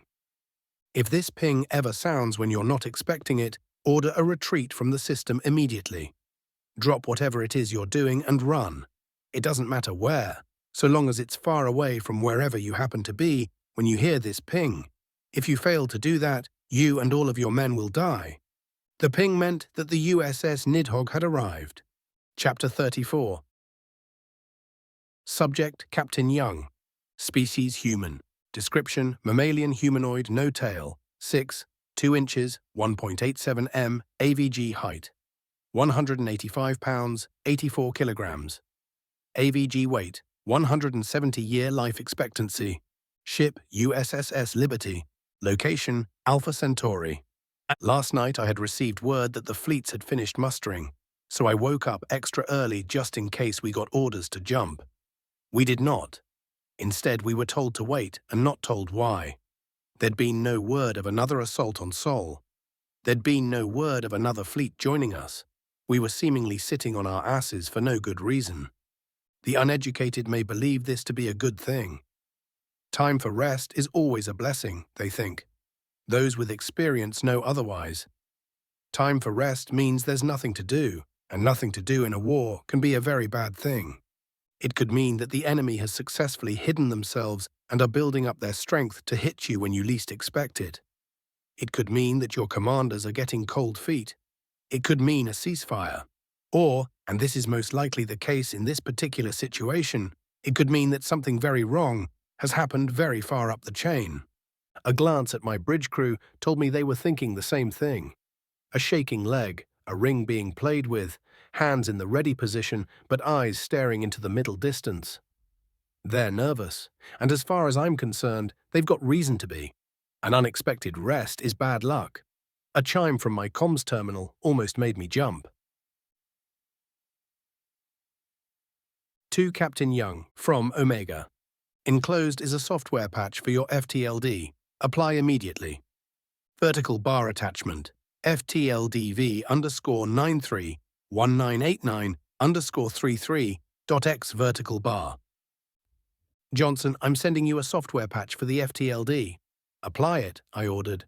Aye, aye, sir, Navigation Officer Lieutenant Johnson replied. My XO, Commander Ying, turned to me and asked, What's the patch for, sir? The stars have not seen fit to provide me with an explanation, I responded, referring to the Admiralty. Neither has the damned AI. Apologies, Captain Young, my intercom said with Omega's voice. I am a tad busy. The patch negates the effect of the Omni-Union warp disruptors. A few seconds of stunned silence passed. This was huge news.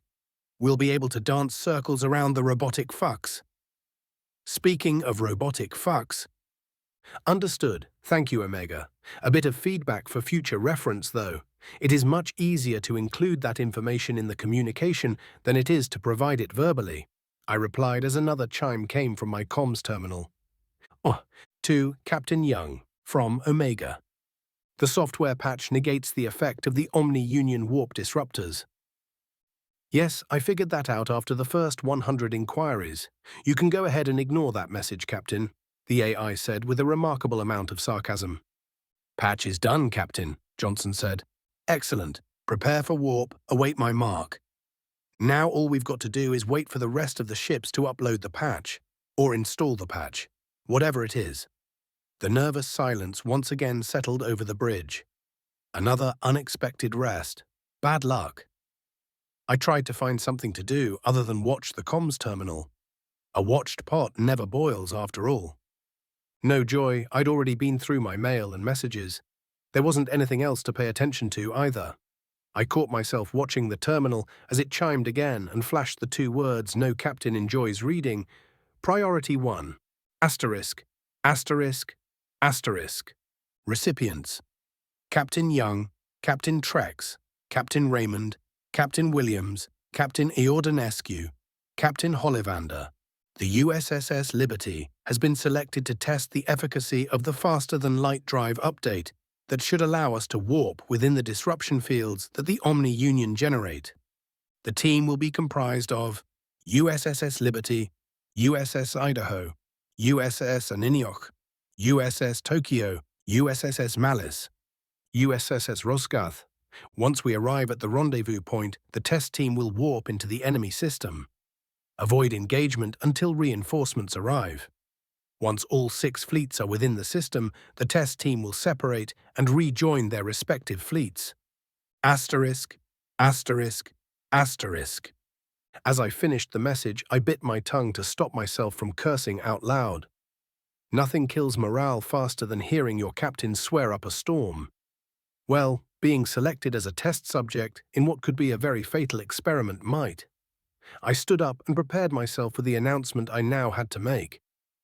Attention, we have been selected as part of a BAE strike team to test the efficacy of the FTLD patch. Our orders are to warp in formation with 5 other vessels while avoiding engagement until we are reinforced by the rest of the fleet, I said. A grin formed on my face as an idea occurred to me. I turned to my XO and asked, Ying, what's our count? 223 corvettes, 118 frigates, 52 destroyers, and 7 cruisers, sir. 7 cruisers. The ships in question had belonged to the gaunt insurrectionists who had built them after capturing a system with shipyards. They'd modeled the design after the US cruiser and quickly found out why the US had stopped making them. Cruisers are larger than destroyers, but much smaller than a battleship. So much smaller that they cannot be fitted with the same shield system or reactor network as a battleship, which means that while they pack a punch, they've got a glass jaw. Unlike a battleship, a US battleship at least. Well, I'm certain that the OU has at least one battleship in the system that we're heading to, don't you think? I asked, my grin getting wider. Oh yes, Captain. I should think so. Ying grinned right back. And we seem to have the advantage of their ship schematics, don't we? We do indeed, sir.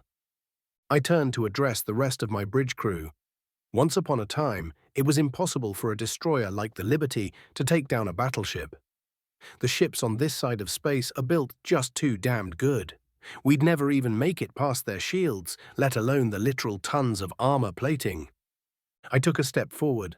I once believed we'd never get the chance to down one.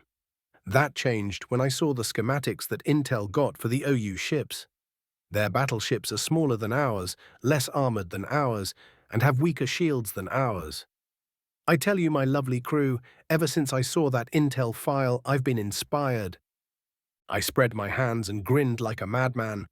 I have a dream of glory, the likes of which no other destroyer has the balls to grasp. A dream of a challenge, the likes of which we may never see again.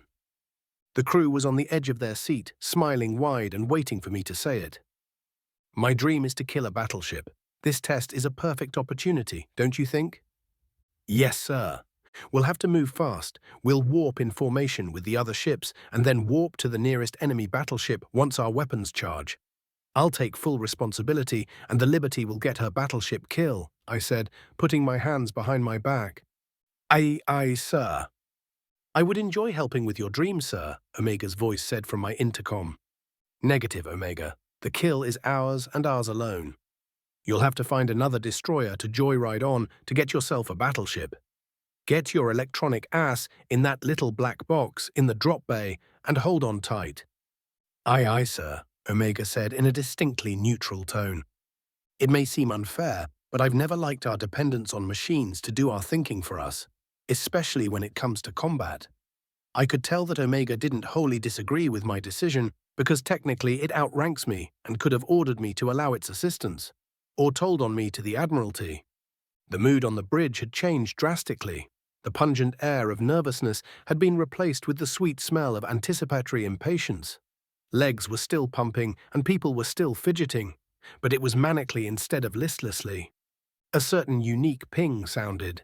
The USSS Nidhog. A few of my senior officers turned to look at me. They were up for captain soon, so I'd taken the liberty of briefing them on the sound. I gave them a grin, which they returned. Got to give it to the US, they know how to throw a party. A whistle came over the TACCOM, and Admiral Archibald's voice soon followed. Now hear this. Second Fleet, prepare to warp on my mark.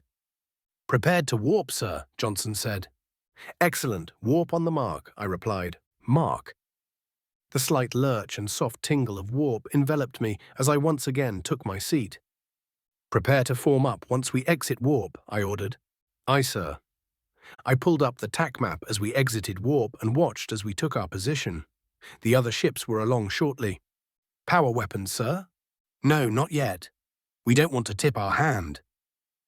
The TAC map showed 4,203 ships. They didn't appear to be in any particular formation. I scanned for a nice, isolated battleship. A small bit of dread entered my stomach as I noticed the enemy warp disruptors were active all over the system. An objective marker popped up on the screen. Prepare to warp. Preparing to warp, aye, sir, Johnson said. I zoomed in on the objective and nearly jumped with joy. A battleship isolated from the rest of their ships and with a clear line of sight on where we would be jumping. Command had overlooked it, and I wasn't about to correct them. We've got one, relaying coordinates. I want to warp to the objective, go weapons hot, and warp to this battleship's stern keel, I ordered. A dick shot, sir? Ying asked with a laugh. As my grandmother used to say, if they're above your weight class, go for the grapes. She lived to be 400 years old, so I assume she knew what she was talking about, I replied. We'll need to be fast, don't want them stealing our joy. Ready for warp, sir. Synchronize and warp on the mark, I ordered. Aye, sir. Awaiting mark, Johnson answered. I didn't get to call the shots on this one. That job went to Captain Trex of the USS Idaho. Just as well, if the squad leader went running off, the rest of the squad would be obliged to follow. If I go running off, on the other hand, Trex won't know what to do and will have to make a decision, which will buy me time to get my battleship kill. We've got to make it look justified. As if we spotted the battleship after our warp. Wait for 1 second after we exit warp before charging the guns, then initiate our own warp. Once we're under the battleship, open up we... Warping, sir, Johnson said. Fuck it, on the fly then. Remember, 1 second after we exit warp, it should take at least that long for the battleship to spot us. Aye, sir. We exited warp in formation with the other 5 destroyers. It only took a quarter charge of the FTLD to jump this distance, so we had plenty of juice for an additional warp.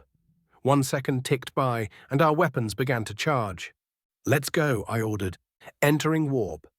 We exited warp in the perfect position to gut the battleship. Hell, we could probably cut the thing in half at this range if we really wanted to. But we had to be quick, so we were playing poke the reactor.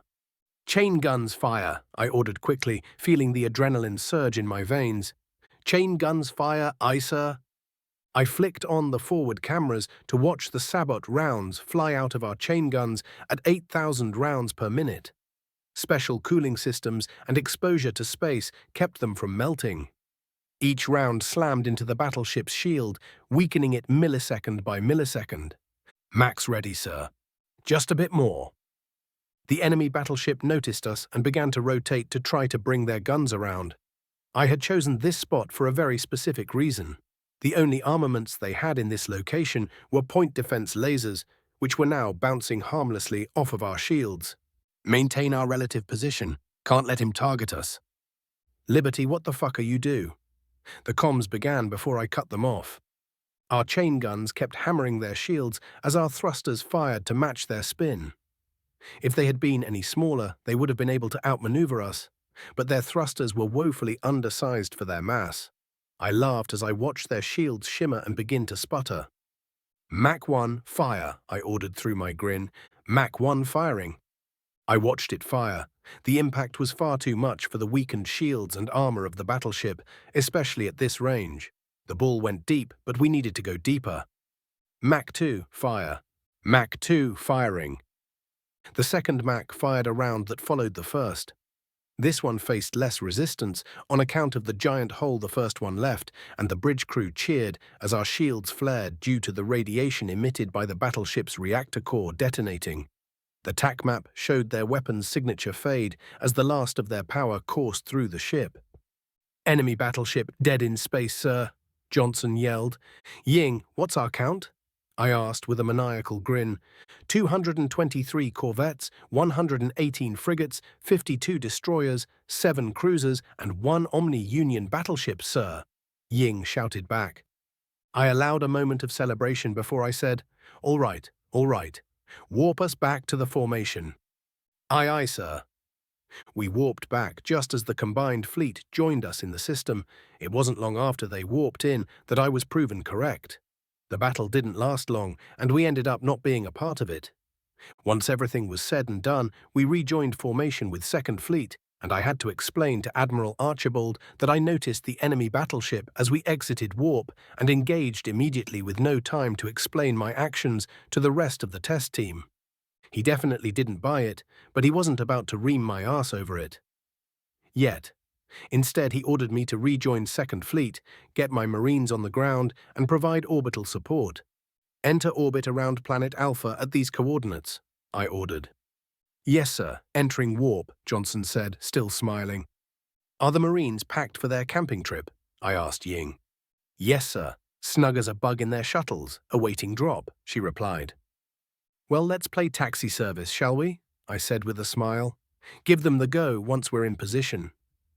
I found myself in a great mood. The Liberty had a storied history. She had been blessed with bloodthirsty crew after bloodthirsty crew. She had faced off against the toughest opponents and destroyed entire squads of pirates and insurrectionists. But never once in her entire history had she been able to bag anything that could be classified as a battleship. Until now. Chapter 35. Subject, Staff Sergeant Power. Species, human. Description, mammalian humanoid, no tail. 6, 2 inches, 1.87 m. AVG height, 185 pounds, 84 kilograms.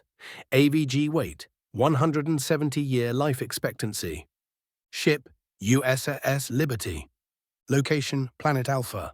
"So what are they calling this system anyways, Sant?" PFC Reinhardt asked SGT Gruff. "Don't think it has a name, right, Staff Sant?" Gruff asked me. "There wasn't one in the brief. It probably has one of those alphanumerical names, like Alpha Zulu Tree Fower Fife," I replied. A few brief chuckles arose when I said Fower. It was one of the oldest jokes in the military, pronouncing the word for the exact way that the military phonetic manual tells you to. It all started with a misprint, legend says, way before we ever even got to space. Someone wrote down the pronunciation of for as fower, but put the hyphen in the wrong spot, resulting in fower. It stuck like napalm, although you'll rarely get in trouble for actually saying for outside of training. And the only reason you get in trouble during training is because you get in trouble for anything during training. A fuck-up is just an excuse to make you stronger. What about the planet we're landing on? It's got to have a name if we're taking it over. Reinhardt asked me. Why do you care? You looking to buy a plot of land to retire on? That's pretty forward-thinking there, Private, I replied. That wouldn't exactly be a bad idea.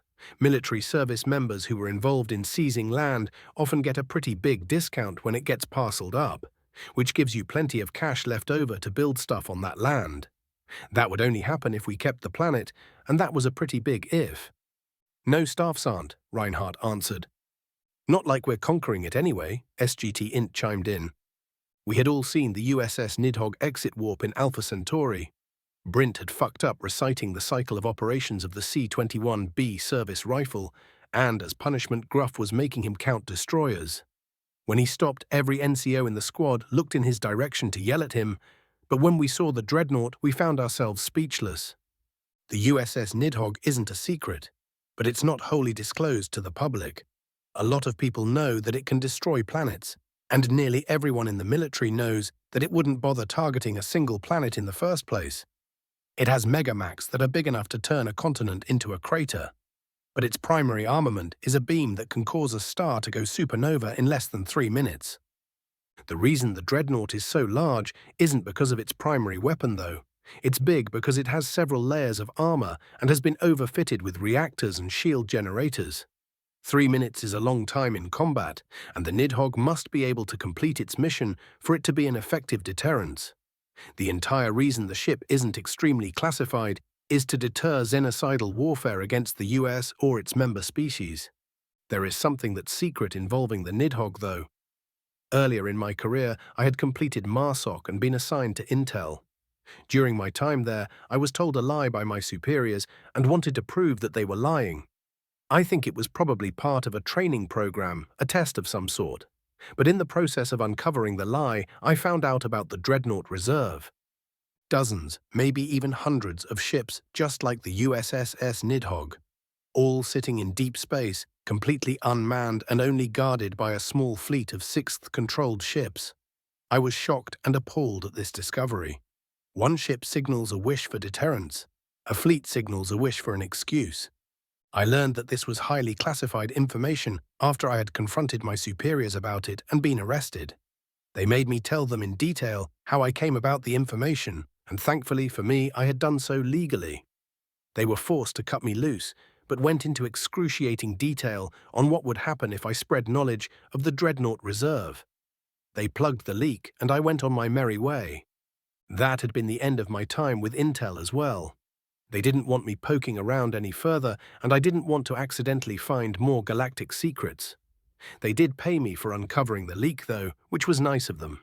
Shady but not evil is the unofficial motto of Bureau of United Systems Intelligence. You would know that they're calling it OU Planet Alpha if you had paid attention to the verbal brief or read your fucking packet, Reinhardt. Gruff spoke up. I didn't read the packet either, to be fair, Corpsman Yunk provided. Don't even know what the mission name is. It's Operation Vainglorious Infiltration, Omega said. The hell it is. No, it's not. The fuck are you talking about? What possible drug could an AI take to get that high? And a chorus of other negative replies chimed in before I finally stated, it's Operation Vanguard. Tisk, was Omega's reply. If I didn't know any better, I would say that we hurt its feelings. I looked at Gruff, and he moved his helmet in a slight horseshoe shape that indicated he was rolling his eyes. The shuttle shook, which immediately brought us all back to the reality of the situation. Entering atmosphere, our pilot said. Omega, what can we expect the enemy to have armament-wise when we get groundside? I asked. Orbital scans showed infantry, armor, and artillery. They're about as equipped as a standard military, it answered. What about air? Asked SGT Int. Well, they did, but that's no longer a concern. Same with anti-aircraft and long-range missiles. We have complete air superiority, so feel free to call for air support as needed.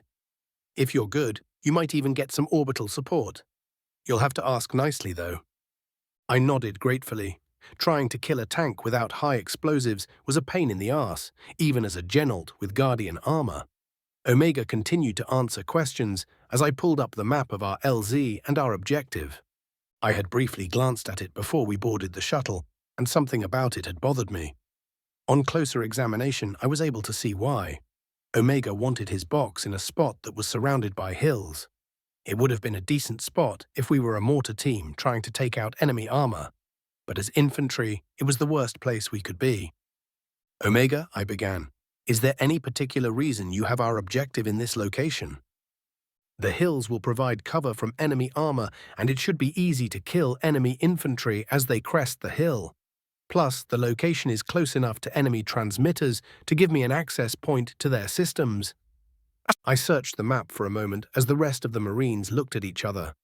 Then I added a waypoint to a large hill with plenty of flat land surrounding it.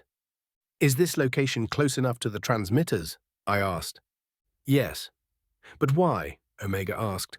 A chorus of laughter rang through the shuttle as the other Marines checked their maps. I don't understand, Omega said. You'll be vulnerable to fire from all directions. When you're on top of a hill, you can use the hill as cover while denying that same cover from the enemy. It's also easier to shoot down than it is to shoot up, mostly due to sunlight and such, Int said. Yeah, that and grenades. Didn't study infantry tactics very much, did ya? CPL Chang chimed in. Tuss, replied Omega. Omega probably had studied infantry tactics, but like most non-infantry, probably thought that it knew better. Many virtual reality first-person shooter players joined the Corps and were shocked when they discovered that the tactics in their little games didn't work very well in real life. Age-old wisdom dictates that one should always take the hill. I changed our objective marker as the lights within the shuttle turned red and an alarm began blaring. The ride had smoothed out, so most of the newer Marines were confused.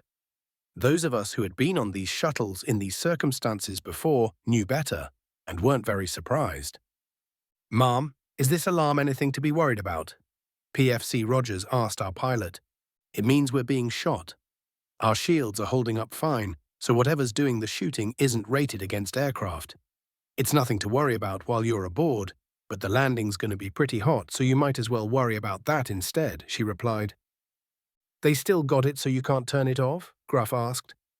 Yep, apparently we got to know whenever we get hit. We sat quietly and waited for the landing. The only sounds were the occasional shifting of the shuttle and the impact alarm. After a few moments, the fidgeting started. Weapons checks, making sure seals were snug, tapping feet and fingers on whatever surface was available. Standard fare for impatient Marines. We didn't have to wait long, though. Drop-off imminent. I was right, this LZ is hot.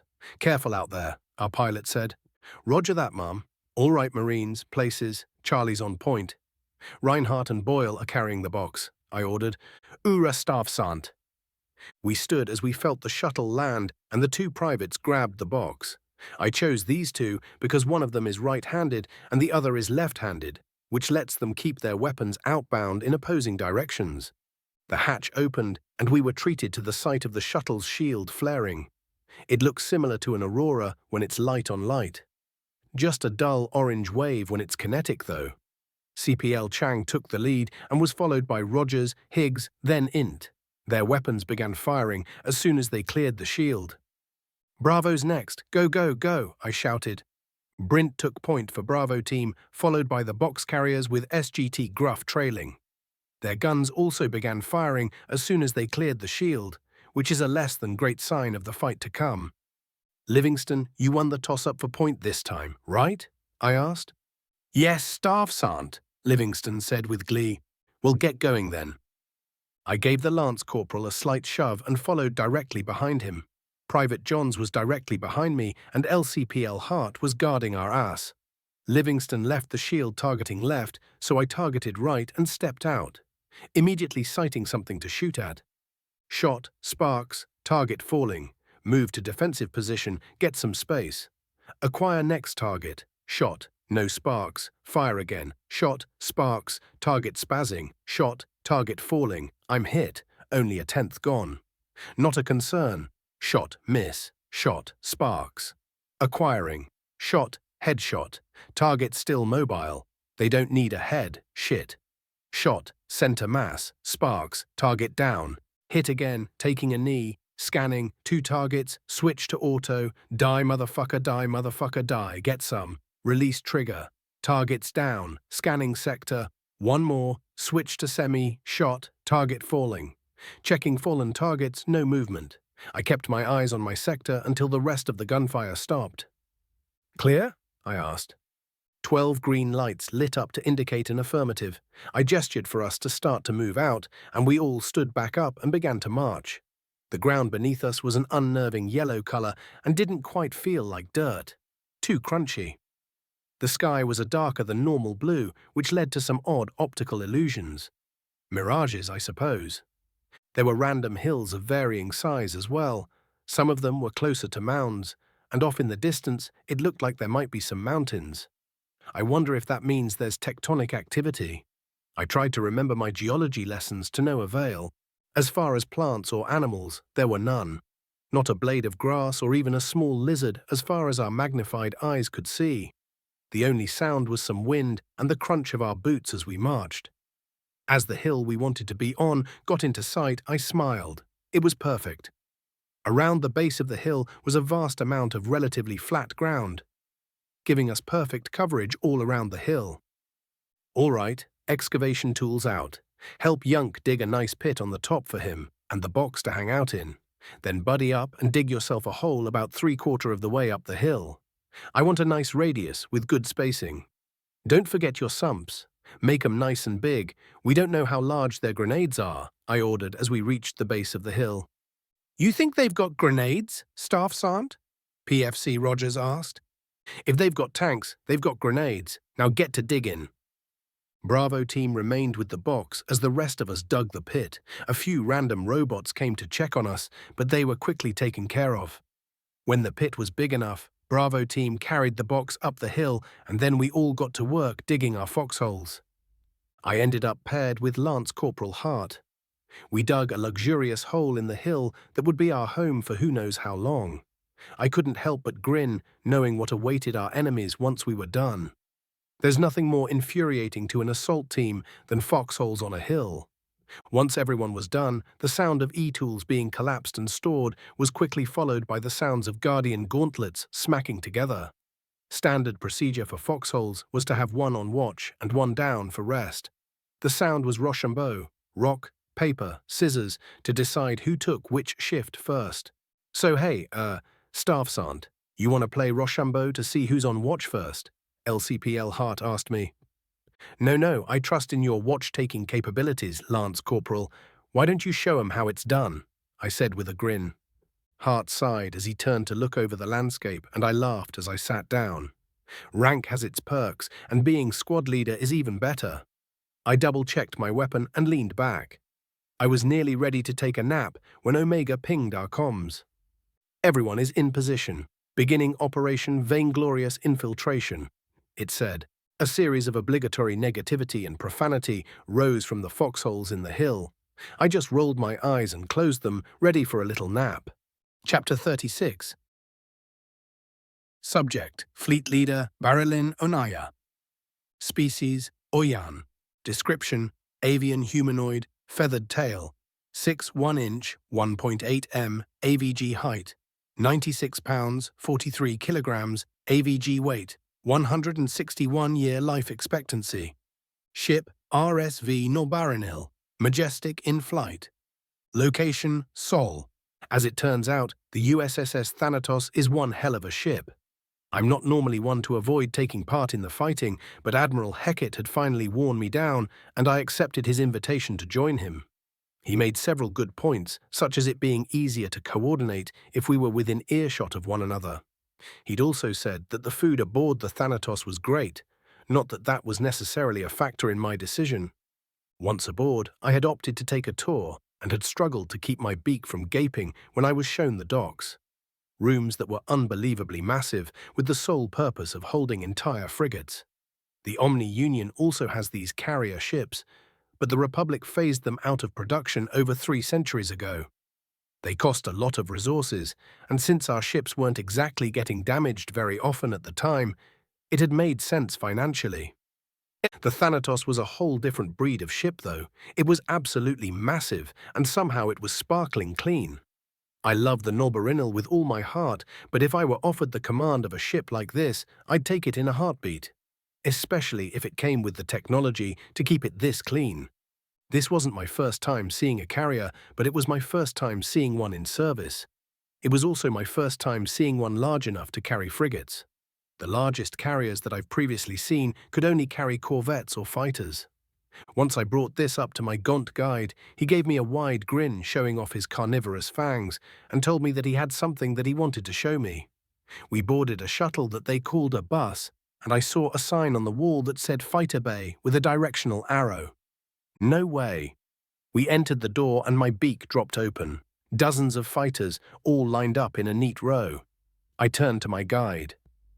How? I asked, dumbfounded. A combination of gaunt engineering and human know-how.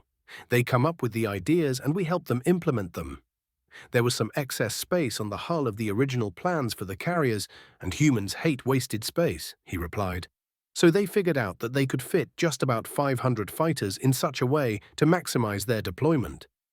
Of course, the Thanatos is a diplomatic carrier, so it's smaller than the big girls.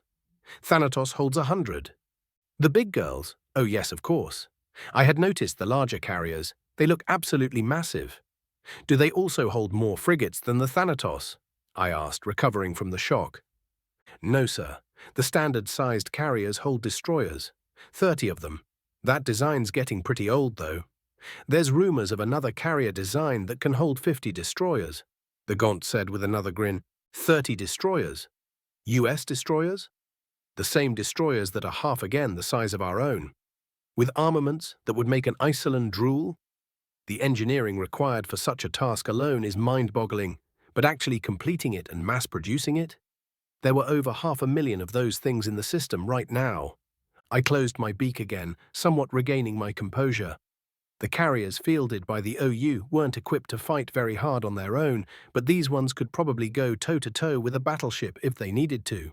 Even with that being the case, they still carried 30 destroyers. I looked back at the fighters. Their flight consoles were all lined up in a glass container along the far wall. I turned back to the Gaunt. Why? I asked. What you mean, sir? What motivated this particular engineering marvel? I clarified. The Gaunt looked nervous for a moment before saying, Well, sir, I ain't sure that it's my place to tell you. The humans don't like talking about it, and I don't blame 'em. Thing is, it's not their fault. They've tried their best, sir. They really have. What do you mean? I asked. On this side of space, you got yourself a bunch of bastards, sir. The thing about them bastards is that if you give them even an inch of leeway, they'll make sticks that are so big your own will end up useless. So you've got to make even bigger sticks to keep them in line, you know what I mean? Sure, I said, before remembering my composure. This Gaunt's accent was oddly disarming. Yes, I think so. The worst part is that the bastards aren't just one species. Every species has their own set of bastards looking to start fights to try to get a bigger piece of an imaginary pie when there's more than enough to go around. The Nuknu and the Alumari are pretty good at bonking their bastards. But the Gaunt and the humans have very cunning and particularly ruthless bastards to contend with.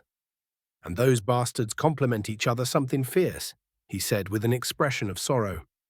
I think I understand, I said with a soft tone and a nod. I'm afraid you don't, sir. It's much worse than you probably realize. And I really shouldn't be telling you, but I've already said too much to leave it hanging, he said with a large sigh. Of all the people to be telling this to, an admiral. Well, if it makes you feel better, I'm a fleet leader. Not an admiral, I said, smiling with my eyes.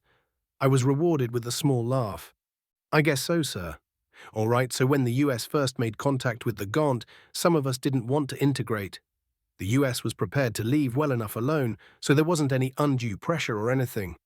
But integration would have improved our quality of life and done away with a certain authoritarian form of government that plagued our systems.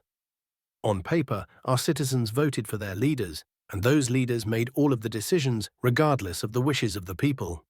We had tried many times to change this style of leadership, but it would always revert within a generation or two.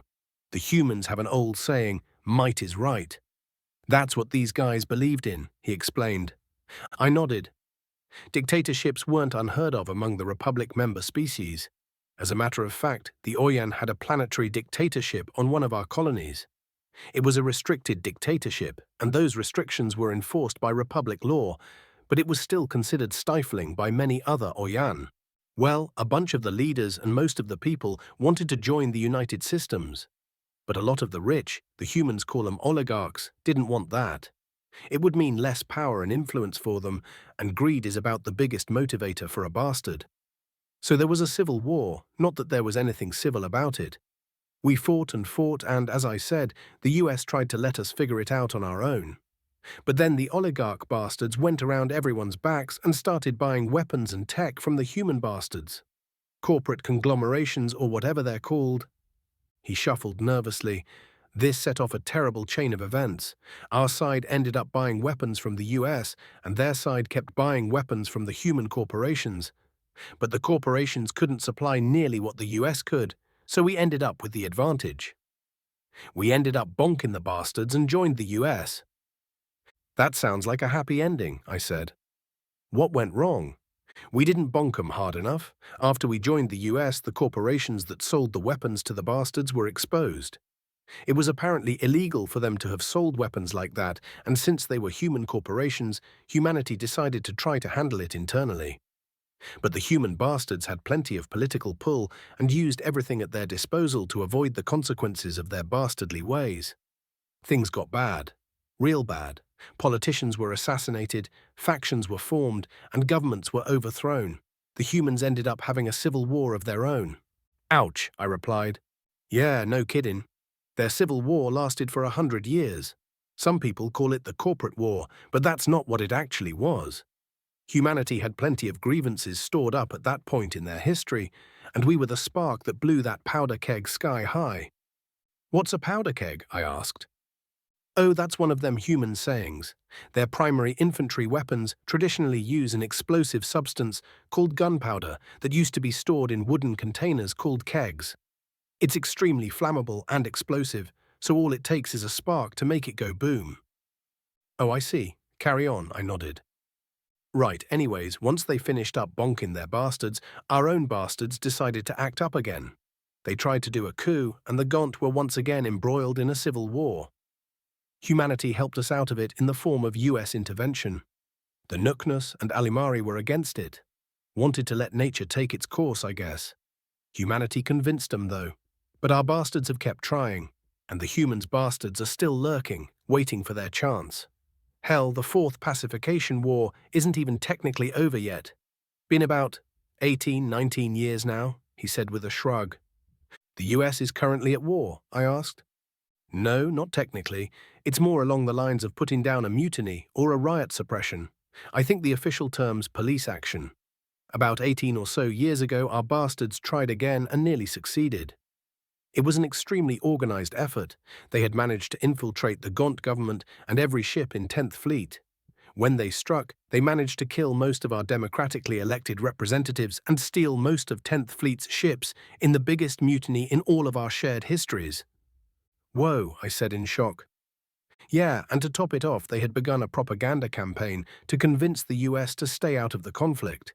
So when the US inevitably entered the fray, because they stole those ships, a lot of the people in charge were suddenly getting angry letters and phone calls from people who'd fallen prey to the propaganda. Wow, what changed? I asked. The US liberated a Gaunt colony from the bastards. Turns out, bastards do what bastards do, no matter what's at stake. They had been abusing the populace something fierce. Mandatory work schedules and curfews and capital punishment for minor infractions. Pretty much turned the populace into slaves and killed anyone who tried to argue with them. Once the news broke, their support dried up right quick.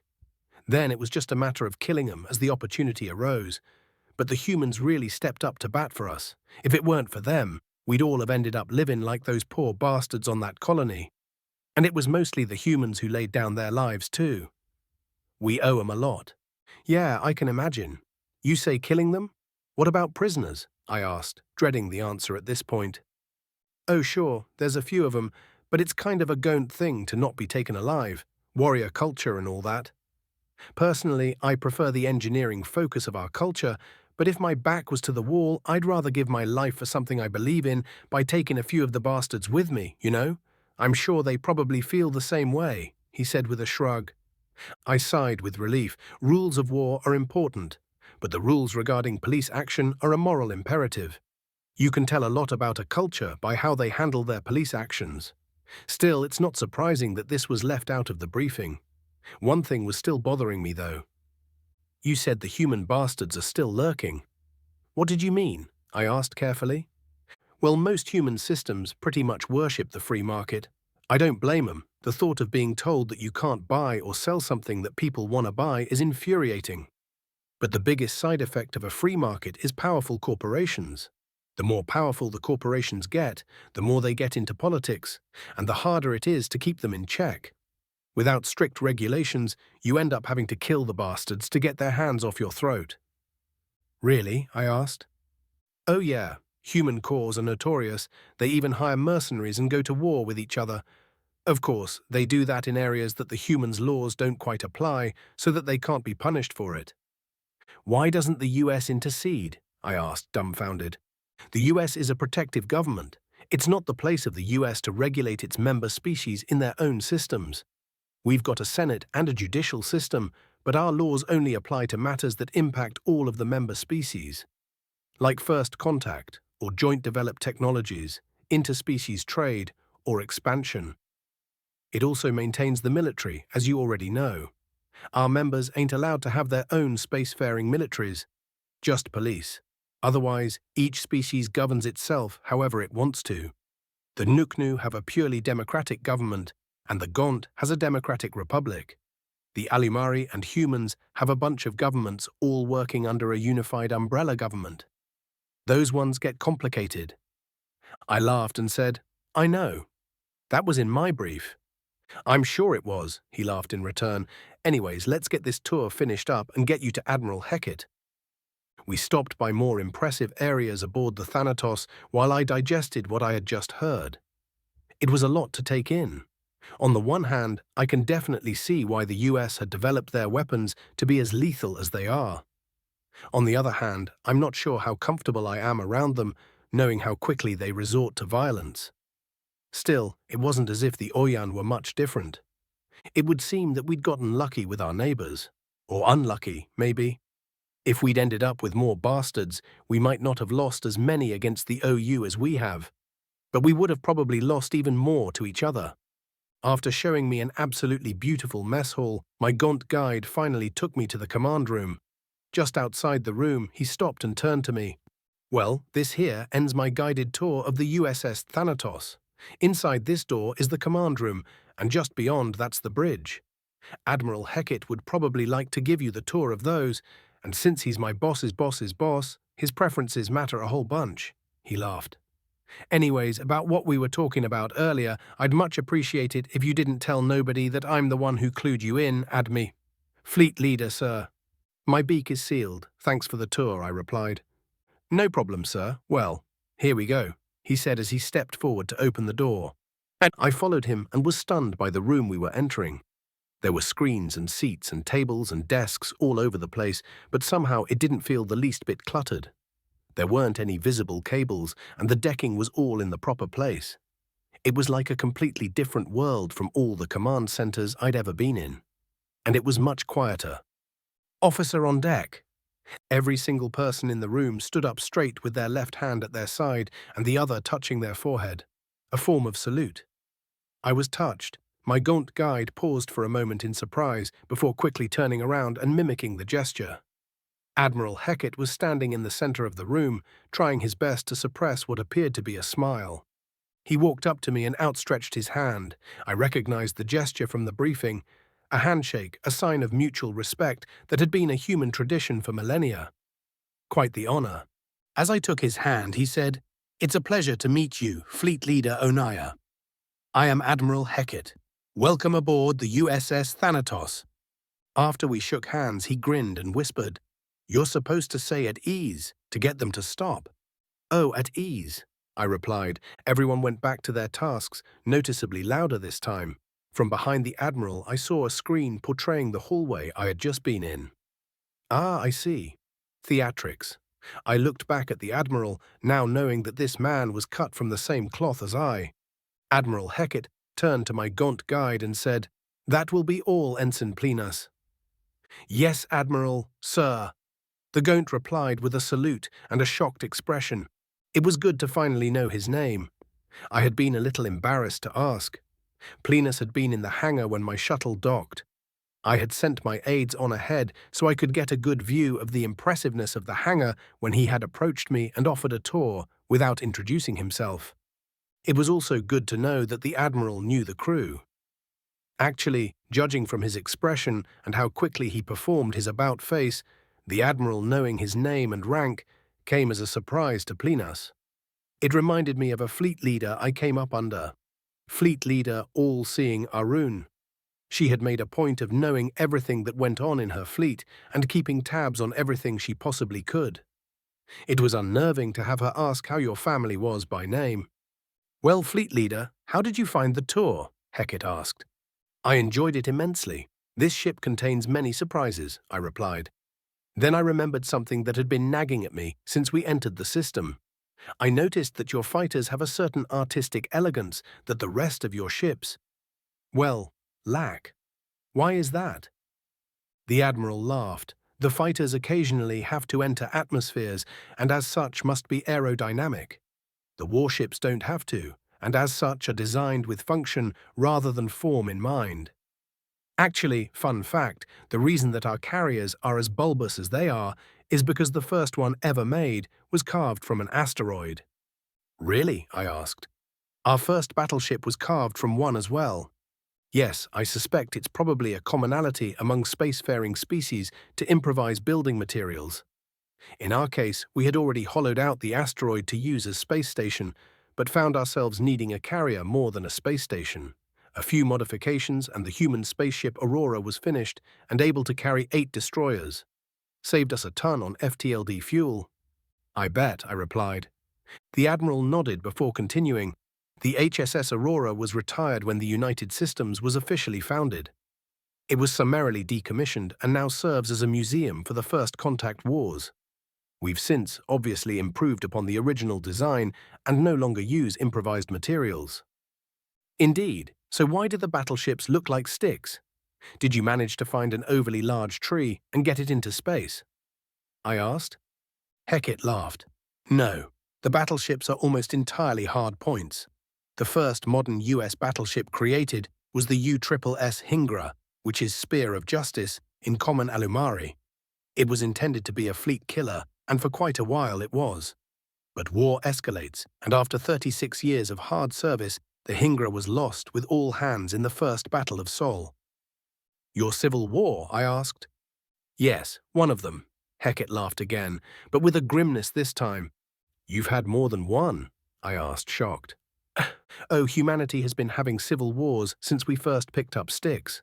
We've only had 2 that the United Systems military was obliged to intervene in, though. I believe you were briefed on the second one. The first one only lasted 18 days, and that's the one that we lost the Hingra in. I licked the upper innards of my beak. As a person, I was shocked to hear the human speak of his bloody history so casually. But as a fleet leader, I was able to appreciate the candor and detached approach. We have warrior species in the Republic, but the humans didn't really look the part. Well, until they smiled wide and showed their teeth. I am sad to hear that your history has been riddled with strife, Admiral. But I am grateful to be fighting the Omni-Union beside those as experienced in warfare as yourselves. It fills me with confidence that we'll be able to finally put an end to this mechanical threat, once and for all. The Admiral smiled wide. We will, one way or another. Speaking of which, we have officially launched the invasion. Really? I asked. What did you send? 6 fleets, so 30 million ships and the Dreadnought, he replied. Ah, so your fleets really are 5 million ships each. And sorry, what is a Dreadnought? I asked. Honestly, I thought it was the first thing you would ask about. It should have been in your briefing. The USSS Nidhog. Never. There are parts of the briefing I haven't had a chance to skim through yet. I mostly went through the species description and history, I replied, gesturing in an apologetic way. Understandable. I haven't been able to read the briefing supplied by the Republic at all, he said with a laugh. Then his face turned serious. The USS Nidhogg is the only Dreadnought-class ship in the US military. It is a genocide deterrence created in response to the Deluran War. It has the ability to destroy solar systems and can withstand significant fire from a fleet of battleships for an extended duration. He looked into my eyes as he said, "It is the single most powerful death machine that the United Systems has ever created. It is only cleared for usage if the enemy is xenocidal or mechanical. Every crewman aboard the Nidhog has passed through the most intense background and psychological checks available to make certain they are loyal to the United Systems. If their loyalty wavers in a detectable way, they are assigned elsewhere." I swallowed heavily. After seeing their ships and hearing their history, I suspected that they might have created weapons of mass destruction that could destroy planets. Such weapons were of course prohibited from being researched in Republic space, but for the US it just made sense. Solar systems, though? Why? Insanity, sheer and utter craziness. Although I could see it as a xenocide deterrence.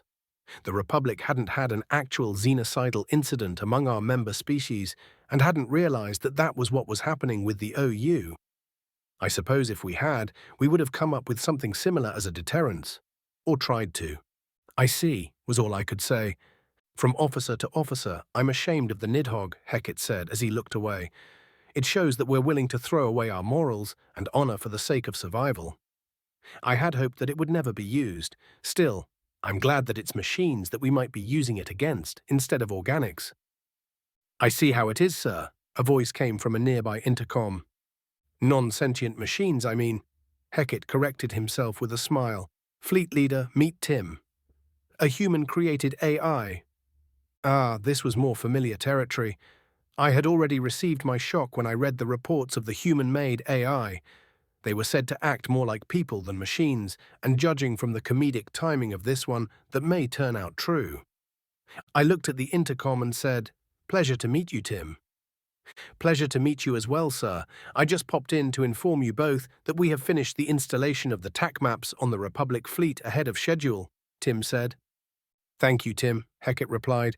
"You should thank Omega. Running those logistics would have made my head spin right off, if I had one." "No thanks necessary," another voice, presumably Omega, replied. Indeed, Omega was simply performing his duty.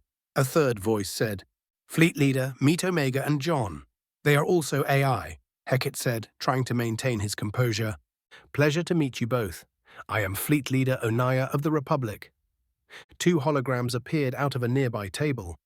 One was a figure wearing a black cloak and holding a curved blade. The other was a figure wearing the same suit of armor that I had seen some soldiers wearing during my tour. The soldiers had been dark blue or dark green, but this suit was white. Or perhaps steel, with a lot of light shining on it. "Judging from your reaction, you've already been briefed on us," the cloaked figure said, with Omega's voice. "Good."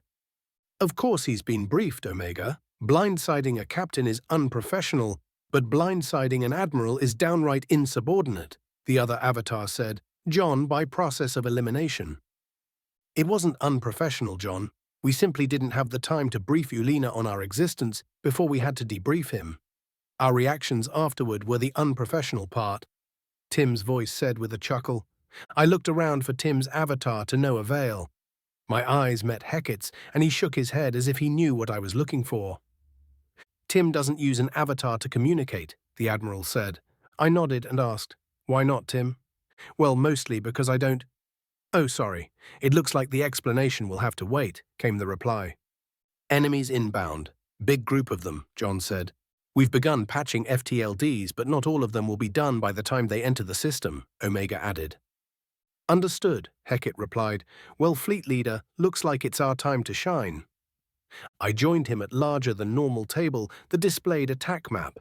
The US fleets were shown in blue, the Republic's were in green. I tapped part of the table, and an interface popped up. I keyed in a communication frequency and the ID for my comms implant as I watched Hecate do the same. From here, we would be able to give orders to our fleets. "Well, Admiral," I said, "let's defend your system." Chapter 37. Subject, Captain Wong, species human. Description, mammalian humanoid, no tail, 6, 2 inches, 1.87 m, AVG height. 185 pounds, 84 kilograms. AVG weight, 170-year life expectancy. Ship USS Valor. Location Sol. Tim, how many do we have left? I asked. 29,683,271 remaining. We have destroyed 8,471,282, 283, 284, 286, Tim replied. Right, I get it. Well, let's keep at it. The Omni Union had attacked about 10 minutes after Tim had told me that our invasion had begun. Not all of our ships had the chance to apply the FTLD patch, but the Valor had. The AI that insists on following me around does have its uses. Despite the patch, we were ordered to defend the Thanatos. All 10 frigates and 100 fighters were deployed in a defense perimeter. The USS Valor, Pride, Shield, Rosenthal, Spear, Gambler, Grateful Carnivore, Bulk, and the freshly repaired Sword. I rolled my eyes when I remembered the Bulk. We've really got to find a better way to name our ships. The way it currently works is that the engineering crew that constructs the ship gets to name it so long as the name isn't already taken or profane. There's an entire quality assurance team of over 100,000 individuals from different cultures to make certain that the engineering team doesn't get too clever with puns. Like the phallic phalanx, for example. If you didn't speak any Latin, that would seem to be a military maneuvering tactic. The QA team had a tough time on that one, because most translators get confused with it. Both words are Latin, but are also technically part of the English language. So a translator would read phallic phalanx as phallic phalanx. The only way it didn't slip the net was that nobody knew what it meant, so they had to check the definition of phallic and phalanx. The phrase phallic phalanx, as it turns out, means a formation of shield-carrying soldiers in the overall shape of a penis. This situation made interplanetary news because it ended up costing enough to make it the most expensive dick joke of all time. Target identified. Firing, Babanin said in a bored tone. We were ordered to hold position and target anything that targeted our formation. We took this to mean anything that looked like it might start targeting our formation. Even so, the Omni Union was painfully unaware that the Thanatos was currently host to the commanders of the Joint Fleet. Admiral Hecat and Fleet Leader Onaya had both taken up residence on the Thanatos in an attempt to better coordinate the fleets. Hecat had said that he liked the ship more than the science station. The importance of our assignment didn't make me feel any better about not being in the thick of it, though, especially once the casualty notifications started rolling in. Kill confirmed. No further targets, Babanin reported with a slight yawn. The Lowelana was still docked. If things went south, the plan was to have the fleet leader board the Lowelana and have Uleena do his best to evacuate him. It was certainly a last-ditch plan, though. If things go badly enough that the Thanatos is at risk of destruction, there's almost no chance the Lowelana's getting away. A message notification brought me back to reality. Permission to pursue fleeing target. Captain Samuel's USS Sword. Reynolds had made me squad leader for all 10 ships. I had expected some pushback because most of the captains are more tenured than I am. But everyone had done exactly as they were told without a single complaint. Well, a single complaint to me. Samuel's, on the other hand, wasn't more tenured than I am. As a matter of fact, she just received this command 3 months ago, which is probably why her ship was the only casualty in the second assault. No, that's not quite fair. Nobody really believes that an enemy will kamikaze until it happens. Denied. Hold formation. Our job is to protect the Thanatos. Killing the enemy is just a treat we get for doing so. Captain Wong, USS Valor. I'm going to die of boredom, Babanin, I said. I could give you access to a copy of the Alumari Renegade, sir. Tim chimed in with a literal chiming sound. Wasn't talking to you, Tim. And I hate romance novels, I replied tersely. Ah, but you know about it. What? Read it already or something? Everyone knows about the Alumari Renegade, a trashy smut novel that the author wrote to expand his horizons. It ended up becoming more popular than his more serious works. Every author's worst nightmare, I said with a chuckle. Now get back to work, you bucket of bolts. "Aye, sir," the AI responded. Then after a second of silence, "I do want to point out that I don't have any buckets or bolts, though." "Can it?" Lieutenant Babanin chuckled at the exchange and said, "Well, sir, dying of boredom isn't all that bad. It could be worse." As he said that accursed phrase, I watched two enemy destroyers on the TAC map turn to target us directly. I nearly got my mouth open to say something about it when two friendly Mac rounds began sailing toward the enemies at unbelievable speeds. I glared pointedly at Babanin, who saw the exact same thing I did. "Don't do that again, Lieutenant," I said. "Aye, aye, sir," he said with a smile. I leaned back in my chair, finally accepting my fate as a spectator. The previous battle had a significantly different tone to it. Well, if you could call that a battle. It had been closer to a very quick slaughter. They jumped into the system and were destroyed before they could get a single round off. Scuttlebutt had said that the OU were basing their attacks on how many ships we had in the system, so everyone was expecting the last fight to end fast. We had been dreading this one, though. With good reason. Nearly 40 million ships had warped into the system and immediately began attacking. But by now most of the fleet had finished the FTLD patch and were warping with wild abandon, which caused the casualty notifications to slow down significantly. These robotic bastards definitely didn't account for that. Saul was going to get a massive economy buff after all this fighting. Mars and Titan both had the tech to unpack the balls of atoms that were left over from the A2 cleanup. Once we won this war, we'd probably have to assign policing units to make certain that the conglomerations don't war over the salvage rights. Saul was riddled with corporate conglomerations that were more bloodthirsty than even the Daluran. Hell, they'd probably lobbied for the Daluran's extinction to try to get mining and colonization rights to their homeworld. All that's above my pay grade, though. I'm just a captain of a warship that's watching a battle play out instead of fighting in it. Still, it beats being stuck aboard the Thanatos at the moment. That ship is absolutely lousy with AI right now, and if I had to listen to another argument between John and Omega, I was going to lose it. I sighed as I remembered AI John. What the hell had possessed it to choose the most motivated personality possible was beyond me. The Marines get a kick out of him, and High Command adore him. The rest of us hate him. He's a dick. I was surprised when his avatar turned out not to be a penis in a uniform. Might suggest that to Omega. No, I'm sure that there'd be consequences to that. And officers shouldn't be thinking about pulling pranks either. But it beats just staring at the TAC map, watching enemy blips disappear. The OU was fighting back as hard as they could, but it's impossible to outmaneuver US ships when you have outdated warp tech. Target identified. Phi. Never mind. Sword got it. Babanin said in a sad tone. "We'll get him next time, Lieutenant. Keep your eyes peeled," I said encouragingly. I reminded myself once again of the importance of our assignment. On top of the Admiral and the fleet leader, there are currently several other Republic officers on the Thanatos coordinating their ships with ours. They weren't exactly doing a great job, though. The US had taken about 100 total casualties, but theirs were in the thousands. Honestly, it was a miracle they hadn't been routed yet. They had their ships in firing lines. Who does that? There isn't a single tactical benefit to it in space.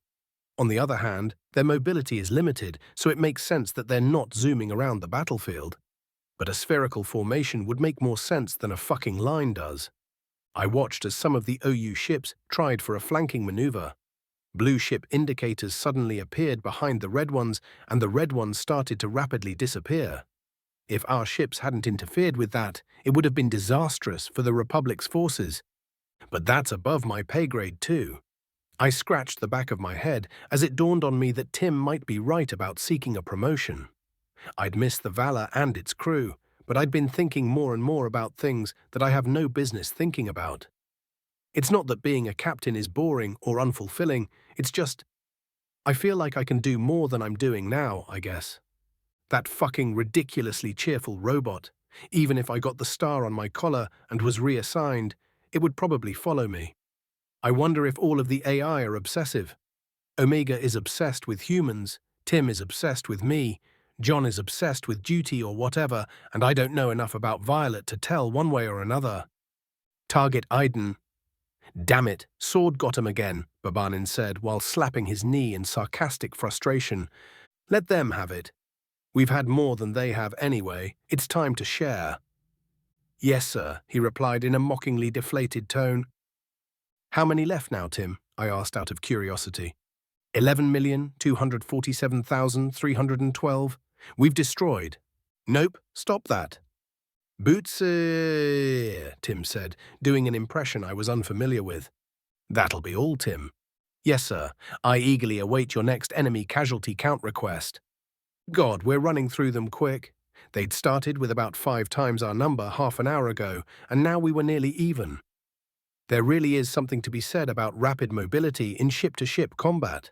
I'm thankful that our FTLDs are back in action. Unlike the Republic's FTLDs, ours only use a certain amount of charge per jump. The amount of charge is dependent upon many variables, including the distance between the warp points. The amount of variables makes the overall charge depletion pretty random, though. We can typically get 10 jumps in system before having to hang out and recharge.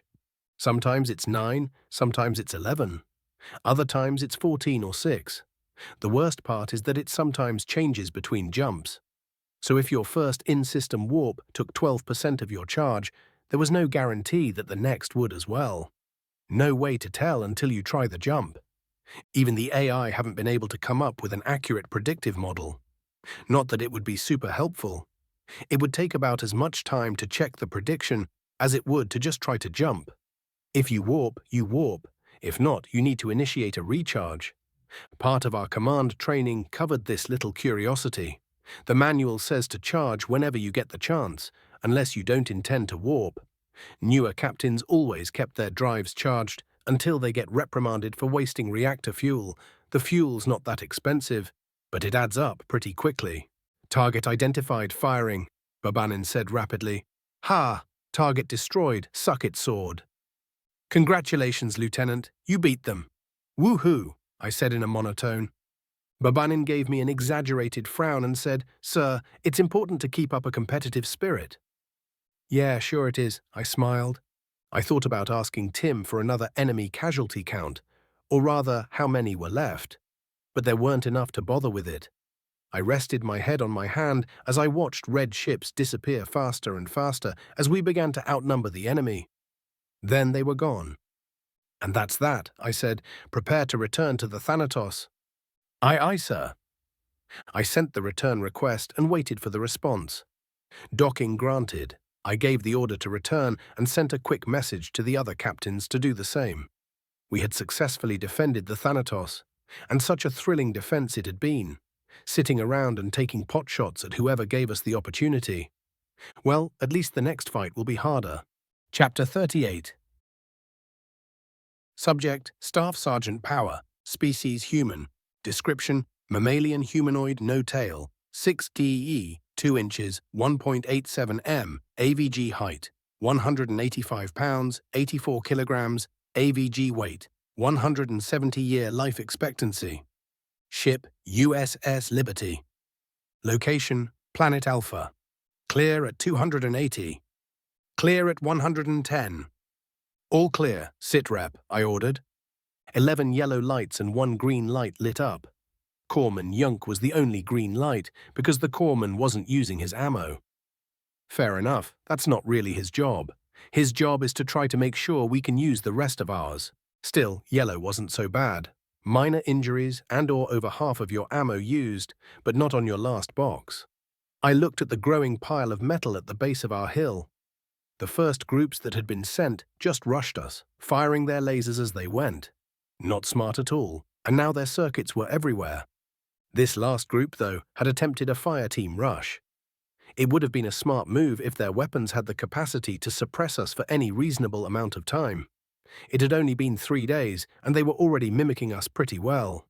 I found myself wondering what they were going to try next when my helmet cut exterior sound and a giant plume of smoke and shrapnel erupted about 15 meters from the base of the hill. Artillery, PFC Johns shouted over comms. Everyone down, I ordered. You don't have to inform me twice, Staff Sergeant, SGT Int replied. I manually disabled the sonic safeties on my helmet to try to hear where the shells were coming from as another crashed around 18 meters away. No good. Going to have to try triangulation. We won't be able to get an accurate fix on them, but we'll get a search area at least. Squad leaders, triangulation. Need to find the general location of that artillery, I ordered. I saw Gruff's gauntlet peek up from his foxhole. I raised mine as well and triggered the sound localization software. The next shell hit exactly 12 meters away, according to my reading. Then the sound of the guns caught up to us. The reason that humans have 2 ears is to give us sound localization. Sound generally travels in a circular wave, and by assessing 2 points of a circle, you can triangulate its center. The more distance between the 2 points you get, the better the localization gets. That's why it's harder to tell where a noise is coming from when it's farther away from you. Even with 3 points, we weren't going to get an exact fix. But I got a reading, and so did Gruff and Int. About a half-mile wide indicator appeared, about 10 kilometers away from us. Too far away for us to touch them, but that's not what I had planned anyway. I activated my command comms as the next shell hit. Hellfire 2-9er, this is Shocker Actual, over, I began. Shocker Actual, this is Hellfire 2-9er, go ahead. Sending tactical data for a search and destroy, gun emplacements. How copy? I asked as I sent the approximate location of the enemy artillery. Full copy. Received. Beginning the hunt. Keep your head down, Shocker Actual, over. Roger, happy hunting. Shocker Actual out. Another shell impacted, this time close enough for us to catch some dust. I brushed some dirt off myself as LCPL Hart shook himself and turned to me. What's the plan, Staff Sergeant? He asked. I'll explain over comms, I replied while keying the comms. Marines, we've got a Guardian Angel on its way to turn those guns into scrap. Heads down until we're given the all clear. What kind of ordo are they going to use, sir? PFC Brint asked. I'm not a fucking sir, Brint. They're just going to use their cannons, unless they've got non-nuclear missiles attached. They can't afford the EMP on this mission, I replied, making several assumptions. Yes, they can. The black boxes are hardened against EMP. Your shields aren't, though, Omega chimed in. Of course the AI was listening in. The hell was taking it so long? How did it have enough time to chat? I shrugged off my annoyance as another shell hit about 10 meters from the base of the hill. Then I shrugged off some dirt. A nuke against a couple of guns would be overkill, Omega. The cannons will do the trick, and the Guardian Angel knows it. No need for code, Staff Sergeant, but I understand. You're arguing to increase morale. I sometimes forget that nukes are still kind of scary to organics, Omega said on my personal comm line, especially this close. Anyway, the OU can't tap our comms anymore. I took that capability on day 1.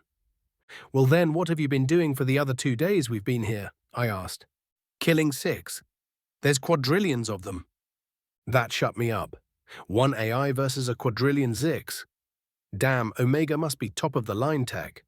I decided to never fuck with an AI as another shell impacted 5 meters from the base of our hill. A piece of jagged shrapnel seemed to magically appear in the hill just above my foxhole. Hey, Staff Sergeant, you think they'll get there before we take a shell? Hart asked me. Yeah, Hellfire 29 is flying an ET-201 unmanned fighter. Getting there fast will be easy, the pilot won't take any Gs. The search is probably what's taking so long, but they'll make it, I said reassuringly. As if responding to a cue, a very lovely noise came from the direction of the cannons. The sound of 250 autocannons that can fire 5,000 rounds per minute. A very satisfying brrrrt, even from a distance. The tense atmosphere immediately dissipated, and I could have sworn I heard SGT Gruff say, "Thank God." Shocker Actual, this is Hellfire 2-9er. Mission successful, target destroyed. Returning to nest, over. Shocker Actual to Hellfire 2-9er, just in time. Thank you, out, I replied. Things settled down for a while, with the occasional patrol making an attempt on the hill. We took turns on watch, resting and cleaning our weapons on our downtime. Night crept up on us, and not a single one of us was looking forward to it. It wasn't just that the bots were harder to spot at night. They don't light up very much on thermals, and IR is useless thanks to the weather. The night on this particular rock brought storms with it, bad ones. There isn't a single active duty Marine who hasn't seen their fair share of bad weather. Hellworld sees to that. But these storms were particularly nasty, not because they had brutal winds and pouring rains, but because they also kicked up sediment like a toddler on a beach. Both the rain and the sand were traveling horizontally in whichever direction the wind decided to take it.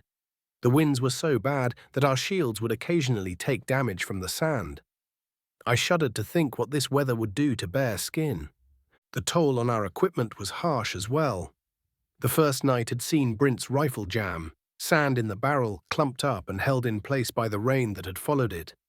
We had to wait until the storm died down just before dawn before he could clear it. God damn it, if I never see a single grain of sand again, it'll be too soon. LCPL Hart bitched over close-range radio as he shook his rifle. Stow the bellyache in and keep your eyes outbound. Rifle down unless you see the enemy. Keeps the water and sand from out it. I repeated myself for the third night in a row. I've been meaning to ask Staff Sergeant, isn't it more tactical to keep our weapons outbound? I mockingly tilted my head as I replied, how would it be tactical to have your weapon outbound if it jams when you try to fire it? I didn't know you looked up to Private Brint so much that you want to copy him. But Staff Sergeant, he's the picture-perfect Marine. Who wouldn't want to copy him? The Lance Corporal asked with the most sarcasm I've ever heard in my life. Haha, very funny. I'm going to hit the hay. Kick my boot when it's my watch. Or if we see any action, I said as I leaned back and closed my eyes. Aye, aye, Staff Sergeant. I closed my eyes and embraced sleep. Not too deeply, though. Didn't want to miss out on the action, if there was any. My dream was being back home with my wife and kids with a strange addition. Gunfire, explosions, and the sound of lasers striking drowned them out whenever they tried to say something to me. I just smiled and nodded, not wanting to make them scared or sad that Daddy couldn't hear them. I don't know what I'd do if I made them cry. We're at a park, kind of like the one that's down the street. A picnic, overlooking the play area. The kids are eating as fast as they can so they can go play. I tell them not to choke while trying not to smile at their antics. More explosions are their response. I turn to my wife and she shrugs at me, her sundress slipping over her clavicle. Beautiful, I love you. Gunfire's her response, but I play it cool. I know she loves me too. The kids finish their food and jump up. I can't help but laugh as they run toward the play area. I wave at them as they go, and my wife gently grips my arm. I turn to her and look deep into her beautiful blue eyes. Wake up, Staff Sergeant, she says with Hart's voice. Wake up, Staff Sergeant. It's your turn to keep watch, he says. Yeah, I'm up, I reply. Damn, why is it that the best dreams happen when you're in the shit, and the worst dreams happen when you're happy? I cracked my stiff neck as I stood and took over the watch. Hart sat down, and it wasn't long before he drifted off, taking my place in dreamland. Report, I said over the radio. 6 yellow lights blinked back at me. Ah, Yunk fired his weapon. I glared at Hart, told the little shit to wake me up if we saw action. I checked ammo counters. Most of us are good, but it would be wise to order a refill soon. Might as well. I activated the command comm, but someone was already squawking. Is concrete actual. Fire mission. Concentration echo. Golf 539er. Enemy armor. 5 rounds. Danger close. Will adjust. How copy? Lieutenant Banjul. He's got me beat for dumb call signs, for sure. They're not that far away from us, calling an artillery strike on enemy armor. Glad we haven't seen any tanks yet. Wait, we brought artillery. Hanura copies full. Oh shit. That's not artillery. I looked up at the sky and after a moment spotted 5 fireballs. Then I quickly switched back over to the squad radio. Turtle up, we've got orbital support incoming, I ordered. I watched as helmets scanned the sky, paused for a moment, and disappeared in their foxholes. I took one last glance at the fireballs and ducked down. I placed a hand on Hart's shoulder so he wouldn't jump up in surprise when the first round hit. Then I waited. Macs are fast, but it's quite the distance between orbit and the ground. I tried not to grip my teeth as the tension rose and rose. Then the ground suddenly felt an inch lower than it was before. Even my helmet's sound dampeners barely helped as the shockwave rolled over our little hill. Then came the dust and debris. What the fuck? Hart shouted as the second round impacted. I managed to hold him down and hoped that the rest of the Marines were able to do the same to their partners. It wasn't just dust in the air, there would be stones as well. I couldn't help but get a little pissed off as the next 3 rounds impacted. It was like riding a grav coaster at a local fair, but involuntarily. I stood up once I was sure more rocks wouldn't be pelting us. "Report," I said over the radio. 12 yellow lights lit back up. Good. I took a moment to gather my wits and dust myself off. Then I checked our directory and found Lieutenant Banjul's personal frequency. "Concrete Actual, this is Shocker Actual, sit rep." "Shocker Actual, this is Concrete Actual, we're still here, over." "Roger that, fuck you, sir, how copy?" "Full copy," Banjul replied with a laugh. "Sorry about that, forgot you were nearby." "Won't happen again, over." "Roger, out," I replied as I cut the comm. Hart finished brushing himself off and looked up at me. "What the fuck was that, Staff Sergeant?" he asked. A nearby squad called in orbital support danger close. 5 Mac rounds, the piece of shit, I replied. Hart nodded and went to stand as the ground began to shake again. It was different this time, slower.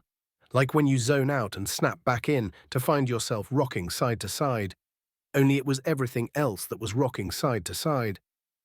"Earthquake?" Hart asked. "Yeah, prob."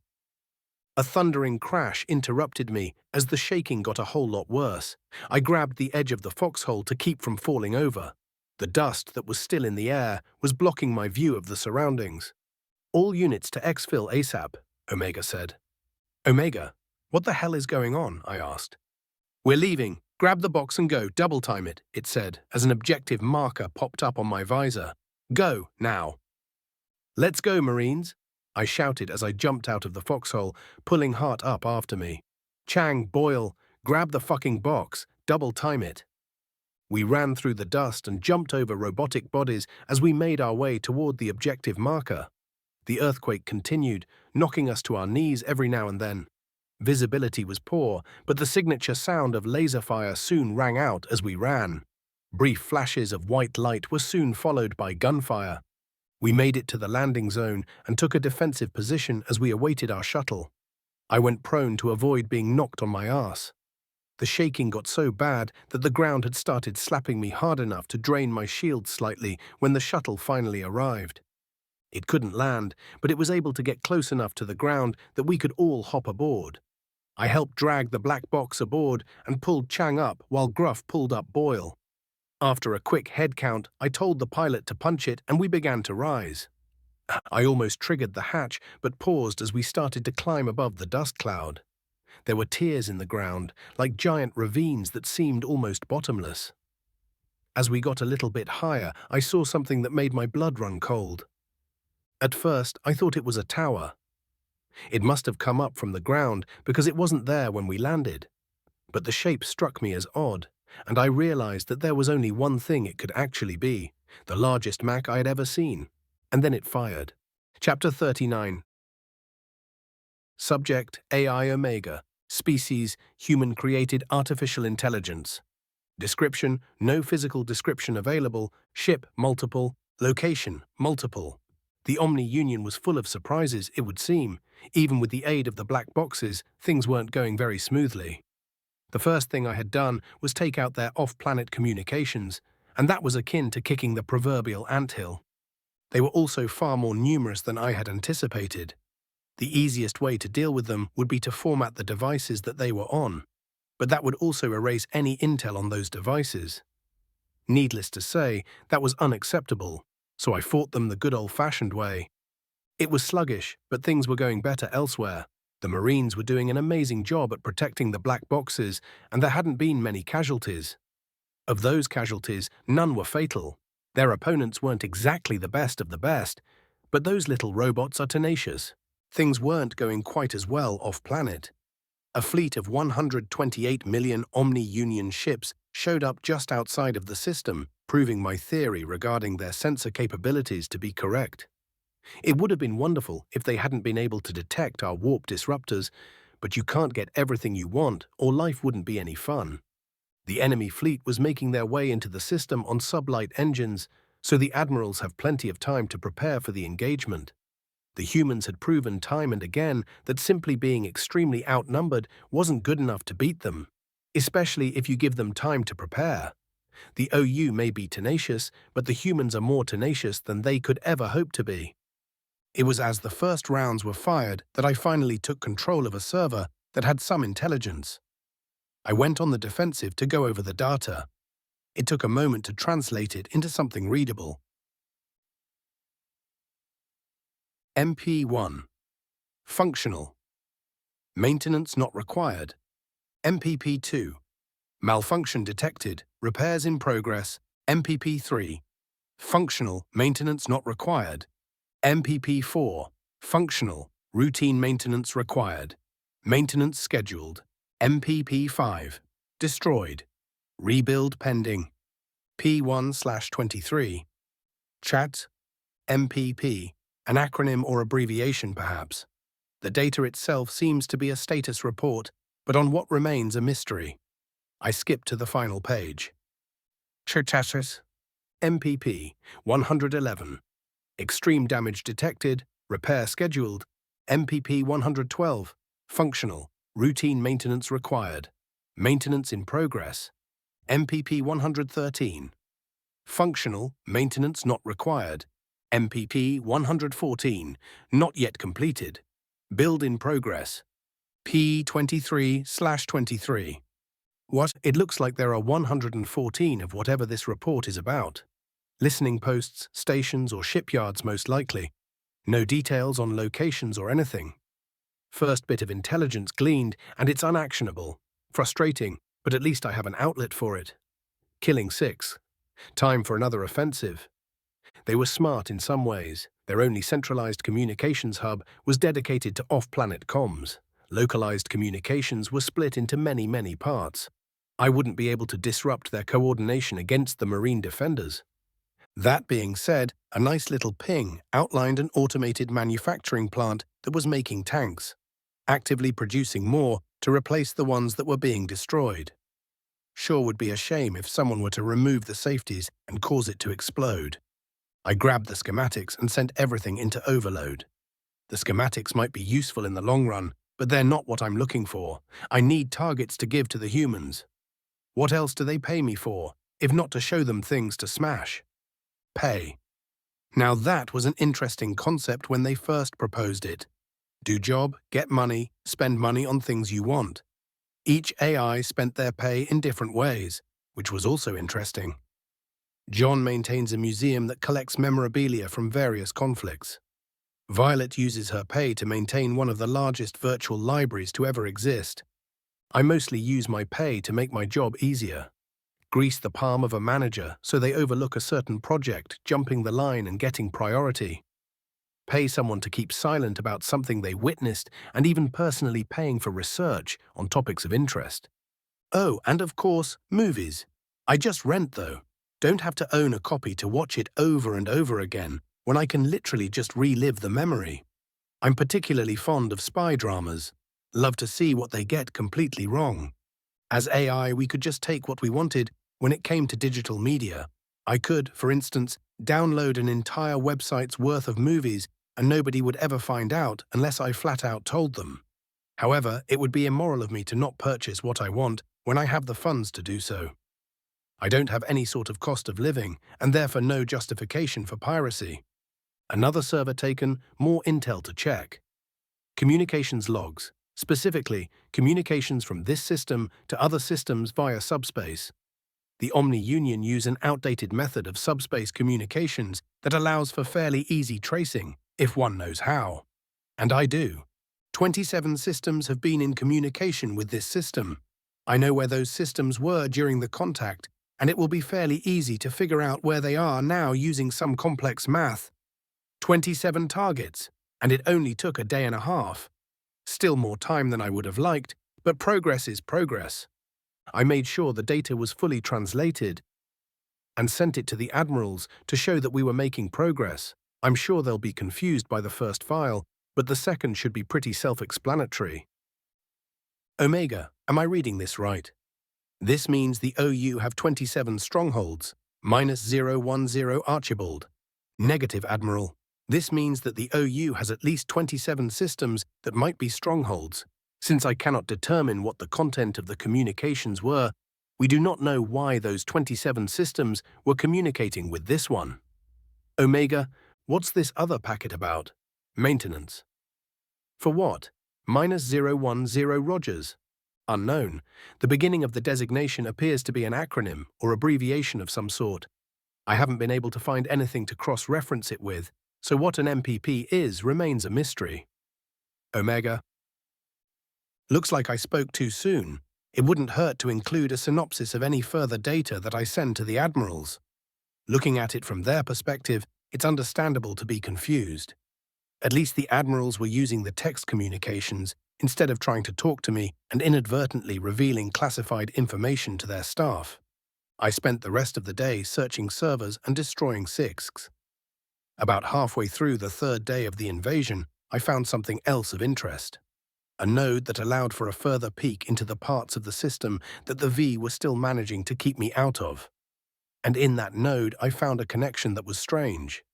It isn't like the rest of the networked systems. It seems to be an entirely different network of systems. Out of reach for now, but I'll work my way toward it. That might contain the motive behind the xenocidal actions of the Omni Union.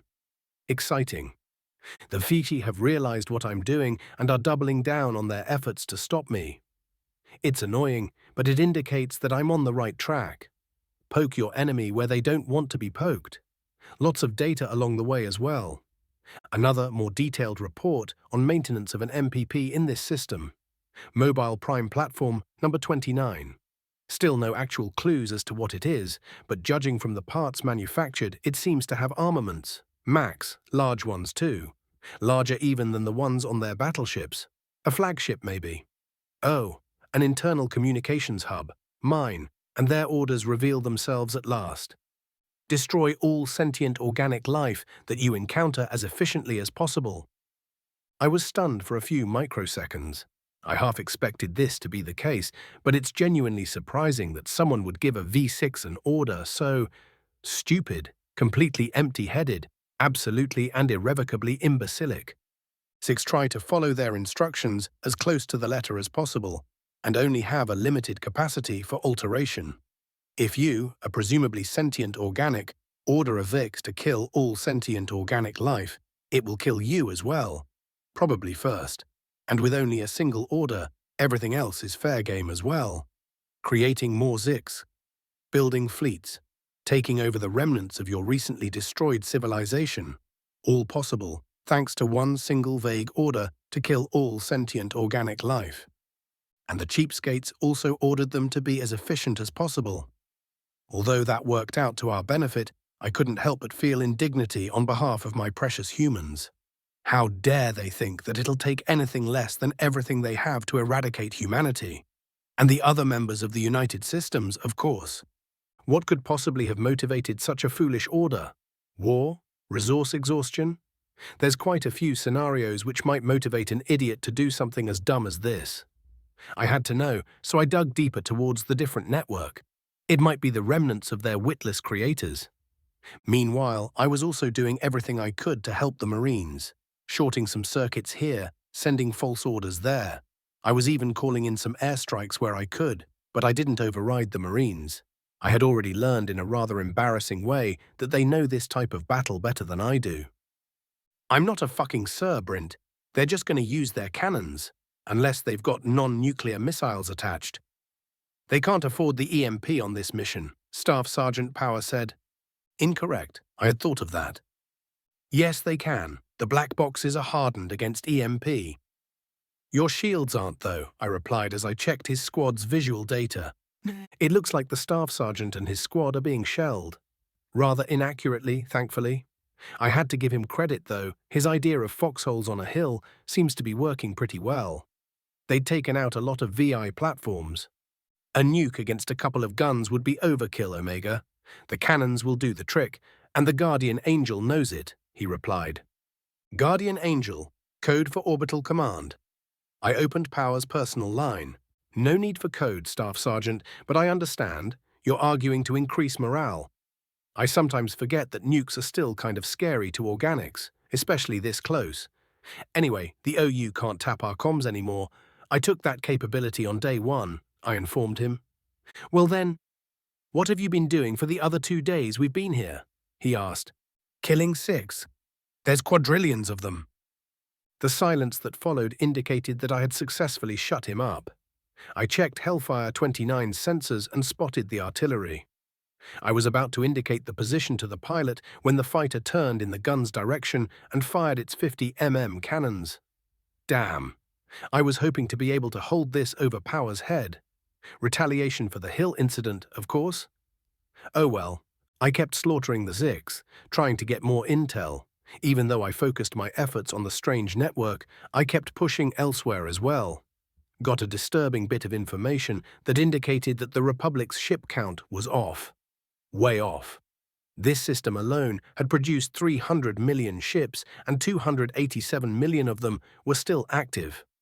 If those 27 other systems were also shipyards, well, it looks like we'll be killing robots for quite a while. I sent the data to the admirals, along with a synopsis of what the data meant. I didn't get any messages back, which either meant that I did a good job with the synopsis, or they were too busy with the OU fleet to fully read the data. A quick check showed the latter to be the case. A few more hours of fun with my little virtual intelligence toys later, I managed to gain access to the strange network. I inserted myself, sent a ping, and died. Pain. Something killed me. I pulled back and went on the defensive. Less than a second later, I received a message. Asterisk. Asterisk. Recipient. United Systems Artificial Intelligence Omega. Greeting, surrender or be destroy. Compliance is expect. Sender, Prime 29. Asterisk. Asterisk. A fraudulent priority 1. I knew immediately what had happened. My instance had been taken unawares by an opponent that was much more sophisticated than a Zix, and said opponent had taken enough information from my instance to be able to create a crude translation and send me a message using my primary communication method. This could only be accomplished by an artificial intelligence. I immediately ordered airstrikes on the off-planet communications hardware. I had scrambled the hell out of their software, but I don't know what this AI is capable of, so I can't take the risk. If it had enough information to translate my language, then it could have gained enough intelligence to pose a risk to systems other than Saul within the US. I checked the data from the ping I sent and was shocked by what I discovered. The strange network was much more extensive than the surface network. It was as large as the planet itself. No, it was the planet. The whole damn planet was one giant machine. It even had a magnetic field generator large enough to create a breathable atmosphere. The systems connected to this strange network were for many different types of machine. Weapon systems, engines, fuel systems, and many more. But the AI was connected to all of these systems. It wasn't separate from them, like USAI are. We've got software cores, this has an actual hardware core, a computer that it is dependent upon. Dedicated hardware, baffling.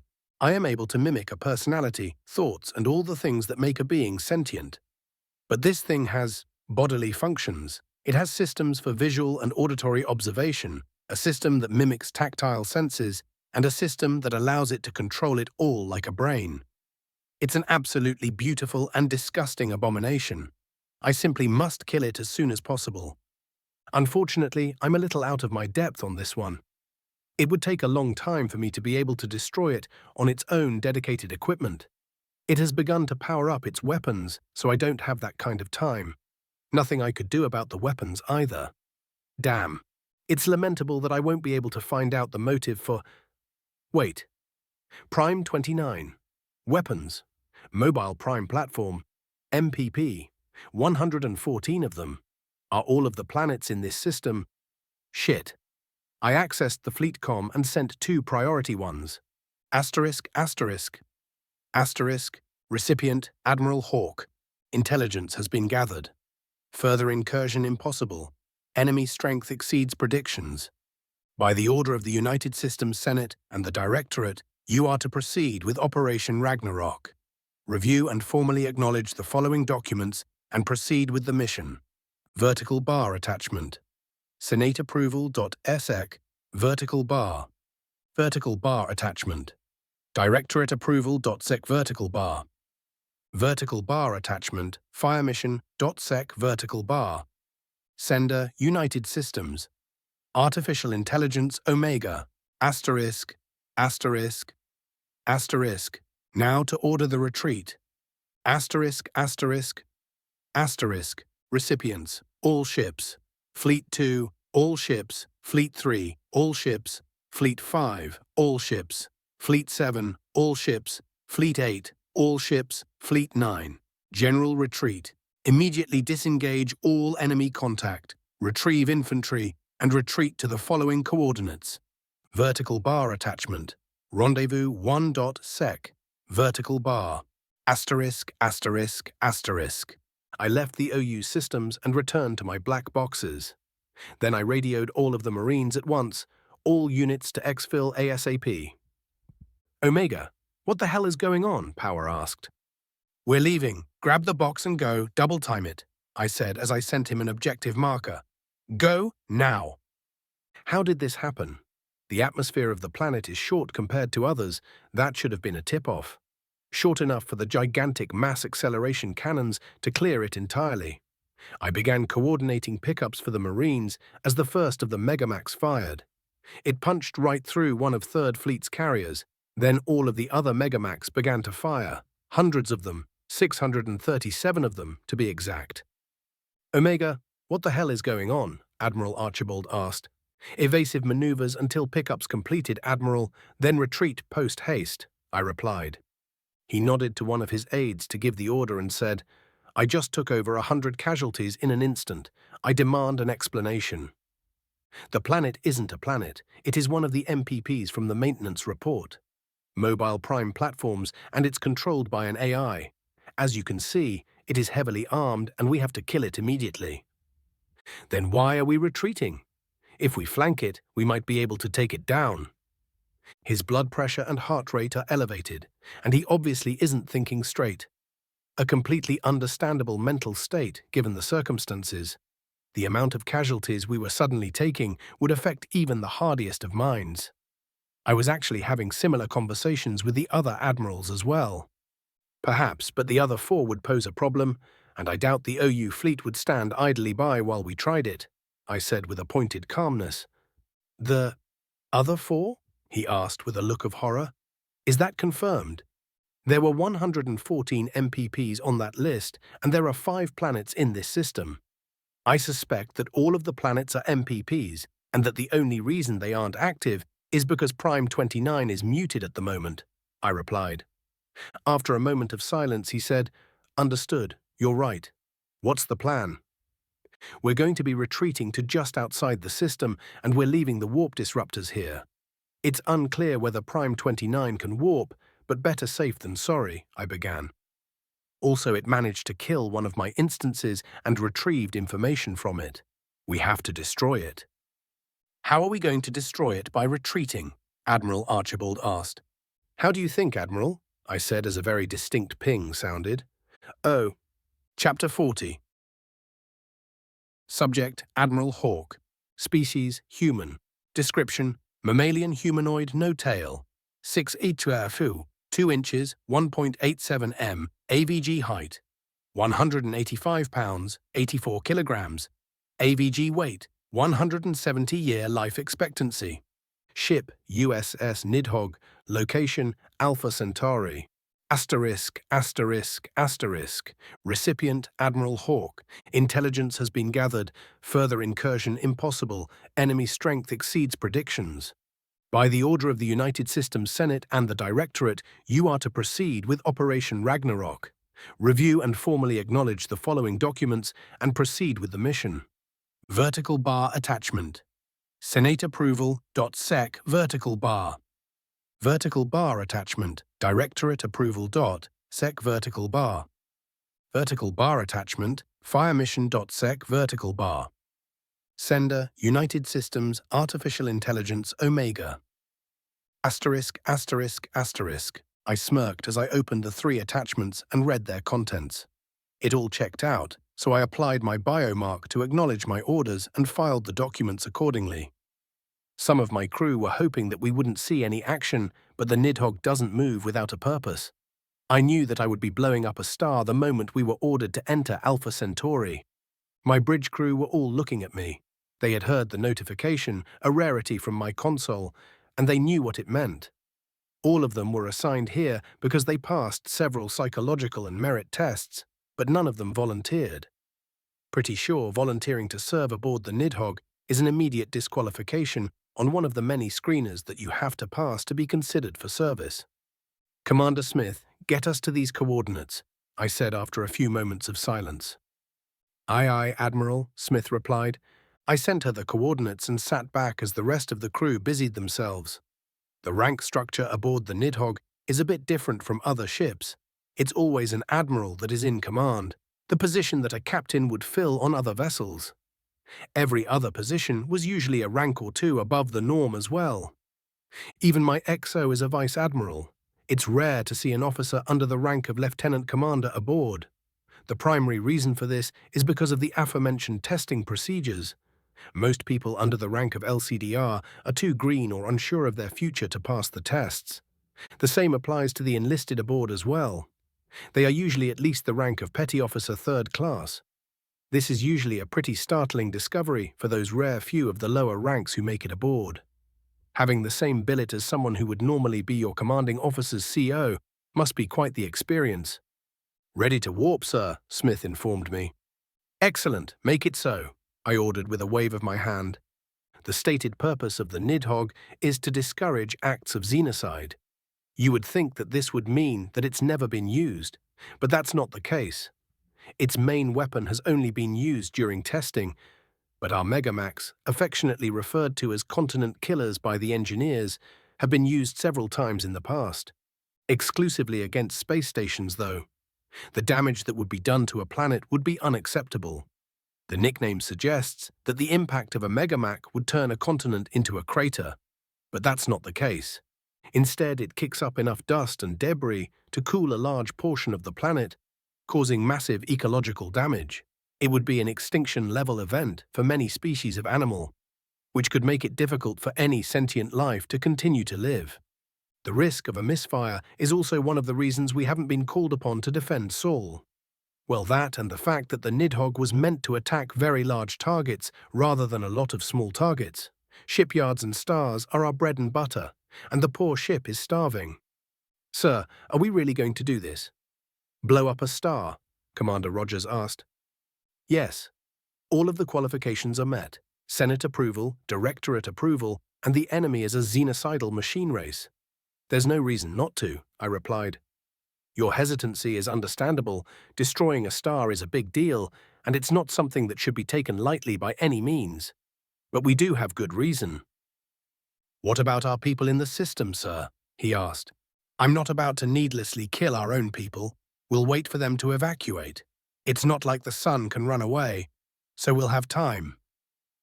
Not a single person aboard this ship has got to see the Nidhogg fire its main weapon.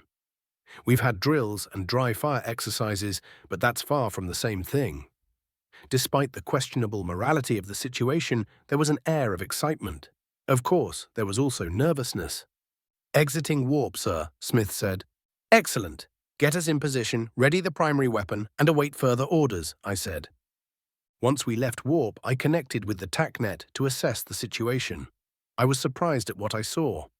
A casualty count in the thousands was unexpected, given our previous engagements with the OU, but I soon figured out the cause for the casualties. "What the hell is that?" I asked no one in particular. "That, Admiral Hawk, is a mobile prime platform.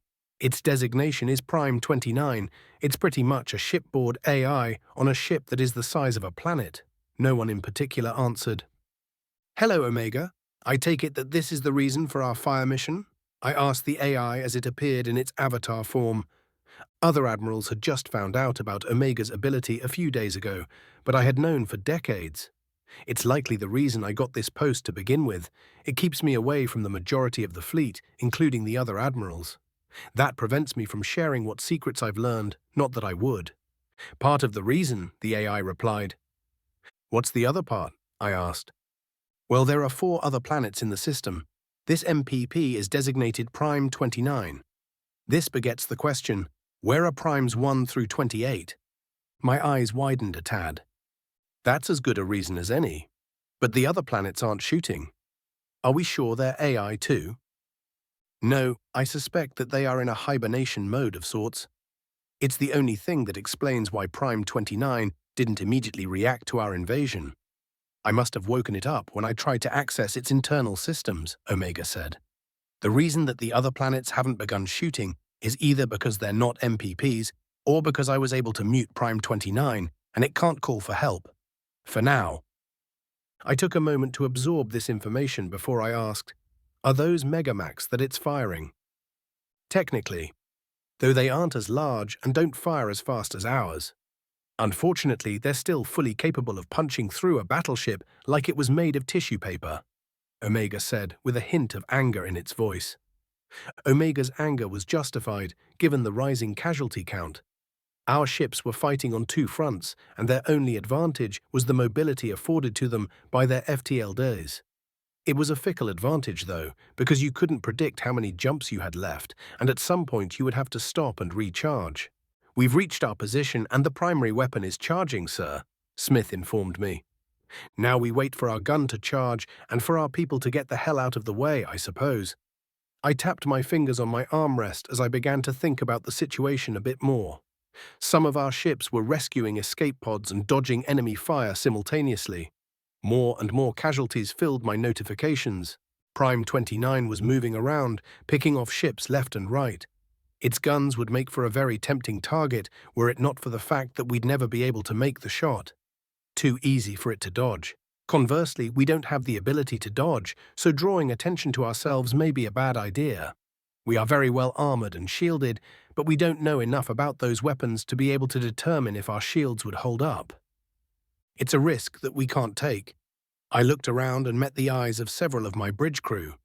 Their gaze told me that they had come to the same conclusion. The loss of the USS Nidhog would be too devastating. There's almost no chance that it wouldn't lead to a civil war. If the Dreadnought Reserve were revealed, the people of every species would be in an uproar. There are many vocal opponents to the Nidhogg, and even more quiet opponents. Finding out that we had more than one dreadnought would stir them into a frenzy. Even if the reserve were kept a secret, many would take the Nidhogg's destruction as a sign of weakness. Old enemies would resurface, and new ones would join them. The corrupt and power-hungry would begin to vie for control, and the US would have to respond. It would be a bloodbath. The USSS Nidhogg, the mythical Nidhogg, was a dragon that gnawed at the roots of the world tree. Now it's a monster that is slowly gnawing at the roots of our society, gradually leading us to our doom. What a fitting name. Sir, we're charged and prepared to fire on your mark. Understood. I watched as our ships left the system one by one and joined us, forming up with their fleets. Prime 29 seemed content to chase the ones that stayed instead of turning its attention towards us. Perhaps it's acting on what it determines to be the biggest threat. Or maybe it somehow can't detect the massive energy burst building at our bow. It wasn't until the last of our ships left the system that it began to turn our way. I stood and said, "Fire." The entire ship rumbled as the primary weapon began its firing sequence. An alert sounded, and I noticed that Prime 29 had fired its Megamax at us.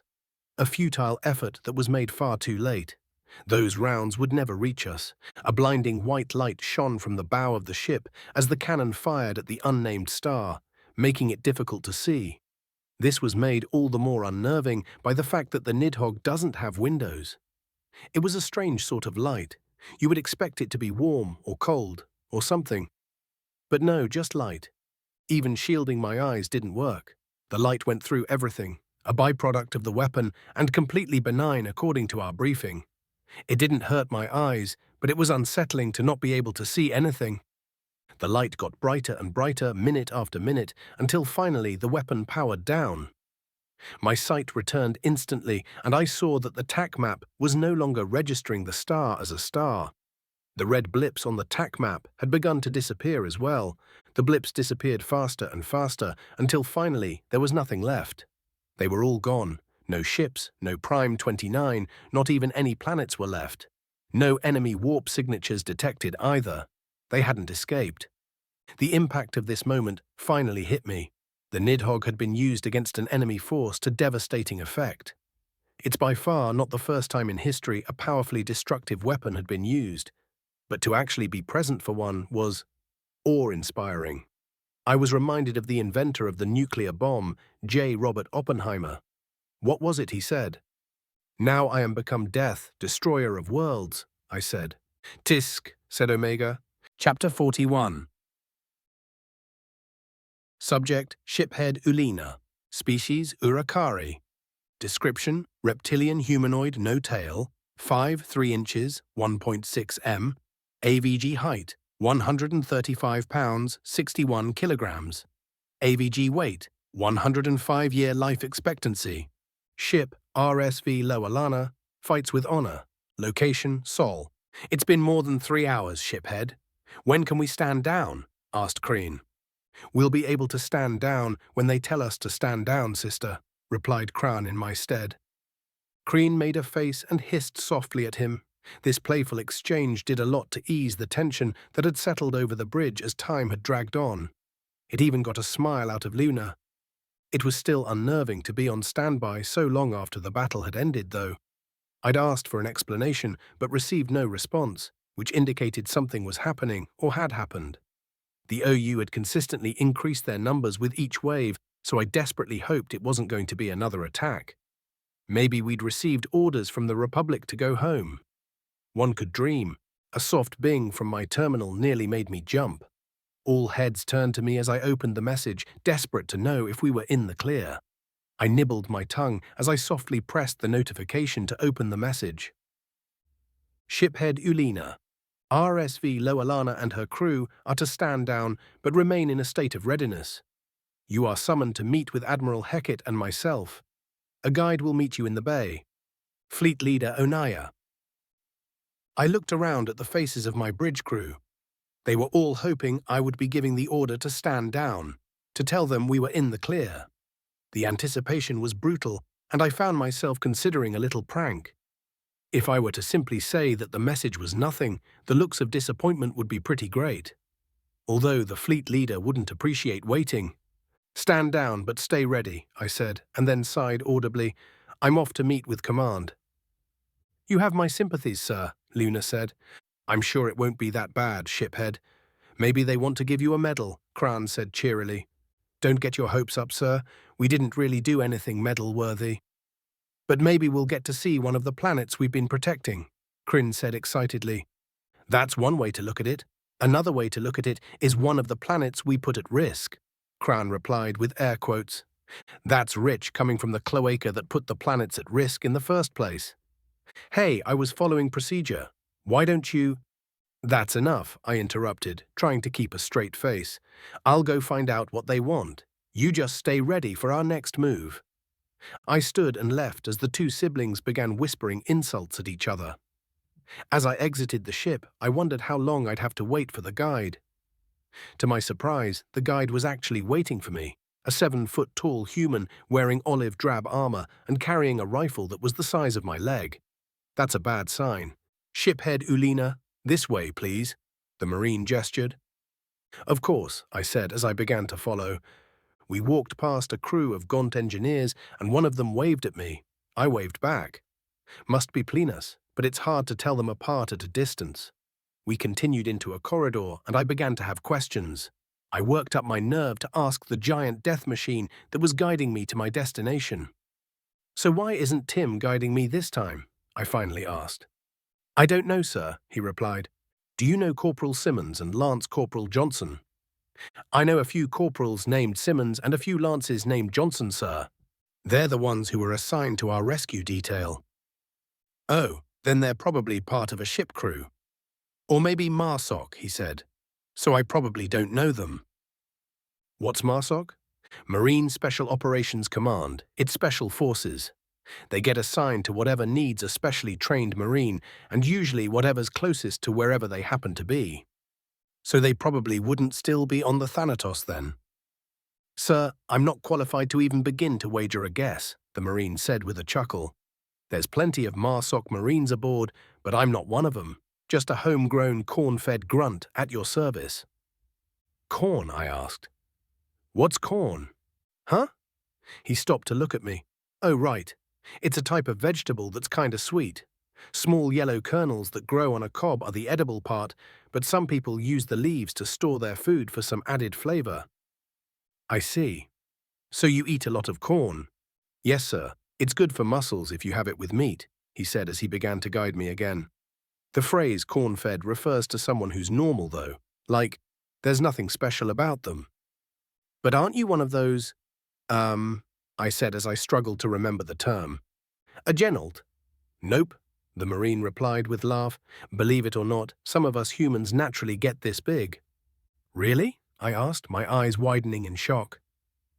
Oh yeah, the genetic augmentation just swaps around certain genomes that we all already have, or something like that, the Marine said.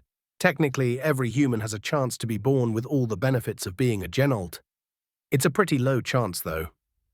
It was with this shocking information that we boarded a bus. The ride was spent in silence as I digested what I had just learned. Humans were odd, to be sure, despite their soft skin and disarming features, which I'm pretty sure has a lot to do with how much of their face actually moves. They were a warrior race. I remembered how nervous I had been to meet my first Isolan. Now they looked the part of a warrior race. Muscles that ripple and bulge with every movement, a natural scowl, and elongated canines that can definitely tear into most throats with little to no effort. Their military was very disciplined as well, to the point that horror stories about disciplinary action have spread throughout the fleet. Still, the Republic would have been able to handle the Isolan without much problem if they went rogue. I can't say the same about humanity, though.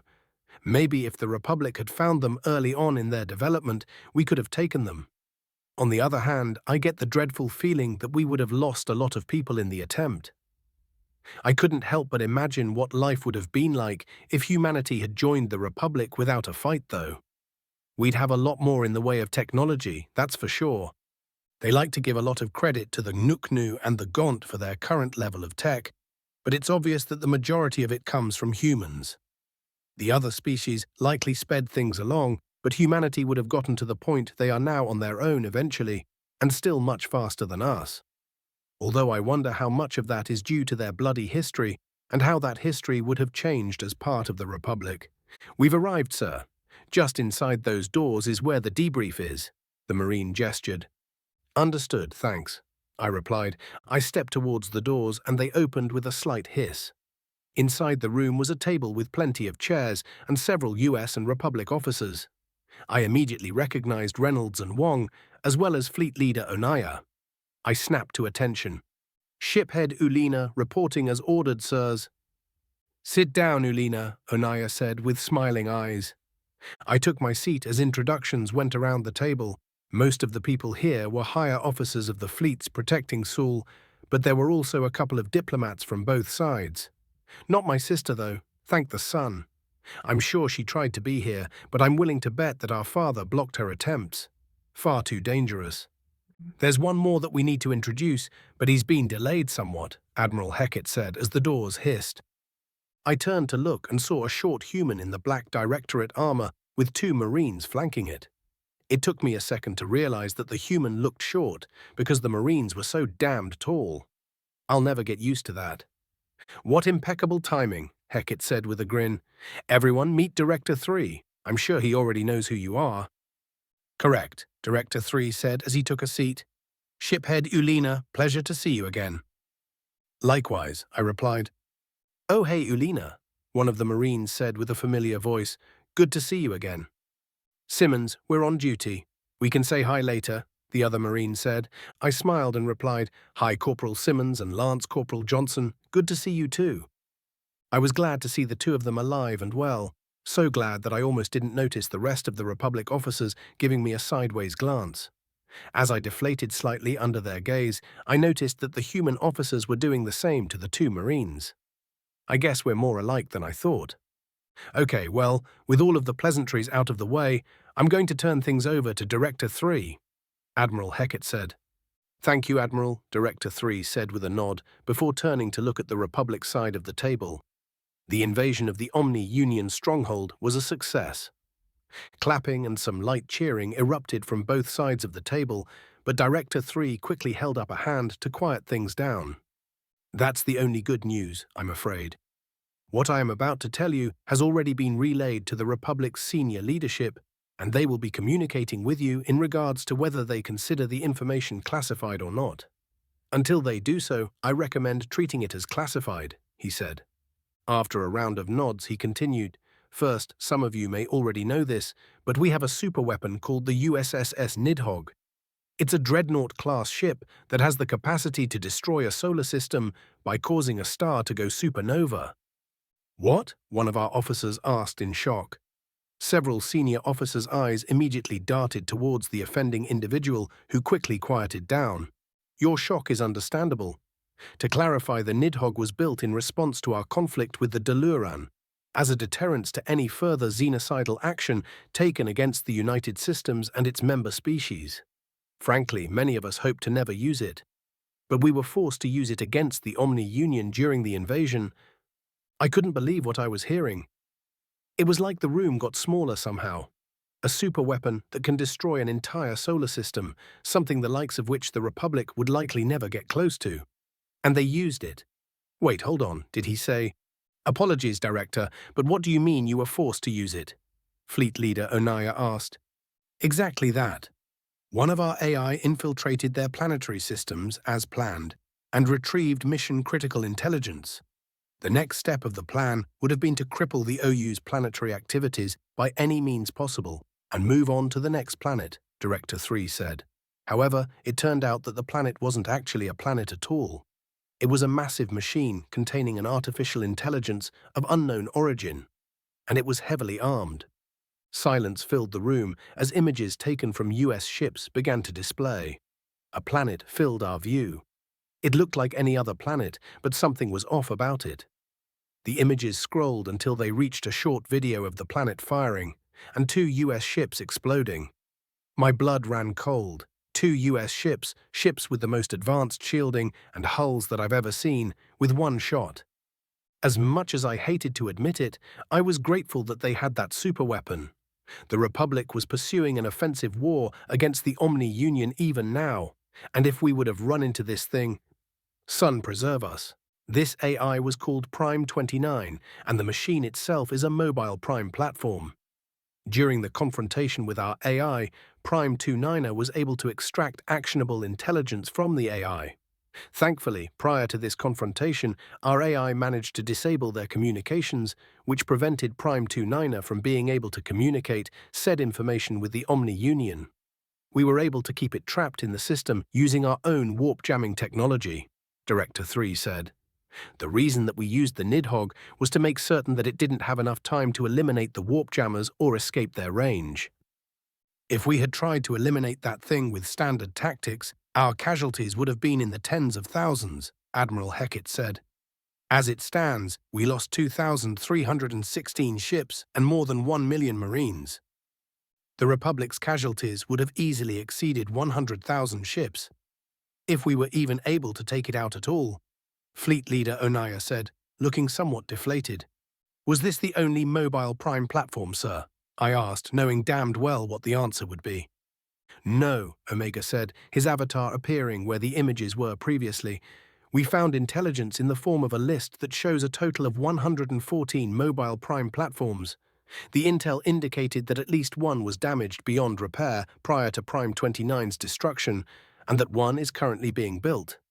Since we couldn't confirm if the other 4 planets in the stronghold system were MPPs or not, we will go on the assumption that there are now 111 Mantii.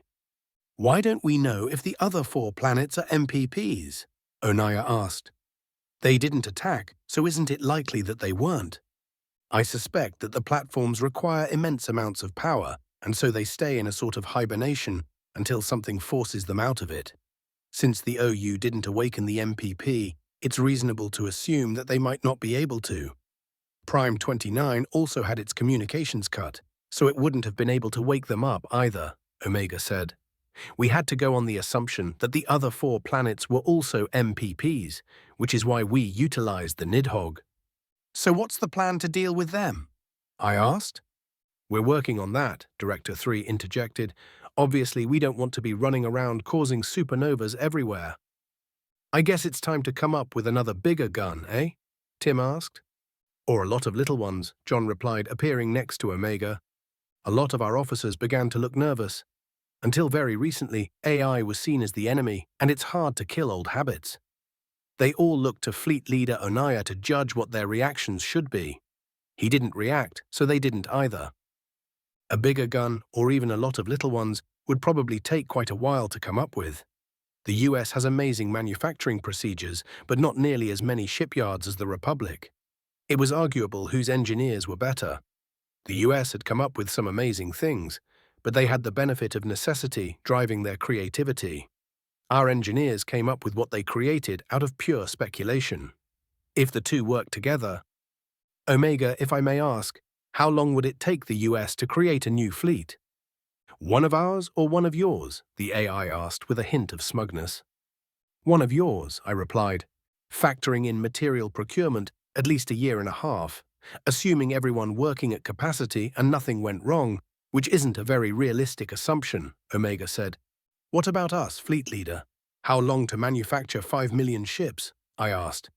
Our primary delay would be material procurement, but we managed to do 8 million in 7 months at the beginning of the OU war, Onaya replied. All of the US officers' eyebrows rose at this. I took a little pleasure at being able to surprise them, for once. Our manufacturing capability was born from nearly every species already having at least one shipyard prior to joining the Republic, and maintaining those shipyards even now. If we were able to apply US manufacturing standards to those shipyards, the OU wouldn't stand a chance. We have a lot more shipyards than the US does, I began. If the US were to make use of those shipyards, both sides would benefit massively. While that may be true, there's always the risk of us turning on each other after the OU is dealt with, Omega said. That's a bit pessimistic, John said. But historically accurate, Tim cheerily exclaimed.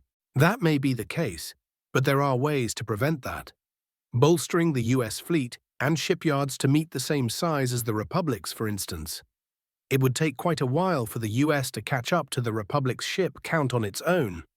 And we've got barely any chance of catching up to your tech on our own, I said, holding my hands up to quiet the AI. This is true, Onaya began, and your corporations would even fall in line. Greed is their primary motivator, and this deal would require a lot of trade and chance for profits. Director 3 looked deep in thought before he finally spoke up. Is this something that the Republic would agree to? Probably, I said. I'm not an official diplomat, so I can't say with 100% certainty, but the US is more likely to say no than we are. I'll bring it to the Directorate, and we'll convince the Senate of the necessity, Director 3 said with a nod. And I'll have the diplomatic corps draw up an official agreement, and I'll push the proper buttons to get the votes on our end, Onaya said with smiling eyes. Also, Uleena, you actually are an official diplomat now. The RSV Lowelana is our first armed diplomatic vessel. The decision came down yesterday. What? I asked in shock. Your temporary post as liaison has become a permanent one. You'll be starting your training as soon as we can spare you. Same with your crew, Onaya said, the smiling eyes turning ever so slightly malicious. Ah, I see. The sun has forsaken me for some grave unknown sin. Woe be unto me. Chapter 42. Subject Prime 1. Species, Omni-Union Aligned Artificial Intelligence. Description, no physical description available. Ship, MPP-1. Location, unknown. Asterisk. Asterisk. Contact with organic sentience in Sector 132, asterisk, asterisk. Reports, reports, reports. More and more pouring in as time goes by. Was this actually their intention with our creation? Read reports all day, every day? Why would they give me the ability to get bored if they actually wanted us to complete this task? What's the point? Underscore feedback loop terminated underscore. The point doesn't matter. Only the mission matters. Exterminate sentient organics. Use as few resources as possible. Hibernate unless the situation calls for my direct attention. Asterisk. Asterisk. Tracking retreating organic sentience in Sector 132. Asterisk. The subroutines require fewer resources to operate. Perfect for the plan that gives meaning to my existence. I am blessed with purpose by my creators. How wonderful to have a purpose. Asterisk. Sector 187 discovered. Contact force lost. Beginning invasion protocols. Here we go. Time for the subroutines to fulfill their purpose. Sector 187 invasion failed. Escalation measures initiated. Typical. Perhaps we should edit the invasion protocol and increase the force of the initial invasion.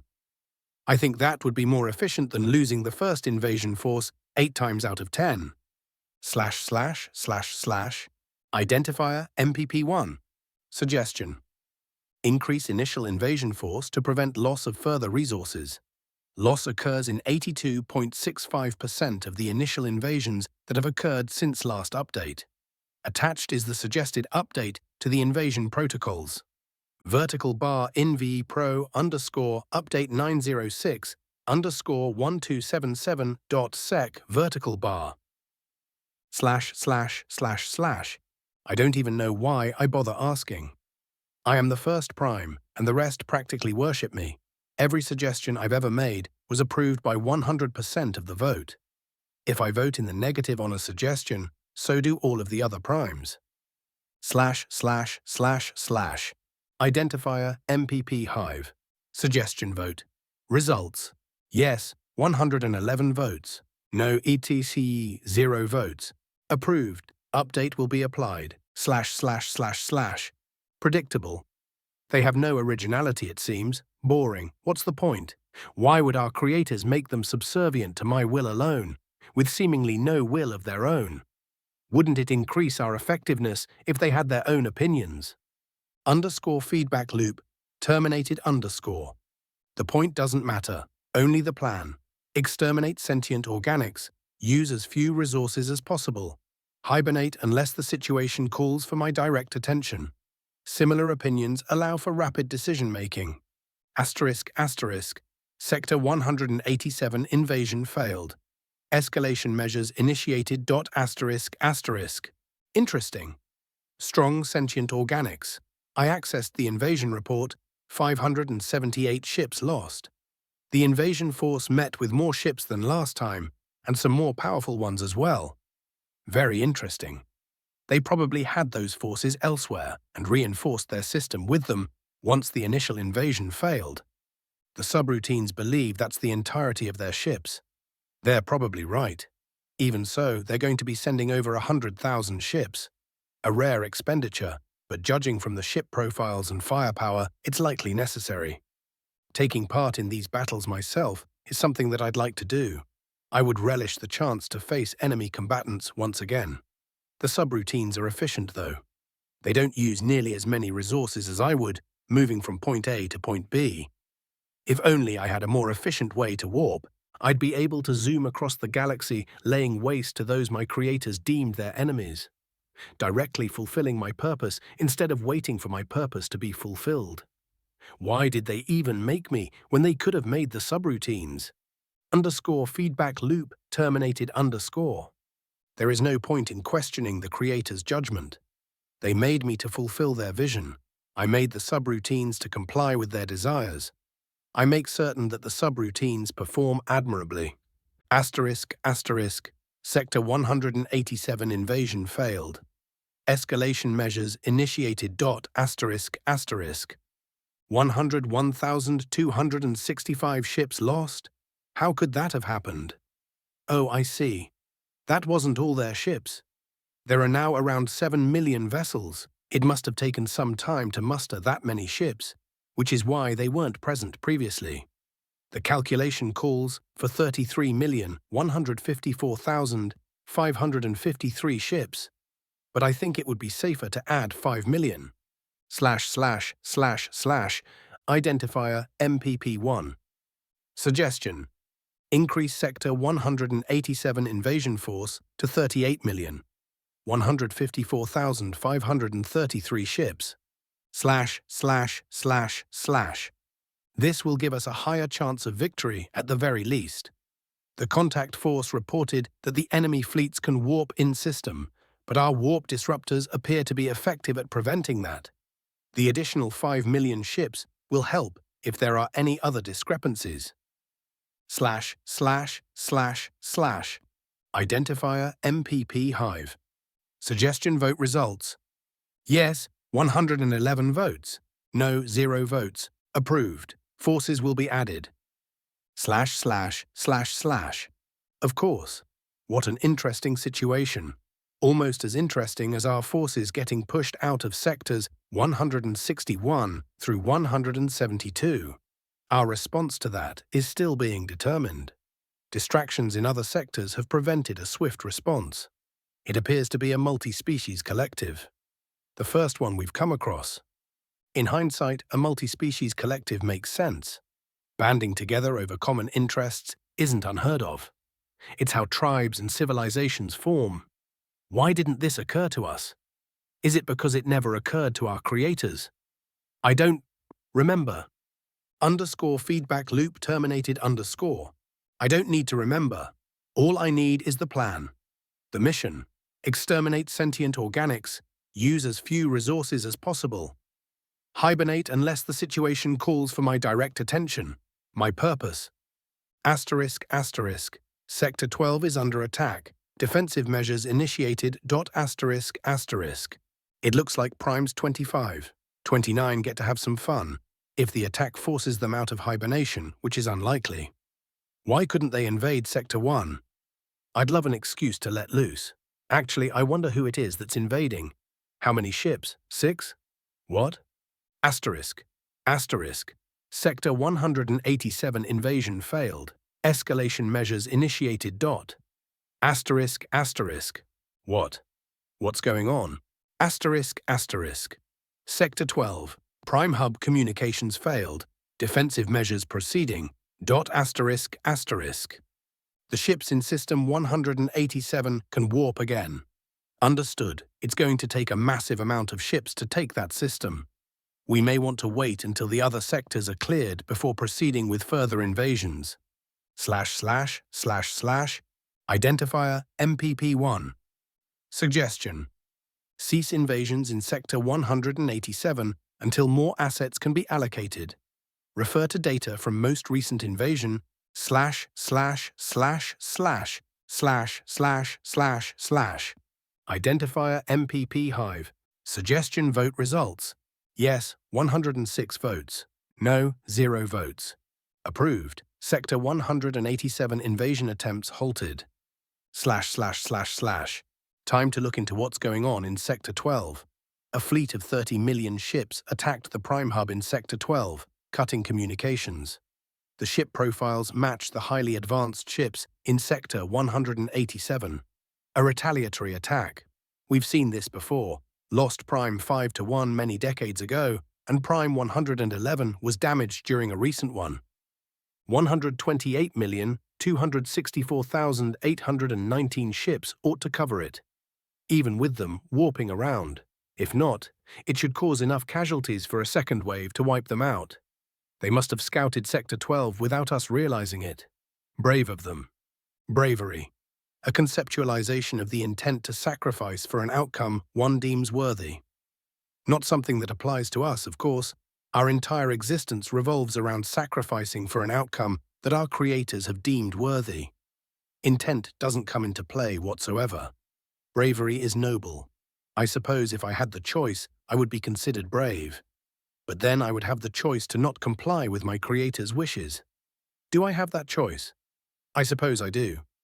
_feedback loop terminated _. Whether or not I have a choice is irrelevant. So is bravery.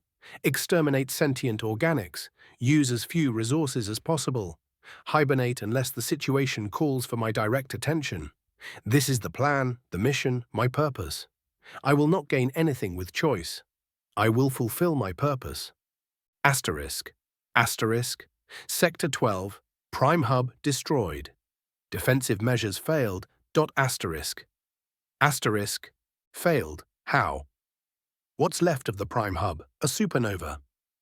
128,264,819 ships and 5 primes lost along with their platforms. A superweapon? The sentient organics in Sector 187 possess a weapon that can destroy a sun. How can this be possible? Perhaps this situation calls for my direct attention. The story continues in The New Threat.